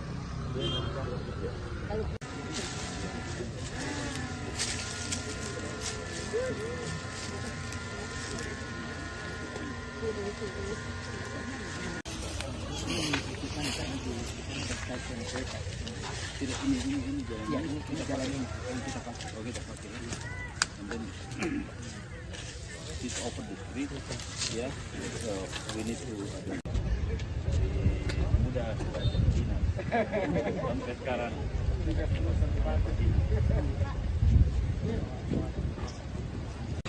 Harusnya sih biasanya kalau mereka sudah mau datang lihat lokasi artinya lebih dari 50% kemungkinan itu. Tapi kan kita masih banyak sekali hal-hal yang harus kita bicarakan. Yang paling pertama mungkin masalah pembiayaan, lama pekerjaan, desain dan sebagainya, seperti apa model kerjasama dan sebagainya. Saya pikir ini masih di dalam proses. Biarkanlah kami juga berjalan paralel untuk menyiapkan segala macam yang namanya legal administrasi dari proyek pembangunan stadion ini.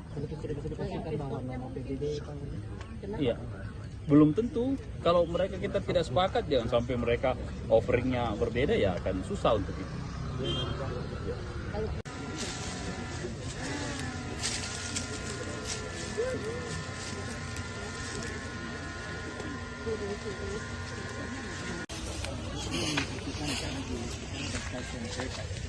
Tidak, ini jalan yang kita pakai. Oh, kita pakai ini.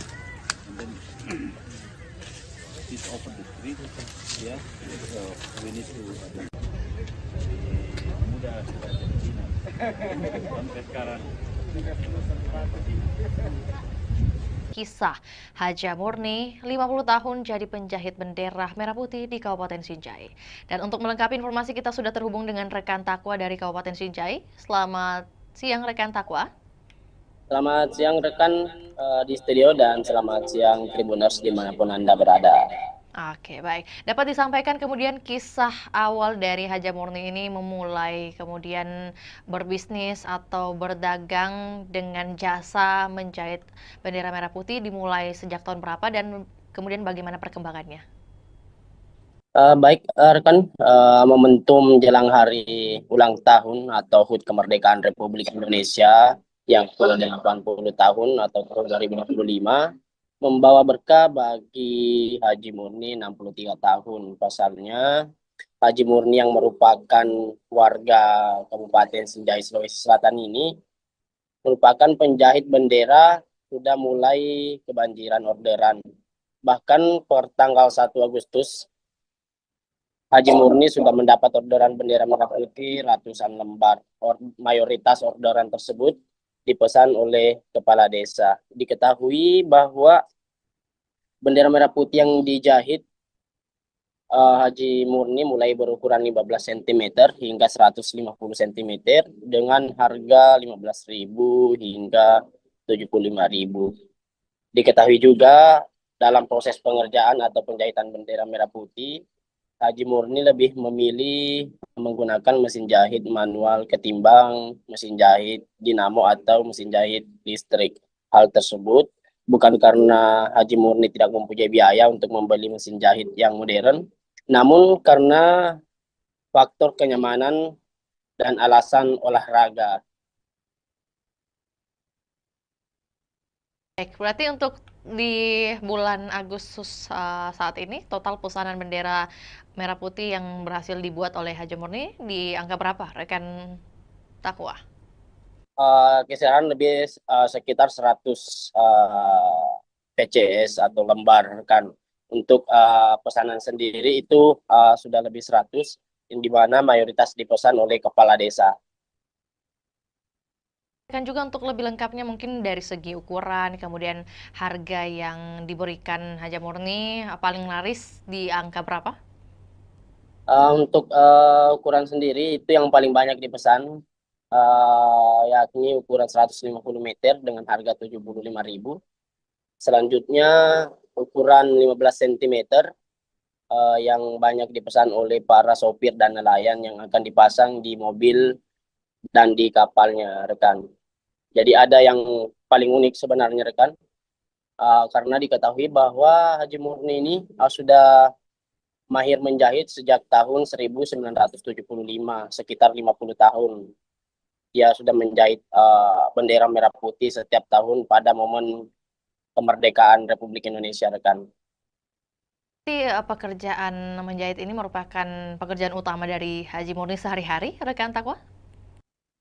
Untuk menjahit bendera merah putih itu setiap tahunnya, rekan. Namun untuk sehari-hari beliau juga berjualan atau berdagang pakaian yang banyak dijual di tokonya yang terletak di pasar sentral itu, yakni pakaian atau seragam sekolah, rekan. Baik, rekan Takwa, dalam sehari Haja Murni bisa menjahit berapa lembar khususnya untuk agenda tahunan seperti 17-an ini? Untuk setiap harinya rata-rata itu 50 lembar setiap hari, rekan. Tergantung pesanan yang masuk. Kan juga rekan Takwa bahwa kemudian Haja Murni ini masih memilih menggunakan mesin jahit manual. Nah, kemudian apa yang menjadi alasan khususnya tidak mau menggunakan mesin listrik? Ada dua alasan utama. Yang pertama itu karena beliau lebih nyaman menggunakan mesin manual. Yang kedua itu sebagai momen atau dewasa untuk olahraga, rekan. Motivasi utama dari Haja Murni ini tetap menjahit di usia ke-63 tahun, selain karena sembari berolahraga, bagaimana kemudian dengan kehidupannya, mungkin dukungan keluarga?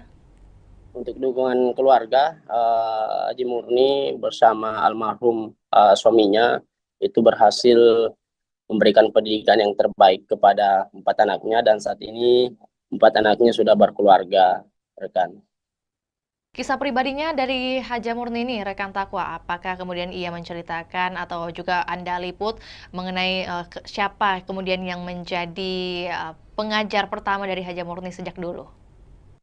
Jadi pada saat itu Haji Murni masih berumur 7 tahun. Dia tinggal di Kota Makassar, ikut sama tantenya karena beliau tidak bisa melanjutkan pendidikan karena keterbatasan ekonomi. Yang kebetulan tantenya tersebut yang menjadi rumah tumpangan Haji Murni itu bekerja sebagai proses menjahit. Dari situ Haji Murni belajar dari tantenya. Setelah mahir dan berkeluarga, dia pindah ke Kabupaten Sinjai membuka toko pakaian, di mana sebelumnya toko pakaian itu atau pakaian yang digunakan atau yang dijual di tokonya itu dari hasil yang dijahit oleh Haji Murni sendiri, rekan. Ditambah pada saat momen 17 Agustus atau momen kemerdekaan Republik Indonesia, orderan itu banyak yang masuk. Maka dari situ beliau memulai usahanya itu untuk menjahit bendera, dan sampai saat ini dia sudah bertahan setiap tahun menjahit bendera merah putih itu sekitar 50 tahun, rekan. Tadi disebutkan juga ada kemudian 4 anak dari Haji Murni. Apakah kemudian dari keempat anak ini ada yang ikut turut membantu usahanya sekarang? Untuk saat ini anak yang pertama Haji Murni itu yang menjaga toko pakaian yang berada di toko sentral Sinjai yang terletak di Kelurahan Bongki, Kecamatan Sinjai Utara, rekan. Baik, tentu menjadi pertanyaan juga mungkin mengenai sosok dari Haji Murni sendiri ini setelah kemudian melihat banyak pembeli dari dagangannya, yakni membeli bendera mungkin hasil jahitannya. Bagaimana kemudian perasaannya? Dia tetap optimis di tengah kemajuan teknologi saat ini. Dia tetap optimis menggunakan mesin jahit manual untuk menjahit bendera, dan dia merasa bangga dengan jiwa nasionalisme yang dimiliki dan bertahan hingga bertahun-tahun dalam menjahit bendera merah putih, rekan. Mungkin pesan khusus yang dititipkan oleh Haji Murni kepada mungkin masyarakat ataupun juga terkait kemerdekaan Republik Indonesia seperti apa yang Anda liput? Untuk sampai saat ini, rekan, kami tidak menghimpun hal tersebut, rekan. Lantas terima kasih atas informasinya rekan Takwa. Selamat kembali beraktivitas dan kami menunggu update terbaru yang akan dilaporkan dari Kabupaten Sinjai. Dan salam sukses juga buat Haji Murni selaku penjahit bendera merah putih di Kabupaten Sinjai. Dan kami Tribuners akan tayangkan juga cuplikan liputan juga pernyataan dari seorang Haji Murni. Berikut laporannya, selamat menyaksikan.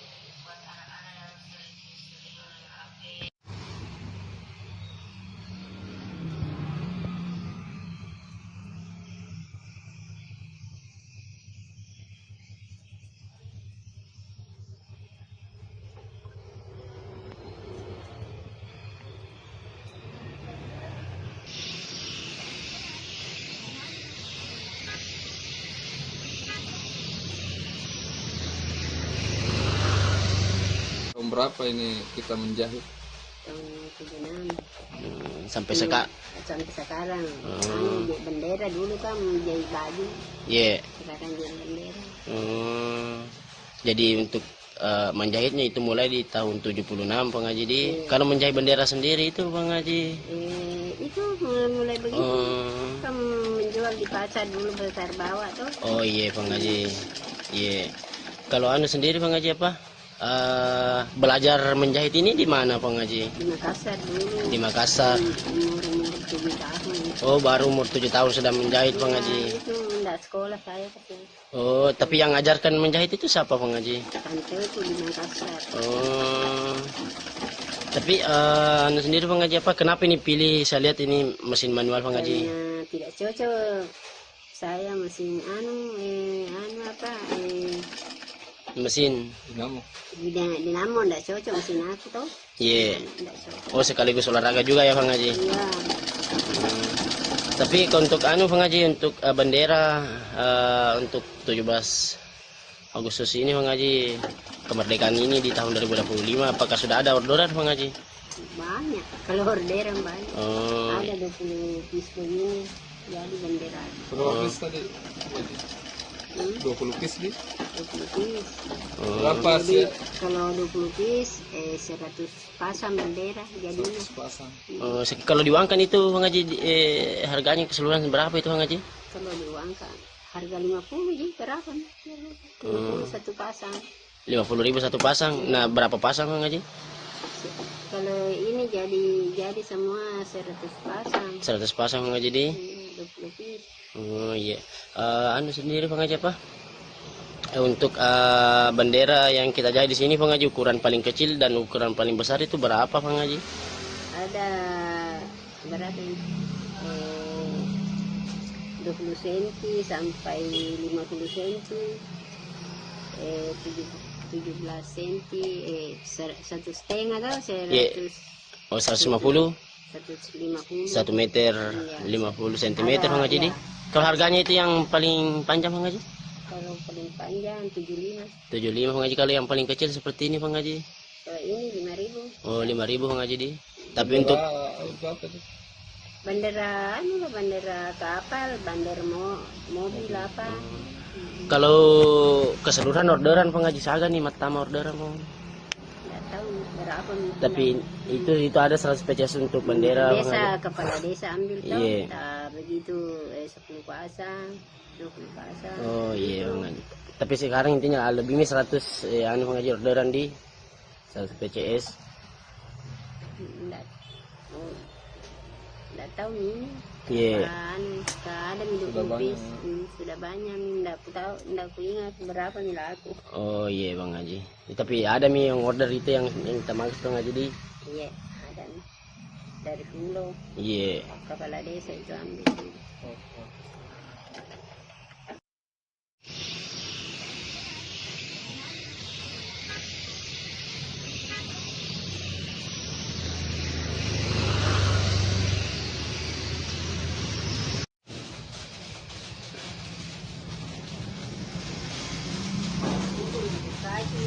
835 personel gabungan yang dikerahkan untuk amankan laga perdana PSM versus Persijap di Stadion Gelora B.J. Habibie, Kota Parepare. Dan untuk melengkapi informasi, kita sudah terhubung dengan rekan Aryadi dari Kota Parepare. Selamat siang rekan Aryadi. Selamat siang, Fior. Kemudian bagaimana keberlangsungan dari apel pengamanan yang digelar pada hari ini? Baik, Fior, kami laporkan bahwa laga antara PSM Makassar melawan Persijap Jepara akan berlangsung di Stadion Gelora B.J. Habibie Parepare pada Jumat besok, tanggal 8 Agustus 2025. Nah, sebelum itu, pihak personel gabungan pagi tadi telah menggelar apel jelang laga perdana PSM Makassar ini. Dari sisi keamanan, Polres Parepare sudah melakukan rapat koordinasi sebelumnya menjelang laga perdana PSM Makassar di Super League. AKBP, maksud kami Kapolres Parepare AKBP Indra Waspadayuda mengatakan ada sebanyak 835 personel gabungan yang akan terlibat dalam pengamanan laga perdana PSM Makassar di Super League 2005-2006 nanti. Ya. Untuk kemudian menjadi pertanyaan dari 835 ini, mengapa sebanyak 800-an yang dikerahkan untuk pengamanan? Ada informasi mengenai hal tersebut? Betul sekali, Fior. Jadi 830 personel ini merupakan personel gabungan, diantaranya adalah 2/4 dari personel Polres Kota Parepare, kemudian ada juga TNI, kemudian ikut juga Brimob, Satpol PP, dan pihak-pihak lainnya. Nah, banyaknya personel gabungan untuk mengamankan di laga perdana ini dikarenakan memang ini merupakan laga perdana PSM Makassar di Super League 2025-2026 dan akan diprediksi penonton akan membludak menghadiri Stadion B.J. Habibie pada Jumat besok, ya. Beberapa instansi juga yang turut tergabung dalam pengamanan di hari esok, rekan Aryadi. Lantas mungkin dapat disampaikan juga apa yang menjadi larangan yang ditegaskan dari pihak kepolisian mungkin? Baik, sebelumnya kami informasikan bahwa pihak Polres Parepare, kemudian Polda Sulsel, dan beberapa kelompok supporter PSM Makassar sudah melakukan pertemuan dan ada kesepakatan bahwa memang beberapa larangan kembali diterapkan dalam setiap laga PSM Makassar saat bertandang maksud kami saat berada di Stadion B.J. Habibie Kota Parepare. Di antaranya tidak boleh membawa flare, kemudian tidak boleh membawa petasan, senjata tajam, kemudian juga sampai kini pihak polisi juga masih belum memberikan kesempatan bagi supporter-supporter tim tamu untuk hadir menyaksikan langsung laga di Stadion B.J. Habibie Parepare. Ya. Baik, ya. Rekan Aryadi, ini mungkin juga sekaligus mau mendapatkan konfirmasi apakah memang benar isu yang beredar bahwa kehadiran supporter lawan dilarang di Stadion Gelora B.J. Habibie. Apakah benar demikian? Dan kalau iya, mengapa? Betul sekali, Fior. Jadi memang untuk informasinya bahwa supporter lawan belum bisa menyaksikan langsung laga di Stadion Tandang, dikarenakan memang ini merupakan aturan dari Super League 2005-2026 ini, dikarenakan memang salah satu pengaruhnya adalah untuk pada saat di Liga 1 kemarin terakhir itu Persib Bandung, dikarenakan banyaknya supporter yang masuk dan untuk jangan sampai ada menimbulkan kericuhan seperti itu, ya. Berarti untuk baik ya. Bagaimana rekan Aryadi? Ini untuk minimalisasi adanya benturan antar supporter, ya. Lantas mungkin untuk teknis pengamanan yang akan diberlakukan baik itu di dalam maupun di luar stadion seperti apa skemanya? Apakah sudah ada penjelasan? Baik, Fior. Jadi personel dipimpin oleh HKBP Indra Waspada Yuda bahwa 835 personel ini akan berpencar untuk menjaga lokasi-lokasi yang berada di sekitar stadion, termasuk tribun supporter, kemudian ada juga beberapa pintu masuk, kemudian pintu keluar, kemudian ini akan menyebar, personel-personel ini akan menyebar di sekitar stadion untuk meminimalisir adanya kericuhan seperti itu, ya. Ya, selain imbauan rekan Aryadi, tentu menjadi pertanyaan juga bagaimana kemudian tanggapan dari Kapolres Kota Parepare mungkin mengenai dipilihnya Kota Parepare sebagai markas PSM, seperti apa yang disampaikan? Ya, menurut Indra setelah kami konfirmasi bahwa pihaknya sangat senang kembali dipilihnya Parepare menjadi markas PSM Makassar.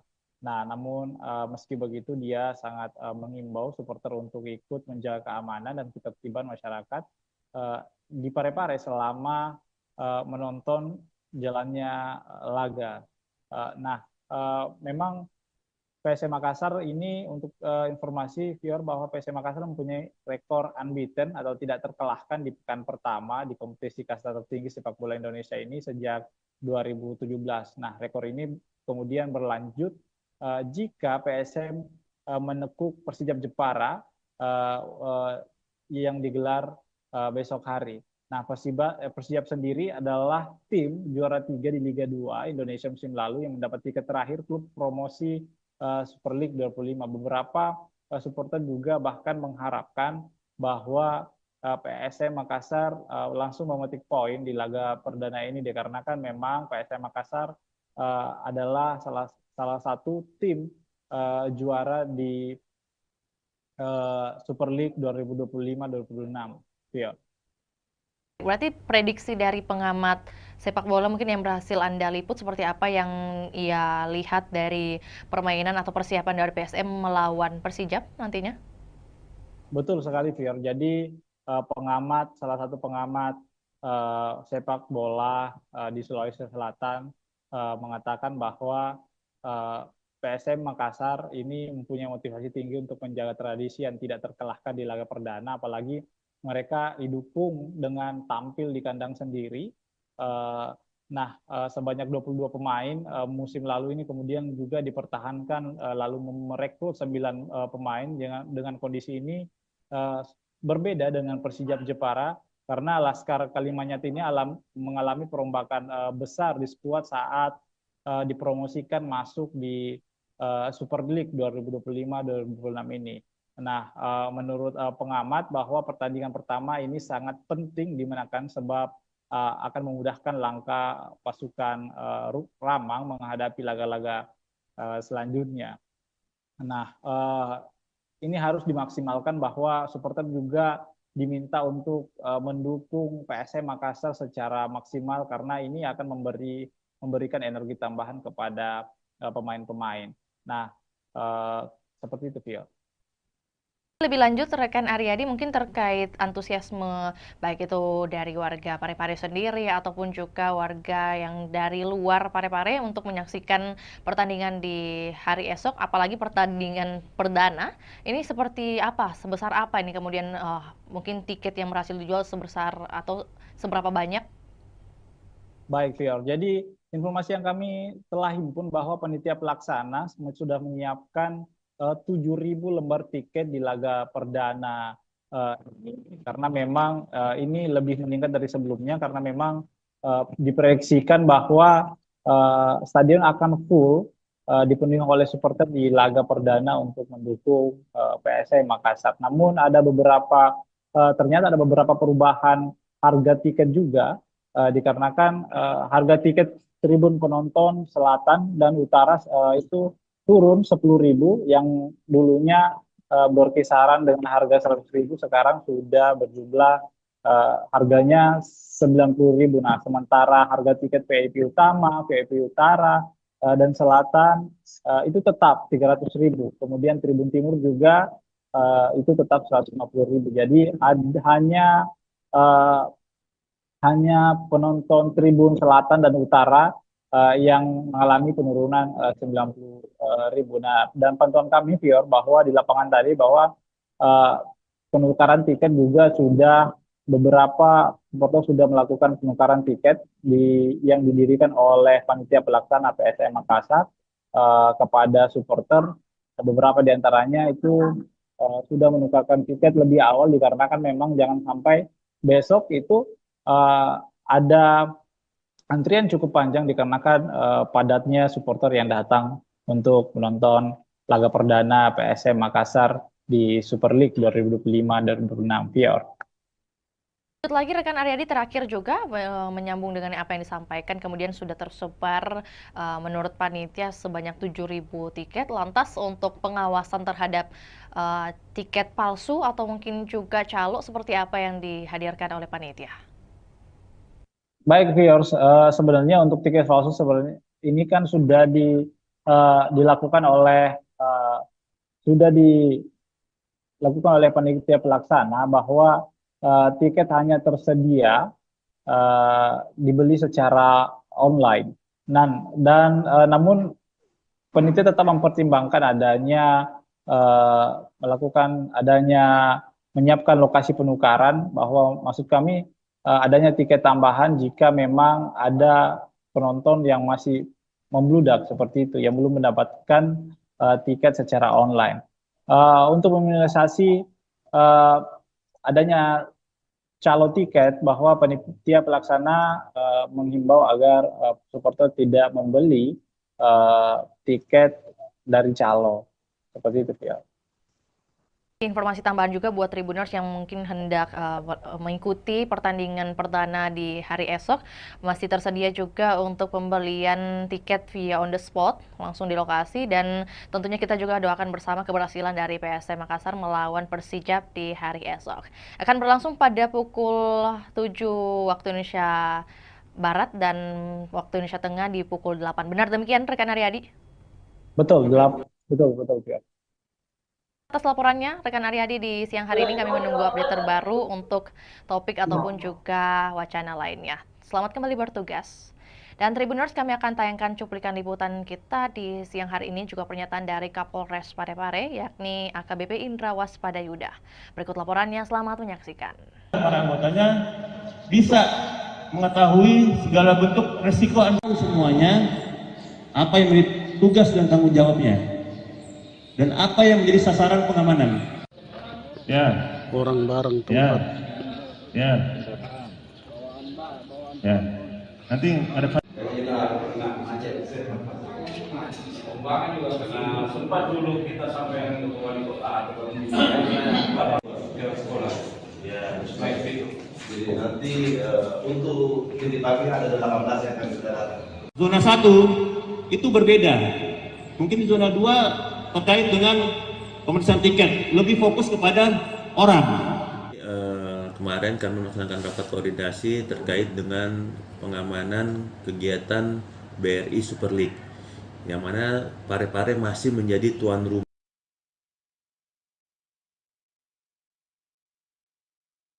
Zona 1 itu berbeda. Mungkin di zona 2 terkait dengan pemeriksaan tiket, lebih fokus kepada orang. Di zona 1 fokus kepada kegiatannya. Yang kedua, nanti masuk di nanti kami langsung ke lapangan hari ini.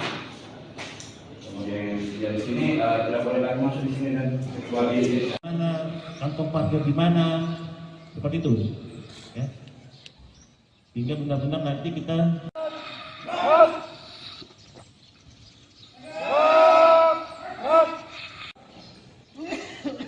coba saya mau tanya, yang tahu sasaran pengamanan apa? Apa? Kemudian risiko ancamannya apa? Ya, karena kita cuma 300.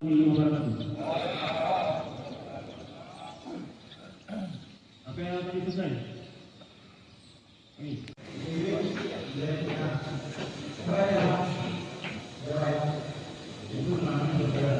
Akan padal dan para anggotanya bisa mengetahui segala bentuk resiko semuanya, apa yang menjadi tugas dan tanggung jawabnya, dan apa yang menjadi sasaran pengamanan. Ya. Orang bareng tempat. Ya. Nanti ada pembangunan juga karena sempat dulu kita sampai ke wali kota atau sekolah. Ya, baik itu. Jadi nanti untuk titik pagi ada 18 yang akan sudah datang. Zona 1 itu berbeda. Mungkin di zona 2 terkait dengan pemeriksaan tiket, lebih fokus kepada orang. Di zona 1 fokus kepada kegiatannya. Yang kedua, nanti masuk di nanti kami langsung ke lapangan hari ini. Kemudian di sini tidak boleh lagi masuk di sini dan kecuali mana, kantong parkir di mana, seperti itu. Ya. Hingga benar-benar nanti kita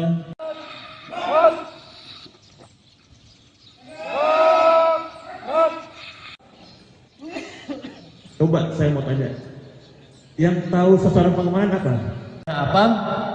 Kemudian risiko ancamannya apa? Ya, karena kita cuma 300.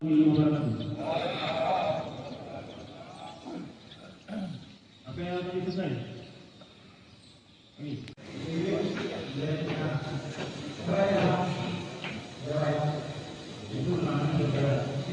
Padal dan para anggotanya bisa mengetahui segala bentuk resiko semuanya, apa yang menjadi tugas dan tanggung jawabnya, dan apa yang menjadi sasaran pengamanan. Ya. Orang barang Ya. tempat. Ya. Ya. Nanti ada Kembangan juga karena sempat dulu kita sampai ke wali kota atau sekolah. Ya, Baik itu. jadi nanti untuk titipannya ada 18 yang akan sudah datang. Zona 1 itu berbeda. Mungkin di zona 2 terkait dengan pemeriksaan tiket, lebih fokus kepada orang. Di zona 1 fokus kepada kegiatannya. Yang kedua nanti masuki nanti kami langsung ke lapangan hari ini. Kemudian yang di sini tidak boleh lagi masuk di sini dan kecuali Mana kantong parkir di mana, seperti itu. Ya. Sehingga benar-benar nanti kita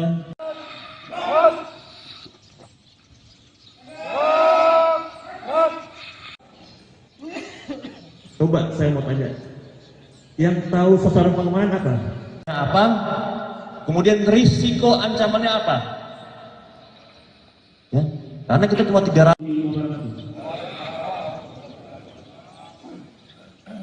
Apa yang tadi selesai? Angin segar bagi masyarakat Kota Makassar, di mana Stadion Untia Kota Makassar dilirik investor Tiongkok. Dan untuk melengkapi informasi, kita sudah terhubung dengan rekan Ami dari Kota Makassar. Selamat sore rekan Ami. Baik, selamat sore rekan Vio. Oke, baik. Dapat disampaikan kemudian bagaimana kunjungan dari investor yang hadir di hari kemarin, rekan Ami, bagaimana kemudian update-nya dan hasil yang bisa disampaikan kepada kami. Silakan. Baik, Tribuners dan Vio di studio dapat saya sampaikan bahwa pemerintah Kota Makassar memang sedang mempersiapkan pembangunan Stadion Untia di Kelurahan Untia, Kecamatan Biringkanaya, Kota Makassar. Nah, update terbaru bahwa ada investor atau perusahaan konstruksi asal Tiongkok, Cina, yakni Chems Engineering Co.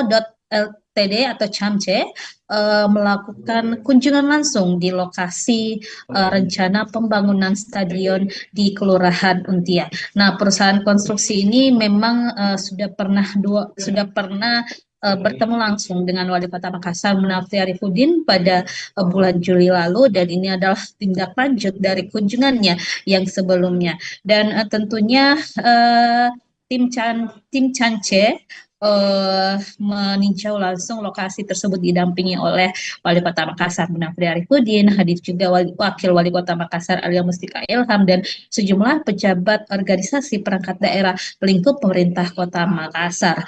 Dan dari tim CHAMCE sendiri yang hadir adalah ada General Project Manager Mr. Xiao, kemudian ada dari Commercial Managernya Mr. Sang Siki, kemudian ada Chief Engineer juga, dan desain manager hingga sekretaris dari CHAMCE itu sendiri. Dan tentunya dari peninjauan tersebut kemarin disampaikan bahwa memang pihak CHAMCE akan melakukan desain-desain, kemudian menyusun bagaimana rencana dan strategi mereka dalam perencanaan pembangunan Stadion Untia di Kota Makassar ini. Nah, pemerintah Kota Makassar tentunya membuka diri karena memang Pemkot Makassar saat ini sedang mencari investor yang akan membiayai atau mendanai pembangunan stadion di Kota Makassar.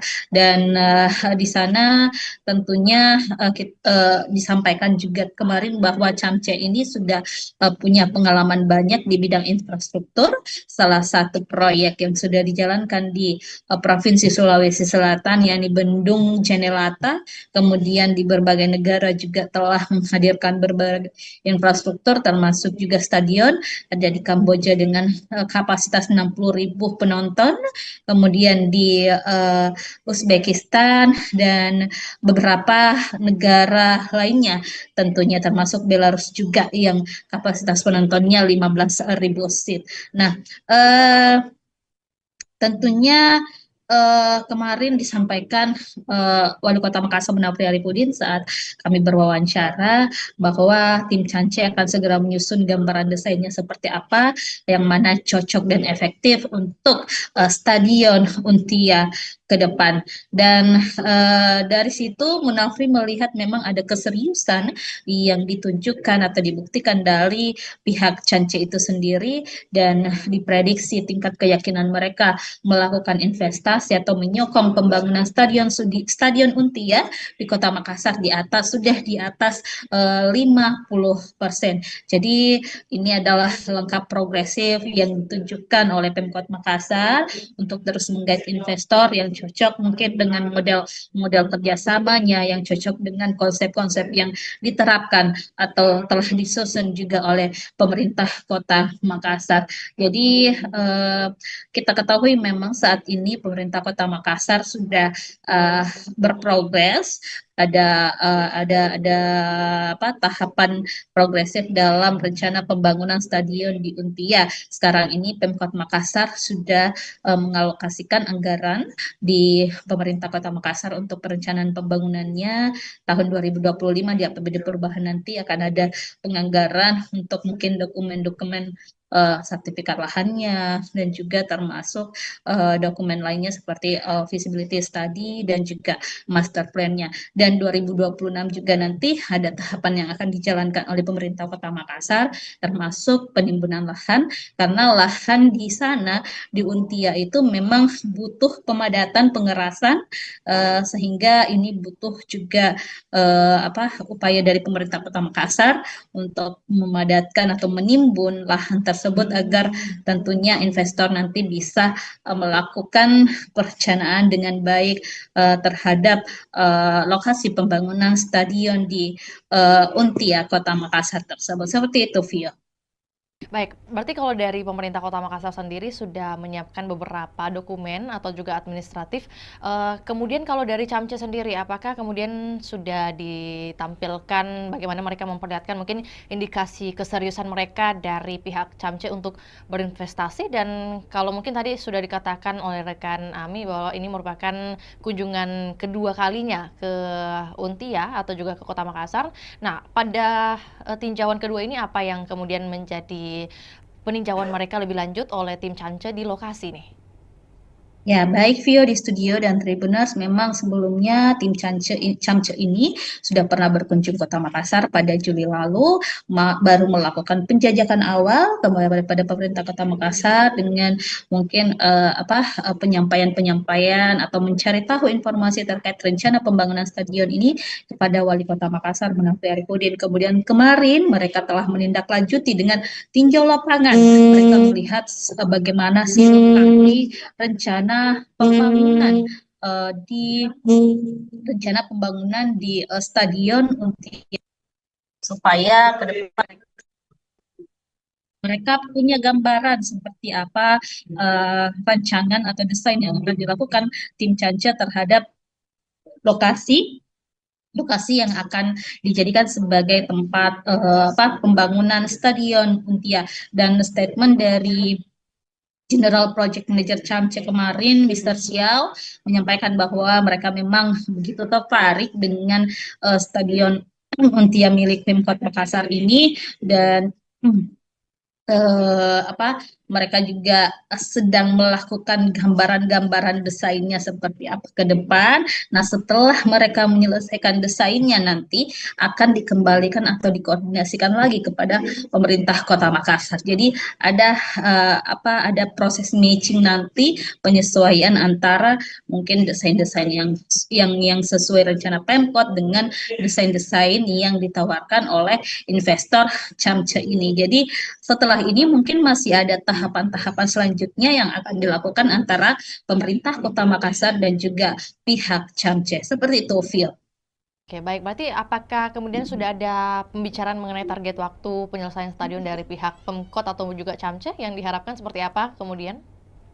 Nah, kalau dari hasil kunjungan ini kita masih belum tahu kapan tindak lanjutnya ke depan. Yang pastinya tim Cance akan menyelesaikan dulu bagaimana perencanaan mereka, desain mereka. Tapi kalau untuk Pemkot sendiri sudah melakukan roadmap atau peta jalan seperti apa rencana pembangunan stadion tahun 2025 dialokasikan untuk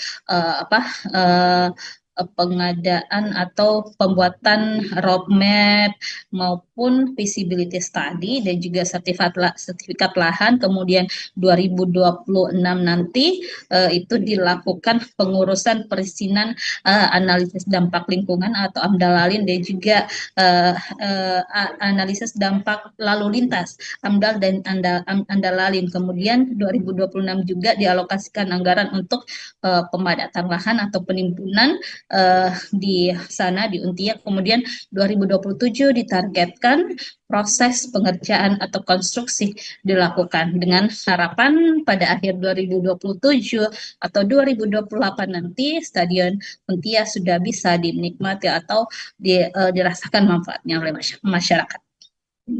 Baik, rekan Ami, mungkin sebelum kita ke pertanyaan terakhir, tentu bagaimana kemudian informasi mengenai kompetitor lain selain Camce yang mungkin juga sudah tertarik membangun Stadion Untia ini, apakah ada informasi mengenai hal tersebut?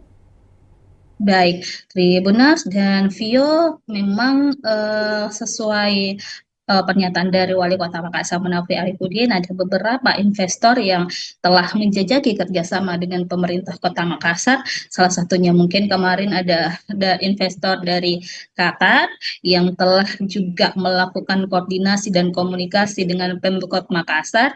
Bahkan Wali Kota sudah pernah bertandang langsung mendatangi kantor perwakilan investor asal Qatar tersebut di Jakarta. Lalu juga kemarin baru-baru pada pekan lalu Wali Kota Makassar bersama beberapa pejabat lingkup pemerintah Kota Makassar datang ke JIS. Jadi untuk melihat langsung seperti apa perencanaan yang dilakukan oleh pengelola JIS ataupun perusahaan yang menangani pembangunan berdirinya Stadion Jakarta International Stadion yang ada di Jakarta. Jadi itu sebagai salah satu langkah-langkah yang dilakukan pemerintah Kota Makassar untuk menghadirkan atau komitmen menghadirkan Stadion Untia di Makassar. Terakhir, rekan Ami, mengenai antusiasme dari masyarakat khususnya yang berada di lingkungan Untia sendiri terkait pembangunan stadion ini, apakah seluruhnya sudah pro kepada pemerintah kota atau mungkin masih ada beberapa masukan? Baik, Tribuners, memang sejauh ini kita masih belum mendengarkan keluhan-keluhan dari masyarakat setempat, apakah mereka menolak atau seperti apa. Yang pasti, masyarakat Kota Makassar tentunya menginginkan hadirnya stadion di Kota Makassar, karena kita ketahui Sulawesi Selatan dalam hal ini belum memiliki stadion sama sekali, sehingga ini memang diharapkan program unggulan dari Wali Kota Makassar, Munafri dan juga Alia Mustika Ilham bisa terwujud untuk menghadirkan stadion berstandar internasional di Kota Makassar. Dan Munafri juga sudah menyusun strategi bagaimana nanti pengelolaan stadion, bagaimana nanti untuk menghidupkan stadion seperti apa, target-targetnya seperti apa, itu sudah direncanakan dengan baik oleh pemerintah Kota Makassar. Seperti itu, Vio. Baik, terima kasih laporannya di sore hari ini rekan Ami. Selamat kembali beraktivitas dan kami menunggu update terbaru baik mengenai bagaimana pembangunan atau keberlanjutan dari pembangunan Stadion Untia ini dan juga informasi relevan lainnya dari Kota Makassar. Selamat kembali beraktivitas dan juga Tribuners, kami akan tayangkan cuplikan liputan kita di sore hari ini. Berikut laporannya, selamat menyaksikan.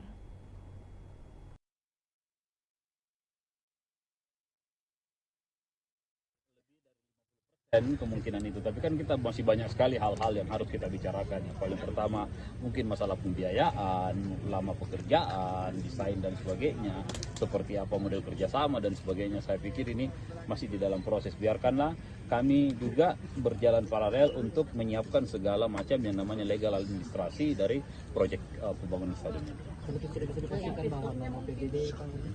Iya. Belum tentu, kalau mereka kita tidak sepakat, jangan sampai mereka offeringnya berbeda, ya akan susah untuk itu. Ini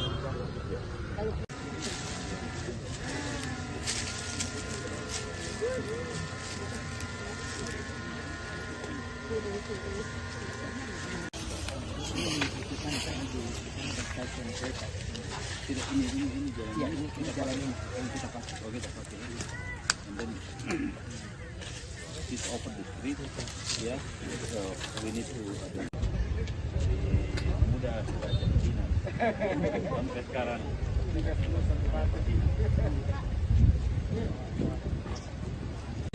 Harusnya sih biasanya kalau mereka sudah mau datang lihat lokasi artinya lebih dari 50% kemungkinan itu. Tapi kan kita masih banyak sekali hal-hal yang harus kita bicarakan. Yang paling pertama mungkin masalah pembiayaan, lama pekerjaan, desain dan sebagainya.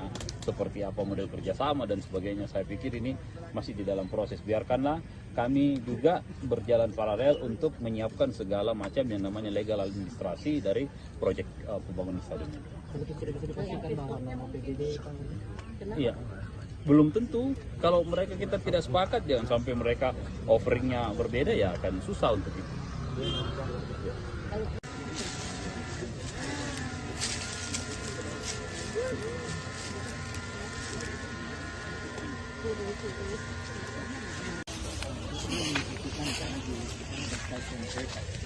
Tidak, ini jalan yang kita pakai. Oh, kita pakai ini. And then this over the street, ya. So we need to mudah sampai sekarang. Kisah Haja Murni, 50 tahun jadi penjahit bendera merah putih di Kabupaten Sinjai. Dan untuk melengkapi informasi kita sudah terhubung dengan rekan Takwa dari Kabupaten Sinjai. Selamat siang rekan Takwa. Selamat siang rekan di studio dan selamat siang Tribuners dimanapun Anda berada.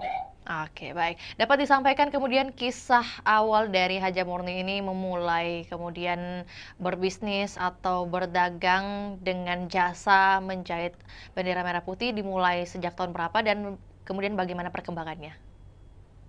Baik rekan, momentum jelang hari ulang tahun atau HUT kemerdekaan Republik Indonesia yang ke-80 tahun atau tahun 2025 membawa berkah bagi Haji Murni 63 tahun. Pasalnya Haji Murni yang merupakan warga Kabupaten Sinjai Sulawesi Selatan ini merupakan penjahit bendera, sudah mulai kebanjiran orderan. Bahkan per tanggal 1 Agustus Haji Murni sudah mendapat orderan bendera merah putih ratusan lembar.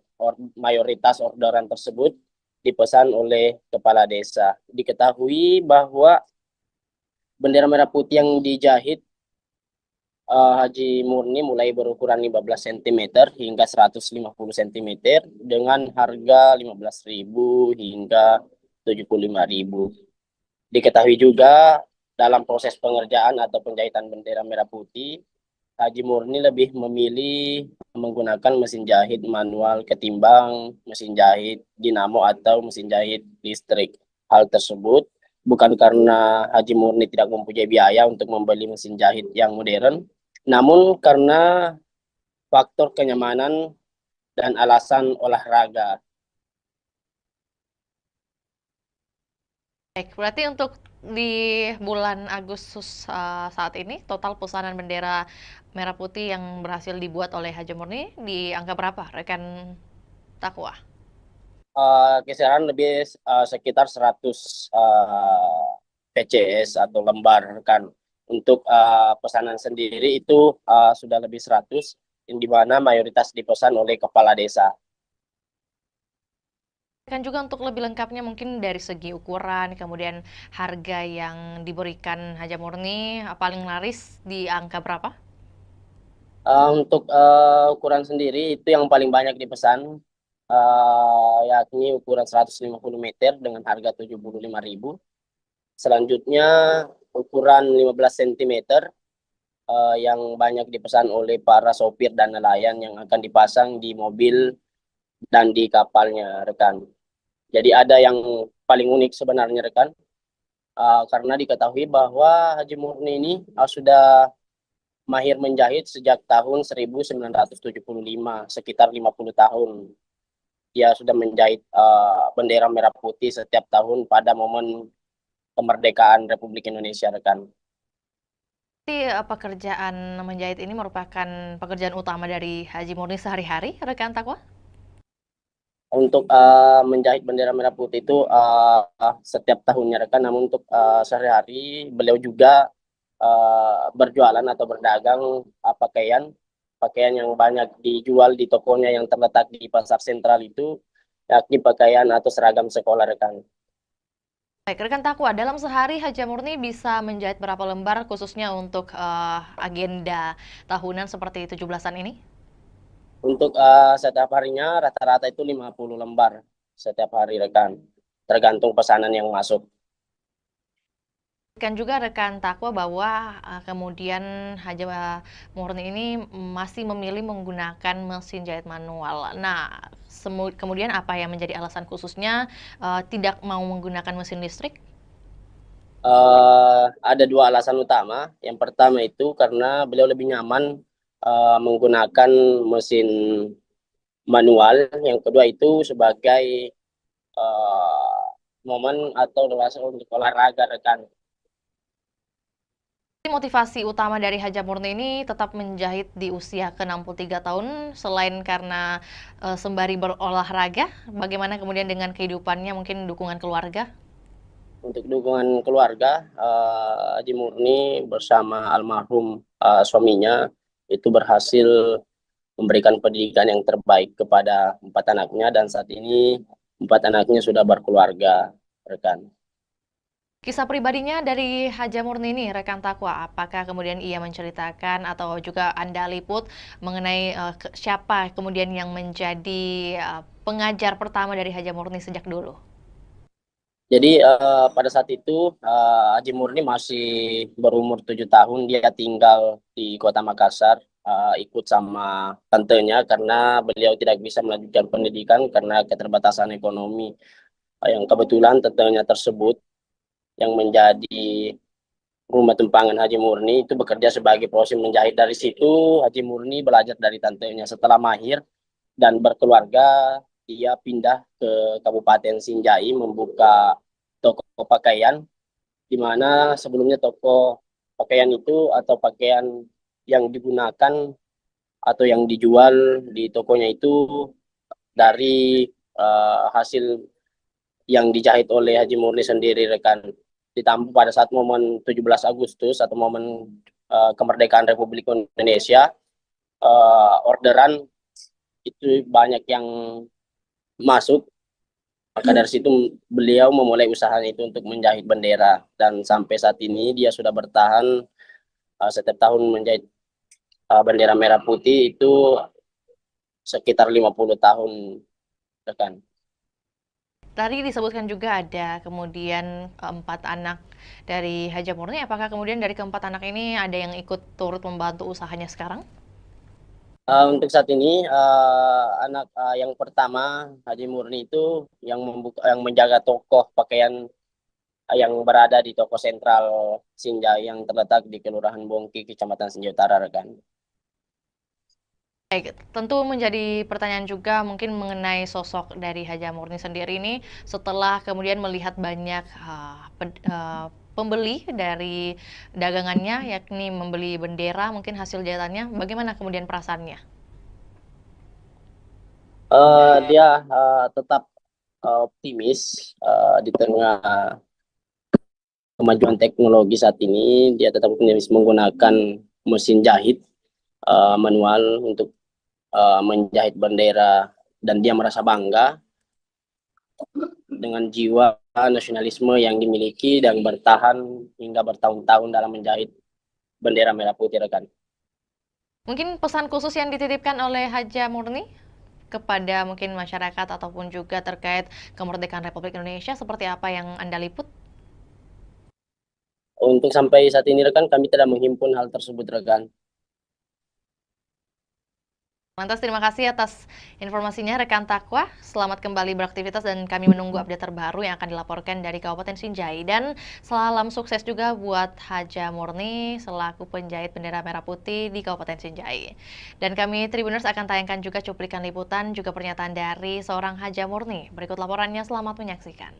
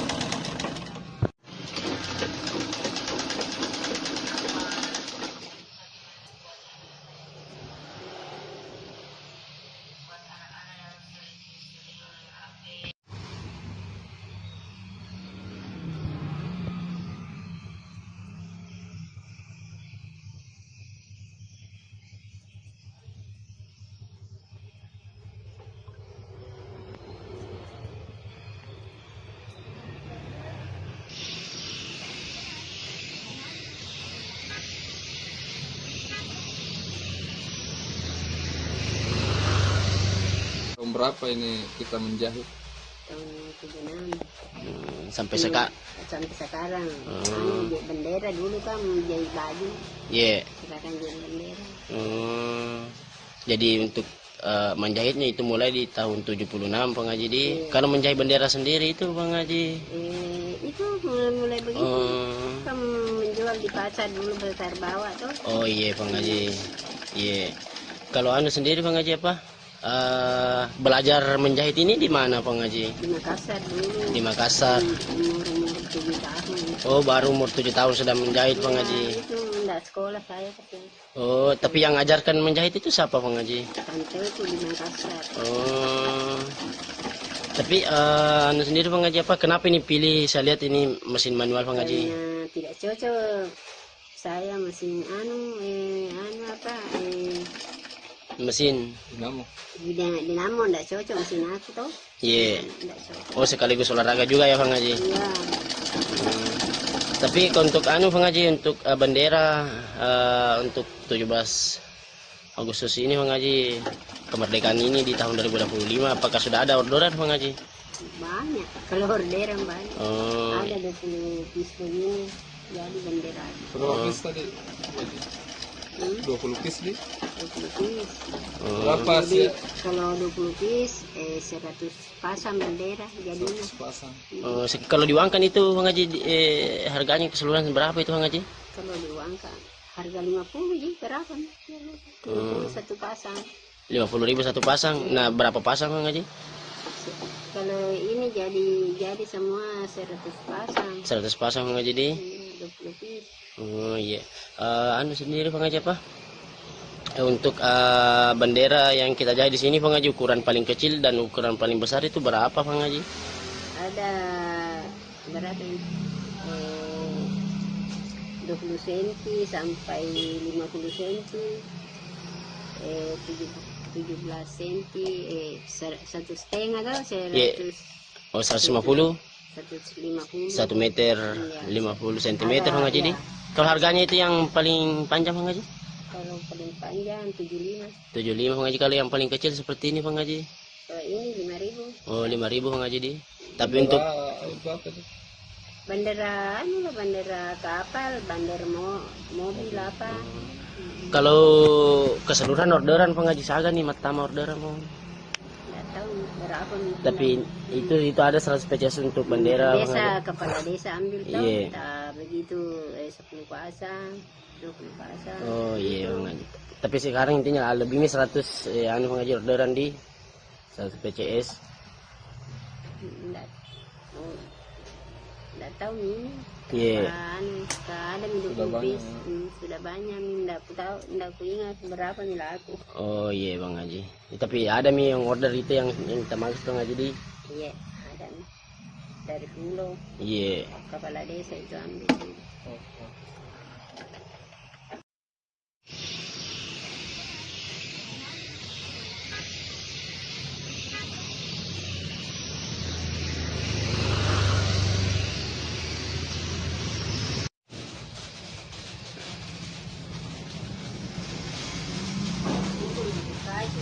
835 personel gabungan yang dikerahkan untuk amankan laga perdana PSM versus Persijap di Stadion Gelora B.J. Habibie, Kota Parepare. Dan untuk melengkapi informasi, kita sudah terhubung dengan rekan Aryadi dari Kota Parepare. Selamat siang, rekan Aryadi. Selamat siang, Fior. Kemudian bagaimana keberlangsungan dari apel pengamanan yang digelar pada hari ini? Baik, Fior, kami laporkan bahwa laga antara PSM Makassar melawan Persijap Jepara akan berlangsung di Stadion Gelora B.J. Habibie Parepare pada Jumat besok, tanggal 8 Agustus 2005. Nah, sebelum itu, pihak personel gabungan pagi tadi telah menggelar apel jelang laga perdana PSM Makassar ini. Dari sisi keamanan, Polres Parepare sudah melakukan rapat koordinasi sebelumnya menjelang laga perdana PSM Makassar di Super League.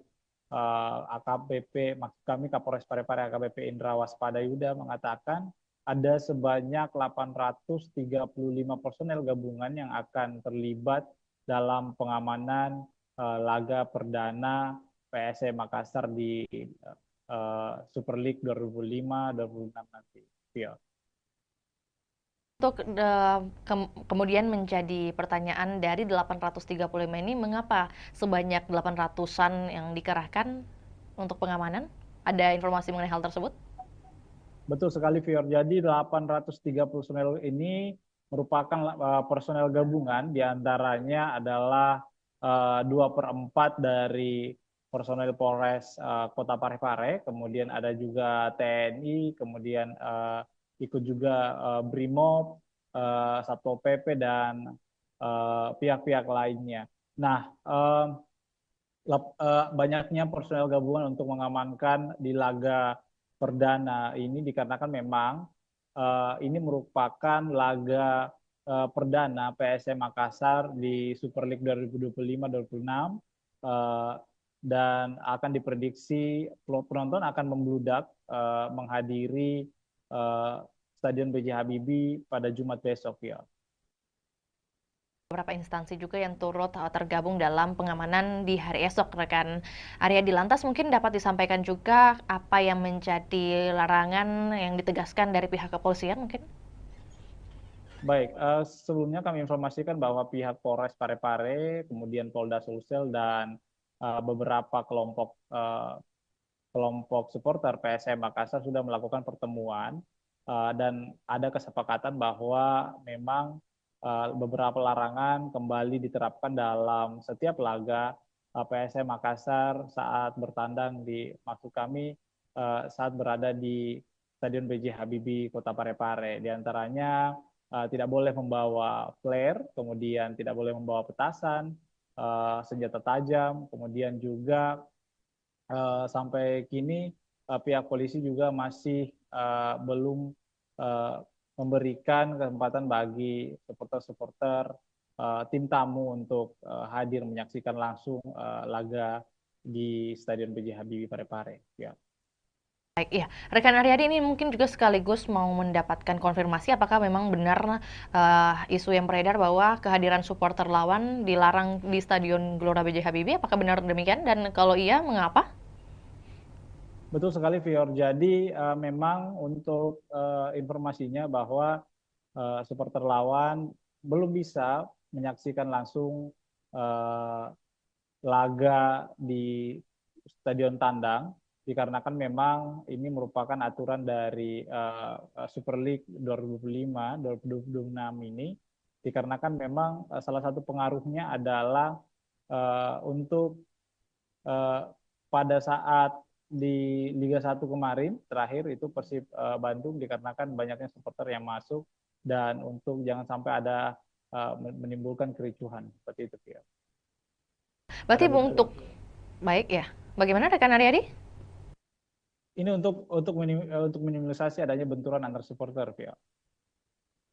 Lantas mungkin untuk teknis pengamanan yang akan diberlakukan baik itu di dalam maupun di luar stadion seperti apa skemanya? Apakah sudah ada penjelasan? Baik, Fior. Jadi personel dipimpin oleh HKBP Indra Waspada Yuda bahwa 835 personel ini akan berpencar untuk menjaga lokasi-lokasi yang berada di sekitar stadion, termasuk tribun supporter, kemudian ada juga beberapa pintu masuk, kemudian pintu keluar, kemudian ini akan menyebar, personel-personel ini akan menyebar di sekitar stadion untuk meminimalisir adanya kericuhan seperti itu, ya. Ya, selain imbauan rekan Aryadi, tentu menjadi pertanyaan juga bagaimana kemudian tanggapan dari Kapolres Kota Parepare mungkin mengenai dipilihnya Kota Parepare sebagai markas PSM, seperti apa yang disampaikan? Ya, menurut Indra setelah kami konfirmasi bahwa pihaknya sangat senang kembali dipilihnya Parepare menjadi markas PSM Makassar. Nah, namun meski begitu dia sangat mengimbau supporter untuk ikut menjaga keamanan dan ketertiban masyarakat di Parepare selama menonton jalannya laga. Memang PSM Makassar ini untuk informasi Fior bahwa PSM Makassar mempunyai rekor unbeaten atau tidak terkalahkan di pekan pertama di kompetisi kasta tertinggi sepak bola Indonesia ini sejak 2017. Nah, rekor ini kemudian berlanjut jika PSM menekuk Persijap Jepara yang digelar besok hari. Nah, Persijap sendiri adalah tim juara 3 di Liga 2 Indonesia musim lalu yang mendapat tiket terakhir klub promosi Super League 25. Beberapa supporter juga bahkan mengharapkan bahwa PSM Makassar langsung memetik poin di laga perdana ini, dikarenakan memang PSM Makassar adalah salah satu tim juara di Super League 2025-2026. Ya. Berarti prediksi dari pengamat sepak bola mungkin yang berhasil Anda liput seperti apa yang ia lihat dari permainan atau persiapan dari PSM melawan Persijap nantinya?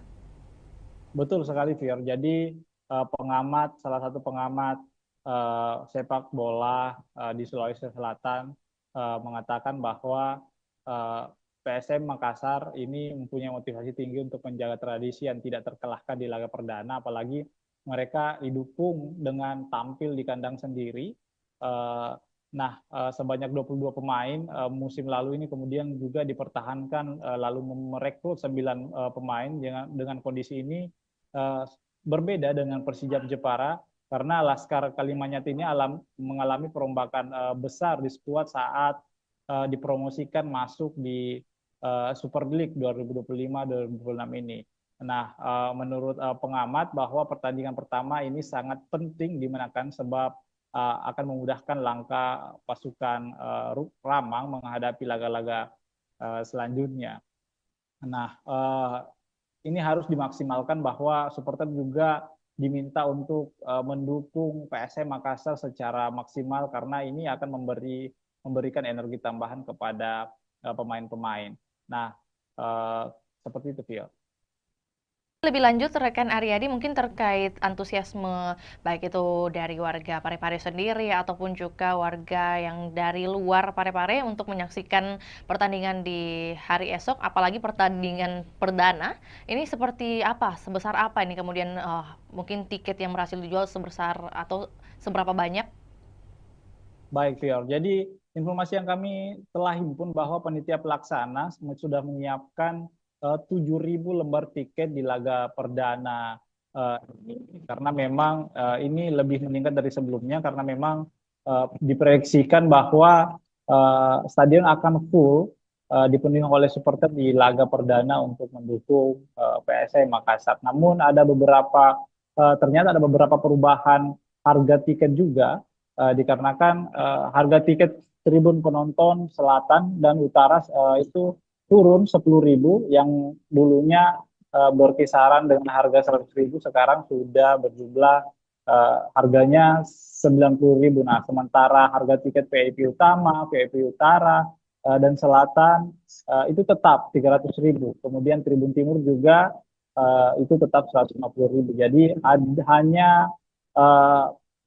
hanya penonton tribun selatan dan utara yang mengalami penurunan 90.000.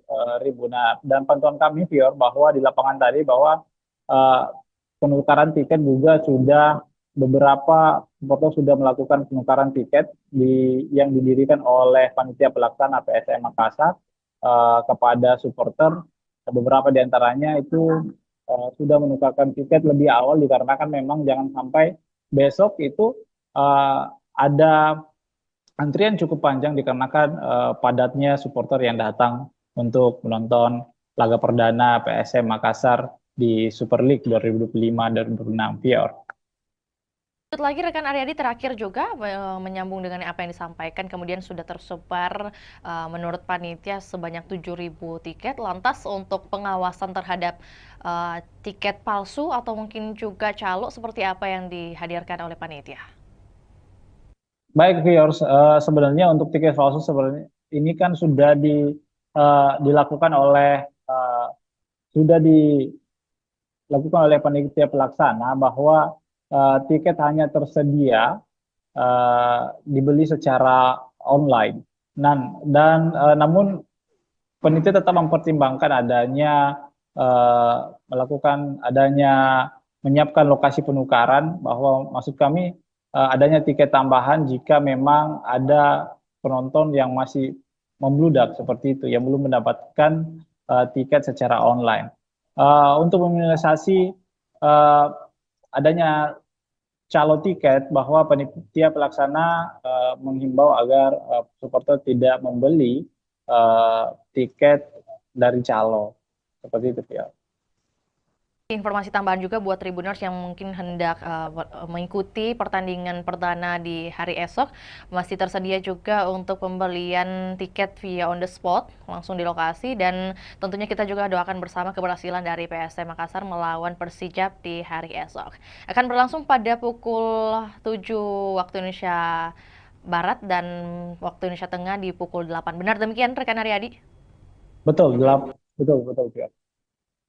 Atas laporannya, rekan Aryadi, di siang hari ini kami menunggu update terbaru untuk topik ataupun juga wacana lainnya. Selamat kembali bertugas. Dan Tribuners, kami akan tayangkan cuplikan liputan kita di siang hari ini, juga pernyataan dari Kapolres Parepare, yakni AKBP Indra Waspadayuda. Berikut laporannya, selamat menyaksikan. Para anggotanya bisa mengetahui segala bentuk resiko semuanya, apa yang menjadi tugas dan tanggung jawabnya, dan apa yang menjadi sasaran pengamanan. Ya. Orang bareng tempat. Ya. Nanti ada Pembangunan juga karena sempat dulu kita sampai ke wali kota atau ke sekolah. Ya, baik itu. Jadi nanti untuk titik pagi ada 18 yang akan sudah datang. Zona 1 itu berbeda. Mungkin di zona 2 terkait dengan pemeriksaan tiket, lebih fokus kepada orang. Kemarin kami melaksanakan rapat koordinasi terkait dengan pengamanan kegiatan BRI Super League, yang mana Parepare masih menjadi tuan rumah.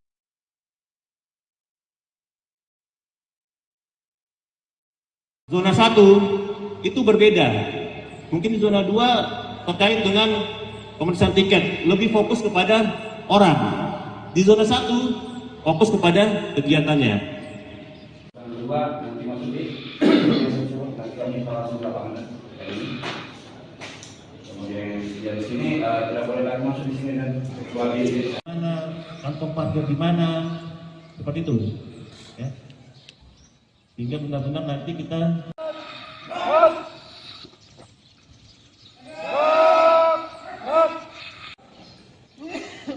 coba saya mau tanya, yang tahu sasaran pengamanan apa? Apa?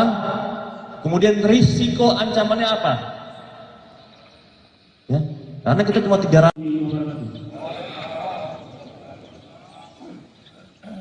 Apa yang tadi selesai?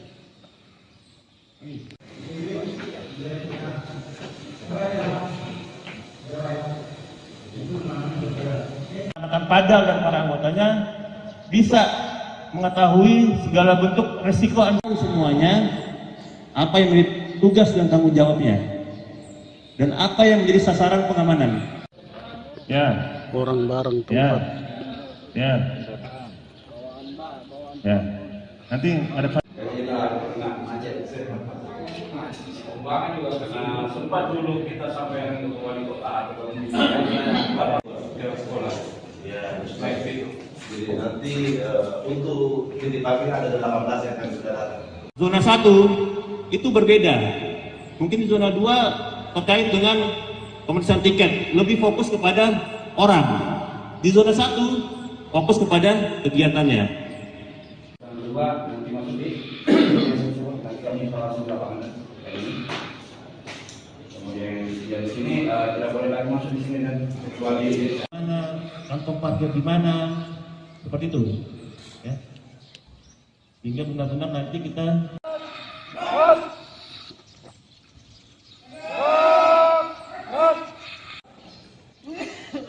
coba saya mau tanya, yang tahu sasaran pengamanan apa? Apa? Kemudian risiko ancamannya apa? Ya, karena kita cuma 300.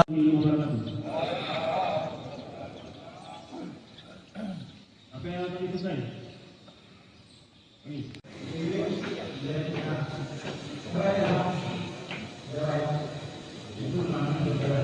Akan padal dan para anggotanya bisa mengetahui segala bentuk resiko semuanya, apa yang menjadi tugas dan tanggung jawabnya, dan apa yang menjadi sasaran pengamanan. Ya. Orang bareng tempat. Ya. Ya. Nanti ada. Pembangunan juga karena sempat dulu kita sampai ke wali kota atau ke sekolah. Ya, jadi nanti untuk titik parkir ada 18 yang akan sudah datang. Zona 1 itu berbeda. Mungkin zona 2 terkait dengan pemeriksaan tiket, lebih fokus kepada orang. Di zona 1 fokus kepada kegiatannya. Yang kedua, nanti masuk di nanti kami langsung ke lapangan kayak ini.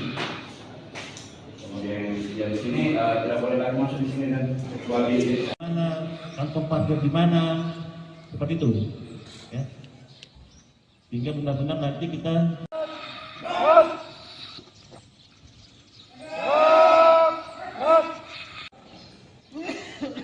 coba saya mau tanya, yang tahu sasaran pengamanan apa? Apa? Kemudian risiko ancamannya apa? Ya, karena kita cuma 300.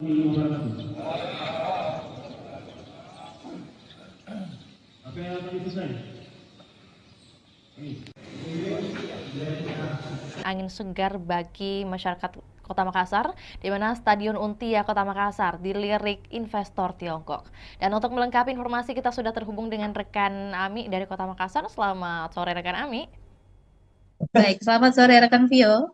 Oke, baik. Dapat disampaikan kemudian bagaimana kunjungan dari investor yang hadir di hari kemarin, rekan Ami, bagaimana kemudian update-nya dan hasil yang bisa disampaikan kepada kami? Silakan. Baik, Tribuners dan Vio di studio dapat saya sampaikan bahwa pemerintah Kota Makassar memang sedang mempersiapkan pembangunan Stadion Untia di Kelurahan Untia, Kecamatan Biringkanaya, Kota Makassar. Nah, update terbaru bahwa ada investor atau perusahaan konstruksi asal Tiongkok, Cina, yakni Chems Engineering Co.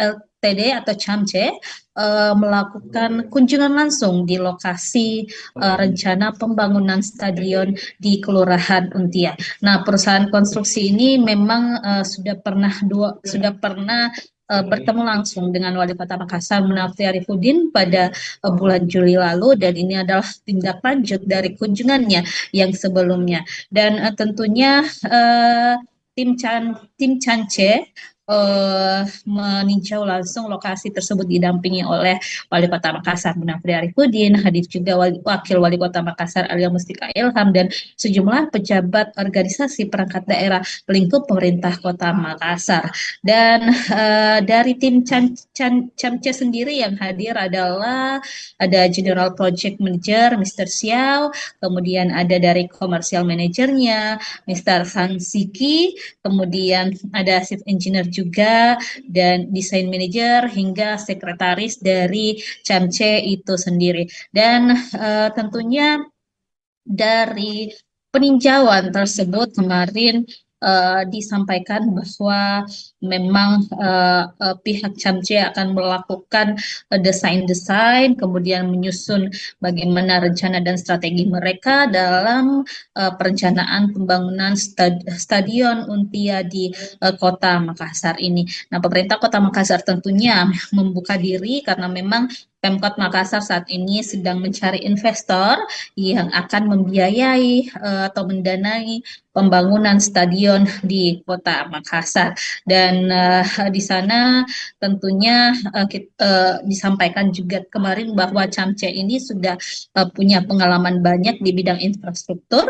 Salah satu proyek yang sudah dijalankan di Provinsi Sulawesi Selatan, yakni Bendung Jenelata, kemudian di berbagai negara juga telah menghadirkan berbagai infrastruktur termasuk juga stadion.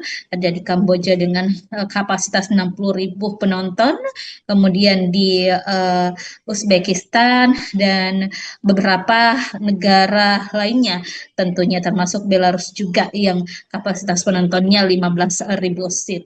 Nah, tentunya kemarin disampaikan Wali Kota Makassar Munafri Arifudin saat kami berwawancara bahwa tim CHAMCE akan segera menyusun gambaran desainnya seperti apa yang mana cocok dan efektif untuk Stadion Untia ke depan. Dan dari situ Munafri melihat memang ada keseriusan yang ditunjukkan atau dibuktikan dari pihak CHAMCE itu sendiri, dan diprediksi tingkat keyakinan mereka melakukan investasi atau menyokong pembangunan Stadion Untia di Kota Makassar sudah di atas 50%. Jadi ini adalah langkah progresif yang ditunjukkan oleh Pemkot Makassar untuk terus menggait investor yang cocok mungkin dengan model kerjasamanya, yang cocok dengan konsep-konsep yang diterapkan atau telah disusun juga oleh pemerintah Kota Makassar. Jadi kita ketahui memang saat ini pemerintah Kota Makassar sudah berprogres, ada tahapan progresif dalam rencana pembangunan stadion di Untia. Sekarang ini Pemkot Makassar sudah mengalokasikan anggaran di pemerintah Kota Makassar untuk perencanaan pembangunannya tahun 2025. Di APBD perubahan nanti akan ada penganggaran untuk mungkin dokumen-dokumen sertifikat lahannya, dan juga termasuk dokumen lainnya seperti feasibility study dan juga master plan-nya. Dan 2026 juga nanti ada tahapan yang akan dijalankan oleh pemerintah Kota Makassar, termasuk penimbunan lahan, karena lahan di sana di Untia itu memang butuh pemadatan pengerasan, sehingga ini butuh juga upaya dari pemerintah Kota Makassar untuk memadatkan atau menimbun lahan tersebut tersebut agar tentunya investor nanti bisa melakukan perencanaan dengan baik terhadap lokasi pembangunan stadion di Untia Kota Makassar tersebut. Seperti itu, Vio. Baik, berarti kalau dari pemerintah Kota Makassar sendiri sudah menyiapkan beberapa dokumen atau juga administratif. Kemudian kalau dari Camce sendiri, apakah kemudian sudah ditampilkan bagaimana mereka memperlihatkan mungkin indikasi keseriusan mereka dari pihak Camce untuk berinvestasi? Dan kalau mungkin tadi sudah dikatakan oleh rekan Ami bahwa ini merupakan kunjungan kedua kalinya ke Untia atau juga ke Kota Makassar. Nah, pada tinjauan kedua ini apa yang kemudian menjadi peninjauan mereka lebih lanjut oleh tim Camce di lokasi nih? Ya, baik Vio di studio dan Tribuners, memang sebelumnya tim Camce ini sudah pernah berkunjung Kota Makassar pada Juli lalu, baru melakukan penjajakan awal kepada pemerintah Kota Makassar dengan mungkin penyampaian-penyampaian atau mencari tahu informasi terkait rencana pembangunan stadion ini kepada Wali Kota Makassar Manafi Arifudin. Kemudian kemarin mereka telah menindaklanjuti dengan tinjau lapangan. Mereka melihat bagaimana sih lokasi rencana pembangunan di stadion Untia supaya ke depan mereka punya gambaran seperti apa rancangan atau desain yang akan dilakukan tim Camce terhadap lokasi yang akan dijadikan sebagai tempat pembangunan stadion Untia. Dan statement dari General Project Manager Camce kemarin, Mr. Xiao, menyampaikan bahwa mereka memang begitu tertarik dengan stadion Untia milik Pemkot Makassar ini, dan mereka juga sedang melakukan gambaran-gambaran desainnya seperti apa ke depan. Nah, setelah mereka menyelesaikan desainnya nanti akan dikembalikan atau dikoordinasikan lagi kepada pemerintah Kota Makassar. Jadi ada proses matching nanti, penyesuaian antara mungkin desain-desain yang sesuai rencana Pemkot dengan desain-desain yang ditawarkan oleh investor Camce ini. Jadi setelah ini mungkin masih ada tahapan-tahapan selanjutnya yang akan dilakukan antara pemerintah Kota Makassar dan juga pihak Camce. Seperti itu, Phil. Oke, baik. Berarti apakah kemudian sudah ada pembicaraan mengenai target waktu penyelesaian stadion dari pihak Pemkot atau juga Camce yang diharapkan seperti apa kemudian? Nah, kalau dari hasil kunjungan ini kita masih belum tahu kapan tindak lanjutnya ke depan. Yang pastinya tim Camce akan menyelesaikan dulu bagaimana perencanaan mereka, desain mereka. Tapi kalau untuk Pemkot sendiri sudah melakukan roadmap atau peta jalan seperti apa rencana pembangunan stadion tahun 2025 dialokasikan untuk pengadaan atau pembuatan roadmap maupun feasibility study dan juga sertifikat lahan. Kemudian 2026 nanti itu dilakukan pengurusan perizinan analisis dampak lingkungan atau AMDAL-LALIN dan juga analisis dampak lalu lintas AMDAL dan AMDAL-LALIN. Kemudian 2026 juga dialokasikan anggaran untuk pemadatan lahan atau penimbunan di sana di Untia. Kemudian 2027 ditargetkan proses pengerjaan atau konstruksi dilakukan dengan harapan pada akhir 2027 atau 2028 nanti stadion Untia sudah bisa dinikmati atau dirasakan manfaatnya oleh masyarakat. Baik, rekan Ami, mungkin sebelum kita ke pertanyaan terakhir, tentu bagaimana kemudian informasi mengenai kompetitor lain selain Camce yang mungkin juga sudah tertarik membangun stadion Untia ini, apakah ada informasi mengenai hal tersebut? Baik, Tribuners dan Vio, memang sesuai pernyataan dari Wali Kota Makassar Manafi Arifudin, ada beberapa investor yang telah menjajaki kerjasama dengan pemerintah Kota Makassar. Salah satunya mungkin kemarin ada investor dari Qatar yang telah juga melakukan koordinasi dan komunikasi dengan Pemkot Makassar. Bahkan Wali Kota sudah pernah bertandang langsung mendatangi kantor perwakilan investor asal Qatar tersebut di Jakarta.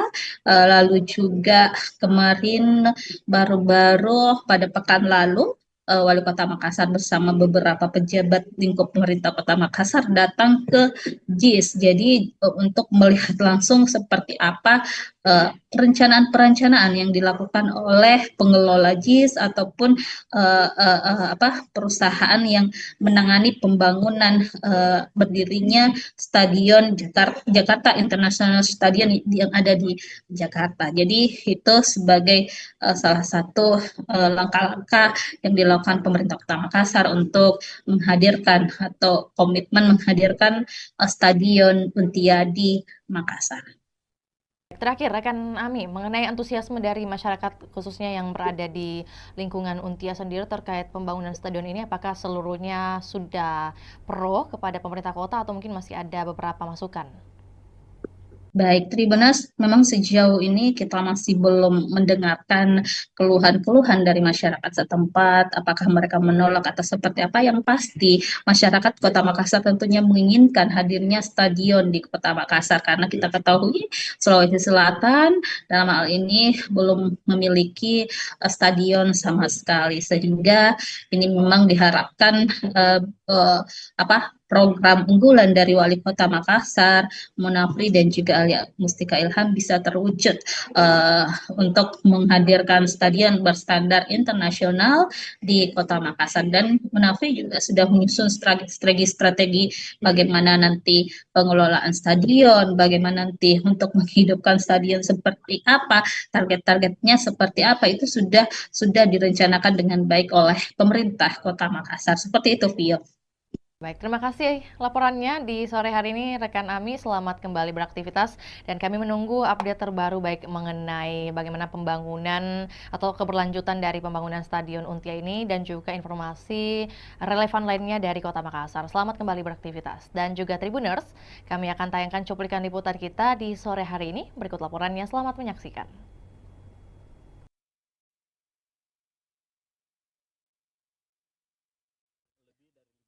Kemungkinan itu, tapi kan kita masih banyak sekali hal-hal yang harus kita bicarakan. Yang paling pertama mungkin masalah pembiayaan, lama pekerjaan, desain dan sebagainya, seperti apa model kerjasama dan sebagainya. Saya pikir ini masih di dalam proses. Biarkanlah kami juga berjalan paralel untuk menyiapkan segala macam yang namanya legal administrasi dari proyek pembangunan stadion.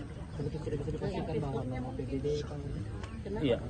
Belum tentu, kalau mereka kita tidak sepakat, jangan sampai mereka offeringnya berbeda, ya akan susah untuk itu.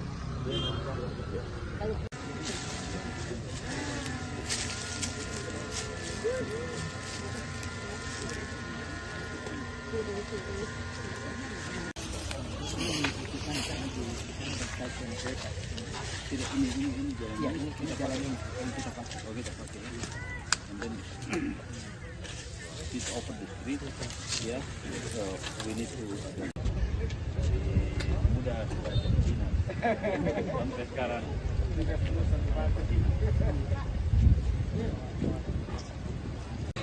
Harusnya sih biasanya kalau mereka sudah mau datang lihat lokasi artinya lebih dari 50% kemungkinan itu. Tapi kan kita masih banyak sekali hal-hal yang harus kita bicarakan. Yang paling pertama mungkin masalah pembiayaan, lama pekerjaan, desain dan sebagainya, seperti apa model kerjasama dan sebagainya. Saya pikir ini masih di dalam proses. Biarkanlah kami juga berjalan paralel untuk menyiapkan segala macam yang namanya legal administrasi dari proyek pembangunan stadion.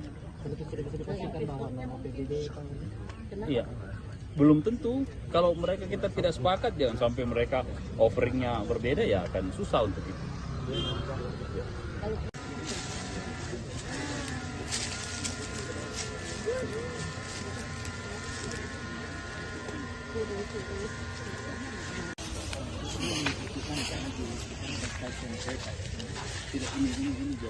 Ini jalan yang kita pakai. Oh, kita pakai. And then this over the street, yeah. So we need to. Mudah sampai sekarang. Kisah Haja Murni, 50 tahun jadi penjahit bendera merah putih di Kabupaten Sinjai.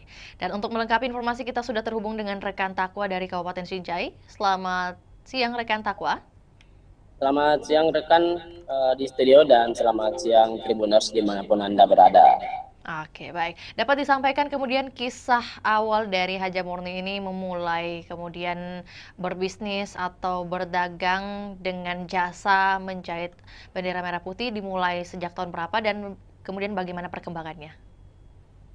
Baik, rekan, momentum jelang hari ulang tahun atau HUT kemerdekaan Republik Indonesia yang ke-80 tahun atau tahun 2025 membawa berkah bagi Haji Murni 63 tahun. Pasalnya, Haji Murni yang merupakan warga Kabupaten Sinjai, Sulawesi Selatan ini merupakan penjahit bendera sudah mulai kebanjiran orderan.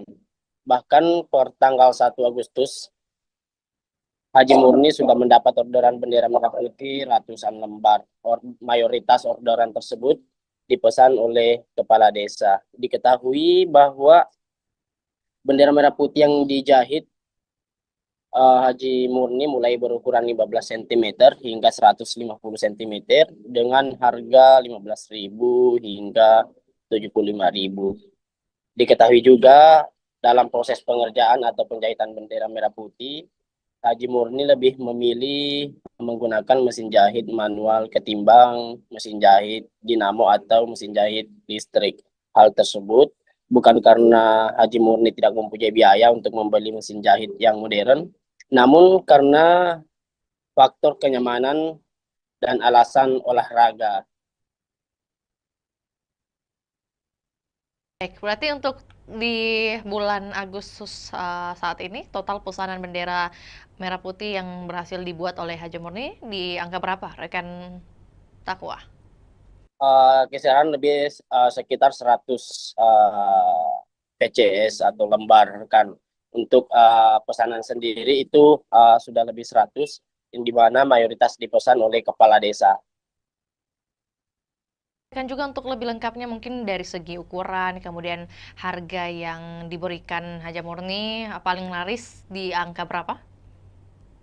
Untuk ukuran sendiri itu yang paling banyak dipesan, yakni ukuran 150 meter dengan harga 75.000. Selanjutnya ukuran 15 cm yang banyak dipesan oleh para sopir dan nelayan yang akan dipasang di mobil dan di kapalnya, rekan. Jadi ada yang paling unik sebenarnya, rekan, karena diketahui bahwa Haji Murni ini sudah mahir menjahit sejak tahun 1975, sekitar 50 tahun. Dia sudah menjahit bendera merah putih setiap tahun pada momen kemerdekaan Republik Indonesia, rekan. Jadi pekerjaan menjahit ini merupakan pekerjaan utama dari Haji Murni sehari-hari, rekan Takwa? Untuk menjahit bendera merah putih itu setiap tahunnya, rekan. Namun untuk sehari-hari beliau juga berjualan atau berdagang pakaian yang banyak dijual di tokonya yang terletak di pasar sentral itu, yakni pakaian atau seragam sekolah, rekan. Baik, rekan Takwa, dalam sehari Haja Murni bisa menjahit berapa lembar khususnya untuk agenda tahunan seperti 17-an ini? Untuk setiap harinya rata-rata itu 50 lembar setiap hari, rekan. Tergantung pesanan yang masuk. Kan juga rekan Takwa bahwa kemudian Haja Murni ini masih memilih menggunakan mesin jahit manual. Nah, kemudian apa yang menjadi alasan khususnya tidak mau menggunakan mesin listrik? Ada dua alasan utama. Yang pertama itu karena beliau lebih nyaman menggunakan mesin manual. Yang kedua itu sebagai momen atau luas untuk olahraga, rekan. Motivasi utama dari Haja Murni ini tetap menjahit di usia ke-63 tahun, selain karena sembari berolahraga, bagaimana kemudian dengan kehidupannya, mungkin dukungan keluarga? Untuk dukungan keluarga, Haji Murni bersama almarhum suaminya itu berhasil memberikan pendidikan yang terbaik kepada 4 anaknya, dan saat ini 4 anaknya sudah berkeluarga, rekan. Kisah pribadinya dari Haja Murni ini, rekan Takwa, apakah kemudian ia menceritakan atau juga Anda liput mengenai siapa kemudian yang menjadi pengajar pertama dari Haja Murni sejak dulu? Jadi pada saat itu Haji Murni masih berumur 7 tahun. Dia tinggal di Kota Makassar, ikut sama tantenya karena beliau tidak bisa melanjutkan pendidikan karena keterbatasan ekonomi. Yang kebetulan tantenya tersebut yang menjadi rumah tumpangan Haji Murni itu bekerja sebagai proses menjahit. Dari situ Haji Murni belajar dari tantenya. Setelah mahir dan berkeluarga, dia pindah ke Kabupaten Sinjai membuka toko pakaian, di mana sebelumnya toko pakaian itu atau pakaian yang digunakan atau yang dijual di tokonya itu dari hasil yang dijahit oleh Haji Murni sendiri, rekan. Ditambah pada saat momen 17 Agustus atau momen kemerdekaan Republik Indonesia, orderan itu banyak yang masuk. Maka dari situ beliau memulai usaha itu untuk menjahit bendera, dan sampai saat ini dia sudah bertahan setiap tahun menjahit bendera merah putih itu sekitar 50 tahun, rekan. Tadi disebutkan juga ada kemudian 4 anak dari Haji Murni. Apakah kemudian dari keempat anak ini ada yang ikut turut membantu usahanya sekarang? Untuk saat ini anak yang pertama Haji Murni itu yang menjaga toko pakaian yang berada di toko sentral Sinjai yang terletak di Kelurahan Bongki, Kecamatan Sinjai Utara, rekan. Baik, tentu menjadi pertanyaan juga mungkin mengenai sosok dari Haji Murni sendiri ini setelah kemudian melihat banyak pembeli dari dagangannya, yakni membeli bendera, mungkin hasil jahitannya, bagaimana kemudian perasaannya? Dia tetap optimis di tengah kemajuan teknologi saat ini. Dia tetap optimis menggunakan mesin jahit manual untuk menjahit bendera, dan dia merasa bangga dengan jiwa nasionalisme yang dimiliki dan bertahan hingga bertahun-tahun dalam menjahit bendera merah putih, rekan. Mungkin pesan khusus yang dititipkan oleh Haji Murni kepada mungkin masyarakat ataupun juga terkait kemerdekaan Republik Indonesia seperti apa yang Anda liput? Untuk sampai saat ini, rekan, kami tidak menghimpun hal tersebut, rekan. Lantas terima kasih atas informasinya rekan Takwa. Selamat kembali beraktivitas dan kami menunggu update terbaru yang akan dilaporkan dari Kabupaten Sinjai. Dan salam sukses juga buat Haji Murni selaku penjahit bendera merah putih di Kabupaten Sinjai. Dan kami Tribuners akan tayangkan juga cuplikan liputan juga pernyataan dari seorang Haji Murni. Berikut laporannya, selamat menyaksikan.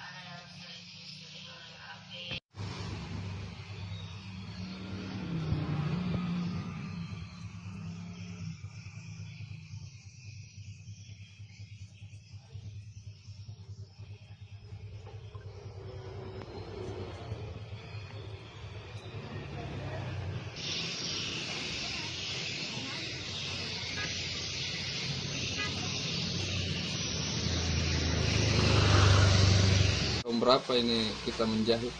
Tahun 76. Sampai Sampai sekarang. Anu bendera dulu kan menjahit baju. Iya. Sekarang jadi bendera. Jadi untuk menjahitnya itu mulai di tahun 76 Bang Haji di. Kalau menjahit bendera sendiri itu Bang Haji. Itu mulai begitu. Kan menjual di pasar dulu besar bawah tuh. Oh iya Bang Haji. Iya. Kalau anu sendiri Bang Haji apa? Belajar menjahit ini di mana Bang Haji? Di Makassar dulu. Di Makassar. Umur 7 tahun. Oh, baru umur 7 tahun sudah menjahit Bang Haji. Itu enggak sekolah saya tapi. Oh, tapi yang ajarkan menjahit itu siapa Bang Haji? Tanteku di Makassar. Oh. Tapi anu sendiri Bang Haji apa? Kenapa ini pilih? Saya lihat ini mesin manual Bang Haji. Karena tidak cocok. Saya mesin mesin dinamo enggak cocok mesin aku tuh. Iya. Oh, sekaligus olahraga juga ya Bang Haji. Iya.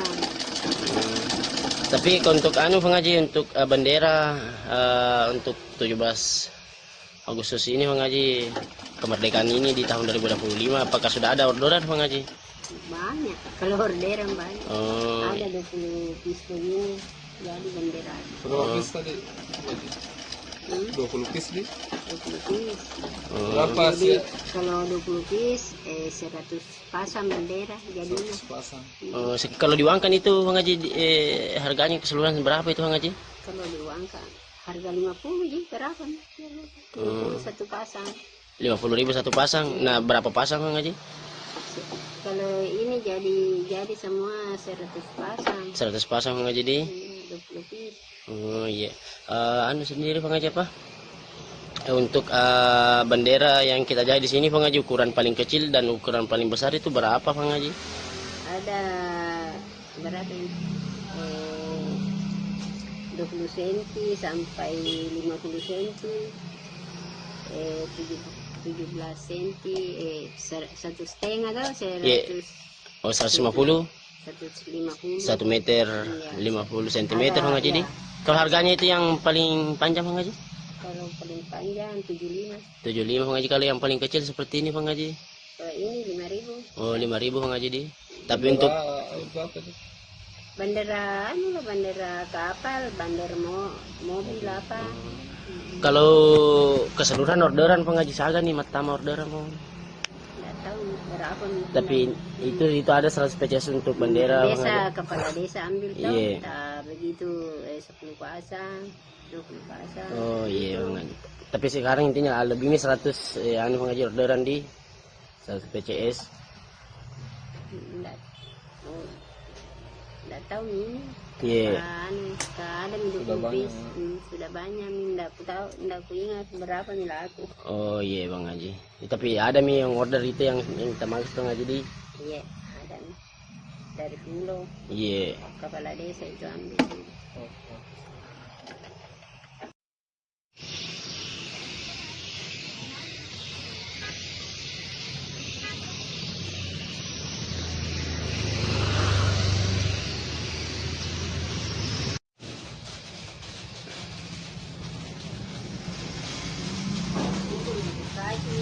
...835 personel gabungan yang dikerahkan untuk amankan laga perdana PSM versus Persijap di Stadion Gelora B.J. Habibie, Kota Parepare.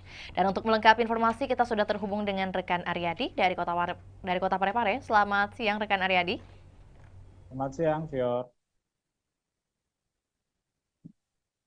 Kemudian bagaimana keberlangsungan dari apel pengamanan yang digelar pada hari ini? Baik, Fior, kami laporkan bahwa laga antara PSM Makassar melawan Persijap Jepara akan berlangsung di Stadion Gelora B.J. Habibie Parepare pada Jumat besok, tanggal 8 Agustus 2025. Nah, sebelum itu, pihak personel gabungan pagi tadi telah menggelar apel jelang laga perdana PSM Makassar ini. Dari sisi keamanan, Polres Parepare sudah melakukan rapat koordinasi sebelumnya menjelang laga perdana PSM Makassar di Super League. AKBP, maksud kami Kapolres Parepare AKBP Indra Waspadayuda mengatakan ada sebanyak 835 personel gabungan yang akan terlibat dalam pengamanan laga perdana PSM Makassar di Super League 2005-2006 nanti. Ya. Untuk kemudian menjadi pertanyaan dari 835 ini, mengapa sebanyak 800-an yang dikerahkan untuk pengamanan? Ada informasi mengenai hal tersebut? Betul sekali, Fior. Jadi 830 personel ini merupakan personel gabungan, diantaranya adalah 2/4 dari personel Polres Kota Parepare, kemudian ada juga TNI, kemudian ikut juga BRIMOB, Satpol PP, dan pihak-pihak lainnya. Nah, banyaknya personel gabungan untuk mengamankan di laga perdana ini dikarenakan memang ini merupakan laga perdana PSM Makassar di Super League 2025-2026 dan akan diprediksi penonton akan membludak menghadiri Stadion B.J. Habibie pada Jumat besok, ya. Beberapa instansi juga yang turut tergabung dalam pengamanan di hari esok, rekan Aryadi. Lantas mungkin dapat disampaikan juga apa yang menjadi larangan yang ditegaskan dari pihak kepolisian mungkin? Baik, sebelumnya kami informasikan bahwa pihak Polres Parepare, kemudian Polda Sulsel, dan beberapa kelompok supporter PSM Makassar sudah melakukan pertemuan dan ada kesepakatan bahwa memang beberapa larangan kembali diterapkan dalam setiap laga PSM Makassar saat bertandang maksud kami saat berada di Stadion B.J. Habibie Kota Parepare. Di antaranya tidak boleh membawa flare, kemudian tidak boleh membawa petasan, senjata tajam, kemudian juga sampai kini pihak polisi juga masih belum memberikan kesempatan bagi supporter-supporter tim tamu untuk hadir menyaksikan langsung laga di Stadion B.J. Habibie Parepare. Ya. Baik, ya. Rekan Aryadi, ini mungkin juga sekaligus mau mendapatkan konfirmasi apakah memang benar isu yang beredar bahwa kehadiran supporter lawan dilarang di Stadion Gelora B.J. Habibie. Apakah benar demikian? Dan kalau iya, mengapa?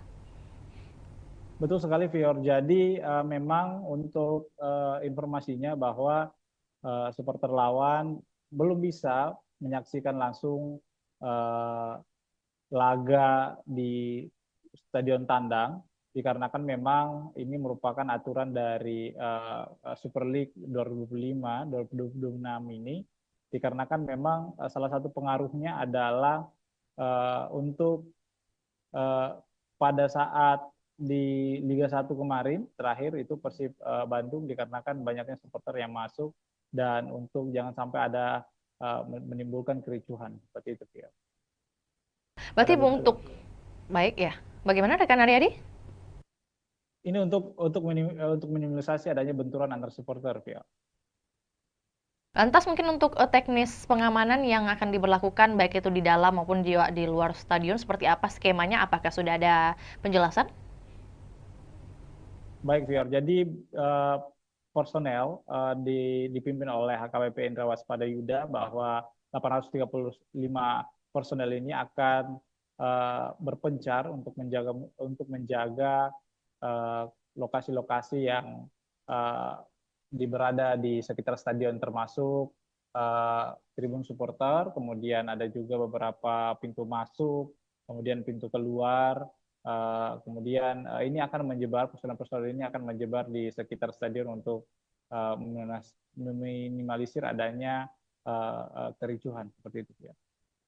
Ya, selain imbauan rekan Aryadi, tentu menjadi pertanyaan juga bagaimana kemudian tanggapan dari Kapolres Kota Parepare mungkin mengenai dipilihnya Kota Parepare sebagai markas PSM, seperti apa yang disampaikan? Ya, menurut Indra setelah kami konfirmasi bahwa pihaknya sangat senang kembali dipilihnya Parepare menjadi markas PSM Makassar. Nah, namun meski begitu dia sangat mengimbau supporter untuk ikut menjaga keamanan dan ketertiban masyarakat di Parepare selama menonton jalannya laga. Nah, memang PSM Makassar ini untuk informasi viewer bahwa PSM Makassar mempunyai rekor unbeaten atau tidak terkalahkan di pekan pertama di kompetisi kasta tertinggi sepak bola Indonesia ini sejak 2017. Nah, rekor ini kemudian berlanjut jika PSM menekuk Persijap Jepara yang digelar besok hari. Nah, Persijap sendiri adalah tim juara 3 di Liga 2 Indonesia musim lalu yang mendapat tiket terakhir klub promosi Super League 25. Beberapa supporter juga bahkan mengharapkan bahwa PSM Makassar langsung memetik poin di laga perdana ini dikarenakan memang PSM Makassar adalah salah satu tim juara di Super League 2025-2026. Ya. Berarti prediksi dari pengamat sepak bola mungkin yang berhasil Anda liput seperti apa yang ia lihat dari permainan atau persiapan dari PSM melawan Persijap nantinya? Betul sekali, Fior. Jadi salah satu pengamat sepak bola di Sulawesi Selatan mengatakan bahwa PSM Makassar ini mempunyai motivasi tinggi untuk menjaga tradisi yang tidak terkalahkan di laga perdana, apalagi mereka didukung dengan tampil di kandang sendiri. Sebanyak 22 pemain musim lalu ini kemudian juga dipertahankan lalu merekrut 9 pemain dengan kondisi ini berbeda dengan Persijap Jepara karena Laskar Kalimanyat ini mengalami perombakan besar di skuad saat dipromosikan masuk di Super League 2025-2026 ini. Nah, menurut pengamat bahwa pertandingan pertama ini sangat penting dimenangkan sebab akan memudahkan langkah pasukan Ramang menghadapi laga-laga selanjutnya.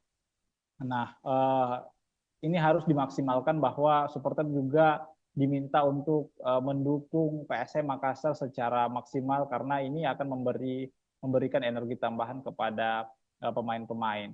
Nah, seperti itu, Vio. Lebih lanjut, rekan Aryadi mungkin terkait antusiasme baik itu dari warga Parepare sendiri ataupun juga warga yang dari luar Parepare untuk menyaksikan pertandingan di hari esok, apalagi pertandingan perdana. Ini seperti apa? Sebesar apa ini kemudian mungkin tiket yang berhasil dijual sebesar atau seberapa banyak? Baik, Fior. Jadi informasi yang kami telah himpun bahwa panitia pelaksana sudah menyiapkan 7.000 lembar tiket di laga perdana karena memang ini lebih meningkat dari sebelumnya karena memang diproyeksikan bahwa stadion akan full dipenuhi oleh supporter di laga perdana untuk mendukung PSM Makassar. Namun ternyata ada beberapa perubahan harga tiket juga dikarenakan harga tiket tribun penonton selatan dan utara itu turun 10.000 yang dulunya berkisaran dengan harga 100.000 sekarang sudah berjumlah harganya 90.000. Nah, sementara harga tiket VIP utama, VIP utara dan selatan itu tetap 300.000. Kemudian tribun timur juga itu tetap 150.000. Jadi hanya penonton tribun selatan dan utara yang mengalami penurunan 90.000. Nah, dan pantauan kami, Fior, bahwa di lapangan tadi bahwa penukaran tiket juga sudah beberapa supporter sudah melakukan penukaran tiket yang didirikan oleh panitia pelaksana PSM Makassar kepada supporter. Beberapa di antaranya itu sudah menukarkan tiket lebih awal dikarenakan memang jangan sampai besok itu ada antrian cukup panjang dikarenakan padatnya supporter yang datang untuk menonton laga perdana PSM Makassar di Super League 2025-2026. Fior. Lagi rekan Aryadi terakhir juga menyambung dengan apa yang disampaikan, kemudian sudah tersebar menurut panitia sebanyak 7.000 tiket. Lantas untuk pengawasan terhadap tiket palsu atau mungkin juga calo seperti apa yang dihadirkan oleh panitia? Baik, Fior, sebenarnya untuk tiket palsu sebenarnya ini kan sudah dilakukan oleh panitia pelaksana bahwa tiket hanya tersedia dibeli secara online. Namun penitia tetap mempertimbangkan menyiapkan lokasi penukaran, bahwa maksud kami adanya tiket tambahan jika memang ada penonton yang masih membludak seperti itu, yang belum mendapatkan tiket secara online. Untuk meminimalisasi adanya calo tiket, bahwa panitia pelaksana menghimbau agar supporter tidak membeli tiket dari calo seperti itu ya. Informasi tambahan juga buat Tribuners yang mungkin hendak mengikuti pertandingan perdana di hari esok, masih tersedia juga untuk pembelian tiket via on the spot langsung di lokasi, dan tentunya kita juga doakan bersama keberhasilan dari PSM Makassar melawan Persijap di hari esok. Akan berlangsung pada pukul 7 waktu Indonesia Barat dan waktu Indonesia Tengah di pukul 8. Benar demikian rekan Aryadi? Betul, betul. Atas laporannya rekan Aryadi di siang hari ini, kami menunggu update terbaru untuk topik ataupun juga wacana lainnya. Selamat kembali bertugas. Dan Tribuners, kami akan tayangkan cuplikan liputan kita di siang hari ini, juga pernyataan dari Kapolres Parepare, yakni AKBP Indra Waspadayuda. Berikut laporannya, selamat menyaksikan. Para anggotanya bisa mengetahui segala bentuk resiko semuanya, apa yang menjadi tugas dan tanggung jawabnya, dan apa yang menjadi sasaran pengamanan. Ya. Orang bareng tempat. Ya. Nanti ada. Pembangunan juga karena sempat dulu kita sampai ke wali kota atau sekolah. Ya, supaya itu. Jadi nanti untuk titik pagi ada 18 yang akan sudah datang. Zona 1 itu berbeda. Mungkin di zona 2 terkait dengan pemeriksaan tiket, lebih fokus kepada orang. Kemarin kami melaksanakan rapat koordinasi terkait dengan pengamanan kegiatan BRI Super League, yang mana Parepare masih menjadi tuan rumah.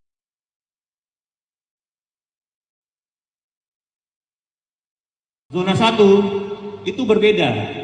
Mungkin di zona 2 terkait dengan pemeriksaan tiket, lebih fokus kepada orang. Di zona 1 fokus kepada kegiatannya. Yang kedua nanti masuk di nanti kami langsung ke lapangan. Kemudian di sini tidak boleh lagi masuk di sini dan kecuali mana kantong parkir di mana, seperti itu. Ya. Sehingga benar-benar nanti kita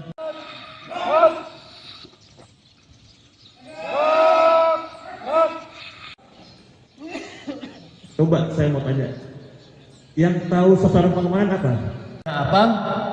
Kemudian risiko ancamannya apa? Ya, karena kita cuma 300.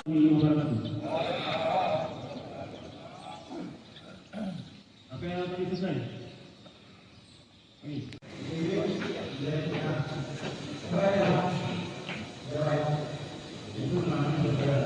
Akan padal dan para anggotanya bisa mengetahui segala bentuk resiko semuanya, apa yang menjadi tugas dan tanggung jawabnya, dan apa yang menjadi sasaran pengamanan. Ya. Orang bareng tempat. Ya. Nanti ada. pembangunan juga karena sempat dulu kita sampai ke wali kota atau sekolah. Ya, supaya itu. Jadi nanti untuk titik pagi ada 18 yang akan sudah datang. Zona 1 itu berbeda. Mungkin di zona 2 terkait dengan pemeriksaan tiket, lebih fokus kepada orang. Di zona 1 fokus kepada kegiatannya. Yang kedua nanti masuk di nanti kami langsung ke lapangan. Kemudian di sini tidak boleh lagi masuk di sini dan kecuali mana kantong parkir di mana, seperti itu. Ya. Sehingga benar-benar nanti kita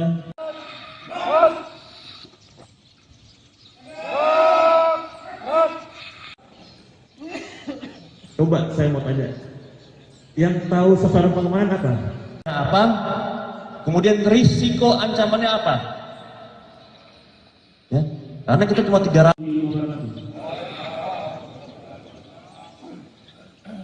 Apa yang akan selesai?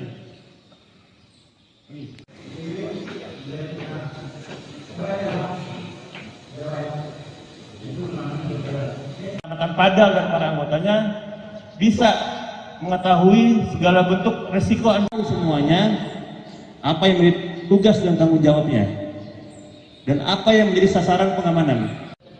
Ya. Orang bareng Ya. tempat. Ya. Ya. Nanti ada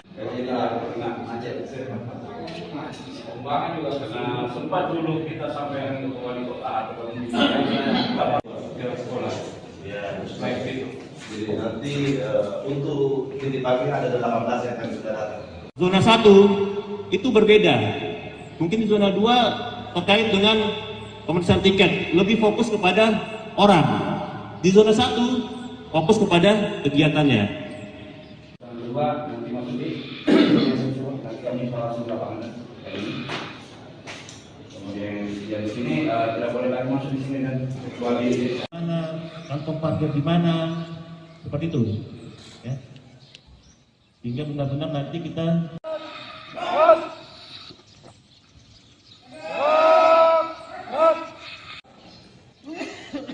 coba saya mau tanya, yang tahu sasaran pengamanan apa? Apa?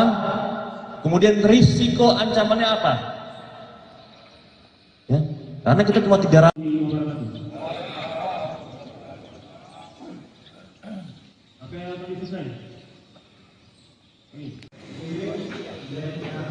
Angin segar bagi masyarakat Kota Makassar, di mana Stadion Untia Kota Makassar dilirik investor Tiongkok. Dan untuk melengkapi informasi, kita sudah terhubung dengan rekan Ami dari Kota Makassar. Selamat sore rekan Ami. Baik, selamat sore rekan Vio. Oke, baik. Dapat disampaikan kemudian bagaimana kunjungan dari investor yang hadir di hari kemarin, rekan Ami, bagaimana kemudian update-nya dan hasil yang bisa disampaikan kepada kami. Silakan. Baik, Tribuners dan Vio di studio dapat saya sampaikan bahwa pemerintah Kota Makassar memang sedang mempersiapkan pembangunan Stadion Untia di Kelurahan Untia, Kecamatan Biringkanaya, Kota Makassar. Nah, update terbaru bahwa ada investor atau perusahaan konstruksi asal Tiongkok, Cina, yakni Chems Engineering Co. Ltd atau CHAMCE melakukan kunjungan langsung di lokasi rencana pembangunan stadion di Kelurahan Untia. Nah, perusahaan konstruksi ini memang sudah pernah bertemu langsung dengan Wali Kota Makassar Munafri Arifudin pada bulan Juli lalu, dan ini adalah tindak lanjut dari kunjungannya yang sebelumnya. Dan tentunya tim CHAMCE meninjau langsung lokasi tersebut didampingi oleh Wali Kota Makassar Munafri Arifudin, hadir juga Wakil Wali Kota Makassar Alia Mustika Ilham, dan sejumlah pejabat organisasi perangkat daerah lingkup pemerintah Kota Makassar. Dan dari tim CHAMCE sendiri yang hadir adalah ada General Project Manager Mr. Xiao, kemudian ada dari Commercial Managernya Mr. Sang Siki, kemudian ada Chief Engineer juga, dan desain manager hingga sekretaris dari CHAMCE itu sendiri. Dan tentunya dari peninjauan tersebut kemarin disampaikan bahwa memang pihak CHAMCE akan melakukan desain, kemudian menyusun bagaimana rencana dan strategi mereka dalam perencanaan pembangunan Stadion Untia di Kota Makassar ini. Nah, pemerintah Kota Makassar tentunya membuka diri karena memang Pemkot Makassar saat ini sedang mencari investor yang akan membiayai atau mendanai pembangunan stadion di Kota Makassar. Dan di sana tentunya disampaikan juga kemarin bahwa CHAMCE ini sudah punya pengalaman banyak di bidang infrastruktur. Salah satu proyek yang sudah dijalankan di Provinsi Sulawesi Selatan yakni Bendung Jenelata, kemudian di berbagai negara juga telah menghadirkan berbagai infrastruktur termasuk juga stadion, ada di Kamboja dengan kapasitas 60.000 penonton, kemudian di Uzbekistan dan beberapa negara lainnya tentunya termasuk Belarus juga yang kapasitas penontonnya 15.000 seat. Nah, tentunya kemarin disampaikan Wali Kota Makassar Munafri Arifudin saat kami berwawancara bahwa tim Cance akan segera menyusun gambaran desainnya seperti apa yang mana cocok dan efektif untuk Stadion Untia ke depan. Dan dari situ Munafri melihat memang ada keseriusan yang ditunjukkan atau dibuktikan dari pihak Cance itu sendiri, dan diprediksi tingkat keyakinan mereka melakukan investasi atau menyokong pembangunan Stadion Untia di Kota Makassar sudah di atas 50%. Jadi ini adalah langkah progresif yang ditunjukkan oleh Pemkot Makassar untuk terus menggait investor yang cocok mungkin dengan model kerjasamanya, yang cocok dengan konsep-konsep yang diterapkan atau telah disusun juga oleh pemerintah Kota Makassar. Jadi kita ketahui memang saat ini pemerintah Kota Makassar sudah berprogres, ada tahapan progresif dalam rencana pembangunan stadion di Untia. Sekarang ini Pemkot Makassar sudah mengalokasikan anggaran di pemerintah Kota Makassar untuk perencanaan pembangunannya tahun 2025 di APBD perubahan nanti akan ada penganggaran untuk mungkin dokumen-dokumen sertifikat lahannya dan juga termasuk dokumen lainnya seperti feasibility study dan juga master plan-nya. Dan 2026 juga nanti ada tahapan yang akan dijalankan oleh pemerintah Kota Makassar termasuk penimbunan lahan, karena lahan di sana di Untia itu memang butuh pemadatan pengerasan, sehingga ini butuh juga upaya dari pemerintah Kota Makassar untuk memadatkan atau menimbun lahan tersebut agar tentunya investor nanti bisa melakukan perencanaan dengan baik terhadap lokasi pembangunan stadion di Untia Kota Makassar tersebut. Seperti itu, Vio. Baik, berarti kalau dari pemerintah Kota Makassar sendiri sudah menyiapkan beberapa dokumen atau juga administratif. Kemudian kalau dari Camce sendiri, apakah kemudian sudah ditampilkan bagaimana mereka memperlihatkan mungkin indikasi keseriusan mereka dari pihak Camce untuk berinvestasi? Dan kalau mungkin tadi sudah dikatakan oleh rekan Ami bahwa ini merupakan kunjungan kedua kalinya ke Untia atau juga ke Kota Makassar. Nah, pada tinjauan kedua ini apa yang kemudian menjadi peninjauan mereka lebih lanjut oleh tim Cance di lokasi nih?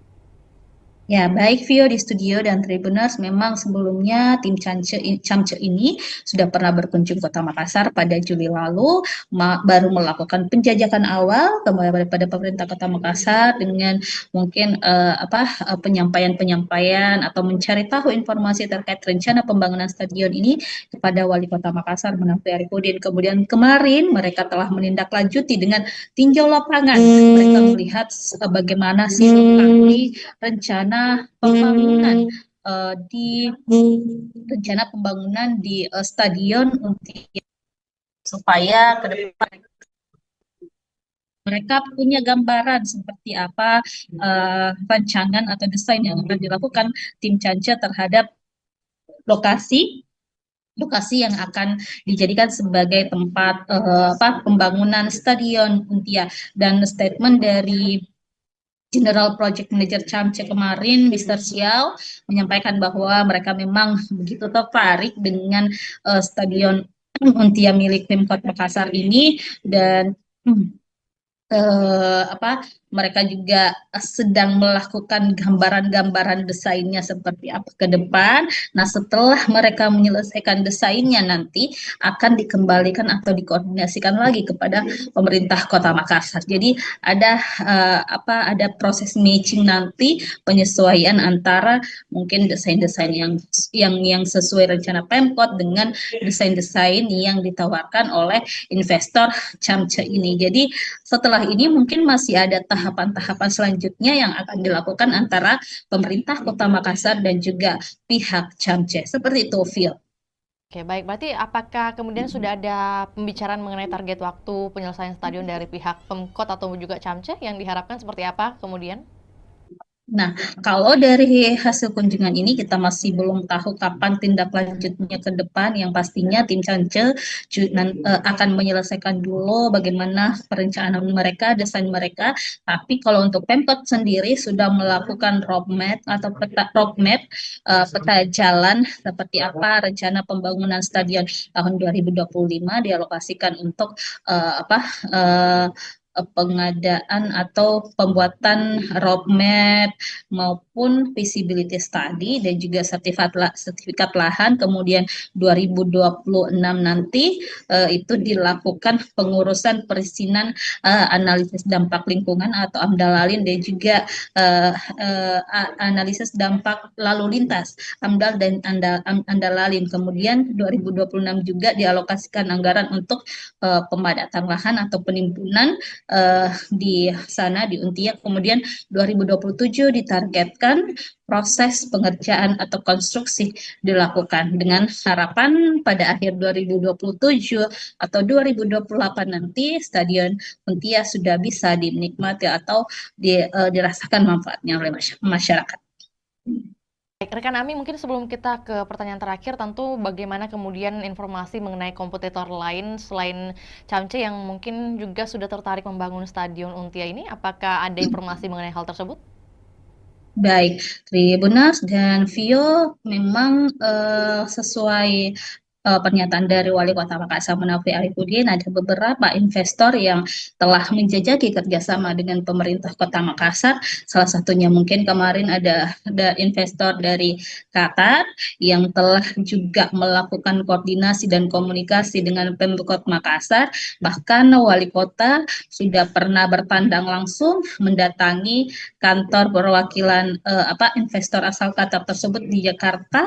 Lalu juga kemarin baru-baru pada pekan lalu Wali Kota Makassar bersama beberapa pejabat lingkup pemerintah Kota Makassar datang ke JIS. Jadi untuk melihat langsung seperti apa perencanaan yang dilakukan oleh pengelola JIS ataupun perusahaan yang menangani pembangunan berdirinya Stadion Jakarta International Stadium yang ada di Jakarta. Jadi itu sebagai salah satu langkah-langkah yang dilakukan pemerintah Kota Makassar untuk menghadirkan atau komitmen menghadirkan Stadion Untia di Makassar.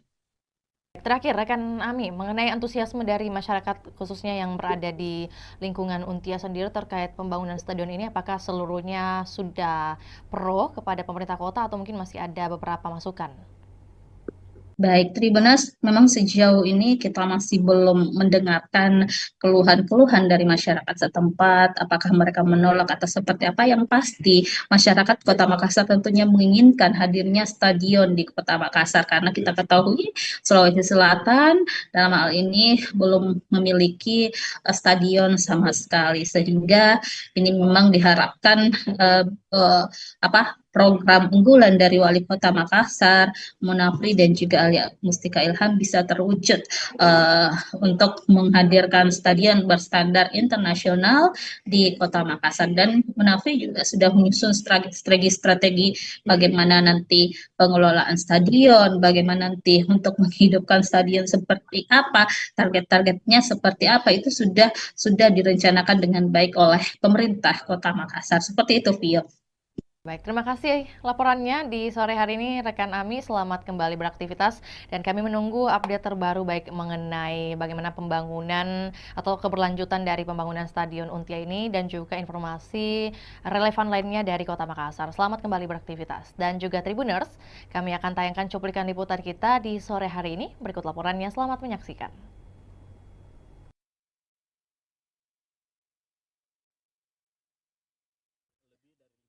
Dan kemungkinan itu, tapi kan kita masih banyak sekali hal-hal yang harus kita bicarakan. Yang paling pertama mungkin masalah pembiayaan, lama pekerjaan, desain dan sebagainya, seperti apa model kerjasama dan sebagainya. Saya pikir ini masih di dalam proses. Biarkanlah kami juga berjalan paralel untuk menyiapkan segala macam yang namanya legal administrasi dari proyek pembangunan stadion ini.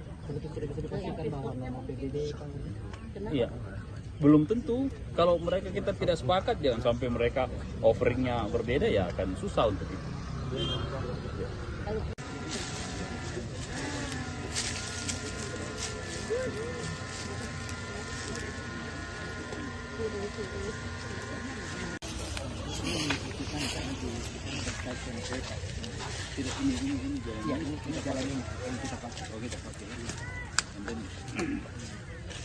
It's open the street, ya. So we need to udah sampai sekarang.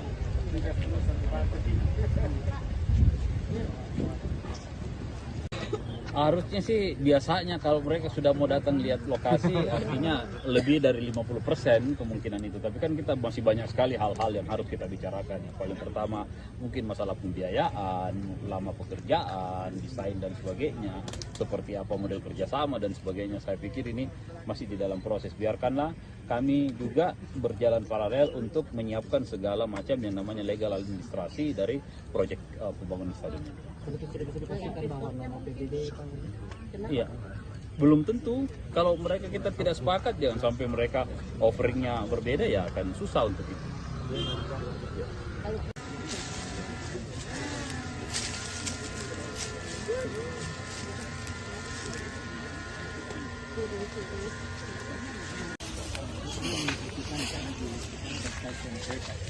Tidak, ini jalan yang kita pakai. Oh, kita pakai ini. And then it's open the street, ya. So we need to mudah sampai sekarang. Kisah Haja Murni, 50 tahun jadi penjahit bendera merah putih di Kabupaten Sinjai. Dan untuk melengkapi informasi kita sudah terhubung dengan rekan Takwa dari Kabupaten Sinjai. Selamat siang rekan Takwa. Selamat siang rekan di studio dan selamat siang Tribuners dimanapun Anda berada. Oke, baik. Dapat disampaikan kemudian kisah awal dari Haja Murni ini memulai kemudian berbisnis atau berdagang dengan jasa menjahit bendera merah putih dimulai sejak tahun berapa dan kemudian bagaimana perkembangannya? Baik rekan, momentum jelang hari ulang tahun atau HUT kemerdekaan Republik Indonesia yang ke-80 tahun atau tahun 2025 membawa berkah bagi Haji Murni 63 tahun. Pasalnya Haji Murni yang merupakan warga Kabupaten Sinjai Sulawesi Selatan ini merupakan penjahit bendera, sudah mulai kebanjiran orderan. Bahkan per tanggal 1 Agustus Haji Murni sudah mendapat orderan bendera merah putih ratusan lembar. Mayoritas orderan tersebut dipesan oleh kepala desa. Diketahui bahwa bendera merah putih yang dijahit Haji Murni mulai berukuran 15 cm hingga 150 cm dengan harga 15.000 hingga 75.000. Diketahui juga dalam proses pengerjaan atau penjahitan bendera merah putih, Haji Murni lebih memilih menggunakan mesin jahit manual ketimbang mesin jahit dinamo atau mesin jahit listrik. Hal tersebut bukan karena Haji Murni tidak mempunyai biaya untuk membeli mesin jahit yang modern, namun karena faktor kenyamanan dan alasan olahraga. Baik, berarti untuk di bulan Agustus saat ini total pesanan bendera merah putih yang berhasil dibuat oleh Haji Murni di angka berapa rekan Takwa? Kisaran lebih sekitar 100 PCS atau lembar kan. Untuk pesanan sendiri itu sudah lebih 100, di mana mayoritas dipesan oleh kepala desa. Kan juga untuk lebih lengkapnya mungkin dari segi ukuran, kemudian harga yang diberikan Haja Murni paling laris di angka berapa? Untuk ukuran sendiri itu yang paling banyak dipesan, yakni ukuran 150 meter dengan harga 75.000. Selanjutnya ukuran 15 cm yang banyak dipesan oleh para sopir dan nelayan yang akan dipasang di mobil dan di kapalnya rekan. Jadi ada yang paling unik sebenarnya rekan, karena diketahui bahwa Haji Murni ini sudah mahir menjahit sejak tahun 1975, sekitar 50 tahun. Dia sudah menjahit bendera merah putih setiap tahun pada momen kemerdekaan Republik Indonesia rekan. Pekerjaan menjahit ini merupakan pekerjaan utama dari Haji Murni sehari-hari, rekan Takwa? Untuk menjahit bendera merah putih itu setiap tahunnya rekan, namun untuk sehari-hari beliau juga berjualan atau berdagang pakaian yang banyak dijual di tokonya yang terletak di pasar sentral itu, yakni pakaian atau seragam sekolah rekan. Baik, rekan Takwa, dalam sehari Haja Murni bisa menjahit berapa lembar khususnya untuk agenda tahunan seperti 17-an ini? Untuk setiap harinya rata-rata itu 50 lembar setiap hari rekan, tergantung pesanan yang masuk. Kan juga rekan Takwa bahwa kemudian Haja Murni ini masih memilih menggunakan mesin jahit manual. Nah, kemudian apa yang menjadi alasan khususnya tidak mau menggunakan mesin listrik? Ada dua alasan utama. Yang pertama itu karena beliau lebih nyaman menggunakan mesin manual. Yang kedua itu sebagai momen atau luas untuk olahraga rekan. Motivasi utama dari Haja Murni ini tetap menjahit di usia ke-63 tahun, selain karena sembari berolahraga, bagaimana kemudian dengan kehidupannya, mungkin dukungan keluarga? Untuk dukungan keluarga, Haji Murni bersama almarhum suaminya itu berhasil memberikan pendidikan yang terbaik kepada 4 anaknya, dan saat ini 4 anaknya sudah berkeluarga, rekan. Kisah pribadinya dari Haja Murni ini, rekan Takwa, apakah kemudian ia menceritakan atau juga Anda liput mengenai siapa kemudian yang menjadi pengajar pertama dari Haja Murni sejak dulu? Jadi pada saat itu Haji Murni masih berumur 7 tahun, dia tinggal di Kota Makassar, ikut sama tantenya karena beliau tidak bisa melanjutkan pendidikan karena keterbatasan ekonomi. Yang kebetulan tantenya tersebut yang menjadi rumah tumpangan Haji Murni itu bekerja sebagai proses menjahit. Dari situ Haji Murni belajar dari tantenya. Setelah mahir dan berkeluarga, dia pindah ke Kabupaten Sinjai membuka toko pakaian, di mana sebelumnya toko pakaian itu atau pakaian yang digunakan atau yang dijual di tokonya itu dari hasil yang dijahit oleh Haji Murni sendiri rekan. Ditambah pada saat momen 17 Agustus atau momen kemerdekaan Republik Indonesia, orderan itu banyak yang masuk. Maka dari situ beliau memulai usahanya itu untuk menjahit bendera, dan sampai saat ini dia sudah bertahan setiap tahun menjahit bendera merah putih itu sekitar 50 tahun rekan. Tadi disebutkan juga ada kemudian 4 anak dari Haja Murni. Apakah kemudian dari keempat anak ini ada yang ikut turut membantu usahanya sekarang? Untuk saat ini anak yang pertama Haji Murni itu yang menjaga toko pakaian yang berada di toko sentral Sinjai yang terletak di Kelurahan Bongki, Kecamatan Sinjai Utara rekan. Baik, tentu menjadi pertanyaan juga mungkin mengenai sosok dari Haja Murni sendiri ini setelah kemudian melihat banyak pembeli dari dagangannya, yakni membeli bendera mungkin hasil jahitannya, bagaimana kemudian perasaannya? Dia tetap optimis di tengah kemajuan teknologi saat ini. Dia tetap optimis menggunakan mesin jahit manual untuk menjahit bendera, dan dia merasa bangga dengan jiwa nasionalisme yang dimiliki dan bertahan hingga bertahun-tahun dalam menjahit bendera merah putih rekan. Mungkin pesan khusus yang dititipkan oleh Haja Murni kepada mungkin masyarakat ataupun juga terkait kemerdekaan Republik Indonesia seperti apa yang Anda liput? Untuk sampai saat ini rekan, kami tidak menghimpun hal tersebut rekan. Lantas terima kasih atas informasinya rekan Takwa. Selamat kembali beraktivitas dan kami menunggu update terbaru yang akan dilaporkan dari Kabupaten Sinjai. Dan salam sukses juga buat Haja Murni selaku penjahit bendera merah putih di Kabupaten Sinjai. Dan kami Tribuners akan tayangkan juga cuplikan liputan juga pernyataan dari seorang Haja Murni. Berikut laporannya, selamat menyaksikan.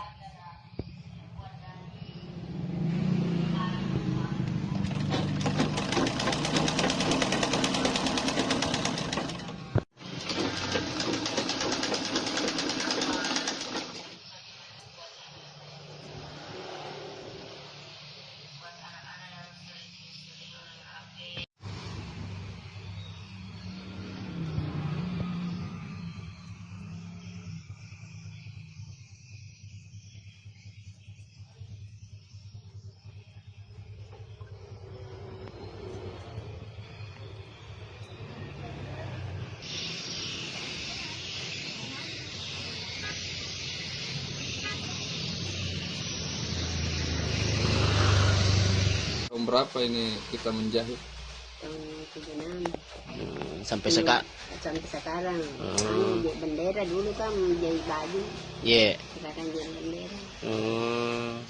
Jadi untuk menjahitnya itu mulai di tahun 76 Bang Haji di.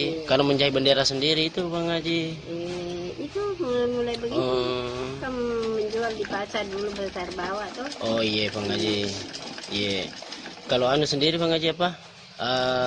Belajar menjahit ini di mana Bang Haji? Di Makassar dulu. Di Makassar. Umur 7 tahun. Oh, baru umur 7 tahun sudah menjahit Bang Haji. Itu enggak sekolah saya tapi. Oh, tapi yang ngajarkan menjahit itu siapa Bang Haji? Tante itu di Makassar. Oh.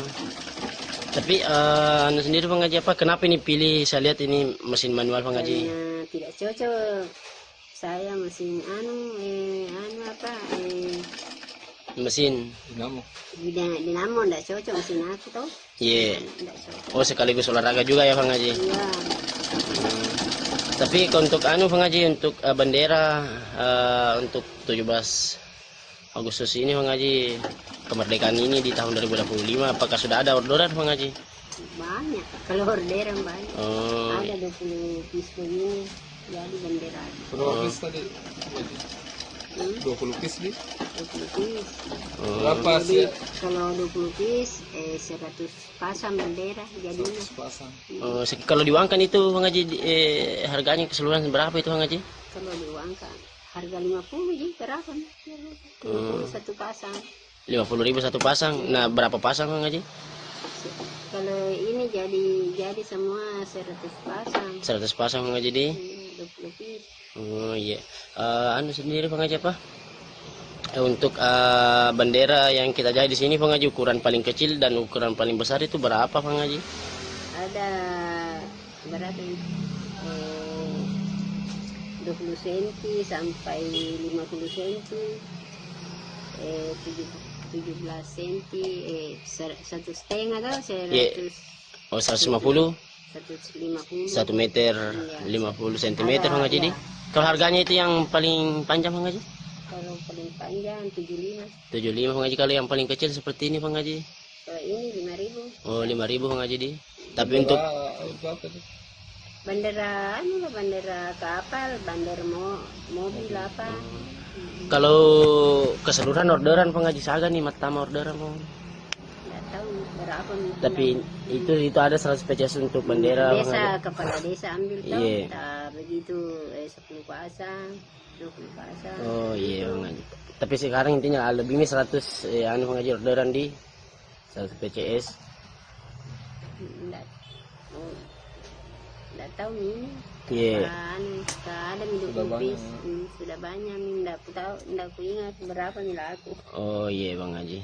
Tapi ada nih yang order itu yang kita maksud Bang Haji di. Iya, ada nih. Dari Pulau. Iya. Kepala desa itu ambil. Rp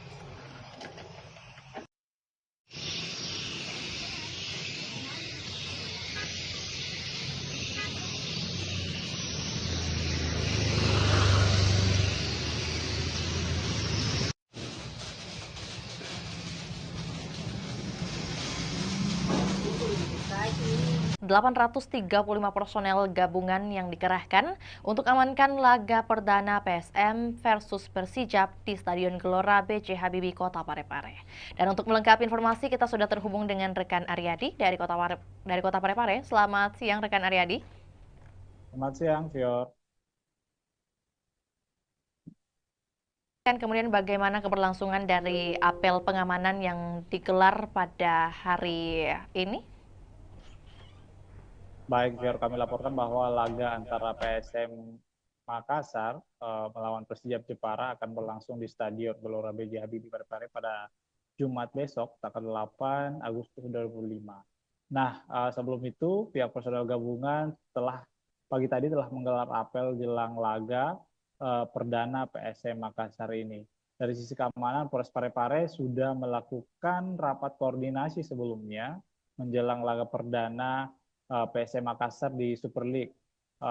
AKBP, maksud kami Kapolres Parepare AKBP Indra Waspada Yuda mengatakan ada sebanyak 835 personel gabungan yang akan terlibat dalam pengamanan laga perdana PSM Makassar di Super League 2005-2006 nanti. Ya. Untuk kemudian menjadi pertanyaan dari 835 ini, mengapa sebanyak 800-an yang dikerahkan untuk pengamanan? Ada informasi mengenai hal tersebut? Betul sekali, Fior. Jadi 830 personel ini merupakan personel gabungan, diantaranya adalah 2/4 dari personel Polres Kota Parepare, kemudian ada juga TNI, kemudian ikut juga BRIMOB, Satpol PP, dan pihak-pihak lainnya. Nah, banyaknya personel gabungan untuk mengamankan di laga perdana ini dikarenakan memang ini merupakan laga perdana PSM Makassar di Super League 2025-2026 dan akan diprediksi penonton akan membludak menghadiri Stadion B.J. Habibie pada Jumat besok, ya.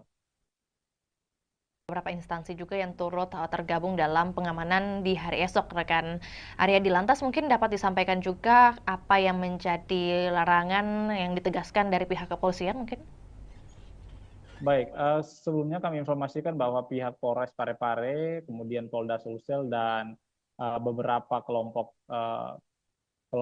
supporter PSM Makassar sudah melakukan pertemuan dan ada kesepakatan bahwa memang beberapa larangan kembali diterapkan dalam setiap laga PSM Makassar saat bertandang maksud kami saat berada di Stadion B.J. Habibie Kota Parepare. Di antaranya tidak boleh membawa flare, kemudian tidak boleh membawa petasan, senjata tajam, kemudian juga sampai kini pihak polisi juga masih belum memberikan kesempatan bagi supporter-supporter tim tamu untuk hadir menyaksikan langsung laga di Stadion B.J. Habibie Parepare. Ya. Baik, ya. Rekan Aryadi, ini mungkin juga sekaligus mau mendapatkan konfirmasi apakah memang benar isu yang beredar bahwa kehadiran supporter lawan dilarang di Stadion Gelora B.J. Habibie. Apakah benar demikian? Dan kalau iya, mengapa? Betul sekali, Fior. Jadi memang untuk informasinya bahwa supporter lawan belum bisa menyaksikan langsung laga di Stadion Tandang, dikarenakan memang ini merupakan aturan dari Super League 2025-2026 ini, dikarenakan memang salah satu pengaruhnya adalah untuk pada saat di Liga 1 kemarin terakhir itu Persib Bandung, dikarenakan banyaknya supporter yang masuk dan untuk jangan sampai ada menimbulkan kericuhan seperti itu ya. Berarti untuk baik ya. Bagaimana rekan Aryadi?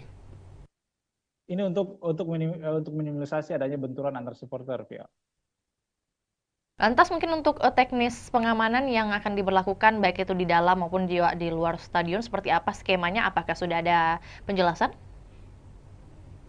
Baik, Fior. Jadi personel dipimpin oleh HKBP Indra Waspada Yuda bahwa 835 personel ini akan berpencar untuk menjaga lokasi-lokasi yang berada di sekitar stadion, termasuk tribun supporter, kemudian ada juga beberapa pintu masuk, kemudian pintu keluar, kemudian ini akan menyebar, personel-personel ini akan menyebar di sekitar stadion untuk meminimalisir adanya kericuhan seperti itu ya. Ya, selain imbauan rekan Aryadi, tentu menjadi pertanyaan juga bagaimana kemudian tanggapan dari Kapolres Kota Parepare mungkin mengenai dipilihnya Kota Parepare sebagai markas PSM, seperti apa yang disampaikan? Ya, menurut Indra setelah kami konfirmasi bahwa pihaknya sangat senang kembali dipilihnya Parepare menjadi markas PSM Makassar. Nah, namun meski begitu dia sangat mengimbau supporter untuk ikut menjaga keamanan dan ketertiban masyarakat di Parepare selama menonton jalannya laga. Memang PSM Makassar ini untuk informasi Fior bahwa PSM Makassar mempunyai rekor unbeaten atau tidak terkalahkan di pekan pertama di kompetisi kasta tertinggi sepak bola Indonesia ini sejak 2017. Nah, rekor ini kemudian berlanjut jika PSM menekuk Persijap Jepara yang digelar besok hari. Nah, Persijap sendiri adalah tim juara 3 di Liga 2 Indonesia musim lalu yang mendapat tiket terakhir klub promosi Super League 25. Beberapa supporter juga bahkan mengharapkan bahwa PSM Makassar langsung memetik poin di laga perdana ini, dikarenakan memang PSM Makassar adalah salah satu tim juara di Super League 2025-2026. Ya. Berarti prediksi dari pengamat sepak bola mungkin yang berhasil Anda liput seperti apa yang ia lihat dari permainan atau persiapan dari PSM melawan Persijap nantinya?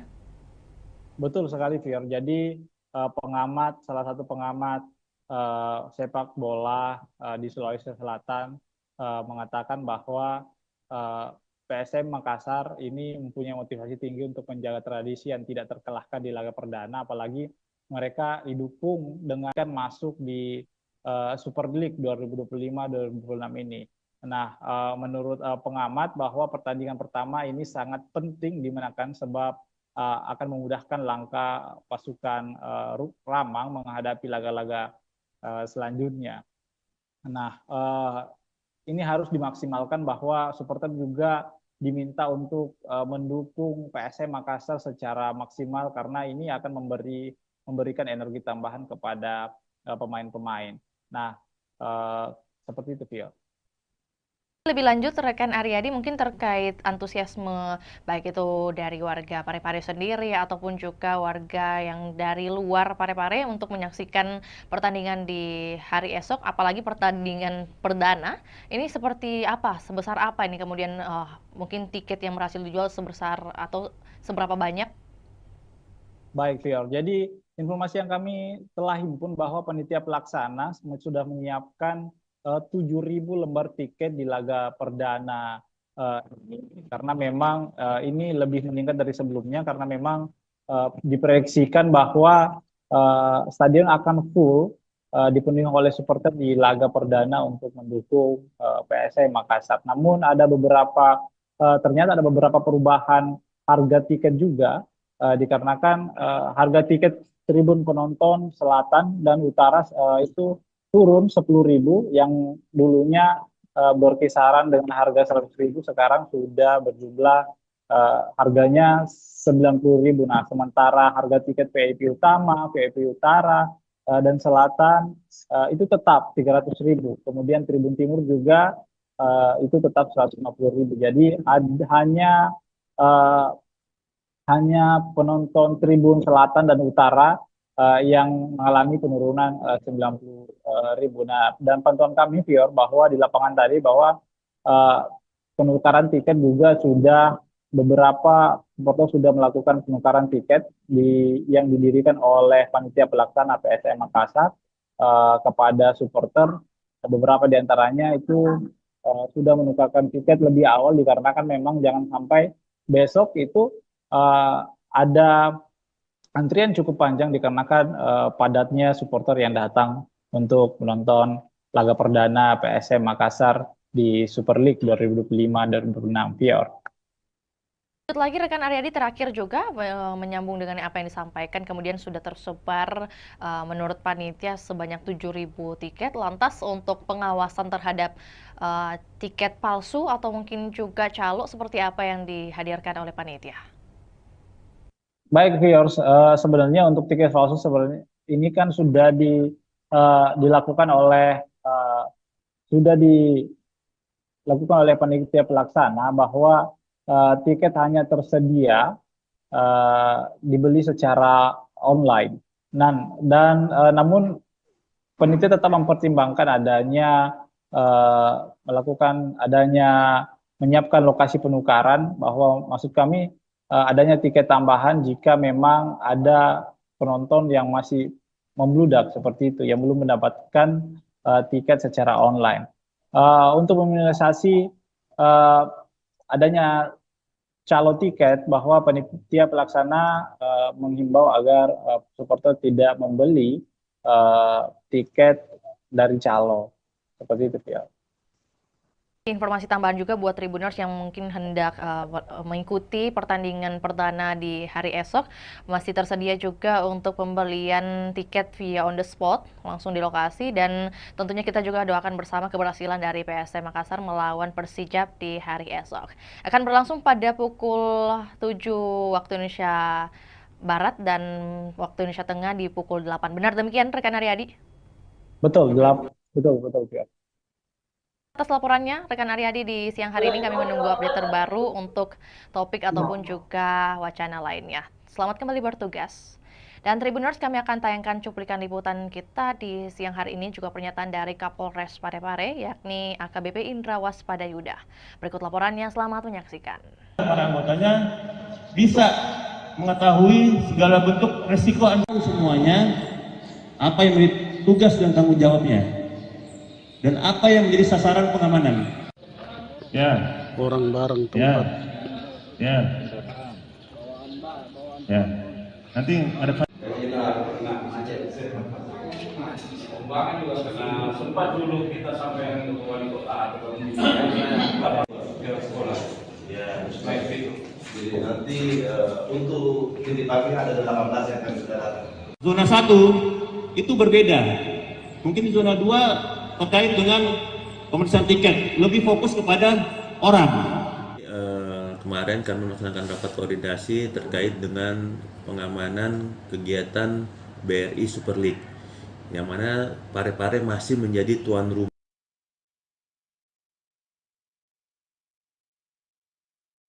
Zona 1 itu berbeda. Mungkin zona 2 terkait dengan pemeriksaan tiket, lebih fokus kepada orang. Di zona 1 fokus kepada kegiatannya. Yang kedua, nanti masuk di nanti kami langsung lapangan ini. Kemudian di sini tidak boleh lagi masuk di sini dan kecuali mana kantong parkir di mana, seperti itu, ya. Hingga benar-benar nanti kita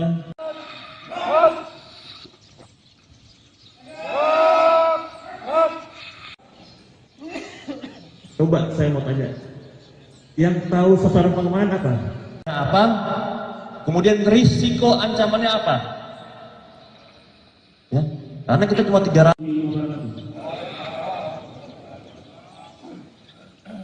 Apa yang tadi selesai?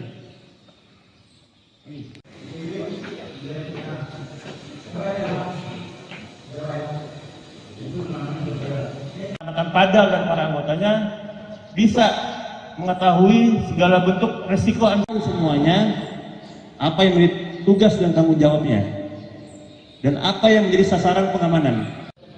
Ya. Orang bareng Ya. tempat. Ya. Ya. Nanti ada. Pembangunan juga kena sempat dulu kita sampai ke wali kota atau sekolah. Ya, baik itu. Jadi nanti untuk titik pagi ada 18 yang akan sudah datang. Zona 1 itu berbeda. Mungkin di zona 2 terkait dengan pemeriksaan tiket, lebih fokus kepada orang. Di zona 1 fokus kepada kegiatannya. Yang kedua nanti masuk di nanti kami langsung lapangan ini. Kemudian di sini tidak boleh lagi masuk di sini dan kecuali Mana kantong parkir di mana, seperti itu. Ya. Sehingga benar-benar nanti kita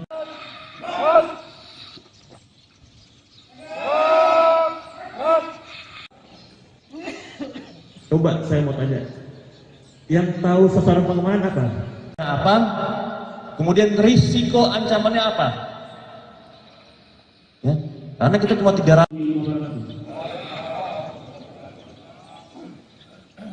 Apa yang tadi selesai?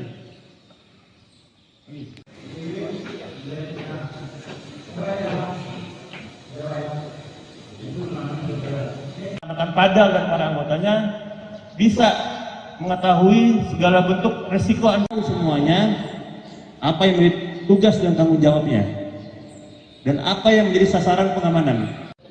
Ya. Orang bareng Ya. tempat. Ya. Ya. Nanti ada.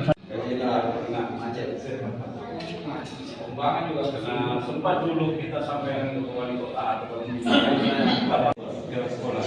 Ya, baik itu. Jadi nanti untuk titik pagi ada 18 yang akan sudah datang. Zona 1 itu berbeda. Mungkin di zona 2 terkait dengan pemeriksaan tiket, lebih fokus kepada orang. Di zona 1 fokus kepada kegiatannya. Yang kedua nanti masuk di nanti kami langsung lapangan ini. Kemudian di sini tidak boleh lagi masuk di sini dan kecuali Mana kantong parkir di mana. Untuk melengkapi informasi kita sudah terhubung dengan rekan Ami dari Kota Makassar. Selamat sore rekan Ami. Baik, selamat sore rekan Vio. Oke, baik. Dapat disampaikan kemudian bagaimana kunjungan dari investor yang hadir di hari kemarin, rekan Ami, bagaimana kemudian update-nya dan hasil yang bisa disampaikan kepada kami. Silakan. Baik, Tribuners dan Vio di studio dapat saya sampaikan bahwa pemerintah Kota Makassar memang sedang mempersiapkan pembangunan Stadion Untia di Kelurahan Untia, Kecamatan Biringkanaya, Kota Makassar. Nah, update terbaru bahwa ada investor atau perusahaan konstruksi asal Tiongkok, Cina, yakni Chems Engineering Co. Ltd atau CHAMCE melakukan kunjungan langsung di lokasi rencana pembangunan stadion di Kelurahan Untia. Nah, perusahaan konstruksi ini memang sudah pernah bertemu langsung dengan Wali Kota Makassar Munafri Arifudin pada bulan Juli lalu, dan ini adalah tindak lanjut dari kunjungannya yang sebelumnya. Dan tentunya tim CHAMCE meninjau langsung lokasi tersebut didampingi oleh Wali Kota Makassar Munafri Arifudin, hadir juga Wakil Wali Kota Makassar Alia Mustika Ilham, dan sejumlah pejabat organisasi perangkat daerah lingkup pemerintah Kota Makassar.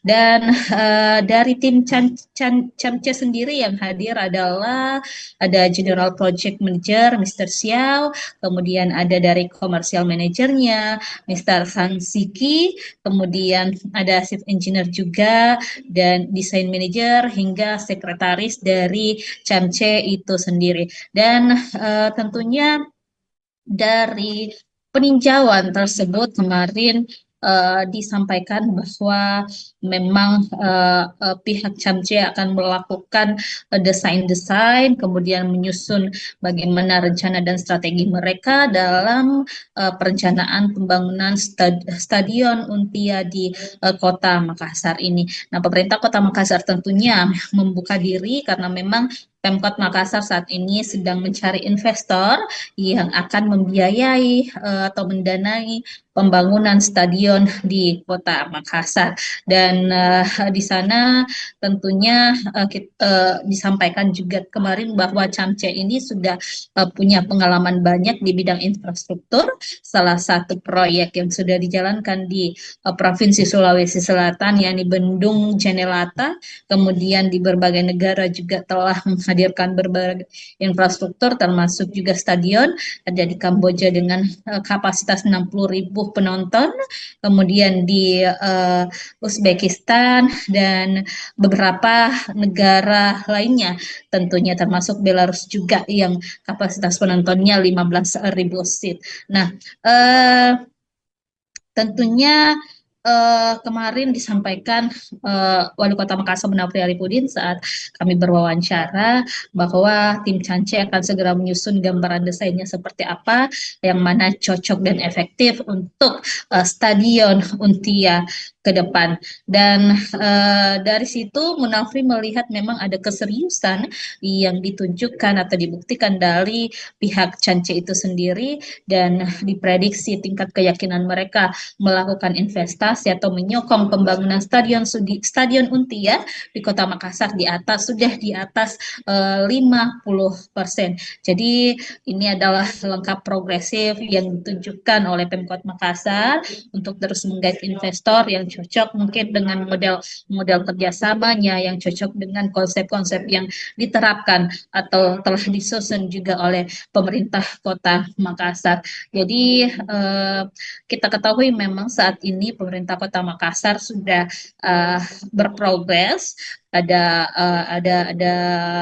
tahapan progresif dalam rencana pembangunan stadion di Untia. Sekarang ini Pemkot Makassar sudah mengalokasikan anggaran di pemerintah Kota Makassar untuk perencanaan pembangunannya tahun 2025. Di APBD perubahan nanti akan ada penganggaran untuk mungkin dokumen-dokumen sertifikat lahannya dan juga termasuk dokumen lainnya seperti feasibility study dan juga master plan-nya. Dan 2026 juga nanti ada tahapan yang akan dijalankan oleh pemerintah Kota Makassar termasuk penimbunan lahan, karena lahan di sana di Untia itu memang butuh pemadatan pengerasan, sehingga ini butuh juga upaya dari pemerintah Kota Makassar untuk memadatkan atau menimbun lahan tersebut agar tentunya investor nanti bisa melakukan perencanaan dengan baik terhadap lokasi pembangunan stadion di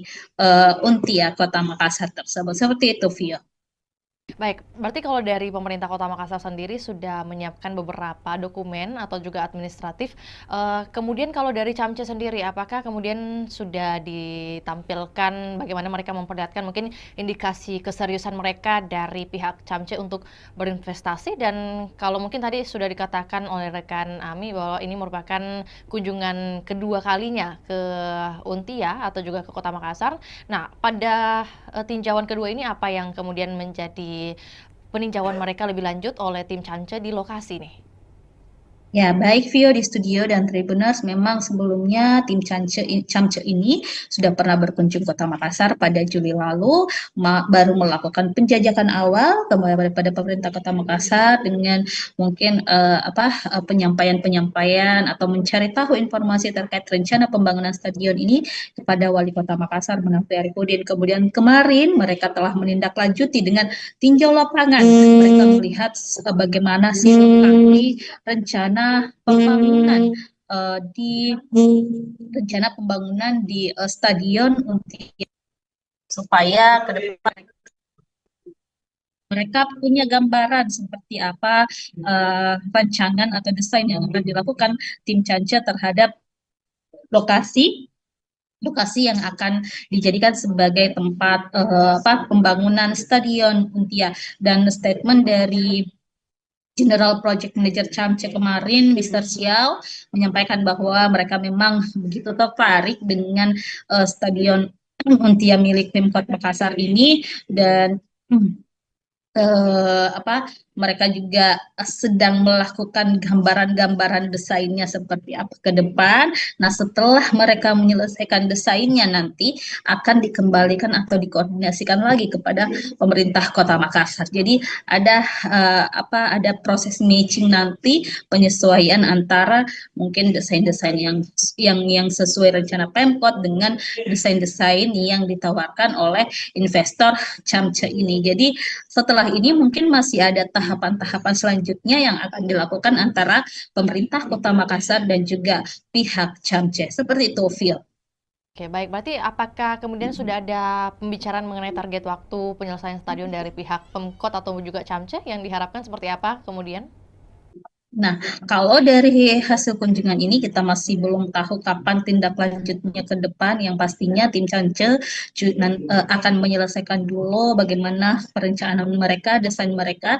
Tapi kalau untuk Pemkot sendiri sudah melakukan roadmap atau peta jalan seperti apa rencana pembangunan stadion tahun 2025 dialokasikan untuk pengadaan atau pembuatan roadmap maupun feasibility study dan juga sertifikat lahan. Kemudian 2026 nanti itu dilakukan pengurusan perizinan analisis dampak lingkungan atau AMDAL-LALIN dan juga analisis dampak lalu lintas AMDAL dan AMDAL-LALIN. Kemudian 2026 juga dialokasikan anggaran untuk pemadatan lahan atau penimbunan di sana di Untia. Kemudian 2027 ditargetkan proses pengerjaan atau konstruksi dilakukan dengan harapan pada akhir 2027 atau 2028 nanti Stadion Untia sudah bisa dinikmati atau dirasakan manfaatnya oleh masyarakat. Baik, rekan Ami, mungkin sebelum kita ke pertanyaan terakhir, tentu bagaimana kemudian informasi mengenai kompetitor lain selain Camce yang mungkin juga sudah tertarik membangun Stadion Untia ini, apakah ada informasi mengenai hal tersebut? Baik, Tribuners dan Vio, memang sesuai pernyataan dari Wali Kota Makassar Munafri Arifudin, ada beberapa investor yang telah menjajaki kerjasama dengan pemerintah Kota Makassar. Salah satunya mungkin kemarin ada investor dari Qatar yang telah juga melakukan koordinasi dan komunikasi dengan Pemkot Makassar. Bahkan Wali Kota sudah pernah bertandang langsung mendatangi kantor perwakilan investor asal Qatar tersebut di Jakarta. Lalu juga kemarin baru-baru pada pekan lalu Wali Kota Makassar bersama beberapa pejabat lingkup pemerintah Kota Makassar datang ke JIS. Jadi untuk melihat langsung seperti apa perencanaan yang dilakukan oleh pengelola JIS ataupun perusahaan yang menangani pembangunan berdirinya Stadion Jakarta International Stadion yang ada di Jakarta. Jadi itu sebagai salah satu langkah-langkah yang dilakukan pemerintah Kota Makassar untuk menghadirkan atau komitmen menghadirkan Stadion Untia di Makassar.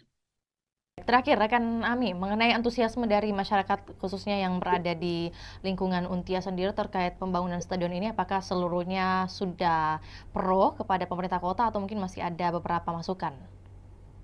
Baik, Tribuners, memang sejauh ini kita masih belum mendengarkan keluhan-keluhan dari masyarakat setempat, apakah mereka menolak atau seperti apa. Yang pasti, masyarakat Kota Makassar tentunya menginginkan hadirnya stadion di Kota Makassar, karena kita ketahui Sulawesi Selatan dalam hal ini belum memiliki stadion sama sekali, sehingga ini memang diharapkan program unggulan dari Wali Kota Makassar, Munafri dan juga Alia Mustika Ilham bisa terwujud untuk menghadirkan stadion berstandar internasional di Kota Makassar. Dan Munafri juga sudah menyusun strategi bagaimana nanti pengelolaan stadion, bagaimana nanti untuk menghidupkan stadion seperti apa, target-targetnya seperti apa, itu sudah direncanakan dengan baik oleh pemerintah Kota Makassar. Seperti itu, Vio.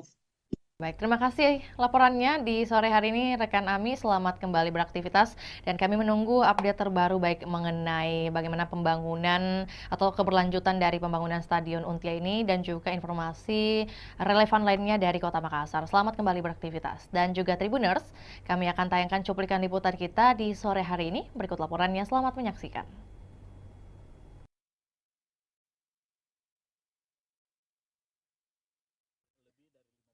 Kemungkinan itu, tapi kan kita masih banyak sekali hal-hal yang harus kita bicarakan. Yang paling pertama mungkin masalah pembiayaan, lama pekerjaan, desain dan sebagainya, seperti apa model kerjasama dan sebagainya. Saya pikir ini masih di dalam proses. Biarkanlah kami juga berjalan paralel untuk menyiapkan segala macam yang namanya legal administrasi dari proyek pembangunan stadion ini. Iya. Belum tentu, kalau mereka kita tidak sepakat, jangan sampai mereka offeringnya berbeda, ya akan susah untuk itu.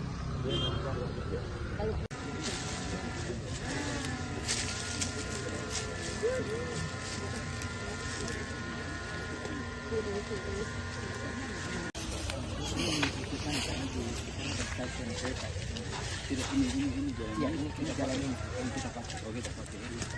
And then this over the street, yeah. So we need to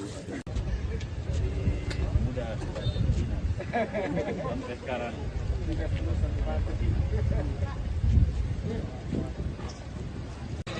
Harusnya sih biasanya kalau mereka sudah mau datang lihat lokasi artinya lebih dari 50% kemungkinan itu. Tapi kan kita masih banyak sekali hal-hal yang harus kita bicarakan. Yang paling pertama mungkin masalah pembiayaan, lama pekerjaan, desain dan sebagainya, seperti apa model kerjasama dan sebagainya. Saya pikir ini masih di dalam proses. Biarkanlah kami juga berjalan paralel untuk menyiapkan segala macam yang namanya legal administrasi dari proyek pembangunan stadion ini.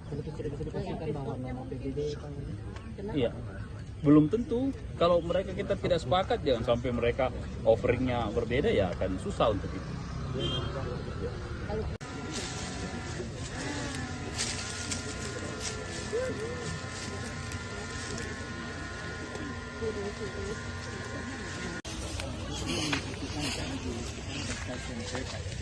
Tidak, ini jalan yang kita pakai. Oh, kita pakai ini. And then this over the street, yeah. So we need to mudah sampai sekarang. Kisah Haja Murni, 50 tahun jadi penjahit bendera merah putih di Kabupaten Sinjai. Dan untuk melengkapi informasi kita sudah terhubung dengan rekan Takwa dari Kabupaten Sinjai. Selamat siang rekan Takwa. Selamat siang rekan di studio dan selamat siang Tribuners dimanapun Anda berada. Oke, baik. Dapat disampaikan kemudian kisah awal dari Haja Murni ini memulai kemudian berbisnis atau berdagang dengan jasa menjahit bendera merah putih dimulai sejak tahun berapa dan kemudian bagaimana perkembangannya? Baik rekan, momentum jelang hari ulang tahun atau HUT kemerdekaan Republik Indonesia yang ke-80 tahun atau tahun 2025 membawa berkah bagi Haji Murni 63 tahun. Pasalnya Haji Murni yang merupakan warga Kabupaten Sinjai Sulawesi Selatan ini merupakan penjahit bendera, sudah mulai kebanjiran orderan. Bahkan per tanggal 1 Agustus Haji Murni sudah mendapat orderan bendera merah putih ratusan lembar. Mayoritas orderan tersebut dipesan oleh kepala desa. Diketahui bahwa bendera merah putih yang dijahit Haji Murni mulai berukuran 15 cm hingga 150 cm dengan harga 15.000 hingga 75.000. Diketahui juga dalam proses pengerjaan atau penjahitan bendera merah putih, Haji Murni lebih memilih menggunakan mesin jahit manual ketimbang mesin jahit dinamo atau mesin jahit listrik. Hal tersebut bukan karena Haji Murni tidak mempunyai biaya untuk membeli mesin jahit yang modern, namun karena faktor kenyamanan dan alasan olahraga. Baik, berarti untuk di bulan Agustus saat ini total pesanan bendera merah putih yang berhasil dibuat oleh Haji Murni di angka berapa, rekan Takwa? Kisaran lebih sekitar 100 PCS atau lembar kan. Untuk pesanan sendiri itu sudah lebih 100, di mana mayoritas dipesan oleh kepala desa. Kan juga untuk lebih lengkapnya mungkin dari segi ukuran, kemudian harga yang diberikan Haja Murni paling laris di angka berapa? Untuk ukuran sendiri itu yang paling banyak dipesan, yakni ukuran 150 meter dengan harga 75.000. Selanjutnya ukuran 15 cm yang banyak dipesan oleh para sopir dan nelayan yang akan dipasang di mobil dan di kapalnya, rekan. Jadi ada yang paling unik sebenarnya, rekan, karena diketahui bahwa Haji Murni ini sudah mahir menjahit sejak tahun 1975, sekitar 50 tahun. Dia sudah menjahit bendera merah putih setiap tahun pada momen kemerdekaan Republik Indonesia, rekan.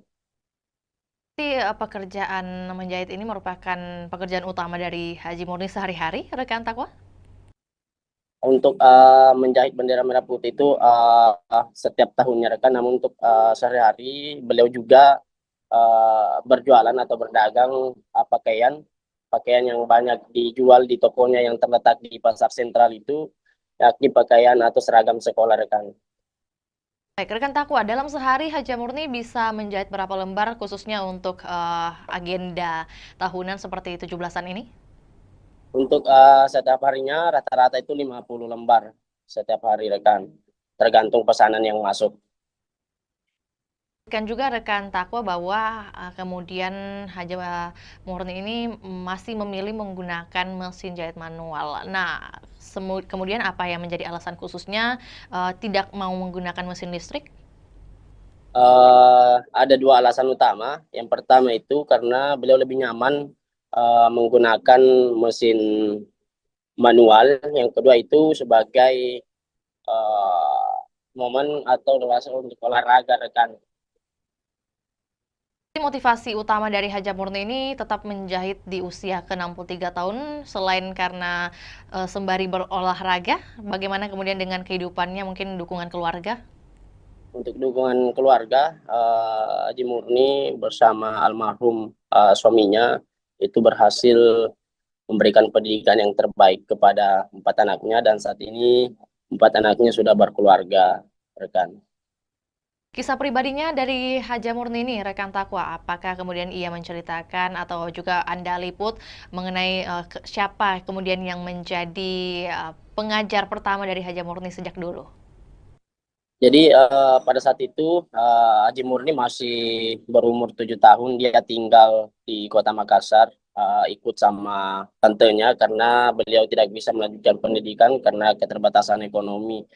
Yang kebetulan tantenya tersebut yang menjadi rumah tumpangan Haji Murni itu bekerja sebagai proses menjahit. Dari situ Haji Murni belajar dari tantenya. Setelah mahir dan berkeluarga, dia pindah ke Kabupaten Sinjai membuka toko pakaian, di mana sebelumnya toko pakaian itu atau pakaian yang digunakan atau yang dijual di tokonya itu dari hasil yang dijahit oleh Haji Murni sendiri, rekan.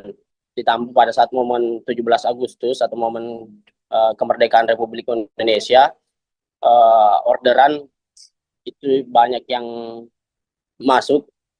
Maka dari situ beliau memulai usaha itu untuk menjahit bendera, dan sampai saat ini dia sudah bertahan setiap tahun menjahit bendera merah putih itu sekitar 50 tahun, rekan.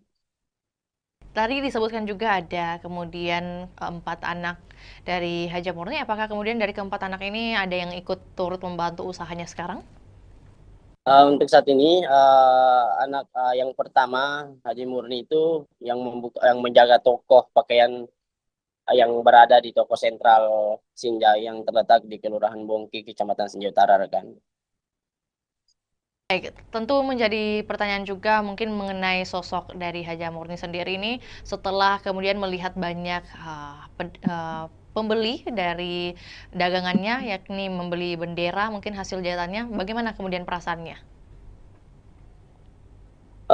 Dia tetap optimis di tengah kemajuan teknologi saat ini. Dia tetap optimis menggunakan mesin jahit manual untuk menjahit bendera, dan dia merasa bangga dengan jiwa nasionalisme yang dimiliki dan bertahan hingga bertahun-tahun dalam menjahit bendera merah putih, rekan. Mungkin pesan khusus yang dititipkan oleh Haja Murni kepada mungkin masyarakat ataupun juga terkait kemerdekaan Republik Indonesia seperti apa yang Anda liput? Untuk sampai saat ini, rekan, kami tidak menghimpun hal tersebut, rekan. Lantas terima kasih atas informasinya rekan Takwa. Selamat kembali beraktivitas dan kami menunggu update terbaru yang akan dilaporkan dari Kabupaten Sinjai. Dan salam sukses juga buat Haja Murni selaku penjahit bendera merah putih di Kabupaten Sinjai. Dan kami Tribuners akan tayangkan juga cuplikan liputan juga pernyataan dari seorang Haja Murni. Berikut laporannya, selamat menyaksikan.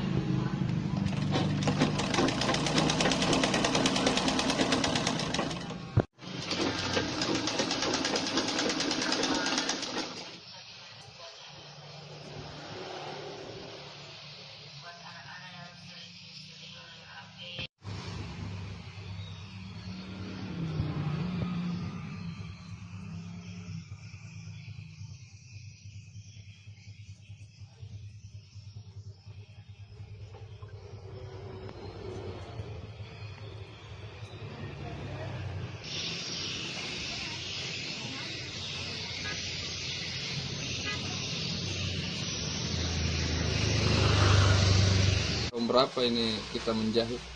Tahun 76. Sampai sekarang. Bendera dulu kan jahit baju. Iya. Sekarang jahit bendera. Jadi untuk menjahitnya itu mulai di tahun 76, Bang Haji. Kalau menjahit bendera sendiri itu, Bang Haji? Itu mulai begitu. Kan menjual di pasar dulu besar bawah tuh. Oh iya, Bang Haji. Iya. Kalau Anda sendiri, Bang Haji, apa? Belajar menjahit ini di mana, Bang Haji? Di Makassar dulu. Di Makassar. Umur 7 tahun. Oh, baru umur 7 tahun sudah menjahit, Bang Haji. Itu enggak sekolah saya tapi. Oh, tapi yang ngajarkan menjahit itu siapa, Bang Haji? Tanteku di Makassar. Oh.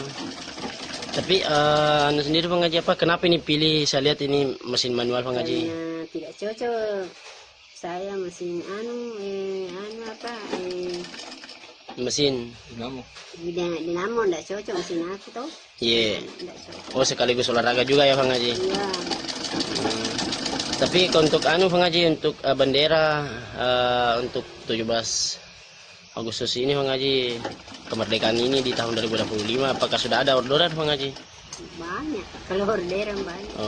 Ada 20 piece begini, jadi bendera. Berapa piece tadi? 20 piece nih? 20 piece. Berapa Jadi sih? kalau 20 piece 100 pasang bendera jadinya. 100 pasang. Kalau diuangkan itu Bang Haji, harganya keseluruhan berapa itu Bang Haji? Kalau diuangkan harga 50 jadi berapa nih? 50 satu pasang. 50.000 satu pasang. Nah, berapa pasang Bang Haji? Kalau ini jadi semua 100 pasang. 100 pasang Bang Haji di? 20 piece. Oh iya. Anu sendiri Bang Haji apa? Untuk bendera yang kita jahit di sini Bang Haji, ukuran paling kecil dan ukuran paling besar itu berapa Bang Haji? Ada berapa ini? 20 cm sampai 50 cm, 17 cm, 1,5 atau 100. Oh 150? 150. 1 meter 50 cm Bang Haji di? Kalau harganya itu yang paling panjang Bang Haji? Kalau paling panjang 75. 75 Bang Haji. Kalau yang paling kecil seperti ini Bang Haji? Ini 5.000. Oh 5.000 Bang Haji di. Tapi untuk bendera bendera kapal, bendera mobil apa. Kalau keseluruhan orderan Bang Haji Saga nih, matama orderan Bang. Nggak tahu berapa nih. Tapi itu ada 100 peces untuk bendera Bang Desa, Haji. kepala desa ambil tahu. Iya. Begitu 10 pasang, 20 pasang. Oh iya Bang Haji. Tapi sekarang intinya lebihnya 100 anu Bang Haji orderan di 100 PCS. Nggak tahu nih. Iya. Ada 20 piece. Sudah banyak nih, nggak aku ingat berapa nih laku. Oh iya Bang Haji. Tapi ada nih yang order itu yang kita maksud Bang Haji di. Iya, ada nih. Dari pulau. Iya. Kepala desa itu ambil.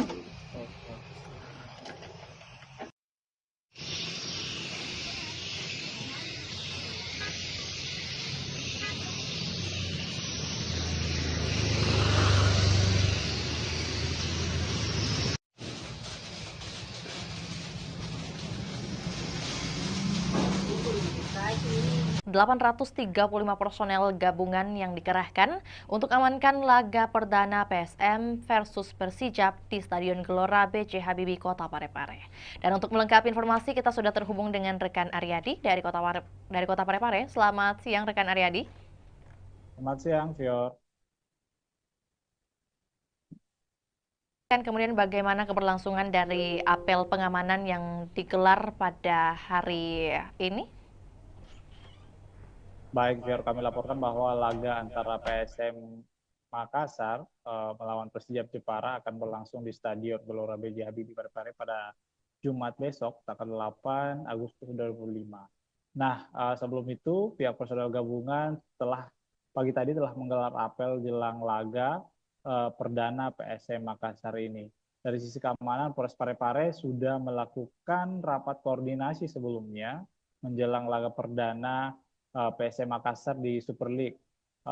AKBP, maksud kami Kapolres Parepare AKBP Indra Waspadayuda mengatakan ada sebanyak 835 personel gabungan yang akan terlibat dalam pengamanan laga perdana PSM Makassar di Super League 2005-2006 nanti. Ya. Kan memang ini merupakan laga perdana PSM Makassar di Super League 2025-2026 dan akan diprediksi penonton akan membludak menghadiri Stadion B.J. Habibie pada Jumat besok ya. Beberapa instansi juga yang turut tergabung dalam pengamanan di hari esok, rekan Aryadi. Lantas mungkin dapat disampaikan juga apa yang menjadi larangan yang ditegaskan dari pihak kepolisian mungkin? Baik, sebelumnya kami informasikan bahwa pihak Polres Parepare, kemudian Polda Sulsel dan beberapa kelompok supporter PSM Makassar sudah melakukan pertemuan dan ada kesepakatan bahwa memang beberapa larangan kembali diterapkan dalam setiap laga PSM Makassar saat bertandang saat berada di Stadion B.J. Habibie Kota Parepare. Di antaranya tidak boleh membawa flare, kemudian tidak boleh membawa petasan, senjata tajam, kemudian juga sampai kini pihak polisi juga masih belum memberikan kesempatan bagi supporter-supporter tim tamu untuk hadir menyaksikan langsung laga di Stadion B.J. Habibie Parepare. Ya. Baik, ya. Rekan Aryadi ini mungkin juga sekaligus mau mendapatkan konfirmasi apakah memang benar isu yang beredar bahwa kehadiran supporter lawan dilarang di Stadion Gelora B.J. Habibie. Apakah benar demikian? Dan kalau iya, mengapa? Betul sekali, Fior. Jadi memang untuk informasinya bahwa supporter lawan belum bisa menyaksikan langsung laga di Stadion Tandang dikarenakan memang ini merupakan aturan dari Super League 2025-2026 ini, dikarenakan memang salah satu pengaruhnya adalah untuk pada saat di Liga 1 kemarin terakhir itu Persib Bandung dikarenakan banyaknya supporter yang masuk dan untuk jangan sampai ada menimbulkan kericuhan seperti itu, ya. Berarti untuk baik ya. Bagaimana rekan Aryadi? Ini untuk minimalisasi adanya benturan antar supporter, ya. Lantas mungkin untuk teknis pengamanan yang akan diberlakukan baik itu di dalam maupun di luar stadion seperti apa skemanya? Apakah sudah ada penjelasan? Baik, Fior. Jadi personel dipimpin oleh HKBP Indra Waspada Yuda bahwa 835 personel ini akan berpencar untuk menjaga lokasi-lokasi yang berada di sekitar stadion, termasuk tribun supporter, kemudian ada juga beberapa pintu masuk, kemudian pintu keluar, kemudian ini akan menyebar, personel-personel ini akan menyebar di sekitar stadion untuk meminimalisir adanya kericuhan seperti itu, ya. Ya, selain imbauan rekan Aryadi, tentu menjadi pertanyaan juga bagaimana kemudian tanggapan dari Kapolres Kota Parepare mungkin mengenai dipilihnya Kota Parepare sebagai markas PSM, seperti apa yang disampaikan? Ya, menurut Indra setelah kami konfirmasi bahwa pihaknya sangat senang kembali dipilihnya Parepare menjadi markas PSM Makassar. Nah, namun meski begitu dia sangat mengimbau supporter untuk ikut menjaga keamanan dan ketertiban masyarakat di Parepare selama menonton jalannya laga.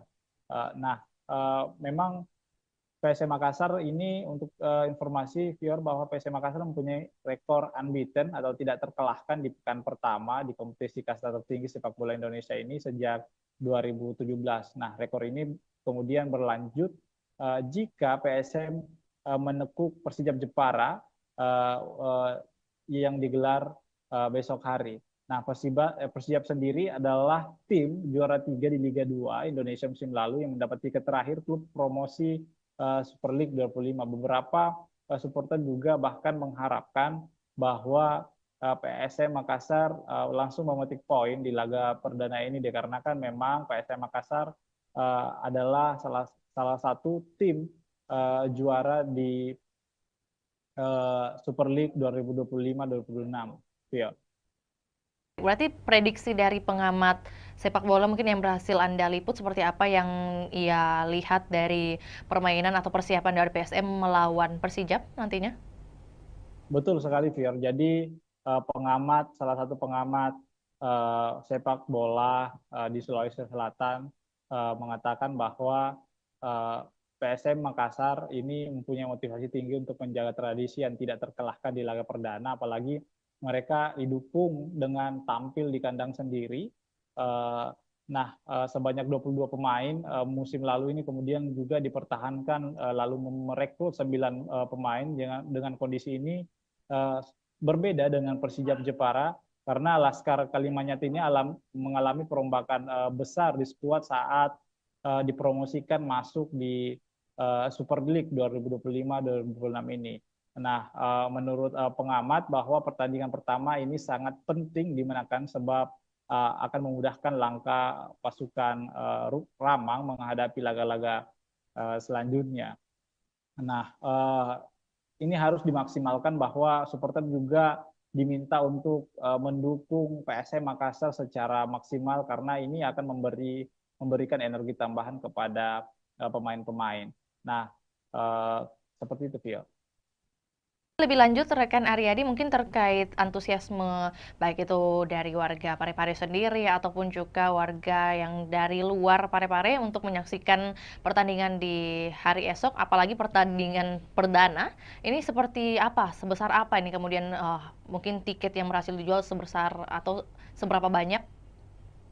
Baik, Vio. Jadi informasi yang kami telah himpun bahwa panitia pelaksana sudah menyiapkan 7.000 lembar tiket di laga perdana ini karena memang ini lebih meningkat dari